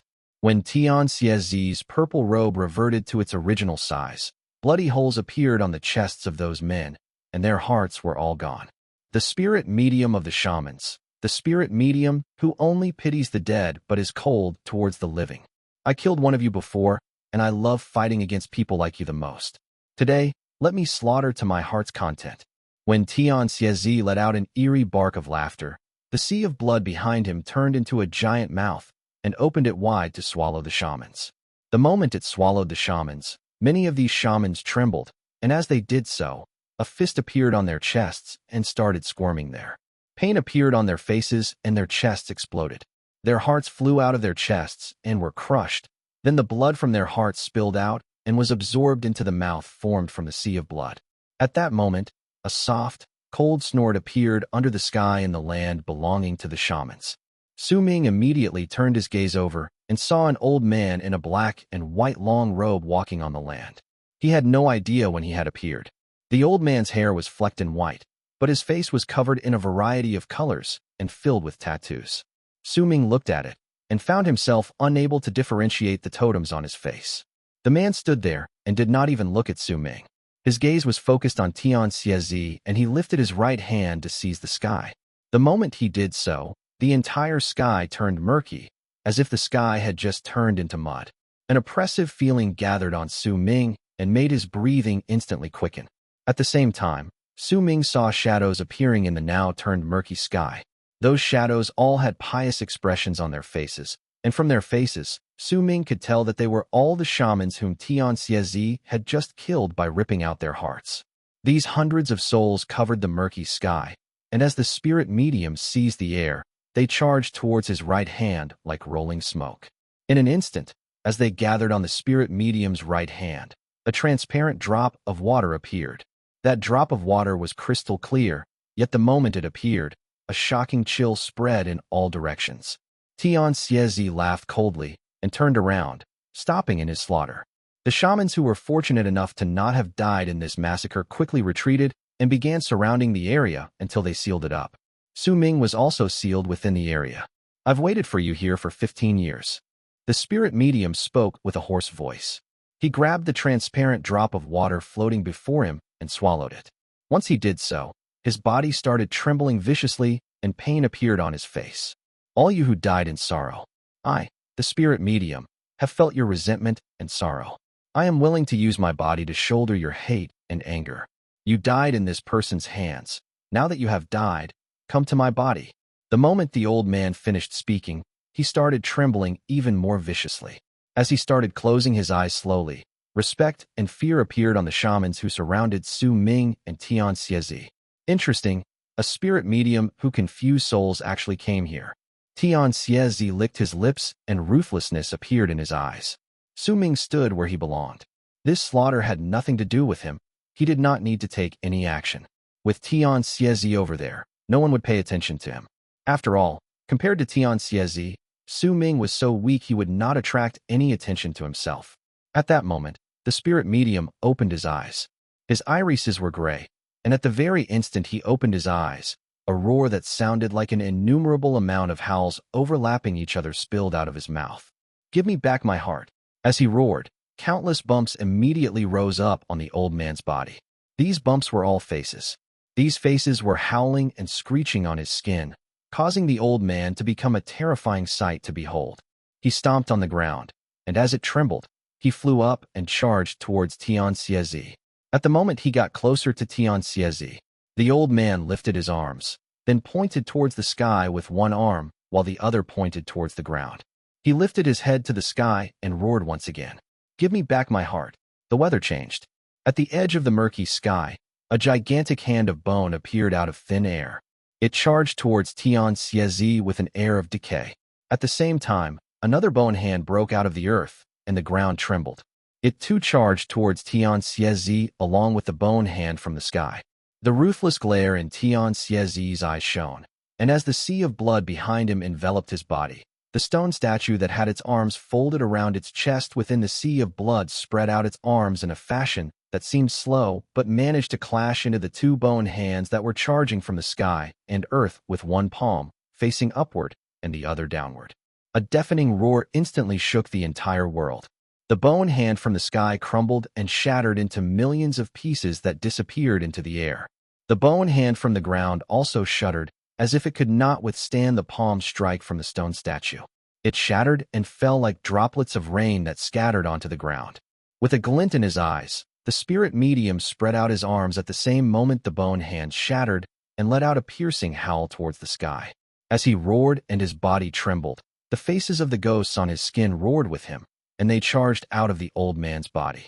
As those ghosts charged out, the old man shuddered, and his physical body rapidly withered away. In the span of a few breaths, he turned into mere skin and bones and fell face down to the ground. The final soul within his body also charged out at that moment. The sky was filled with the roars of these ghosts as they stormed towards Tian Xiezi. Tian Xiezi let out a cold snort and was about to counter when two soft sighs came faintly from the sky in the distance. The sighs were very gentle, as if they held no rage within them, and were so tender that they sounded like a lover blowing a puff of air on your cheek and into your ear. When it sounded, Su Ming turned his gaze in its direction and saw two men walking forth from the sky in the distance. Those were two men who were so beautiful that women would sigh, because they could not compare to their beauty. They wore long white robes, and all men and women who looked at them would be attracted by their beautiful looks. Even more shocking was that the two of them came together with breathtaking smiles on their lips while holding hands, and they were walking forward with an air of intimacy, as if they were lovers. Split dawn. For the first time, besides ruthlessness and excitement, seriousness appeared in Tian Xiezi's eyes. Even the rarely seen split dawn appeared here. Interesting. Choosing a pair of split dawns is not an easy thing. The two beautiful men in white came forth with their hands still held together, as if they were lovers. They looked at Tian Xiezi with eyes that shone with a beauty that did not seem to belong to this world. One of them spoke up softly. "I suppose there is a person without a heart around you, one that is formed by the spirits of those who were wronged." As his words traveled forth, the many ghosts charging towards Tian Xiezi suddenly spread out when they were about to close in. Then with Tian Xiezi serving as its chest, they turned into a gigantic figure. That figure was created entirely from the ghosts. They howled continuously, their voices echoing through the sky. "I suppose you can no longer move, no longer can cast any arts. You have become this person's heart, and then you will shatter." The other beautiful man smiled and spoke softly. Su Ming widened his eyes, and his pupils shrank once again. It could be said that this was the first time he encountered shamans. Here, he encountered the spirit medium who pitied the dead, but was cold towards the living. Right now, he saw the split dawn, who seemed to be in control of an unimaginable power. He even saw his master, Tian Xiezi, coming to a complete halt at that instant, just like what the split dawn said. The sea of blood around him started disappearing. A murderous look flashed through Su Ming's eyes, and bell chimes reverberated within his body. The white scale appeared in his hands, and the green mark of the sword glowed at the center of his brows. His Berserker mark appeared faintly on his body, because not only did he see his master's body freeze, he also saw the figure formed by the ghosts that had surrounded Tian Xiezi gain the form of a person, and his master stood at the location where its heart should be. By the looks of it, it seemed like it wanted to bury Tian Xiezi within it. However, Su Ming also had his doubts. From what he understood about his master, if Tian Xiezi dared to make such a blatant show of his arrival, then he would definitely not act recklessly. But Su Ming just could not figure out what else his master could do. Su Ming was just about to take action during this crisis when a sound rang out. That sound made the expressions of the two beautiful split dawns drastically change. It made the old spirit medium, who was lying on the ground in only skin and bones, let out a cry of surprise, and made the shamans who had surrounded Su Ming and Tian Xiezi sink into disbelief. That sound came from Tian Xiezi. "My shaman beast, I summon you with my voice." As Tian Xiezi's voice echoed in the air, a low growl that shook the sky came from the land in the distance. A huge gust of wind swept through the land, and in the land far away, a gigantic golden rock appeared. By the looks of it, its size was about 10,000 feet.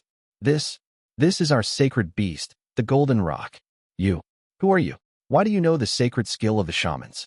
The old spirit medium lying on the ground let slip a cry of surprise with an expression filled with horrified surprise. Chapter 260, 3 Days. The old spirit medium let out a cry of surprise, and in the blink of an eye, that horrified surprise on his face changed to one of shock. He never expected that the person the big shaman tribes told him to kill with an army to possess a sacred beast of the shamans. The shock that came from witnessing a berserker summoning their sacred beast, the sacred beast that rarely appeared even when the shamans themselves summoned them, was like that of lightning crashing onto him. The shock made his head roar, and besides surprise, his mind was completely blank. Besides the old spirit medium, the beautiful split dawns were also shocked. Their expressions instantly changed, and disbelief colored their faces. This expression was incredibly rare on these two men. The two of them were sent to this place 15 years ago along with the old spirit medium, and their goal was to wait for the person who would appear in this area once every few years and bring about genocide. Everything was going smoothly when they ran into Tian Xiezi this day. But at the critical moment, that one sentence from Tian Xiezi changed everything in a manner as if the world had been turned upside down. The sacred beast, Golden Rock. No wonder we never managed to gain its acknowledgement and could never summon it even though we've sent our tribe members to its resting place multiple times in the past. So the Golden Rock already has an owner. But how? How is this possible? He's from the Berserker tribe and doesn't practice the ways of the shamans. How did he get the approval of the Golden Rock? In the time the split dawns sucked in a sharp breath, the Golden Rock arrived from where it was in the distance. Along with its arrival came a huge gust of wind that made people feel as if an innumerable amount of invisible mountains were crashing into them. The remaining shamans, who had surrounded Su Ming and Tian Xiezi, lost all will to fight when the Golden Rock appeared. Terror appeared in the midst of their confusion, and they did not dare attack. The Golden Rock. Oh heavens! It's the Golden Rock. Uproars broke out at the sacred beast's appearance. The shamans held a level of respect akin to meeting the might of heaven itself in the face of their sacred beasts. This creature was like the totems within the shaman tribe. There was in no way they could fight against it. At that moment, as the Golden Rock swept past the land and brought with it a huge gust of wind, these people were like floating leaves in the sky and were thrown back. As booming sounds reverberated in the air, the wall of people crumbled down instantly. Su Ming sucked in a breath when he saw the Golden Rock closing in. Its gigantic body that exceeded 10,000 feet formed an intimidating pressure that made morning sky turn dark in an instant. It was covered by the Golden Rock's body as if it had just covered the sun. Compared to it, the people around him who were swept away by the huge gust of wind and Su Ming himself were so tiny that they could practically be disregarded. The Golden Rock forced its way into all their sights in an incredibly arrogant fashion. The moment it closed in, the extraordinarily mighty Golden Rock shone with a golden light that made it look like a golden eagle. It made the people be unable to look at it, especially into its eyes. There was an aloof look within its eyes, and as it swept its gaze across the land, Cracking sounds would appear in the air as if the air itself could not withstand that pressure. The intelligence it had made Su Ming believe without a doubt that it had far surpassed the intellect of all the ferocious beasts he had ever seen. Even the rod snake could not compare with it in this. However, the rod snake was still an infant, so it was only natural that it would have a hard time competing against the golden rock, which was a sacred beast that was famous within the shaman tribes.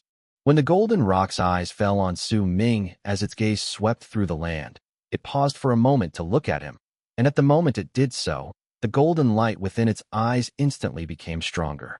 It made Su Ming shudder, as if everything about him had just been seen through. Any other ordinary berserker would have lost all ability to think, but Su Ming did not just practice in the ways of the berserkers. He also trained in the skills of aura refinement and turned it into his divine senses. The strength of his divine senses might perhaps be nothing to those in the other realms, but among his peers in the berserker tribe, he was second to none. At that moment, while the divine sense in his mind still could not withstand the golden rock's gaze, Su Ming could at least still tell the reason behind the golden rock's interest in him.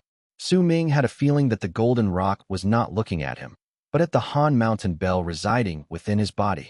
More accurately speaking, there was something within Han Mountain Bell that the golden rock sensed, and it wanted to take a closer look. Almost at the same instant the golden rock trained its gaze on Su Ming, the rod-shaped insect-snake hybrid that was recovering slowly in the Han Mountain Bell within Su Ming suddenly curled up from its sleeping, relaxed position within the bell. It lifted its head instantly, and its dull eyes immediately regained their cruel glare. The glare seemed like the last rays of sunlight before the sky turned dark. It seemed strong, but was in reality rather scattered, and hidden within the depths of the glare was the rod snake's pride. It was as if that pride existed within the blood and soul of the rod snake itself. That pride was passed down through generations and existed even now. It had never disappeared.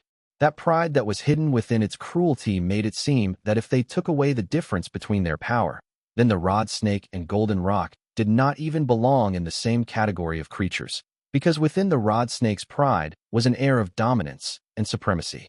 Su Ming noticed that aura.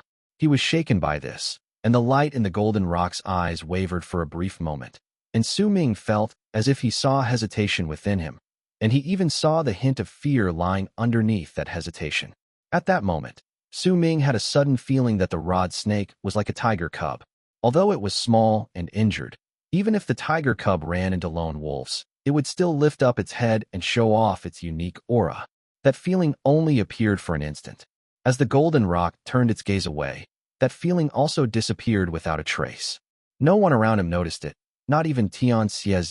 After all, the golden rock's gaze only stayed on Su Ming for a moment.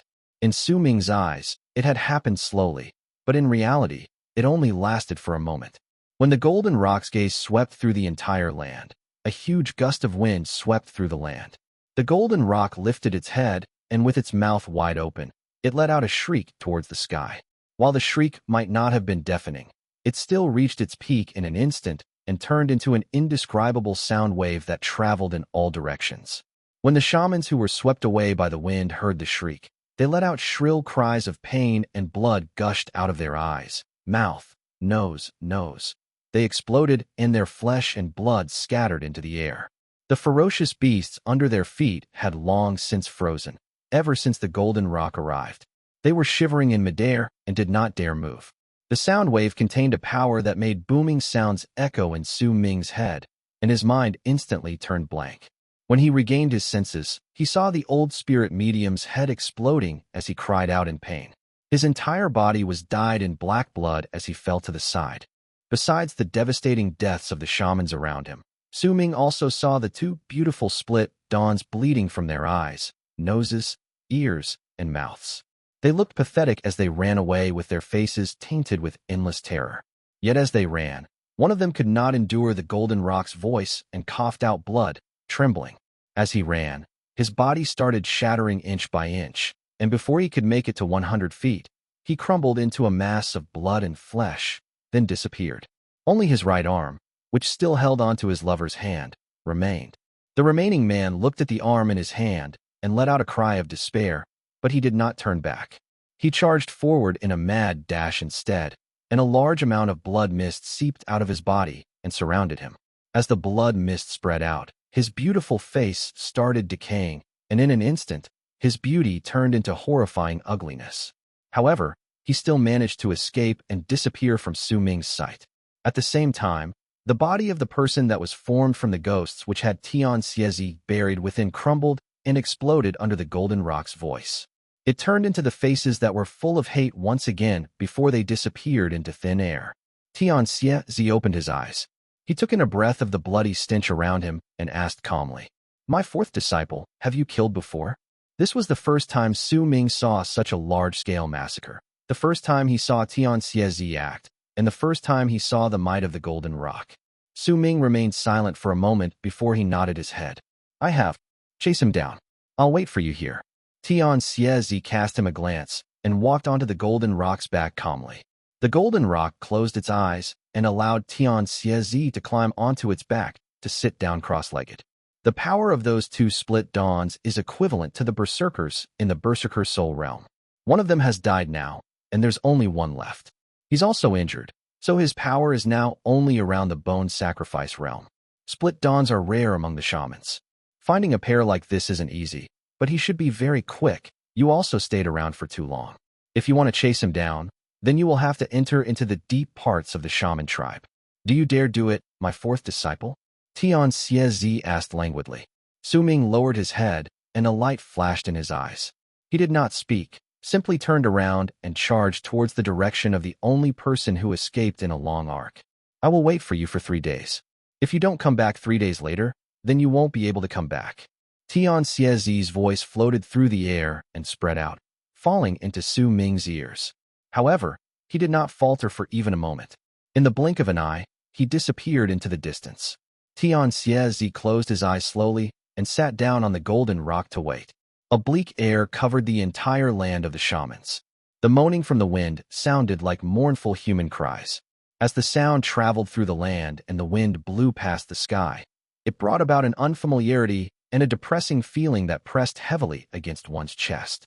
Su Ming charged through the sky belonging to the shaman tribe. Yet after he flew for an hour, he frowned and lowered his head to look at the land beneath him. The land was covered in an endless sea of forest. A glint appeared in his eyes, and Su Ming flew towards the ground. After a moment, he stepped on the muddy floor in the forest and closed his eyes to spread out his divine senses. After a moment, he opened his eyes and disappeared from the spot. His body floated like smoke, and after a moment, he appeared by an old tree. Su Ming crouched down and touched the wet ground. There was a drop of blood there. He is afraid of being chased down. That's why he didn't fly in the air. Instead, he chose to use the forest as his cover and hide in familiar lands so that he can buy time to recover. Su Ming mumbled, and a smile appeared on his lips. Forests were his home. Chapter 261, Shaman Hunt. Master could have killed him himself, but he wanted me to do it. Su Ming stood up, and once he looked around, a light flashed through his eyes, and he sped forward like a ghost. It's because he saw that I wanted to join Sky Mist Shaman Hunt. That's why instead of having me experience the terrors of the shamans only at that time and fight against them without prior knowledge, he would rather give me this chance. He's allowing me to begin my very first shaman hunt. The light in Su Ming's eyes flickered. As he traveled through the forest, he would occasionally stop and observe the place before he continued onward. Sometimes, he would change his direction and continue the chase down another path. As time passed by, Su Ming started speeding up. The number of times he stopped also became fewer. He had already determined the location where his target was running, and even when he closed his eyes while he continued running, he could somewhat feel the now hideous man escaping in the direction before him with a dark expression, his white robes stained with blood. When a day passed by, Su Ming could feel that the distance between him and the other was rapidly closing up. Su Ming knew that this was the land of the shamans. There might be other shaman tribes within the forest. That was why he had to catch up to this man as soon as possible, and he had to kill him quickly as well. Dragging the fight out was something to be avoided at all costs. Else, not only would he be in danger, he might also face the risk of not being able to go back like his master had said if he went back too late and 3 days had gone by. Tian Xiezi mentioned that he had 3 days, and hence Su Ming believed that he had 3 days and only 3 days. Perhaps the 3 days did not mean that Tian Xiezi was not willing to wait, but instead meant that if 3 days went by, then someone who Tian Xiezi might not be able to fight would appear. That was why he told Su Ming that he would only wait 3 days. Even right up till the end, Tian Xiezi never said anything about wanting Su Ming to retrieve the man's head. He only told Su Ming to chase him down. Su Ming understood all of these. The meaning behind his master's words was clear as day. He only wanted Su Ming to experience the process of hunting a shaman. He did not ask him to be successful in it. His only demand for Su Ming was that final sentence, 3 days. Within 3 days, he must go back. When half of the second day went past, Su Ming had already entered the deep parts of the forest. It might have been noon by then, but it was difficult for sunlight to break through the layers of leaves in the forest. The ground was filled with mud, and it was letting out a rotten stench. Su Ming continued moving before he came to a sudden halt. In the forest before him, he saw a small hill. That hill was not tall and was filled with plants, and Su Ming saw a person at the top of the hill. That person was crouching down on the mountain. His hideous face filled dreariness. He was staring at Su Ming. Their gazes met and clashed with each other. Su Ming felt his mind go blank, but his divine senses were instantly activated and he regained his senses. As for the man on the small hill, a grave expression appeared in his tired eyes and his body swayed. With the momentum provided by that sway, he rushed down the back of the hill. A glint appeared in Su Ming's eyes, and he charged towards the small hill. When he stood at the top of the mountain, the first thing that entered his vision was the man lifting his hands and pressing them against his chest at the hillside. He coughed out a large mouthful of black blood, and that black blood churned as it floated in midair before turning into black arrows that sliced through the air towards him. Su Ming could tell that this person had already spent all of his strength, and he had also noticed him as Su Ming was chasing him down. That was why he could not heal his injuries. Now that he chose to attack, he was revealing the extent of his injuries. With a cold snort, Su Ming took a step forward and did not even bother to dodge the arrows coming his way. With his speed, he could simply ignore them. As he moved forward, green light flashed at the center of his brows. The sword mark flickered and the sword was about to fly out. But at that moment, Su Ming's expression suddenly changed. His legs were moving down the hill. But the moment he started moving down, he immediately noticed. There was something off about the slope. The man lifted his head swiftly, and a tinge cruelness appeared on his lips. He charged towards Su Ming with a single leap, and he moved so quickly that Su Ming could barely keep track of him with his naked eye.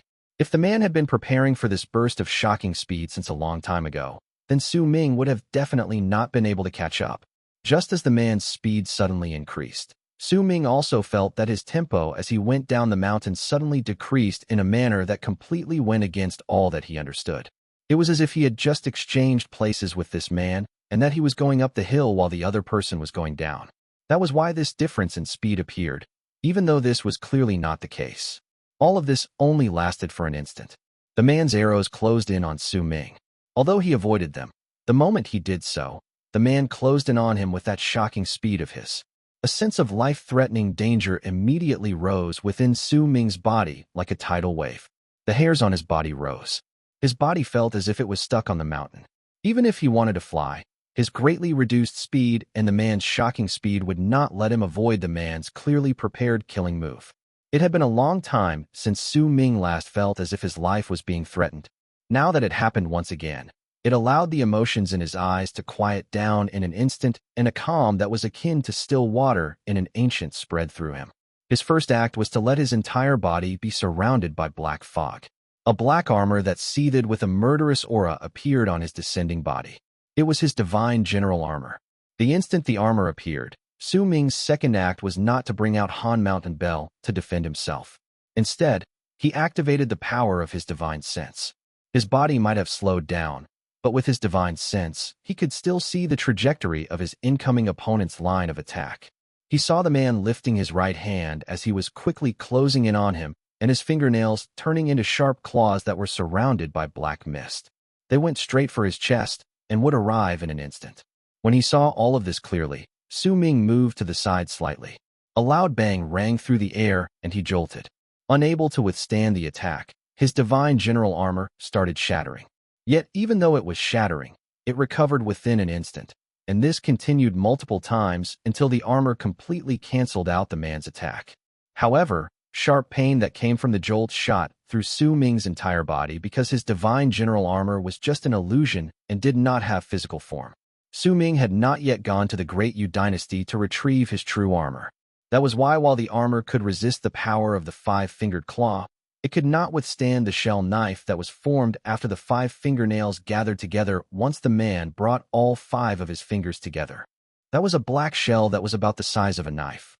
If anyone took a closer look, they would see that it was tortoise shell, but if that shell was taken apart, it could be stored within the man's fingers. They looked like fingernails, but if they were gathered together, then its real form would appear. That shell knife pierced through Su Ming's divine general armor and stabbed right into his chest. The knife's target was originally Su Ming's heart, but due to Su Ming moving his body slightly once he activated his divine sense, the knife missed his heart. It might hurt immensely, but at least he was not heavily wounded. All this happened in an instant. Once the shell knife in the man's hand pierced through Su Ming's right side of the chest, a stunned expression appeared on his face. Clearly, he did not expect that Su Ming could still avoid the attack when his speed had decreased while the man's speed increased. He was also shocked by the fact that Su Ming was one of the divine generals in the Berserker tribe, and his desire to kill him grew stronger. His shock quickly turned into a cold sneer. Just as the man was about to pull out his shell knife, he saw Su Ming lift his head and a monstrous killing aura appear within his eyes. That was not all. He also saw a brilliant red hue in Su Ming's right eye that made it clearly different from his left eye. That enchanting, brilliant red made his eye seem like a moon that was dyed in blood. When the man saw it at such close proximity, for some unknown reason, he was horrified. "This knife is pretty good. I'll be taking it." Su Ming spoke in a hoarse voice and grabbed the shell knife that had stabbed into his chest with his left hand with such a tight grip that the man could not pull it out. At the same time, a bell chime spread out from within Su Ming's body. That bell chime boomed and reverberated in the air, causing layers of ripples to form around Su Ming and the man. The bell chimes were filled with a sense of graveness, but when they fell into the man's ears, they sounded like the heavens themselves were howling in anger, and those howls turned into thunderous roars. It caused his body to shudder, and even if he had used the mysterious power residing within the hill to increase his own speed, he could not help but flinch. The moment he flinched, with the shocking murderous aura spilling out from the red in his right eye, Su Ming crashed his head against the man's head before him. A bang rang in the air, and it was followed by the man's shrill and pained screams. He wanted to move away, but Su Ming's right hand had already flown up to grab the man's shoulder. He lifted his head, took a step forward, and pushed the man's body before he crashed his head against the man's again. He was forced back a dozen steps, and his head suffered a similar amount of pain. The man's face was covered in blood and horror appeared in his eyes. He was already running on empty, and the amount of power he could use was only about the level of a berserker in the middle stage of the awakening realm. If he had calmed and used the unique divine abilities of the shaman tribe, then he might have had a chance to escape. However, he was first intimidated by Tian, then witnessed his lover killed before his eyes. As split dawns, once their other half died, then it would be very difficult for them to be of any threat to their enemies. The split dawns may be powerful, but their weaknesses were similarly great. He originally wanted to kill Su Ming to take revenge while mid-escape, but he did not expect him to be so vicious. That blood-red light in his right eye especially made terror flood the man's heart. In the midst of his terror, he saw a green light flash at the center of Su Ming's brows, and since they were so close to each other, the small virescent sword swept through the man's neck with just one slight move. Blood gushed out, and his head fell to the ground. Due to the strangeness of the hill, the gushing blood and blood on the ground did not flow down the hill, but flowed up. As Su Ming let go of the man's hand, his corpse fell to the ground, and Su Ming caught the man's head by its hair. Su Ming's face was pale, and his breathing rapid. The shell knife remained buried deep in the right side of his chest. Su Ming took a deep breath and was just about to leave the hill when he suddenly turned his head to look at the forest not too far away from him. He saw a boy there. He was dressed in beast skins and his face was deathly pale as he stared at Su Ming with a stunned expression. There was a crude-looking bow in his hands. Su Ming saw the tattoos that belonged to the shamans on his face. This was a child of the shaman tribe. Su Ming cast a glance at the boy in silence, then pressed a hand against his chest, turned around, and quickly walked down the hill. Chapter 262, Boy. The sky in the land of the shamans was vast. At a place not too far from sky mist barrier that could be considered to be at the borders of the land of the shamans was a bloody stench that filled the entire land. Even if wind swept past the land, it still could not get rid of the bloody stench from the land. A golden bird that was about 10,000 feet in size floated in the sky. There were hundreds of ferocious beasts prostrating themselves before it, unmoving, as if they were waiting for the golden rock's orders. The golden rock had its eyes closed. There was an old man who also had his eyes closed sitting on its back. His purple robes looked like dried-up blood as they swayed in the wind. Tian had already sat in the spot for 1.5 days. He would wait for another 1.5 days for his fourth disciple, for Su Ming to return. This was a test. It was also his first ever test to Su Ming. No matter whether you succeed in going through your first change in heart, you will still be my disciple. As long as you are alive, then you will still have chances to go through other changes in heart. But Sky Mist Shaman Hunt usually ends with a person going in alive and coming out dead. Tian mumbled and opened his eyes. I won't worry about your change in heart. I might not know what sort of past you have, but I am confident that you will succeed in going through your first change in heart. You should have found peace in your heart once you saw him creating sun. What I'm worried is that, while you are vicious, you don't have any sense of belonging to the land of South Morning and don't have enough understanding of our hate towards the shamans. And because of that, you will have a moment of weakness. There was no longer any brutality within Tian Xiezi's eyes, only calm. He looked at the distance silently. If anyone followed Tian Xiezi's gaze that seemed to be looking forward endlessly, they would find a small hill in a forest that seemed to span endlessly in a place that could only be reached if they traveled for a day and a half. Su Ming stood on the small hill and did not turn his head back to look at the boy standing not too far from the foot of the mountain. The kid looked like someone who could fit right into his tribe, and if he was there, his power would be around the second or third level of the blood solidification realm. He might be from the shaman tribe, but Su Ming could not bring himself to kill him. Sharp pain spread out from Su Ming's chest as he continued remaining in silence. Blood flowed out from his wound. The shell knife had still brought harm to him. If he had not avoided the attack, that knife would have stabbed his heart. He pulled out the shell knife, and at the same time Su Ming left the small hill, he lifted his left hand and pointed towards the pale boy who had just snapped out of his terror and had turned around to run back quickly. A gust of wind sliced through the air and closed in on the running boy in an instant. The moment it fell on him, the gust of wind suddenly split into two parts. One crashed into the big tree by the boy's side, and a green, poisonous snake that had charged out without the boy's knowledge fell to the ground once its head exploded. The other gust of wind crashed into the boy. He shuddered and fell to the ground unconscious.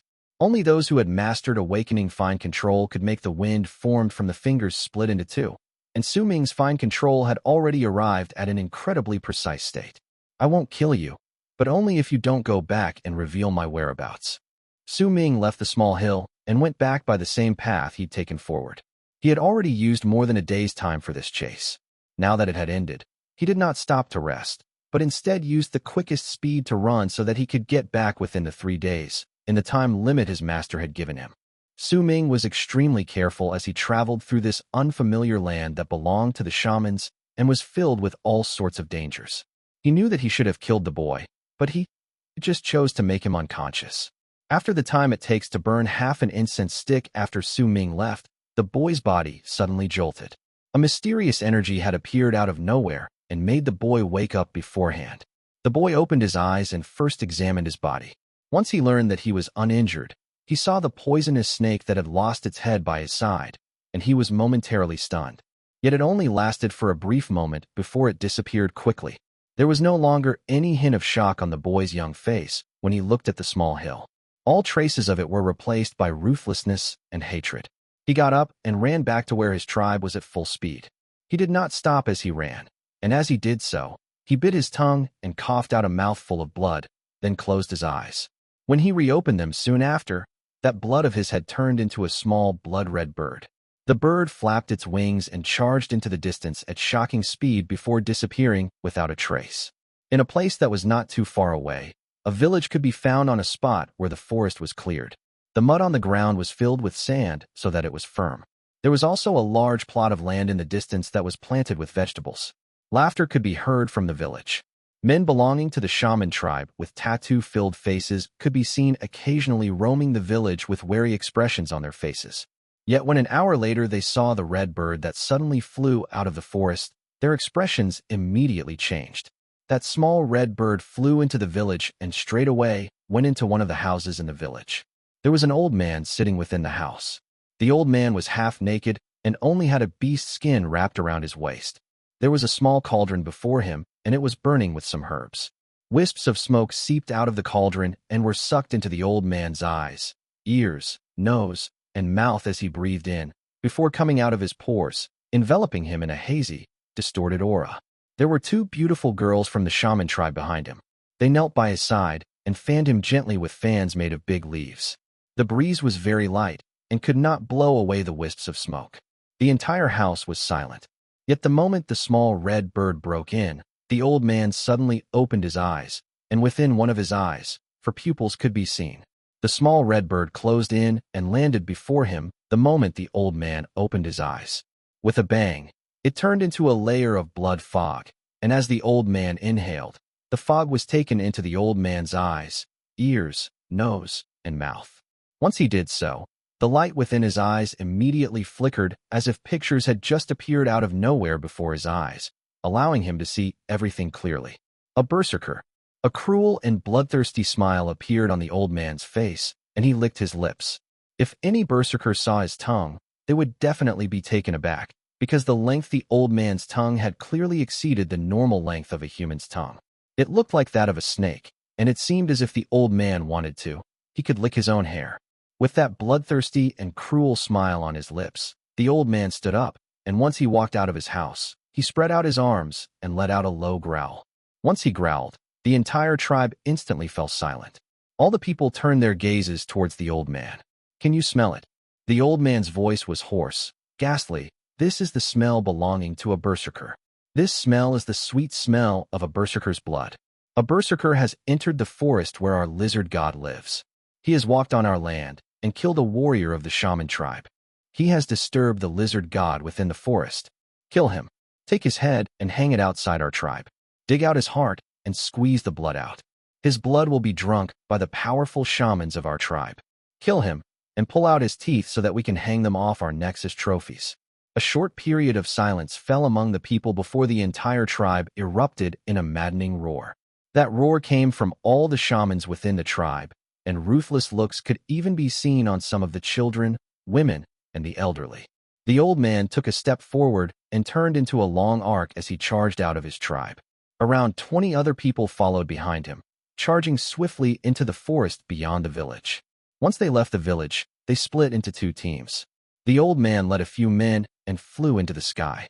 As for the rest, they started searching for clues within the forest with the skills passed down by their ancestors. Su Ming was running through the forest at an extremely quick speed, not bothering to stop and take breaks. His chest was no longer bleeding, but the pain only became stronger as he continued with his mad dash. He did consider flying, but that thought was immediately scrapped off. If he flew for a day and a half, then he might run into shamans. To him, who was currently in the unfamiliar land, this act was one of foolishness. Compared to the sky, the forest was more suitable for Su Ming to traverse. Time trickled by as he continued running. When the second night arrived, he sat down cross-legged on a big tree and regulated his breathing. Judging from the distance, I'll reach my master's side by tomorrow night.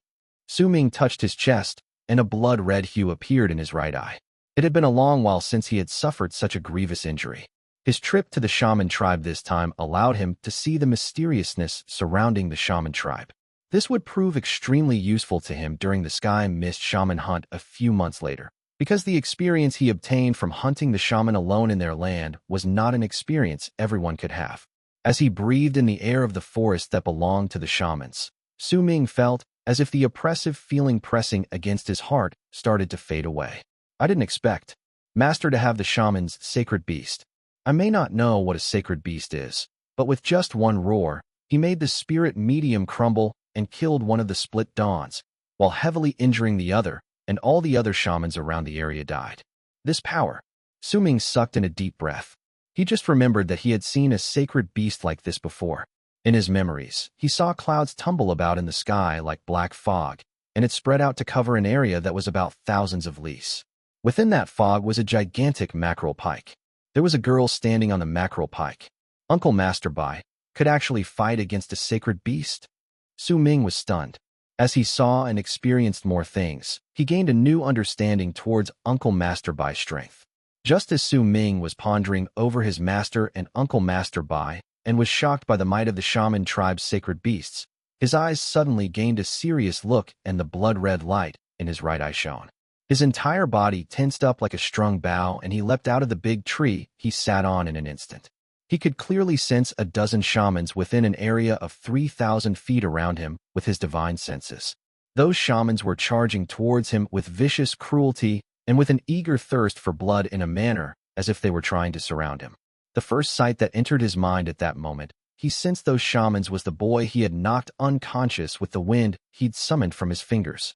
Chapter 263, His Strongest Attack. Su Ming fell silent. With one leap, he quietly went towards the male shaman that was the closest to him in the area he could sense with his divine sense. A serious expression settled on his face and blood-red light shone in his right eye, filled with a murderous aura. The moment he closed in on the cruel-looking man, that murderous aura erupted all at once from within him. That man immediately stopped and slammed his lifted hands onto his face. That strange sight made Su Ming's pupils shrink. The very moment the man's hand struck his face, and he coughed out a large mouthful of blood, a dozen teeth broke off in his mouth and spilled out with the blood. They turned into a dozen sharp thorns that charged towards Su Ming at shocking speed. Su Ming had never seen such a skill before, and he was just about to dodge it when those thorns changed direction and followed him closely as if they possessed a high amount of intelligence. What an incredible shamanic divine ability. Su Ming knew that it was impossible for him to kill the man before him quietly now. Green light shone on the center of his brows, and the small virescent sword charged out swiftly before clashing against the dozen thorns with a loud bang. As the bang echoed in the air, those thorns shattered, and the small virescent sword charged towards the retreating male shaman, penetrating through his forehead. His pained cries before his death fused together with the bang and broke the silence in the forest at night. It was like a stone had been thrown suddenly into a well with only still water, and it caused a large amount of ripples to appear on the water's surface. Right when the scream rang out, Su Ming noticed the remaining shamans in the area of his divine sense immediately changing direction and charging towards where he was. There was now only around 2,000 feet between them. Su Ming knew that he could not escape from being surrounded and decided to charge towards one of the shamans.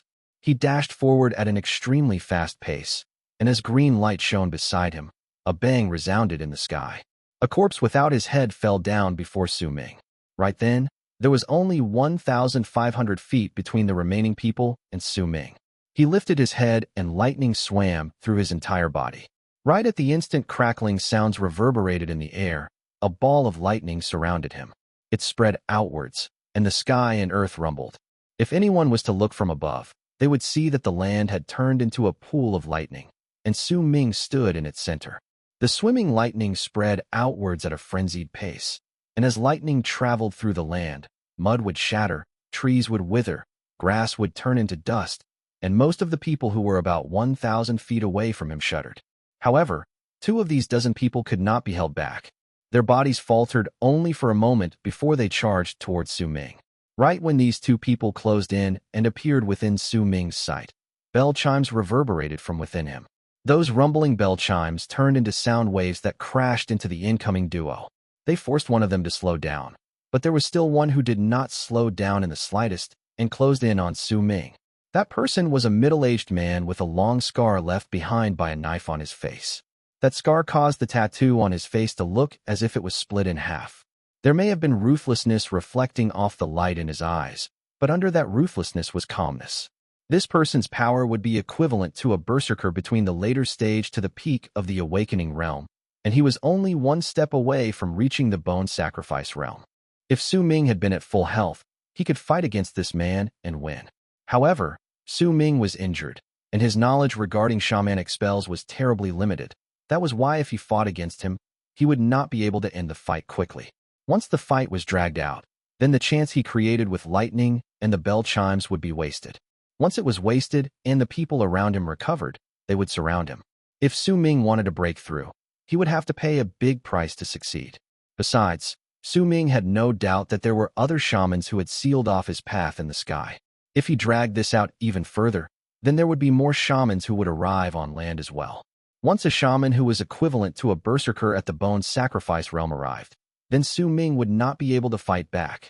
In the face of danger, calm surfaced in Su Ming's eyes. However, that calmness was almost akin to aloofness. The enchanting blood-red glow in his right eye flickered, and right at the moment the middle-aged shaman closed in, Su Ming lifted his right hand, and an ice piece appeared on his palm. Within that ice was fire. Right when Su Ming crushed that ice, a sea of fire spread out furiously from his hand. However, that sea of fire was not hot. It spread out with a freezing chill. This ice was naturally the gift Su Ming's eldest senior brother had given him. That middle-aged shaman's face instantly changed, and many scales immediately appeared on his skin. By the looks of it, this person was rapidly changing from a human to some sort of ferocious beast. However, the speed of his change could not catch up to the fire in the ice Su Ming had summoned. The fire exploded forth like a monstrous big mouth and swallowed the incoming middle-aged man. At the same time, the chill that was just spreading out a moment ago swiftly gathered around the middle-aged man.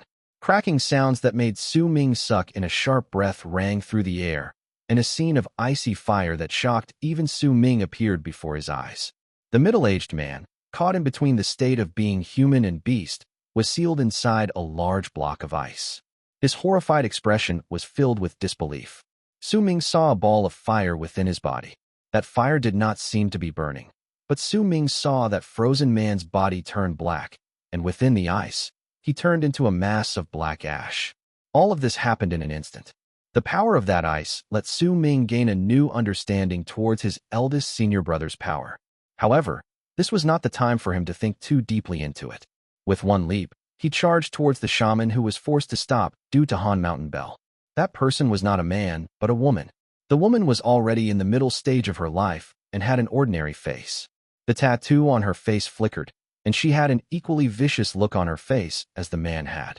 However, when she saw Su Ming making one of the incredibly powerful shamans in her tribe die in such a bizarre fashion, that viciousness turned into shock. She was about to move back, but another bell chime rang through the air instantly, causing her mind to ring and her body to stop once again. This would also be the last time her body stopped moving like this ever again.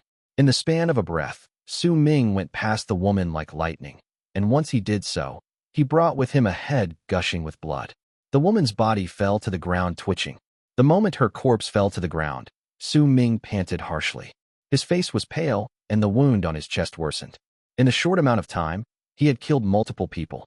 Although he had killed the most powerful person among these people with his eldest senior brother's gift, the high-speed movement exhausted his injured body. Nonetheless, he did not stop. As the murderous aura in his right eye flickered, he charged towards the remaining people who were frozen from lightning continuing to swim around him. Moonlight from the sky gathered behind Su Ming and formed a moonlight cloak reminiscent of the time when he was in Dark Mountain. As it floated behind him, the light turned into countless threads that danced behind Su Ming as he moved. He went past all the shamans who were stunned by his lightning, and their heads flew into the sky. Green light shone, and the small virescent sword let out piercing sword whistles as it was dyed in blood. When Su Ming closed in on the final person, he waved his hand, and the moonlight threads behind him swarmed forward, wrapping up the shaman swiftly. Then right away they tore through him. The final shaman of those that had surrounded Su Ming in the forest let out a piercing scream before his body was ripped into shreds. Blood gushed into the air. However, the battle was far from finished. Su Ming did not even have time to calm his ragged breathing.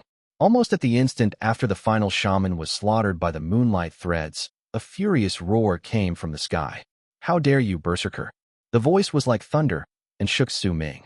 He lifted his head and saw 8 people coming from the sky. Among these 7 to 8 people was an old man. He was as thin as bones, but there was a mighty presence coming from him, and that presence made an incredibly grave expression appear on Su Ming's face. The old man was not the one who spoke. Those words came instead from a man standing among the 8 people.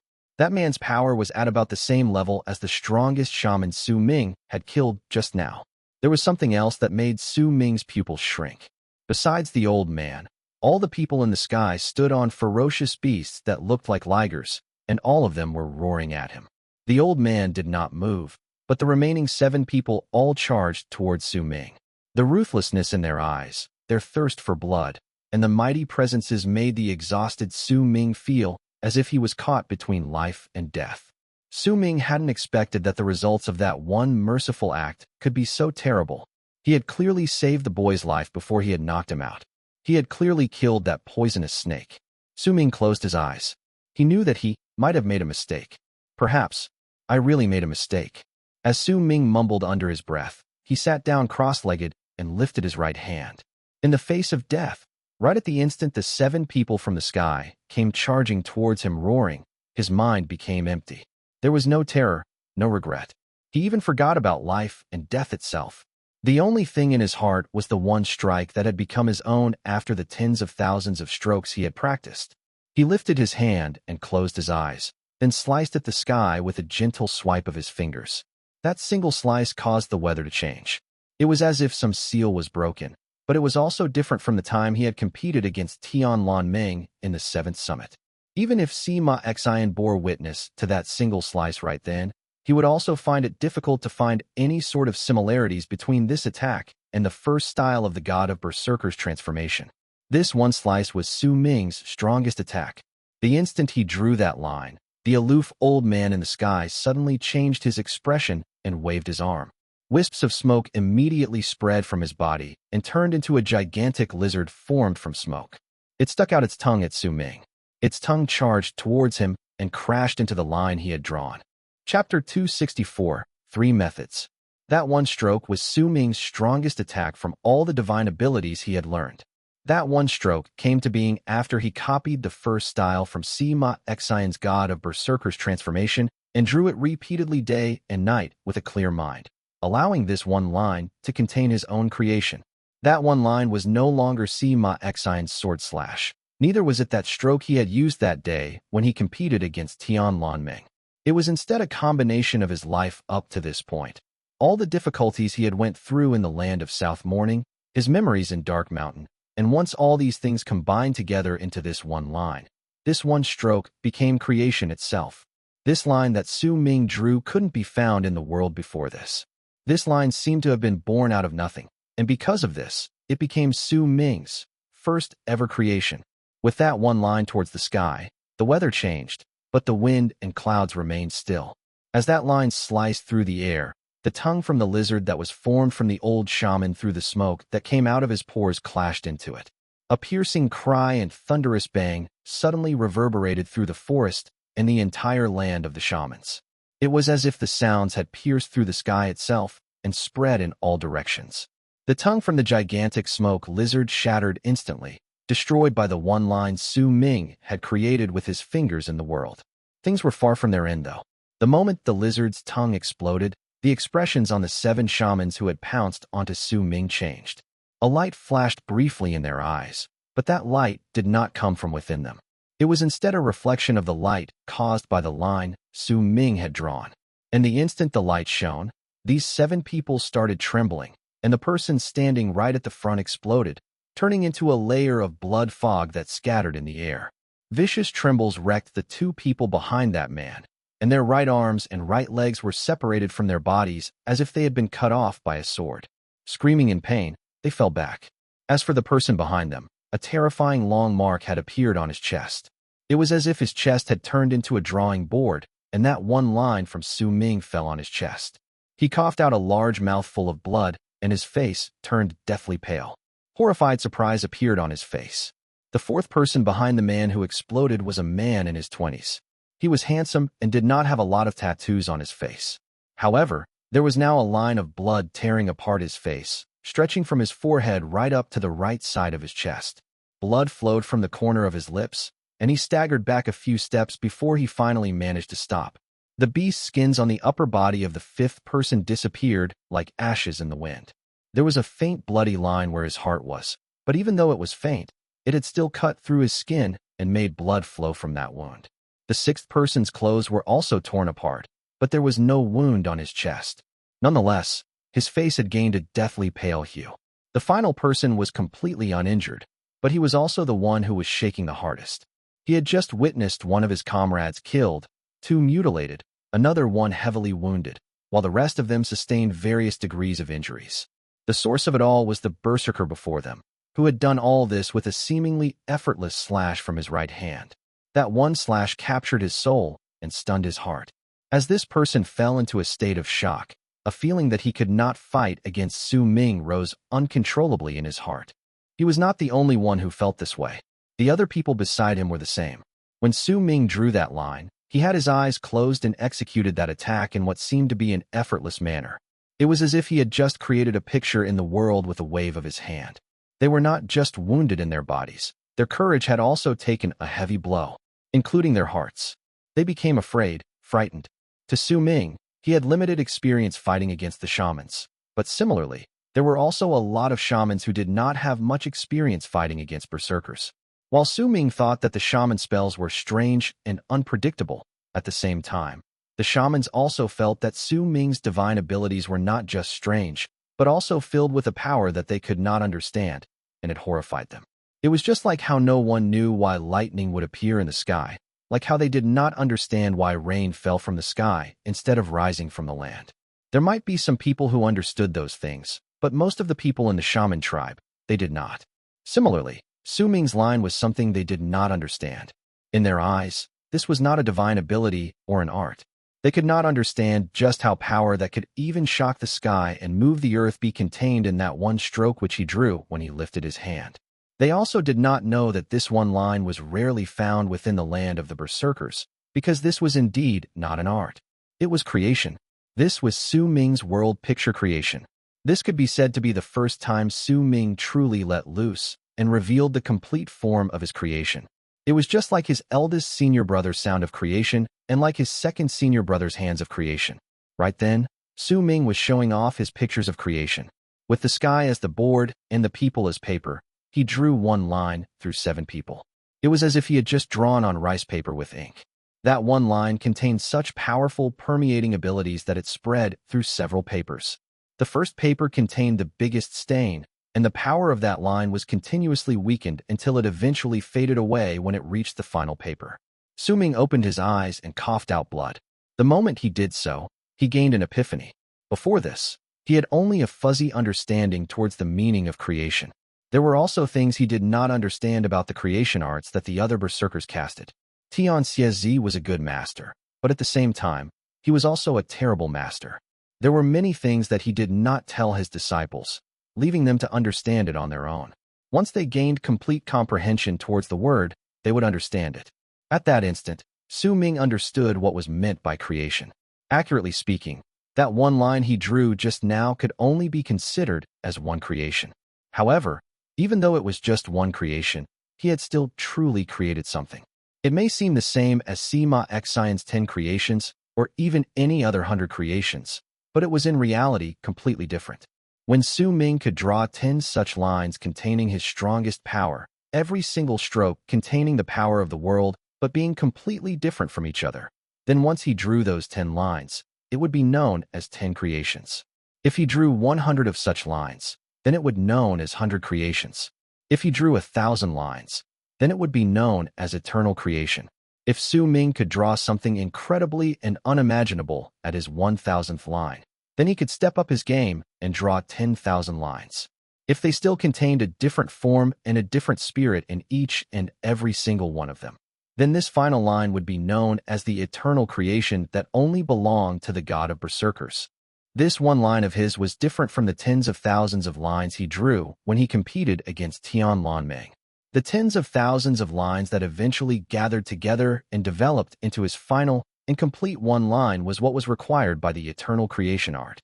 It was a line that could only be formed by integrating at least 10,000 different lines together. Su Ming understood now. Yet at the moment he understood this, he also realized that an incredibly powerful change had happened in his heart. That change was the chaos that appeared in his heart. 2 different girls appeared in his mind due to that one line he drew just now. One of the 2 girls was the white-robed Bai Ling standing in the snow, and the other was the purple-robed Bai Su who was looking at him with scorn, her head lifted in determination. These 2 different people had the same face and the same wild beauty. Change of heart. Su Ming had heard this phrase multiple times from Tian. He also knew that he was going through his first change of heart, but in reality, he had no idea what this change of heart was. Tian did not explain in detail either. He still continued with his usual method of teaching and left his disciples to understand it on their own. When Su Ming drew that line, it was as if his heart and spirit had fused into that line. As the line became connected with the world, his emotions surged out as if a dam had been broken. Once they were completely let out, his heart and spirit became empty. During that instant his mind became blank. He understood the meaning behind creation, and it was also because of the emptiness in his mind that he understood what change of heart meant when the two girls appeared in his heart. A person's emotions and desires were one of the sources that affected a person's life. They would make a person be unable to clear his mind and cause disorder within him. When that disorder appeared and the person did not deal with it properly, then it would be difficult for him to continue with his practice. If his heart was no longer calm, then it was impossible for him to immerse his mind in anything else. This was what was meant by change of heart. At that moment, the person must think of a way to remain in a tranquil state. One of the methods to do so was to fight. That person must fight against the source of that change of heart, thereby using the battle as proof. Just like when Tian brought Su Ming to fight against his seventh junior brother. The second method was to destroy. That person must destroy the source of the change of heart. Just like how the purple robes would not disappear without 1,000 drops of blood from the hearts of shamans. The third method was to forget. Once he forgot the source of the change of heart, then it would be gone. It was just like the sentence Tian had told Su Ming once he brought him to see the old sunmaker. He is blind. Did you manage to see it? It did not matter whether the old man was blind or not. The meaning of the sentence itself was a form of telling him to forget, just like how Su Ming forgot to realize that the old man was blind. At that moment, Su Ming understood the meaning behind the change of heart, and he also understood his master's love for him. He did not tell Su Ming what a change of heart was through his words or expressions, but through his actions, and not just that, he also told him how to deal with those changes of heart. Even more so, he understood why his master told him to chase down that male split dawn. Perhaps in master's mind, there's another meaning for him to do this besides telling me about the cruelty of the shamans. At that moment, Su Ming could tell just what Tian had not said to him at that time. Battle, destroy, forget. Master's choice for me is to destroy my change of heart. Destroy the source of the change of heart. By killing Bai Su, he could remove this change of heart within him. Without Bai Su, Su Ming's memories of Bai Ling in his heart would not be pulled out, and her shadow would not be left to affect his heart, which would in turn cause him to be unable to calm his mind. If he could not, then he must forget. He must forget everything to get through this change of heart. If he could not, then he must fight, be it against Sima Xiang or anyone else. Then use that battle to find proof for his heart. This was the road Tian pointed out for Su Ming. The moment Su Ming understood everything, more questions arose within him. If a person is unfeeling and merciless, has no emotions and desires, then would he not experience changes of the heart? All these thoughts appeared within Su Ming's head once he gained his epiphany when he opened his eyes after he finished drawing that line. It might have seemed slow, but in truth, it only lasted for the duration of his right hand drawing the line across the sky. As blood flowed from the corners of his lips, Su Ming's body swayed, tumbled backwards, and he ran into the deeper parts of the forest. His strongest attack could allow him to battle against those 7 people, but he knew that he could not fight against the old man in the sky looking at him darkly. He could only use the shock brought to the shamans after he drew that one line and turn it into a chance to escape. Chapter 265, Life and Death Chase. Su Ming could not see through the old man's power, but he gave him a feeling that he was extremely dangerous. In fact, when Su Ming had executed his strongest slash, instead of acting on his own, he had used a divine ability that Su Ming did not understand and gathered up smoke to create that giant lizard. The slash might only have touched the lizard's tongue and caused it to crumble, but it also made Su Ming's strongest attack only kill one person. More importantly, Su Ming had a strange feeling that besides using the smoke lizard's tongue to counter his slash and reduce its power, there was another meaning as to why he had summoned the creature. That feeling was deeply rooted within Su Ming's mind. He had guessed that when his slash crashed into that tongue, countless pairs of invisible eyes appeared in the air and were all watching closely for the fine details when he drew that line. It was as if they were learning it. That feeling turned into a sense of danger that made Su Ming run without hesitation. In the blink of an eye, he charged into the forest. Su Ming knew that if he fought here and used all the attacks, he had to keep that old man busy. Due to the existence of other shamans in this place, it would be difficult for him to survive the battle. Instead of doing so, he would rather use the chance to escape. As he led them to chase after him, perhaps he could find a chance to counterattack. Once Su Ming left, the remaining 6 people who had not died in the air turned towards their leader, their supreme patriarch. The old man's face was dark, and he slowly closed his eyes.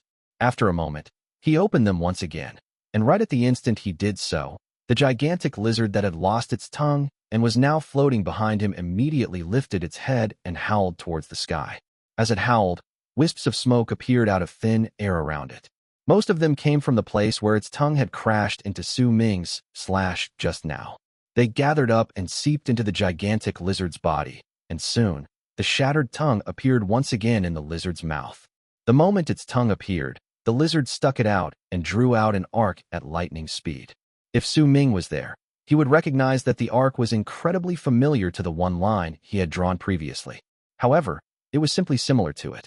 I didn't expect that the Berserker who entered our land this time would have gained such an epiphany. That one style I saw just now was incredibly different from what I saw in other Berserkers. I will capture this Berserker personally. I'll capture him alive and turn him into a shaman puppet. He will become the servant of our tribe's sacred spirit. As the old man spoke, another 2 pupils appeared in both of his eyes. It made him look bizarre, and at the same time, all those who looked at him would feel dazzled and not dare to look him in the eye. A cruel smile appeared on his lips, as if this sort of chase excited him. With one leap, he charged into the forest, towards where Su Ming ran. The people on the land looked at each other, and in their silence, they saw respect within the eyes of their comrades towards what had happened just now. After a long while, these people turned into long arcs and flew back to their tribe, supporting the wounded. Su Ming's breathing was ragged as he ran. His body was like an illusion as he dashed through the forest filled with rotten leaves and mud. Sometimes he would leap up and jump from tree to tree. His feet would almost never touch the ground. It was as if he was flying at low altitude, and he was traveling so quickly it was difficult for anyone to catch him with the naked eye. Su Ming was not unfamiliar with the forest. Yet as he continued running, the apprehension he felt became stronger. He did not even need to cast out his divine sense to know that there was someone chasing after him. I wonder how many people came. A glint appeared in Su Ming's eyes, and a golden stone coin appeared in his hands. He hesitated for a moment before he changed it to a white stone coin. The stone coin quickly grew dull once he held it in his hands, and turned into ashes after a moment. However, the area Su Ming could see with his divine sense increased by several fold, and as his head throbbed in pain, he directed that area behind him. 1,000 feet, 10,000 feet, several tens of thousands of feet. He swept through the area with his divine sense as far as he could. After the time taken for an incense stick to burn, Su Ming's pupils shrank. Once the area he could expand with his divine sense reached its limit, he used a few more stone coins, and only then did he see a ghastly figure chasing after him from far behind him. He's alone. All of Su Ming's hair stood up on end, and a wary look appeared on his face. He saw that the person chasing after him was that old man, and his familiarity with the forest far exceeded his own. This, however, was nothing. What really made Su Ming's heart sink was that the tracking skills he used were also incredibly difficult to understand. As Su Ming was running away, he created several signs to throw his opponent off, but the old man did not change his direction at all. He merely continued with his pursuit. This not only made the sense of danger Su Ming felt become stronger, it also made him clearly sense the person's power once he swept through the area when his divine senses were stretched to the limit. This person's power must be equivalent to the bone sacrifice realm, and by the looks of it, he's not any ordinary bone sacrifice realm shaman either. He might be in the later stage of the bone sacrifice realm. But when I used my divine sense to scan the area, he didn't notice me. I wonder if that's true, or he's doing it intentionally. Su Ming was yet to reach the bone sacrifice realm, and it was difficult for him to be certain. He could only guess, and even though he had been prepared for this, his heart still sank. Tens of thousands of feet away from Su Ming, the thin old man's lips curled up in a cruel smile as he continued walking through the forest. He had grown up in this forest since he was young, and even if he had become the patriarch for his tribe, there were few who knew this forest better than he did in the tribe. Using the clues provided by the forest to track down wild beasts was his favorite pastime. Once in a while, he would personally lead his tribe to go through this activity. Right now, he was hunting his prey alone, and this was nothing difficult to him. Looks like this little Berserker child is also familiar with the forest. The tracks he set up are pretty good, but he's still too naive. The old man licked his lips, and with one leap, he traveled several hundreds of feet forward. Run, run faster. The old man's smile became even crueler. However, it was clear that he did not notice Su Ming had used his divine sense to scan the area. Su Ming's face turned pale, and his chest continued bleeding as he ran through the forest.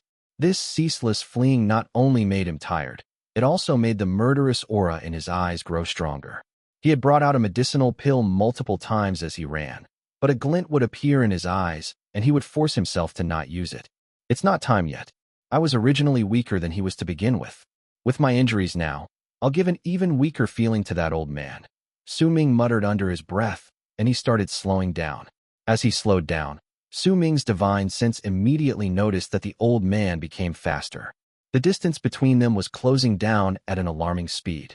If I turn my head back suddenly, he'll definitely think I'm going for a desperate attack, but the weaker I am, the more he won't be worried about me, since he's so powerful.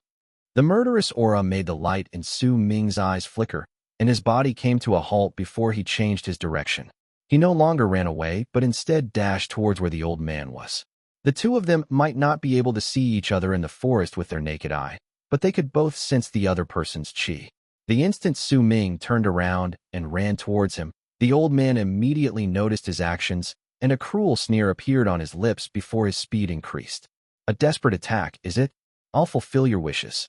The old man charged forward, and the distance between him and Su Ming started diminishing rapidly. When there were only several thousands of feet, multiple trees, and an innumerable amount of leaves between them in the forest that welcomed no light, Su Ming jumped past a big tree, and the murderous glint in his eyes shone as he lifted his right hand and slammed it down towards the ground, his body landing. The instant he slammed his hand down, a beast skin appeared between his right hand and the ground.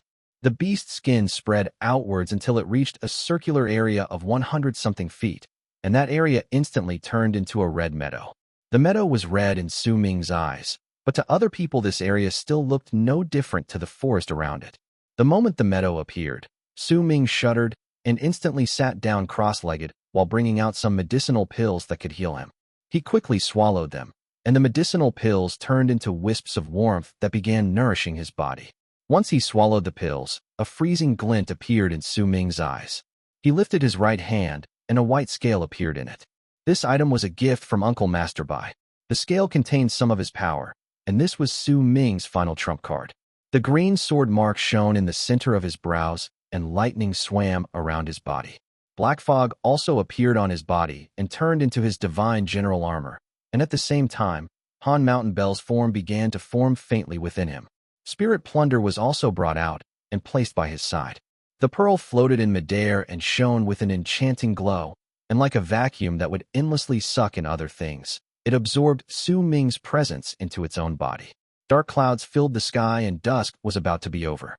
The faint form of the moon appeared in the sky along with the setting sun. Not much light was shining on the land, and that little bit of light found it hard to penetrate through the big leaves in the forest. Only a little bit of moonlight fell through, but even so, besides the murderous light and calmness existing in Su Ming's eyes, there was a circle within his eyes that looked like the burning moon. With a freezing glint in his eyes, Su Ming brought out another item, the golden stone coin Tian Meng had given him. Once he held it in his left hand, a vast and seemingly endless amount of spiritual power surged into his body and traveled through the opened path within his body before granting incredible power to Su Ming's divine sense, and it was just waiting to attack. Su Ming's breathing gradually evened out until it was eventually so quiet that it could practically not be heard. His eyes were extremely calm, and the murderous aura in his right eye had sunk down as if it was waiting for the critical moment to strike. Su Ming stood up and stepped onto the red meadow, and the moment his presence disappeared, the old patriarch that had closed in was taken aback. However, there was already only 2,000 feet between him and Su Ming. Right when the old man stopped, stunned, a powerful divine sense along with a shocking sword aura sliced through the air from the direction before him, and it did so in a manner that spoke of absolutely wanting to end him with a calmness dripping with killing intent.